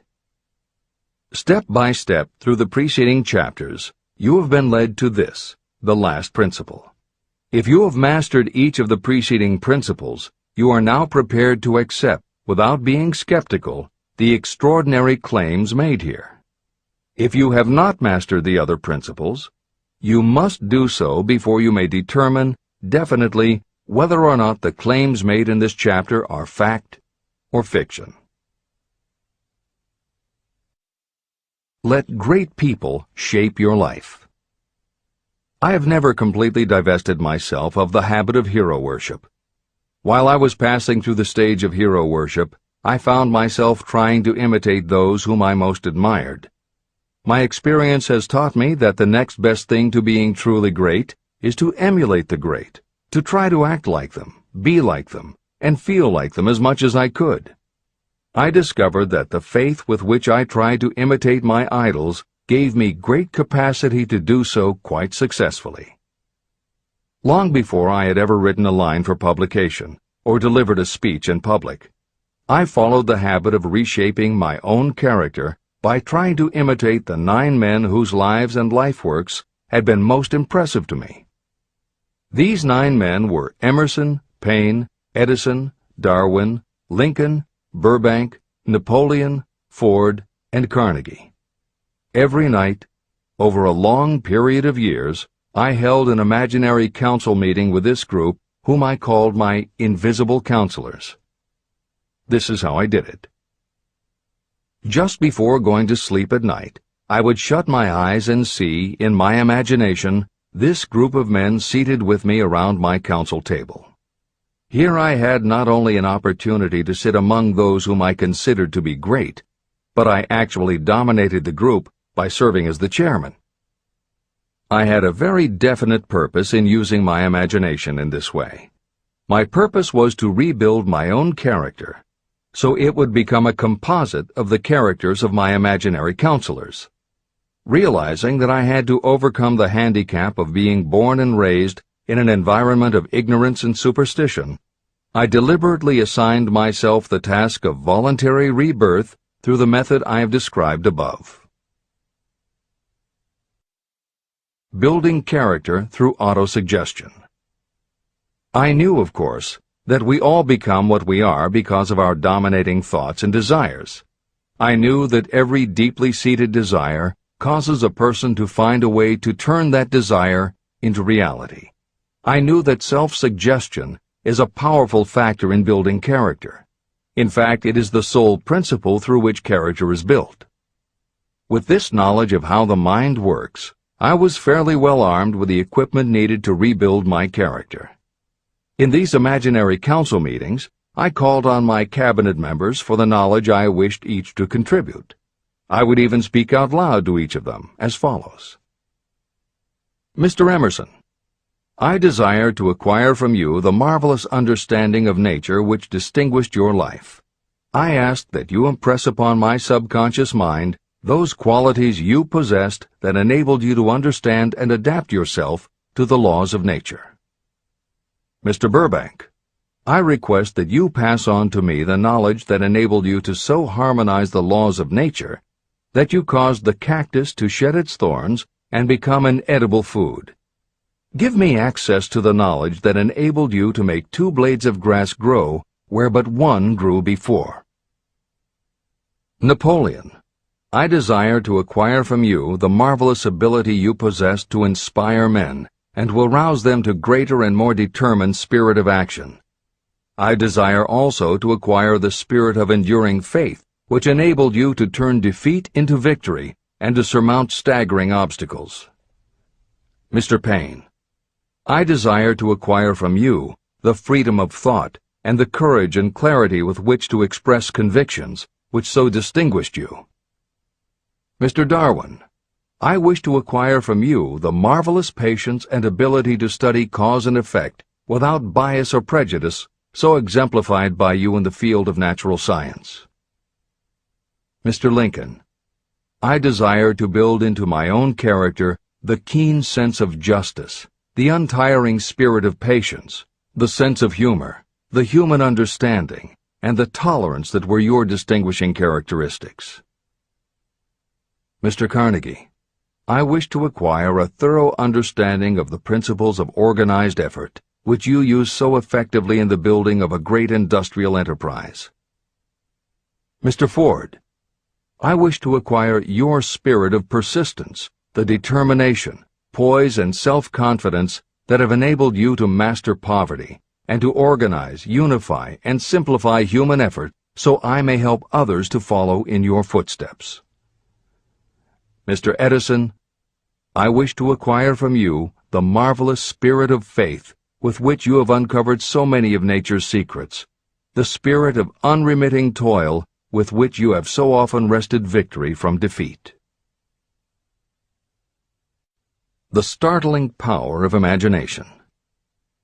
My method of addressing the members of my imaginary cabinet would vary according to the traits of character I was most interested in acquiring. I studied the records of their lives with painstaking care. After some months of this nightly procedure, I was astounded as each time my imaginary counselors started to become more and more real to me. Each of these 9 men developed individual characteristics that surprised me. For example, Lincoln developed the habit of always being late, then walking around in solemn parade. He always wore an expression of seriousness on his face. Rarely did I see him smile. This was not true of the others. Burbank and Payne often indulged in witty repartee, which seemed at times to shock the other members of the cabinet. On one occasion, Burbank was late. When he came, he was excited with enthusiasm, and explained that he had been late because of an experiment he was making, through which he hoped to be able to grow apples on any sort of tree. Payne chided him by reminding him that it was an apple that started all the trouble between man and woman. Darwin chuckled as he suggested that Payne should watch out for little serpents when he went into the forest to gather apples, as they had the habit of growing into big snakes. Emerson observed, "No serpents, no apples," and Napoleon remarked, "No apples, no state." These meetings became so realistic that I became fearful of their consequences and discontinued them for several months. The experiences were so uncanny, I was afraid that if I continued them, I would lose sight of the fact that the meetings were purely experiences of my imagination. In writing this book, this is the first time that I've had the courage to mention this. I knew from my own attitude in connection with such matters that I would be misunderstood if I described my unusual experience. I now have the courage to put this on the printed page, because I am now less concerned about what they say than I was in the years that have passed. While the members of my cabinet may be purely fictional, and the meetings existed only in my own imagination, they have led me into glorious paths of adventure, rekindled my appreciation of true greatness, encouraged my creativity, and inspired me to be honest and bold in expressing my thoughts. Editor's comments. Napoleon Hill's experience with his imaginary counselors is not as uncommon as it may seem on first reading. In fact, it happens to novelists all the time.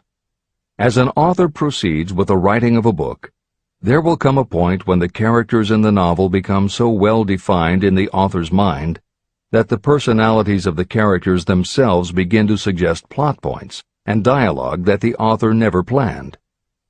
Often the thoughts that come to the author when he or she is in the character are completely original, and in real life would never have occurred to the author. Psychiatrists, therapists, and motivational experts also use this phenomenon when they work with role-playing. The usual procedure is to ask 2 people to act out a scenario as if they were in each other's shoes. If this is done in a situation where the participants do not feel embarrassed or self-conscious, and if the people will allow themselves to become submerged and seriously try to become the other person, the results can be stunning. Depending on the faith with which you approach it, you can get not just a general sense of what the other person is going through, but also have flashes of insight, actually feel what the other person feels, and gain a real understanding about the reactions or motivations of others. Why it works is just as much a mystery as why you get hunches.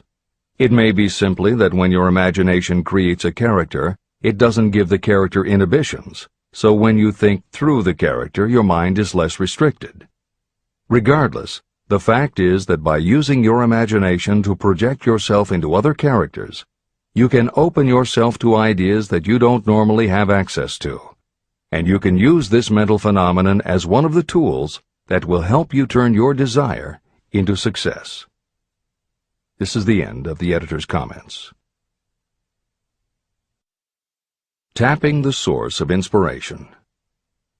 Somewhere in the cell structure of the brain is something that receives the vibrations of thought ordinarily called hunches. So far, science has not discovered where this sixth sense is located, but this is not important. The fact remains that human beings do receive accurate knowledge through sources other than the physical senses.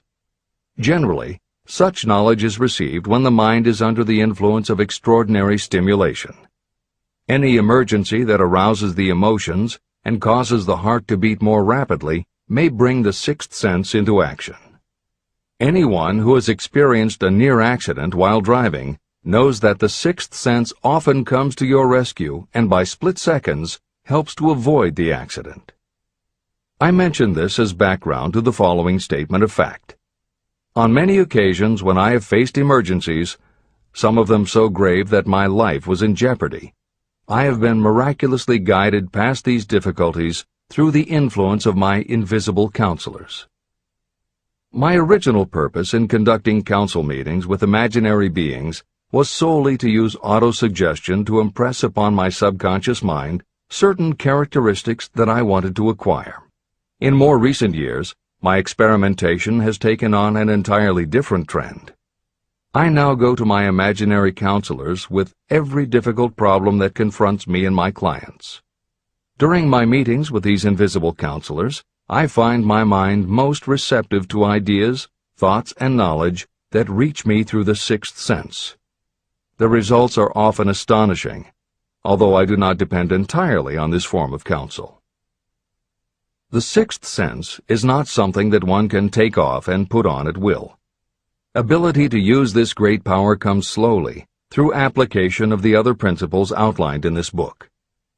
No matter who you are, or what may have been your purpose in reading this book, you can profit by it even if you don't fully understand how or why the principle described in this chapter works.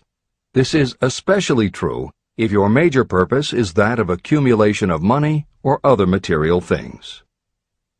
This chapter on the sixth sense was written because the book is designed to present a complete philosophy by which individuals may unerringly guide themselves in attaining whatever they ask of life. The starting point of all achievement is desire. The finishing point is the kind of knowledge that leads to understanding. Understanding of yourself, understanding of others, understanding of the laws of nature, and the recognition and understanding of happiness. Full understanding of this comes only through familiarity with and use of the principle of the sixth sense. In reading this chapter, you may have found yourself lifted to a high level of mental stimulation. Splendid! Come back to this again a month from now, read it once more, and observe that your mind will soar to a still higher level of stimulation. Repeat this experience from time to time, giving no concern as to how much or how little you learn at the time. Eventually, you will find yourself in possession of a power that will enable you to throw off discouragement, master fear, overcome procrastination, and draw freely upon your imagination. Then you will have felt the touch of that unknown something that has been the moving spirit of every truly great thinker, leader, artist, musician, writer, or statesman. Then you will be in a position to transmute your desires into their physical or financial counterpart as easily as you may lie down and quit at the first sign of opposition.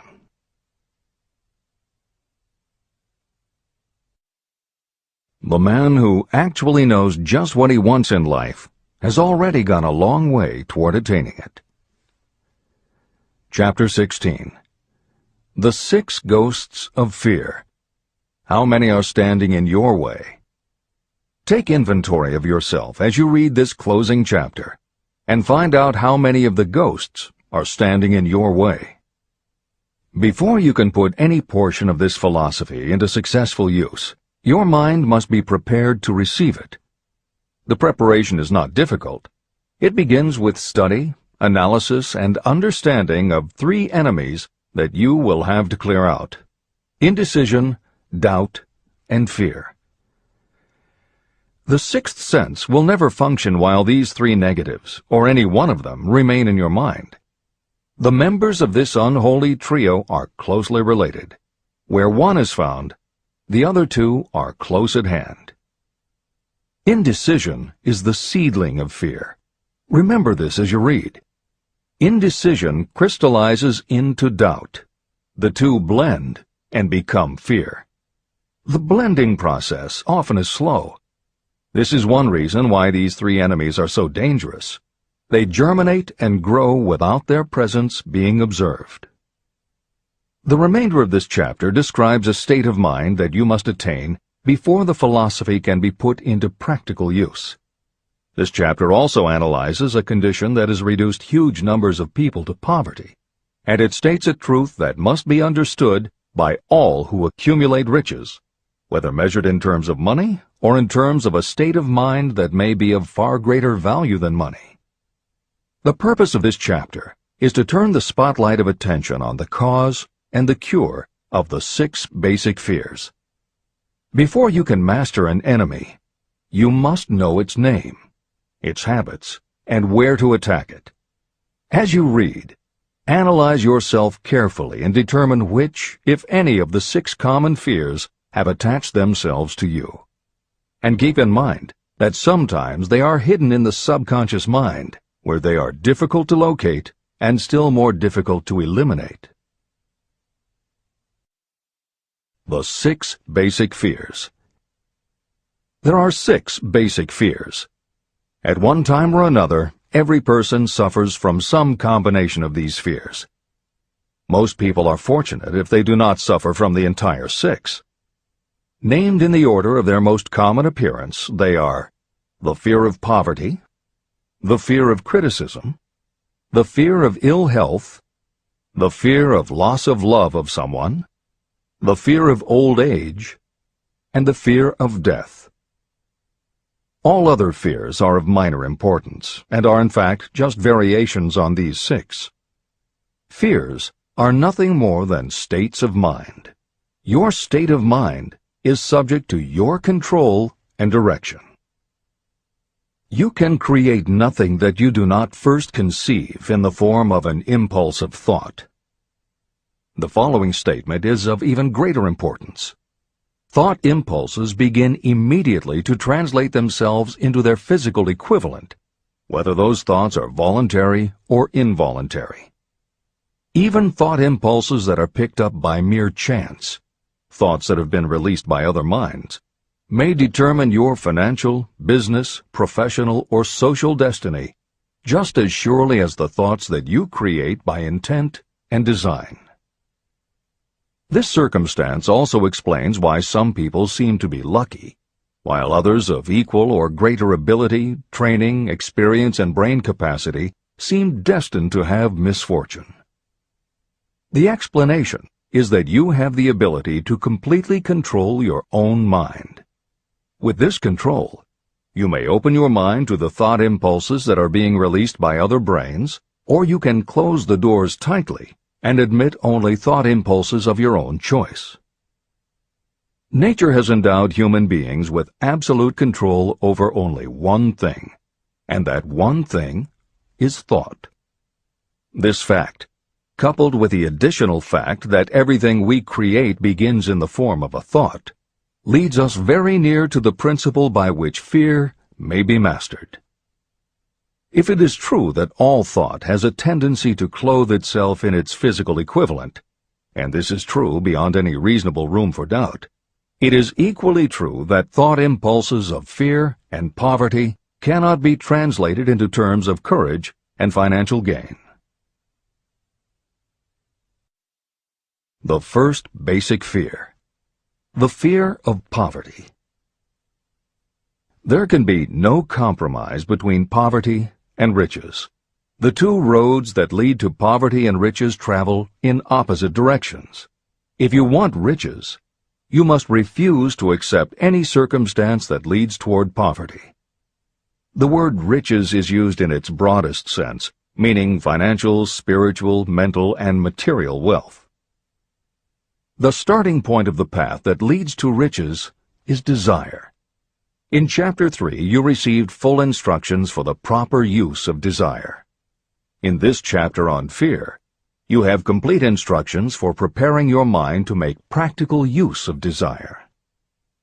Here is the place to give yourself a challenge, which will definitely determine how much of this philosophy you have absorbed. Here is the point at which you can tell what the future holds in store for you. If, after reading this chapter, you are willing to accept poverty, you may as well make up your mind to receive poverty. This is one decision you cannot avoid. But if you demand riches, determine what form and how much will be required to satisfy you. You know the road that leads to riches. You have been given a roadmap. If you follow it, it will keep you on that road. If you neglect to make the start, or stop before you arrive, no one will be to blame but you. This responsibility is yours. No excuse will save you from accepting the responsibility if you now fail or refuse to demand riches of life. All you need is one thing. Incidentally, the only thing you can control, and that is a state of mind. A state of mind is something that is up to you. It cannot be purchased. It must be created.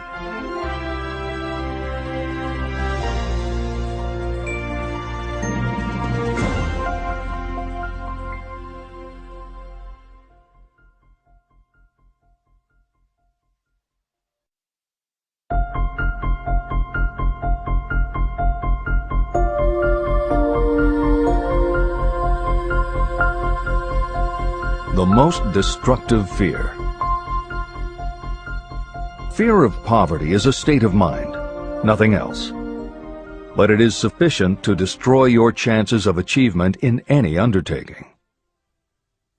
This fear paralyzes your ability to use reason, destroys the imagination, kills off self-reliance, undermines enthusiasm, discourages initiative, leads to uncertainty of purpose, encourages procrastination, wipes out enthusiasm, and makes self-control an impossibility.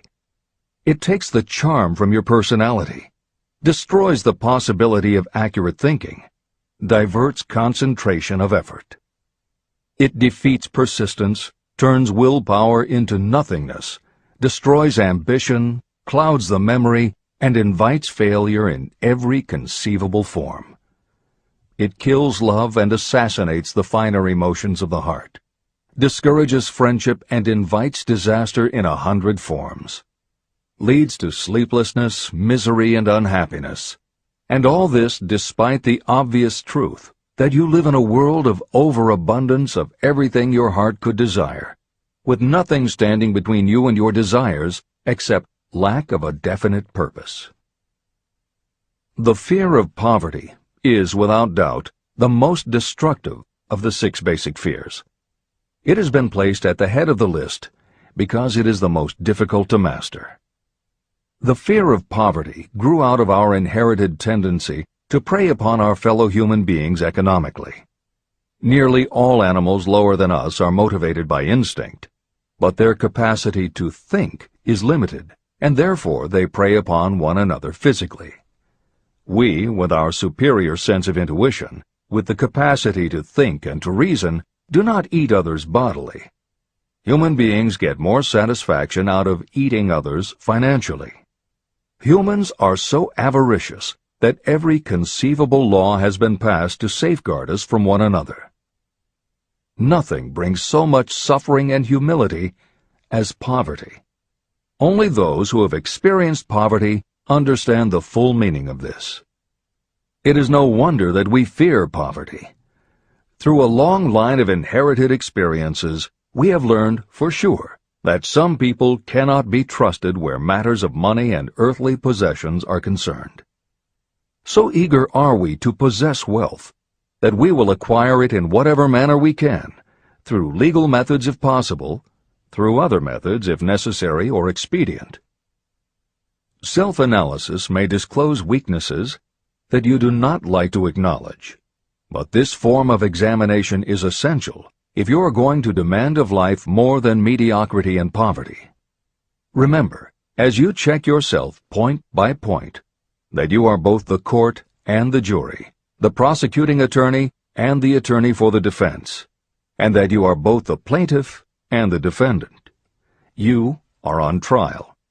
Face the facts squarely. Ask yourself definite questions and demand direct replies. When the examination is over, you will know more about yourself. If you do not feel that you can be an impartial judge, call upon someone who knows you well to serve as judge while you cross-examine yourself. You are after the truth. Get it, no matter at what the cost, even though it may temporarily embarrass you. The majority of people, if asked what they fear most, would reply, "I fear nothing." The reply would be inaccurate, because few people realize that they are bound, handicapped, whipped spiritually and physically through some form of fear. So subtle and deeply seated is the emotion of fear that you may go through life and never recognize its presence. Only a courageous analysis will disclose the presence of this universal enemy. When you begin such an analysis, search deeply into your character. The following is a list of the symptoms to look for. Symptoms of the fear of poverty. 1. Indifference.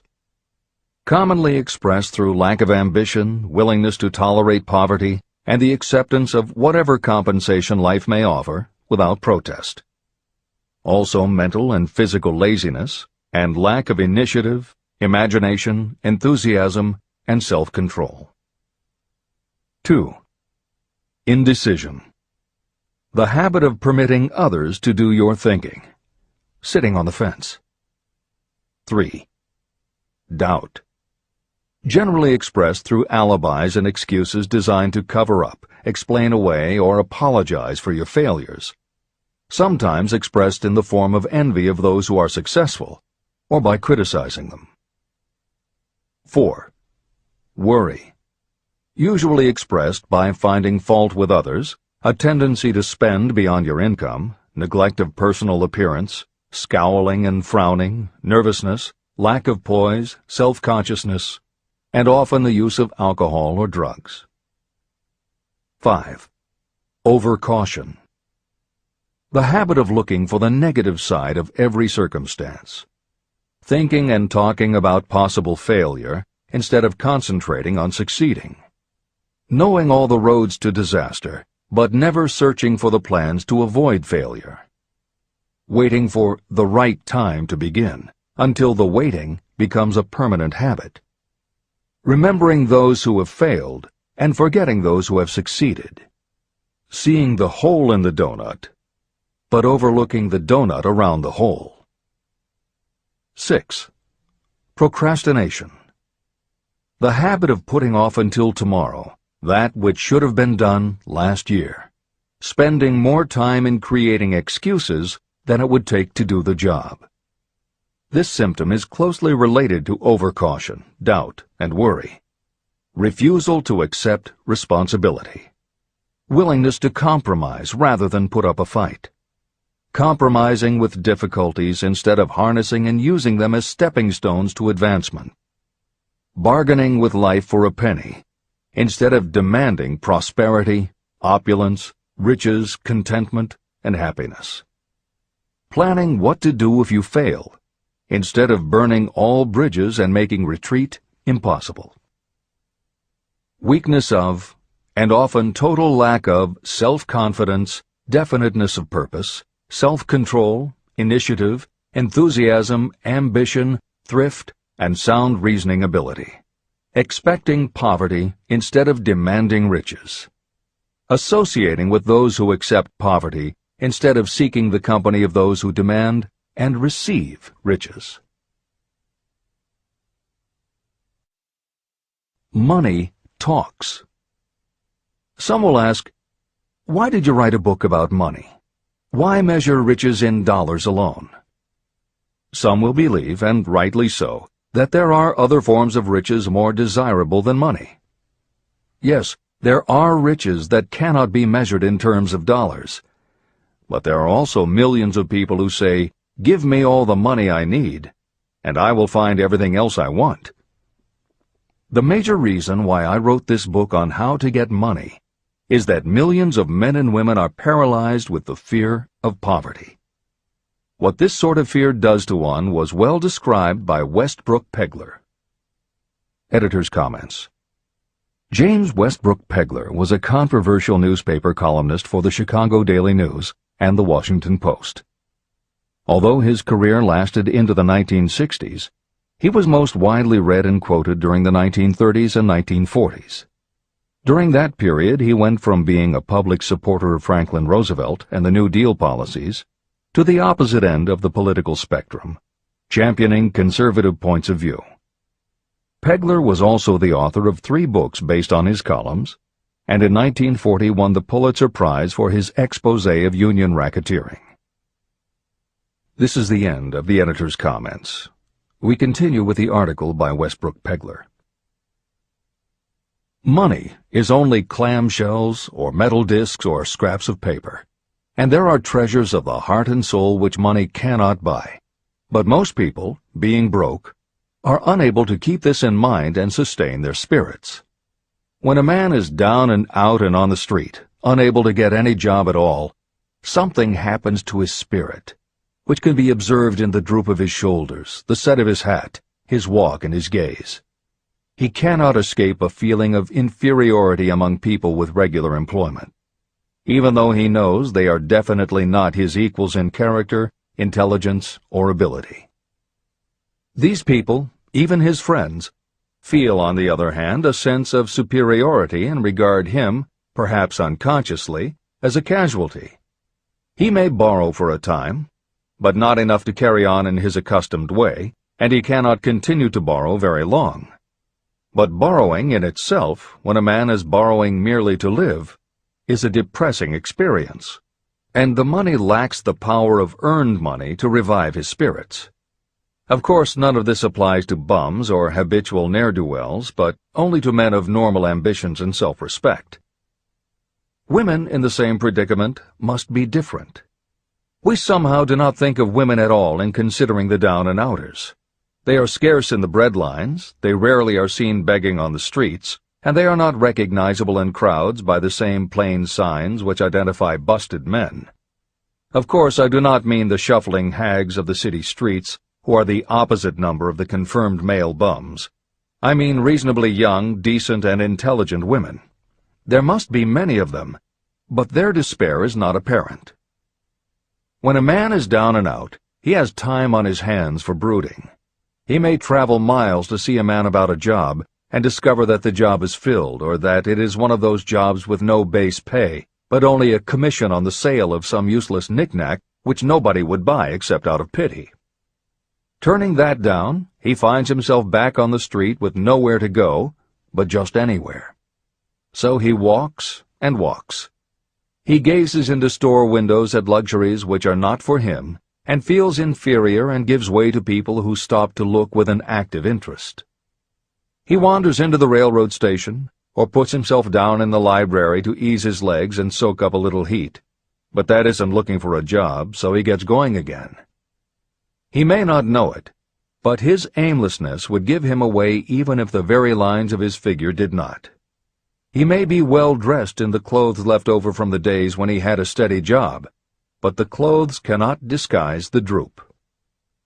He sees thousands of other people, bookkeepers or clerks or chemists or wagon hands, busy at their work, and envies them from the bottom of his soul. They have their independence, their self-respect and manhood, and he simply cannot convince himself that he is a good man too, though he argue it out and arrive at a favorable verdict hour after hour. It is just money which makes this difference in him. With a little money, he would be himself again. This is the end of the article by Westbrook Pegler. The second basic fear, the fear of criticism. Just how we originally came by this fear, no one can say definitely, but one thing is certain. we have it in a highly developed form. I am inclined to attribute the basic fear of criticism to that part of our inherited nature that prompts us not only to take away other people's goods and wares, but also to justify our actions by criticism of the character of others. It is well known that a thief will criticize the man from whom he steals, that politicians seek office not by displaying their own virtues and qualifications, but by running negative campaigns against their opponents. Designers and clothing manufacturers have not been slow to take advantage of this basic fear of criticism. Every season, styles change. Who establishes the styles? Certainly not the purchaser. It is the designers and manufacturers. Why do they change the styles so often? The answer is obvious. They change the styles so they can sell more clothes. The fear of criticism robs people of their initiative, destroys their power of imagination, limits their individuality, takes away their self-reliance, and does them damage in 100 other ways. Parents often do their children irreparable injury by criticizing them. The mother of one of my friends used to punish him with a switch almost daily, always completing the job with the statement, "You'll land in a penitentiary before you are 20. He was sent to a reformatory at the age of 17. Editor's comments. Modern psychotherapy is well aware of the circumstance that Hill describes in the preceding paragraph. In the chapters on autosuggestion and hypnosis, reference was made to childhood traumas that result in phobias, compulsive behaviors, fixations, or complexes. However, there are instances in which the implanting of a suggestion is much more subtle. Hypnotherapists have found that common phrases such as, "Don't you ever say no to me again," "I'm afraid she'll never get over it," or "You're just like your father," can hamper a person's abilities later in life if such phrases were said often enough, or at a time when a child was particularly vulnerable. This is the end of the editor's comments. Criticism is the one form of service of which everyone has too much. Everyone has a stock of it, which is handed out gratis whether called for or not. Your nearest relatives are often the worst offenders. It should be recognized as a crime. In reality, it is a crime of the worst nature for any parent to build inferiority complexes in the mind of a child through unnecessary criticism. Employers who understand human nature get the best there is in people not by criticism, but by constructive suggestion. Parents may accomplish the same results with their children. Criticism will plant fear in the human heart, or resentment, but it will not build love or affection. Symptoms of the fear of criticism. This fear is almost as universal as the fear of poverty, and its effects are just as fatal to personal achievement, mainly because this fear destroys initiative and discourages the use of imagination. The major symptoms of the fear are 1. Self-consciousness, generally expressed through nervousness, timidity in conversation and in meeting strangers, awkward movements, and shifting of the eyes. 2. Lack of poise, expressed through lack of voice control, nervousness in the presence of others, poor posture, poor memory. 3. Personality weaknesses, lacking in firmness of decision, personal charm, and ability to express opinions definitely, the habit of sidestepping issues instead of meeting them squarely, agreeing with others without careful examination of their opinions. 4. Inferiority complex, the habit of expressing your own self-approval as a means of covering up your feeling of inferiority, using big words to impress others, often without knowing the real meaning of the words, imitating others in dress, speech, and manners, boasting of imaginary achievements, and acting superior to cover up the fact that you feel inferior. 5. Extravagance, the habit of trying to keep up with the Joneses and spending beyond your income. 6. Lack of initiative, failure to embrace opportunities for self-advancement, fear to express opinions, lack of confidence in your own ideas, giving evasive answers to questions asked by superiors, hesitancy of manner and speech, deceit in both words and deeds. 7. Lack of ambition, mental and physical laziness, lack of self-assertion, slowness in reaching decisions, being too easily influenced, the habit of accepting defeat without protest, or quitting an undertaking when opposed by others.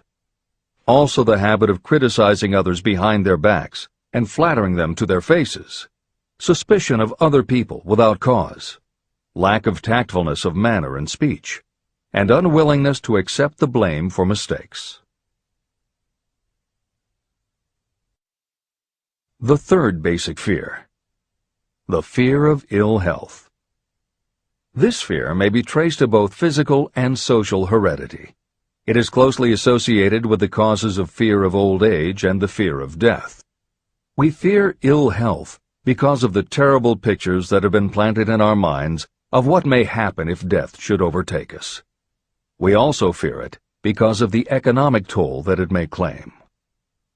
One reputable physician estimated that 75% of all people who visit doctors are suffering with hypochondria, imaginary illness.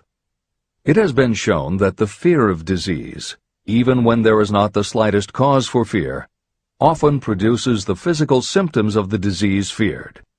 Powerful and mighty is the human mind. It builds or it destroys. Through a series of experiments, my staff proved how susceptible people are to the power of suggestion. We asked 3 acquaintances to visit separately with the victim. They were instructed to pose the question, "What ails you? You look terribly ill." The first questioner provoked a grin from him and a nonchalant, "Oh, nothing, I'm all right." The second questioner was answered with a statement, "I don't know exactly, but I do feel badly." The third questioner was met with the admission that the victim was actually feeling ill. Editor's comment. Hill's experiment is one that you do not want to carry too far. It is not that different from the principle behind certain religious sects whose members take vengeance on their enemies by hexing or placing a spell on a victim. The spell only works because the victim believes that spells can be cast and that it is possible he or she could be hexed. When the hex victim is informed that someone has cast a spell on them, they accept that it is possible, and their mind does the rest. The same theory operated when Hill's associate was told 3 times that he looked ill. He believed it was possible. Being told 3 times was convincing, and his mind went to work and made it so. This is the end of the editor's comment. There is overwhelming evidence that disease sometimes begins in the form of negative thought impulse. Such thoughts may be planted in your mind by suggestion or created by you in your own mind. Doctors send patients to new climates for their health because a change of mental attitude is necessary. The seed of fear of ill health lives in every human mind. Worry, fear, discouragement, or disappointment can cause this seed to germinate and grow. Symptoms of the fear of ill health. The symptoms of this almost universal fear are 1. Autosuggestion. The habit of negative use of self-suggestion by looking for and expecting to find symptoms of all kinds of disease. Enjoying your imaginary illness and speaking of it as being real. The habit of trying fads and isms recommended by others as having therapeutic value. Talking to others of operations, accidents, and other forms of illness. Experimenting with diets, physical exercises, weight loss systems without professional guidance. Trying home remedies, patent medicines, and quack remedies. 2. Hypochondria, a medical term for imaginary disease. The habit of excessively talking about illness, and by concentrating the mind on disease you begin to expect it to happen to you. Nothing that comes in bottles can cure this condition. It is brought on by negative thinking, and nothing but positive thought can cure it. Hypochondria is said to do as much damage on occasion as the real disease might do. 3. Exercise. Fear of ill health often interferes with proper physical exercise and results in overweight. 4. Susceptibility. Fear of ill health breaks down your natural resistance, which makes you susceptible to real disease. The fear of ill health is often related to the fear of poverty, especially in the case of the hypochondriac, who constantly worries about the possibility of having to pay doctor's bills, hospital bills, etc. This type of person spends much time preparing for sickness, talking about death, saving money for cemetery plots, burial expenses, and such. 5. Self-coddling. The habit of seeking sympathy. The habit of feigning illness to cover your laziness, or to serve as an alibi for lack of ambition. People often resort to this trick to avoid work. 6. Intemperance. The habit of using alcohol or drugs to destroy pain instead of eliminating the cause. 7. The habit of reading about illness and worrying over the possibility of being stricken by it. The fourth basic fear. The fear of loss of love. Jealousy and other similar forms of neurosis grow out of our fear of the loss of love of someone. This fear is the most painful of all the 6 basic fears. It probably plays more havoc with the body and mind than any of the other basic fears.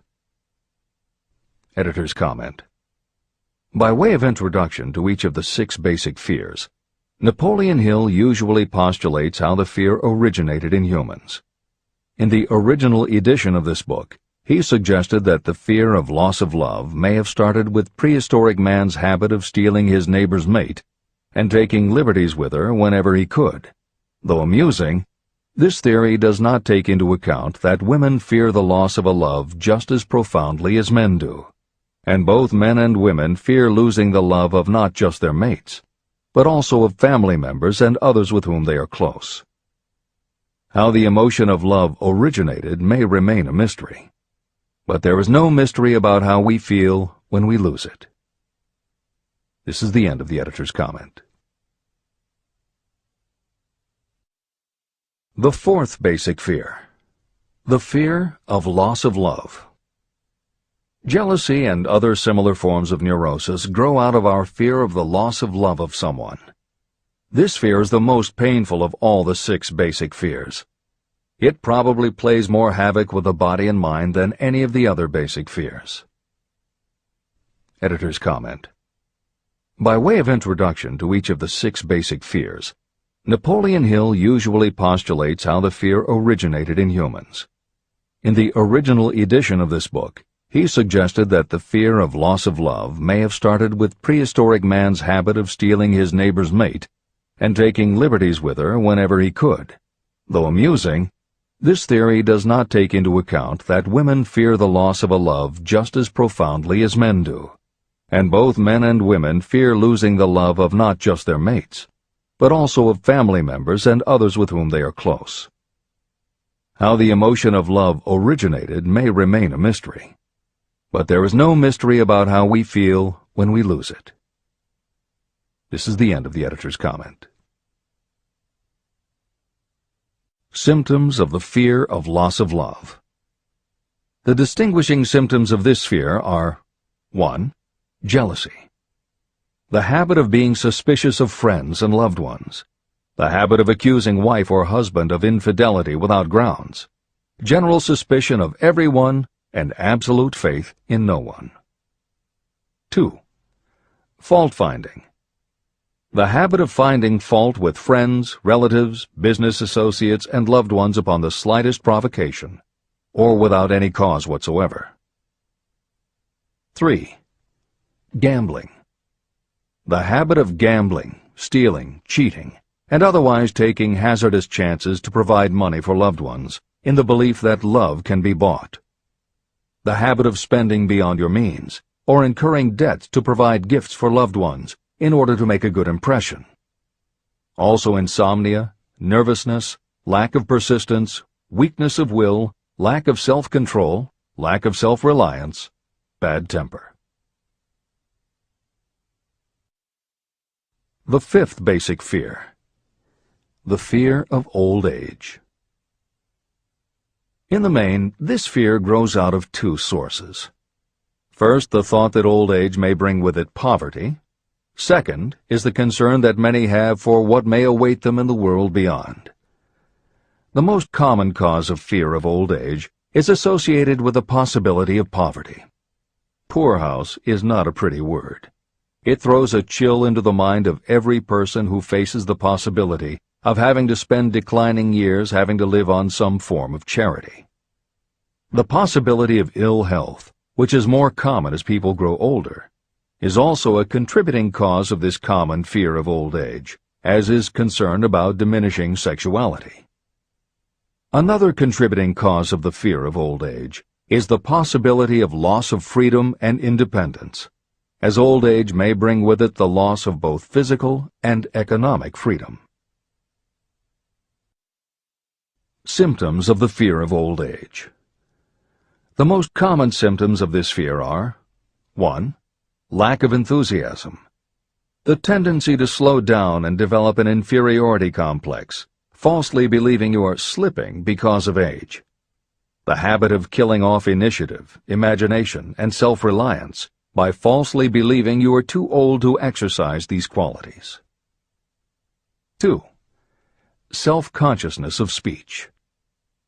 The habit of speaking apologetically of yourself as being old merely because you have reached the age of 40 or 50, instead of reversing the rule and expressing gratitude for having reached the age of wisdom and understanding. 3. Inappropriate dress and action. Trying to appear much younger than your age by going overboard in your attempt to keep up with the style and mannerisms of youth. The sixth basic fear: the fear of death. To some, this is the cruelest of all the basic fears. The reason is obvious. The terrible pangs of fear associated with the thought of death, in the majority of cases, may be charged to religious fanaticism. So-called heathens are less afraid of death than the more civilized. For hundreds of millions of years we have been asking the still unanswered questions: where did I come from? And where am I going? During the darker ages of the past, the more cunning and crafty were not slow to offer the answer to these questions for a price. Come into my tent. Embrace my faith. Accept my dogmas, and I will give you a ticket that will admit you straight into heaven when you die, says the religious leader. Remain out of my tent, says the same leader, and the devil will take you and burn you throughout eternity. The thought of eternal punishment destroys interest in life and makes happiness impossible. While the religious leader may not actually be able to provide safe conduct into heaven or send you to hell, the possibility of the latter seems terrible. The very thought of it takes hold of the imagination in such a realistic way that it paralyzes reason and sets up the fear of death. The fear of death is not as common now as it was during the age when there were no great colleges and universities. People of science have turned the spotlight of truth upon the world, and this truth is rapidly freeing men and women from this terrible fear of death. The young men and women who attend the colleges and universities are not easily impressed by fire and brimstone. Through knowledge, the fears of the dark ages that grip the mind have been dispelled. The entire world is made up of only four things: time, space, energy, and matter. In elementary physics, we learn that neither matter nor energy can be created or destroyed. Both matter and energy can be transformed, but neither can be destroyed. Life is energy, if it is anything. If neither energy nor matter can be destroyed, of course life itself cannot be destroyed. Life, like other forms of energy, may be passed through various processes of transition or change, but it cannot be destroyed. Death is mere transition. And if death is not mere change or transition, then nothing comes after death except a long, eternal, peaceful sleep. And sleep is nothing to be feared. If you can accept the logic of this, you may forever wipe out your fear of death. Symptoms of the fear of death. The general symptoms of this fear are: 1. The habit of thinking about dying instead of making the most of life. This is generally due to lack of purpose or lack of a suitable occupation. This fear is more prevalent among the aged, but sometimes the more youthful are victims of it. The greatest of all remedies for the fear of death is a burning desire for achievement, backed by useful service to others. A busy person seldom has time to think about dying. A busy person finds life too thrilling to worry about death. 2. Sometimes the fear of death is closely associated with the fear of poverty, where death would leave loved ones poverty-stricken. 3. In other cases, the fear of death is caused by illness and the breakdown of physical body resistance. 4. The most common causes of the fear of death are ill health, poverty, lack of appropriate occupation, disappointment over love, insanity, and religious fanaticism. The disaster of worry and destructive thinking. Worry is a state of mind based upon fear. It works slowly but persistently. It is insidious and subtle. Step by step, it digs itself in until it paralyzes the reasoning faculty and destroys self-confidence and initiative. Worry is a form of sustained fear caused by indecision. Therefore, it is a state of mind that can be controlled. An unsettled mind is helpless. Indecision makes an unsettled mind. Most individuals lack the willpower to reach decisions promptly and to stand by them after they have been made. We do not worry over conditions once we have reached a decision to follow a definite line of action. I once interviewed a man who was sentenced to be electrocuted 2 hours later. The condemned man was the calmest of the 8 men who were in the death cell with him. His calmness prompted me to ask him how it felt to know that he was going into eternity in a short while. With a smile of confidence on his face, he said, "It feels fine. Just think, brother, my troubles will soon be over. I've had nothing but trouble all my life. It has been a hardship to get food and clothing. Soon, I will not need these things. I have felt fine ever since I learned for certain that I must die. I made up my mind then to accept my fate in good spirit." As he spoke, he devoured a dinner sufficient for 3 men, eating every mouthful of the food brought to him, and apparently enjoying it as much as if no disaster awaited him. Decision gave this man resignation to his fate. Decision can also prevent one's acceptance of undesired circumstances. Through indecision, the 6 basic fears become translated into a state of worry. Relieve yourself forever of the fear of death by reaching a decision to accept death as an inescapable event. Eliminate the fear of old age by reaching a decision to accept it not as a handicap, but as a great blessing that carries with it wisdom, self-control, and understanding. Master the fear of loss of love by reaching a decision to get along without love, if that is necessary. Defeat the fear of criticism by reaching a decision not to worry about what other people think, do, or say. Overcome the fear of ill health by the decision to forget symptoms, and whip the fear of poverty by reaching a decision to get along with whatever wealth you can accumulate without worry. Kill the habit of worry in all its forms by reaching a general blanket decision that nothing life has to offer is worth the price of worry. With this decision will come poise, peace of mind, and calmness of thought, which will bring happiness. If your mind is filled with fear, you not only destroy your own chances of intelligent action, but you transmit these destructive vibrations to the minds of all who come into contact with you, and you destroy their chances too. Even a dog or a horse knows when its master lacks courage. It will pick up the vibrations of fear given off by its master and behave accordingly. The vibrations of fear pass from one mind to another just as quickly and as surely as the sound of the human voice passes from the broadcasting station to a radio receiver. The person who constantly speaks of negative or destructive thoughts is practically certain to experience the results of those words in the form of destructive feedback. But even negative thoughts without words will come back to you. The release of destructive thought impulses alone also produces feedback in more ways than one. First, and perhaps most important to be remembered, the person who releases thoughts of a destructive nature must suffer damage through the breaking down of creative imagination. Secondly, the presence in the mind of any destructive emotion develops a negative personality, which repels people and often converts them into antagonists.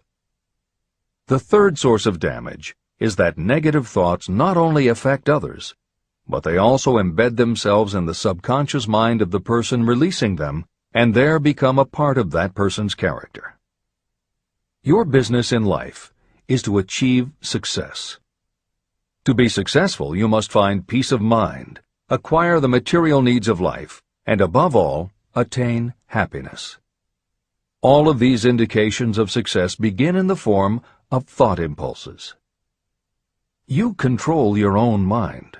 You have the power to feed it whatever thought impulses you choose. With this goes the responsibility of using your mind constructively. You are the master of your own earthly destiny, just as surely as you have the power to control your own thoughts. You may influence, direct, and eventually control your own environment, making your life what you want it to be. Or you may neglect to make your life what you want, and you will be adrift on the seas of circumstance, where you will be tossed like a wood chip on the waves of the ocean.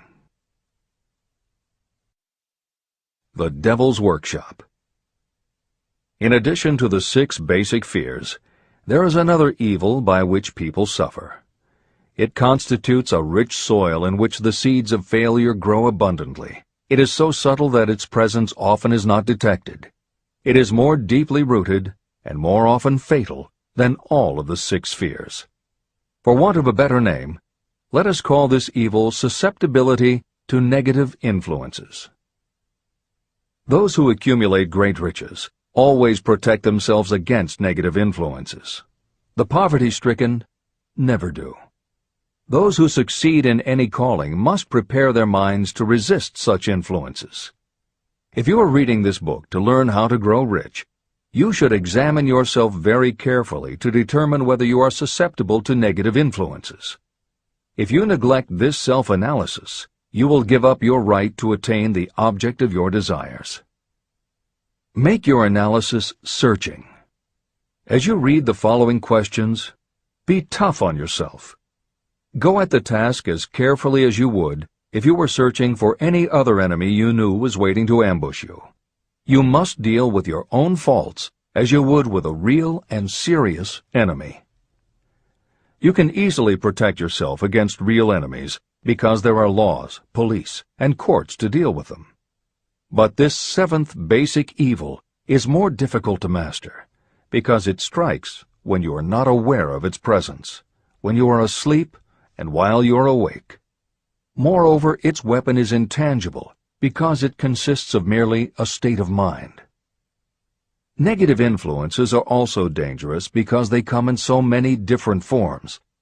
Sometimes they enter the mind through the well-meant words of your friends and relatives. At other times they come from within, through your own mental attitude. Always it is as deadly as poison, even though it may not kill as quickly. How to protect yourself against negative influences. To protect yourself against negative influences, whether of your own making or the result of negative people around you, recognize that your willpower is your defense. You must put it into constant use until it builds a wall of immunity against negative influences in your own mind. Recognize that you and every other human being are, by nature, lazy, indifferent, and susceptible to all suggestions that reinforce your weaknesses. Recognize that you are, by nature, susceptible to all of the 6 basic fears, and you must set up habits to counteract all these fears. Recognize that negative influences often work on you through your subconscious mind and are therefore difficult to detect. Keep your mind closed against all people who depress or discourage you in any way. Clean out your medicine chest and stop pandering to colds, aches, pains, and imaginary illness. Deliberately seek the company of people who influence you to think and act for yourself. Do not expect troubles, as they have a tendency not to disappoint. Without doubt, the most common weakness of all human beings is the habit of leaving their minds open to the negative influences of other people. This weakness is all the more damaging because most people do not even know they do it. The following list of questions is designed to help you see yourself as you really are. You should read through the list now. Then set aside a day when you can give adequate time to go through the list again and thoroughly answer each question. When you do this, I advise that you read the questions and state your answers aloud so you can hear your own voice. This will make it easier for you to be truthful with yourself. Self-analysis questions.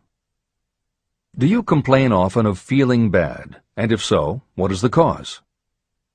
Do you find fault with other people at the slightest provocation? Do you frequently make mistakes in your work, and if so, why? Are you sarcastic and offensive in your conversation?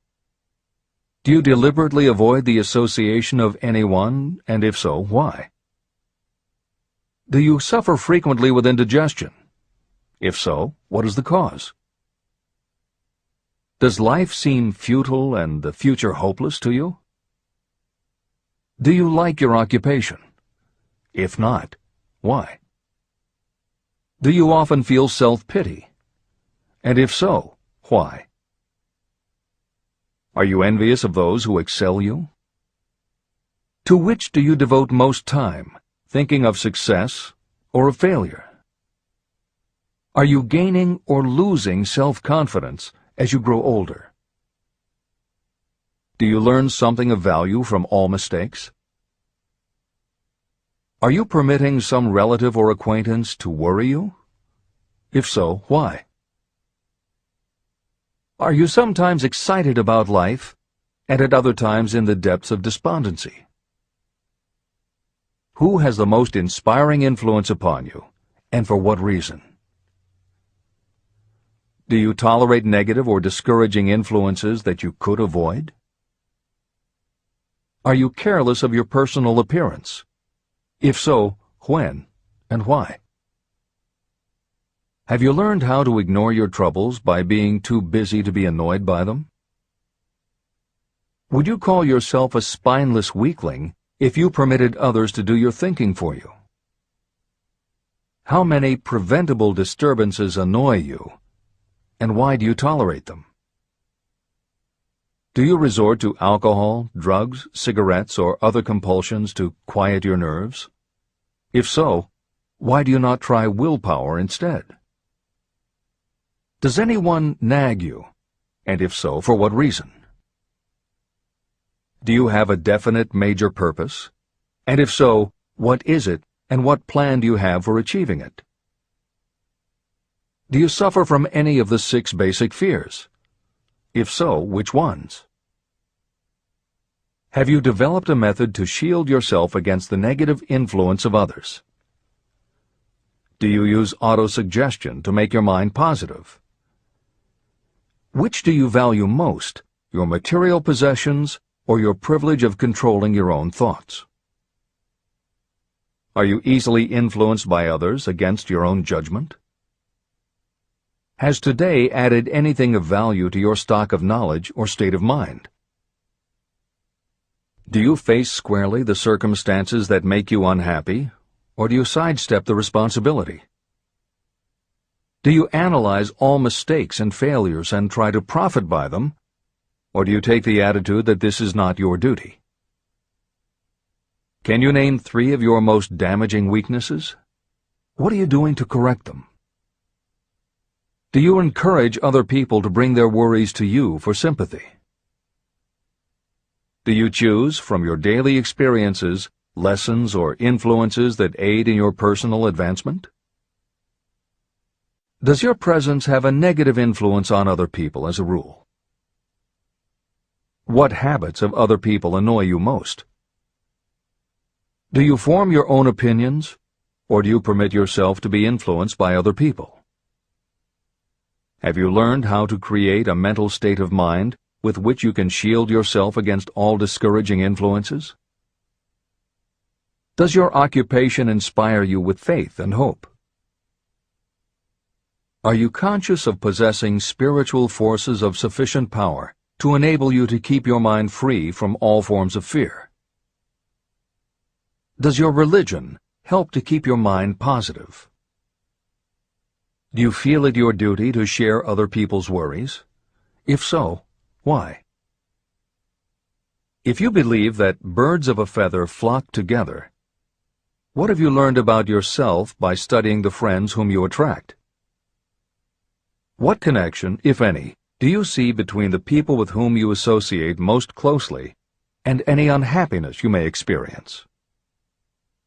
Could it be possible that some person whom you consider to be a friend is, in reality, your worst enemy because of his or her negative influence on your mind?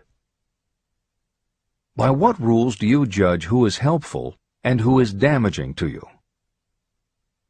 Are your intimate associates mentally superior or inferior to you?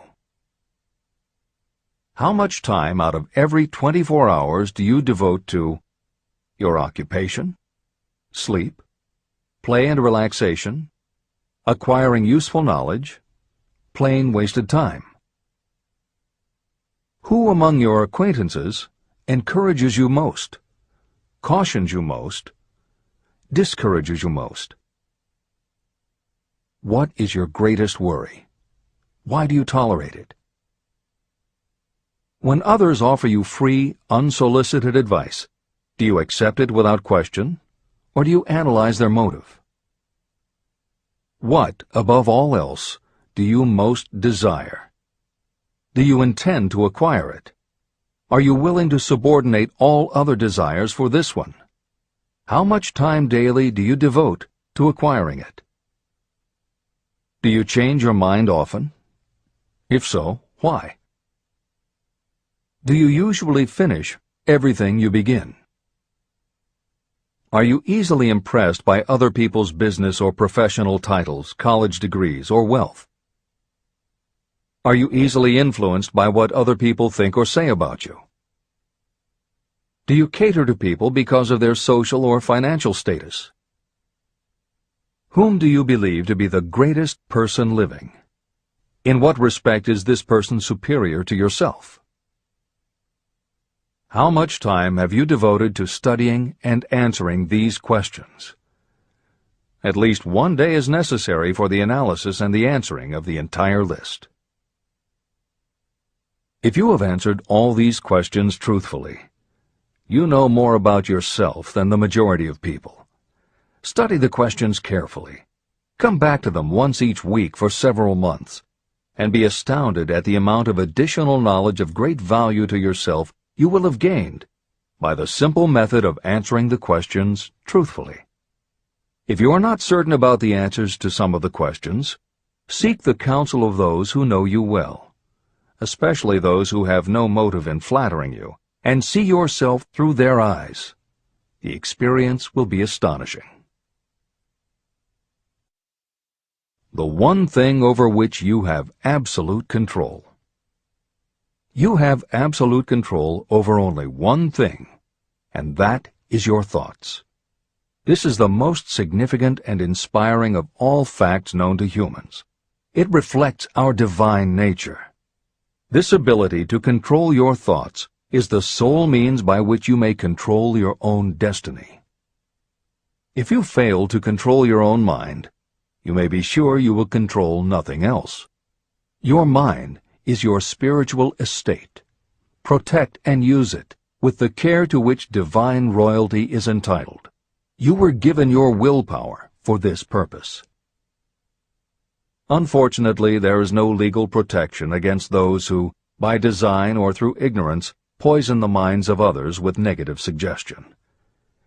Those with negative minds tried to convince Thomas A. Edison that he could not build a machine that would record and reproduce the human voice, because, they said, no one else has ever produced such a machine. Edison did not believe them. He knew that the mind could produce anything the mind could conceive and believe. That knowledge was the thing that lifted the great Edison above the common herd.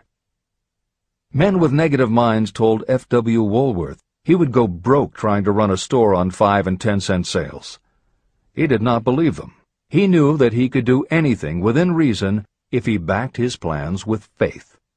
Exercising his right to keep the negative suggestions of others out of his mind, he piled up a fortune of more than $100 million.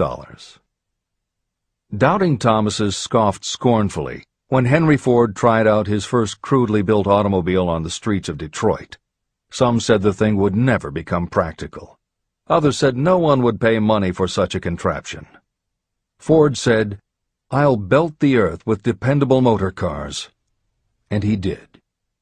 For the benefit of those seeking vast riches, let it be remembered that practically the sole difference between Henry Ford and a majority of workers is this: Ford had a mind, and he controlled it.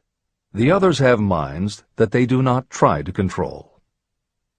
Mind control is the result of self-discipline and habit.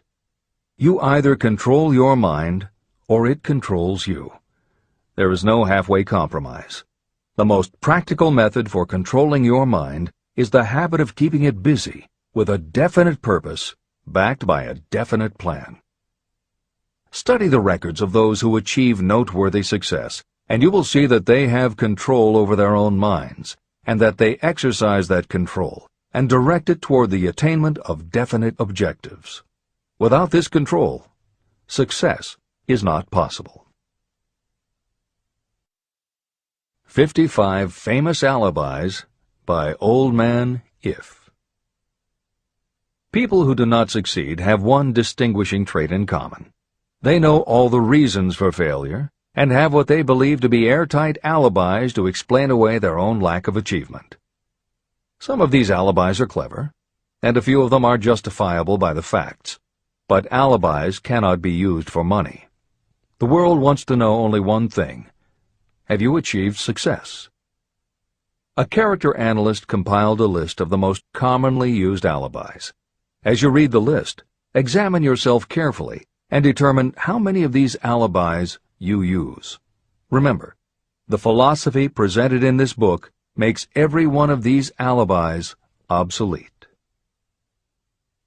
If I didn't have a wife and family. If I had enough pull. If I had money. If I had a good education. If I could get a job. If I had good health. If I only had time. If times were better. If other people understood me. If conditions around me were only different. If I could live my life over again. If I did not fear what they would say. If I had been given a chance. If I now had a chance. If other people didn't have it in for me. If nothing happens to stop me. If only I were younger. If I only could do what I want. If I had been born rich. If I could meet the right people. If I had the talent that some people have. If I dared to assert myself. If only I had embraced past opportunities. If people didn't get on my nerves. If I didn't have to keep house and look after the children. If I could save some money. If the boss only appreciated me. If I only had somebody to help me. If my family understood me. if I lived in a big city, if I could just get started, if I were only free, if I had the personality of some people, if I were not so fat, if my real talents were known, if I could just get a break, if I could only get out of debt, if I hadn't failed, if I only knew how, if everybody wasn't against me, if I didn't have so many worries, if I could marry the right person, if people weren't so dumb, if my family were not so extravagant, if I were sure of myself, if luck were not against me, if I had not been born under the wrong star, if it were not true that what is to be will be, if I did not have to work so hard, if I hadn't lost my money, if I lived in a different neighborhood, if I didn't have a past, if I only had a business of my own, if other people would only listen to me, if, and this is the greatest of them all, if I had the courage to see myself as I really am, I would find out what is wrong with me and correct it. And I know that something must be wrong with the way I have done things, or I would already have the success that I desire. I recognize that something must be wrong with me, otherwise I would have spent more time analyzing my weaknesses and less time building alibis to cover them. Building alibis to explain away failure is a national pastime. The habit is as old as the human race and is fatal to success. Why do people cling to their pet alibis? The answer is obvious. They defend their alibis because they create them. Your alibi is the child of your own imagination. It is human nature to defend your own brainchild. Building alibis is a deeply rooted habit. Habits are difficult to break, especially when they provide justification for something we do. Plato had this truth in mind when he said, "The first and best victory is to conquer self. To be conquered by self is, of all things, the most shameful and vile."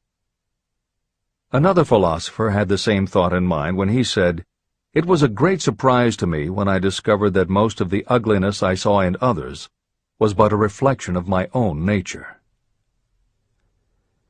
Elbert Hubbard, philosopher, author, publisher of the Fra magazine, and founder of the Roycrofters Community of Artists, said, "It has always been a mystery to me why people spend so much time deliberately fooling themselves by creating alibis to cover their weaknesses. If used differently, this same time would be sufficient to cure the weakness. Then no alibis would be needed." In parting, I would remind you that life is a checkerboard, and the player opposite you is time.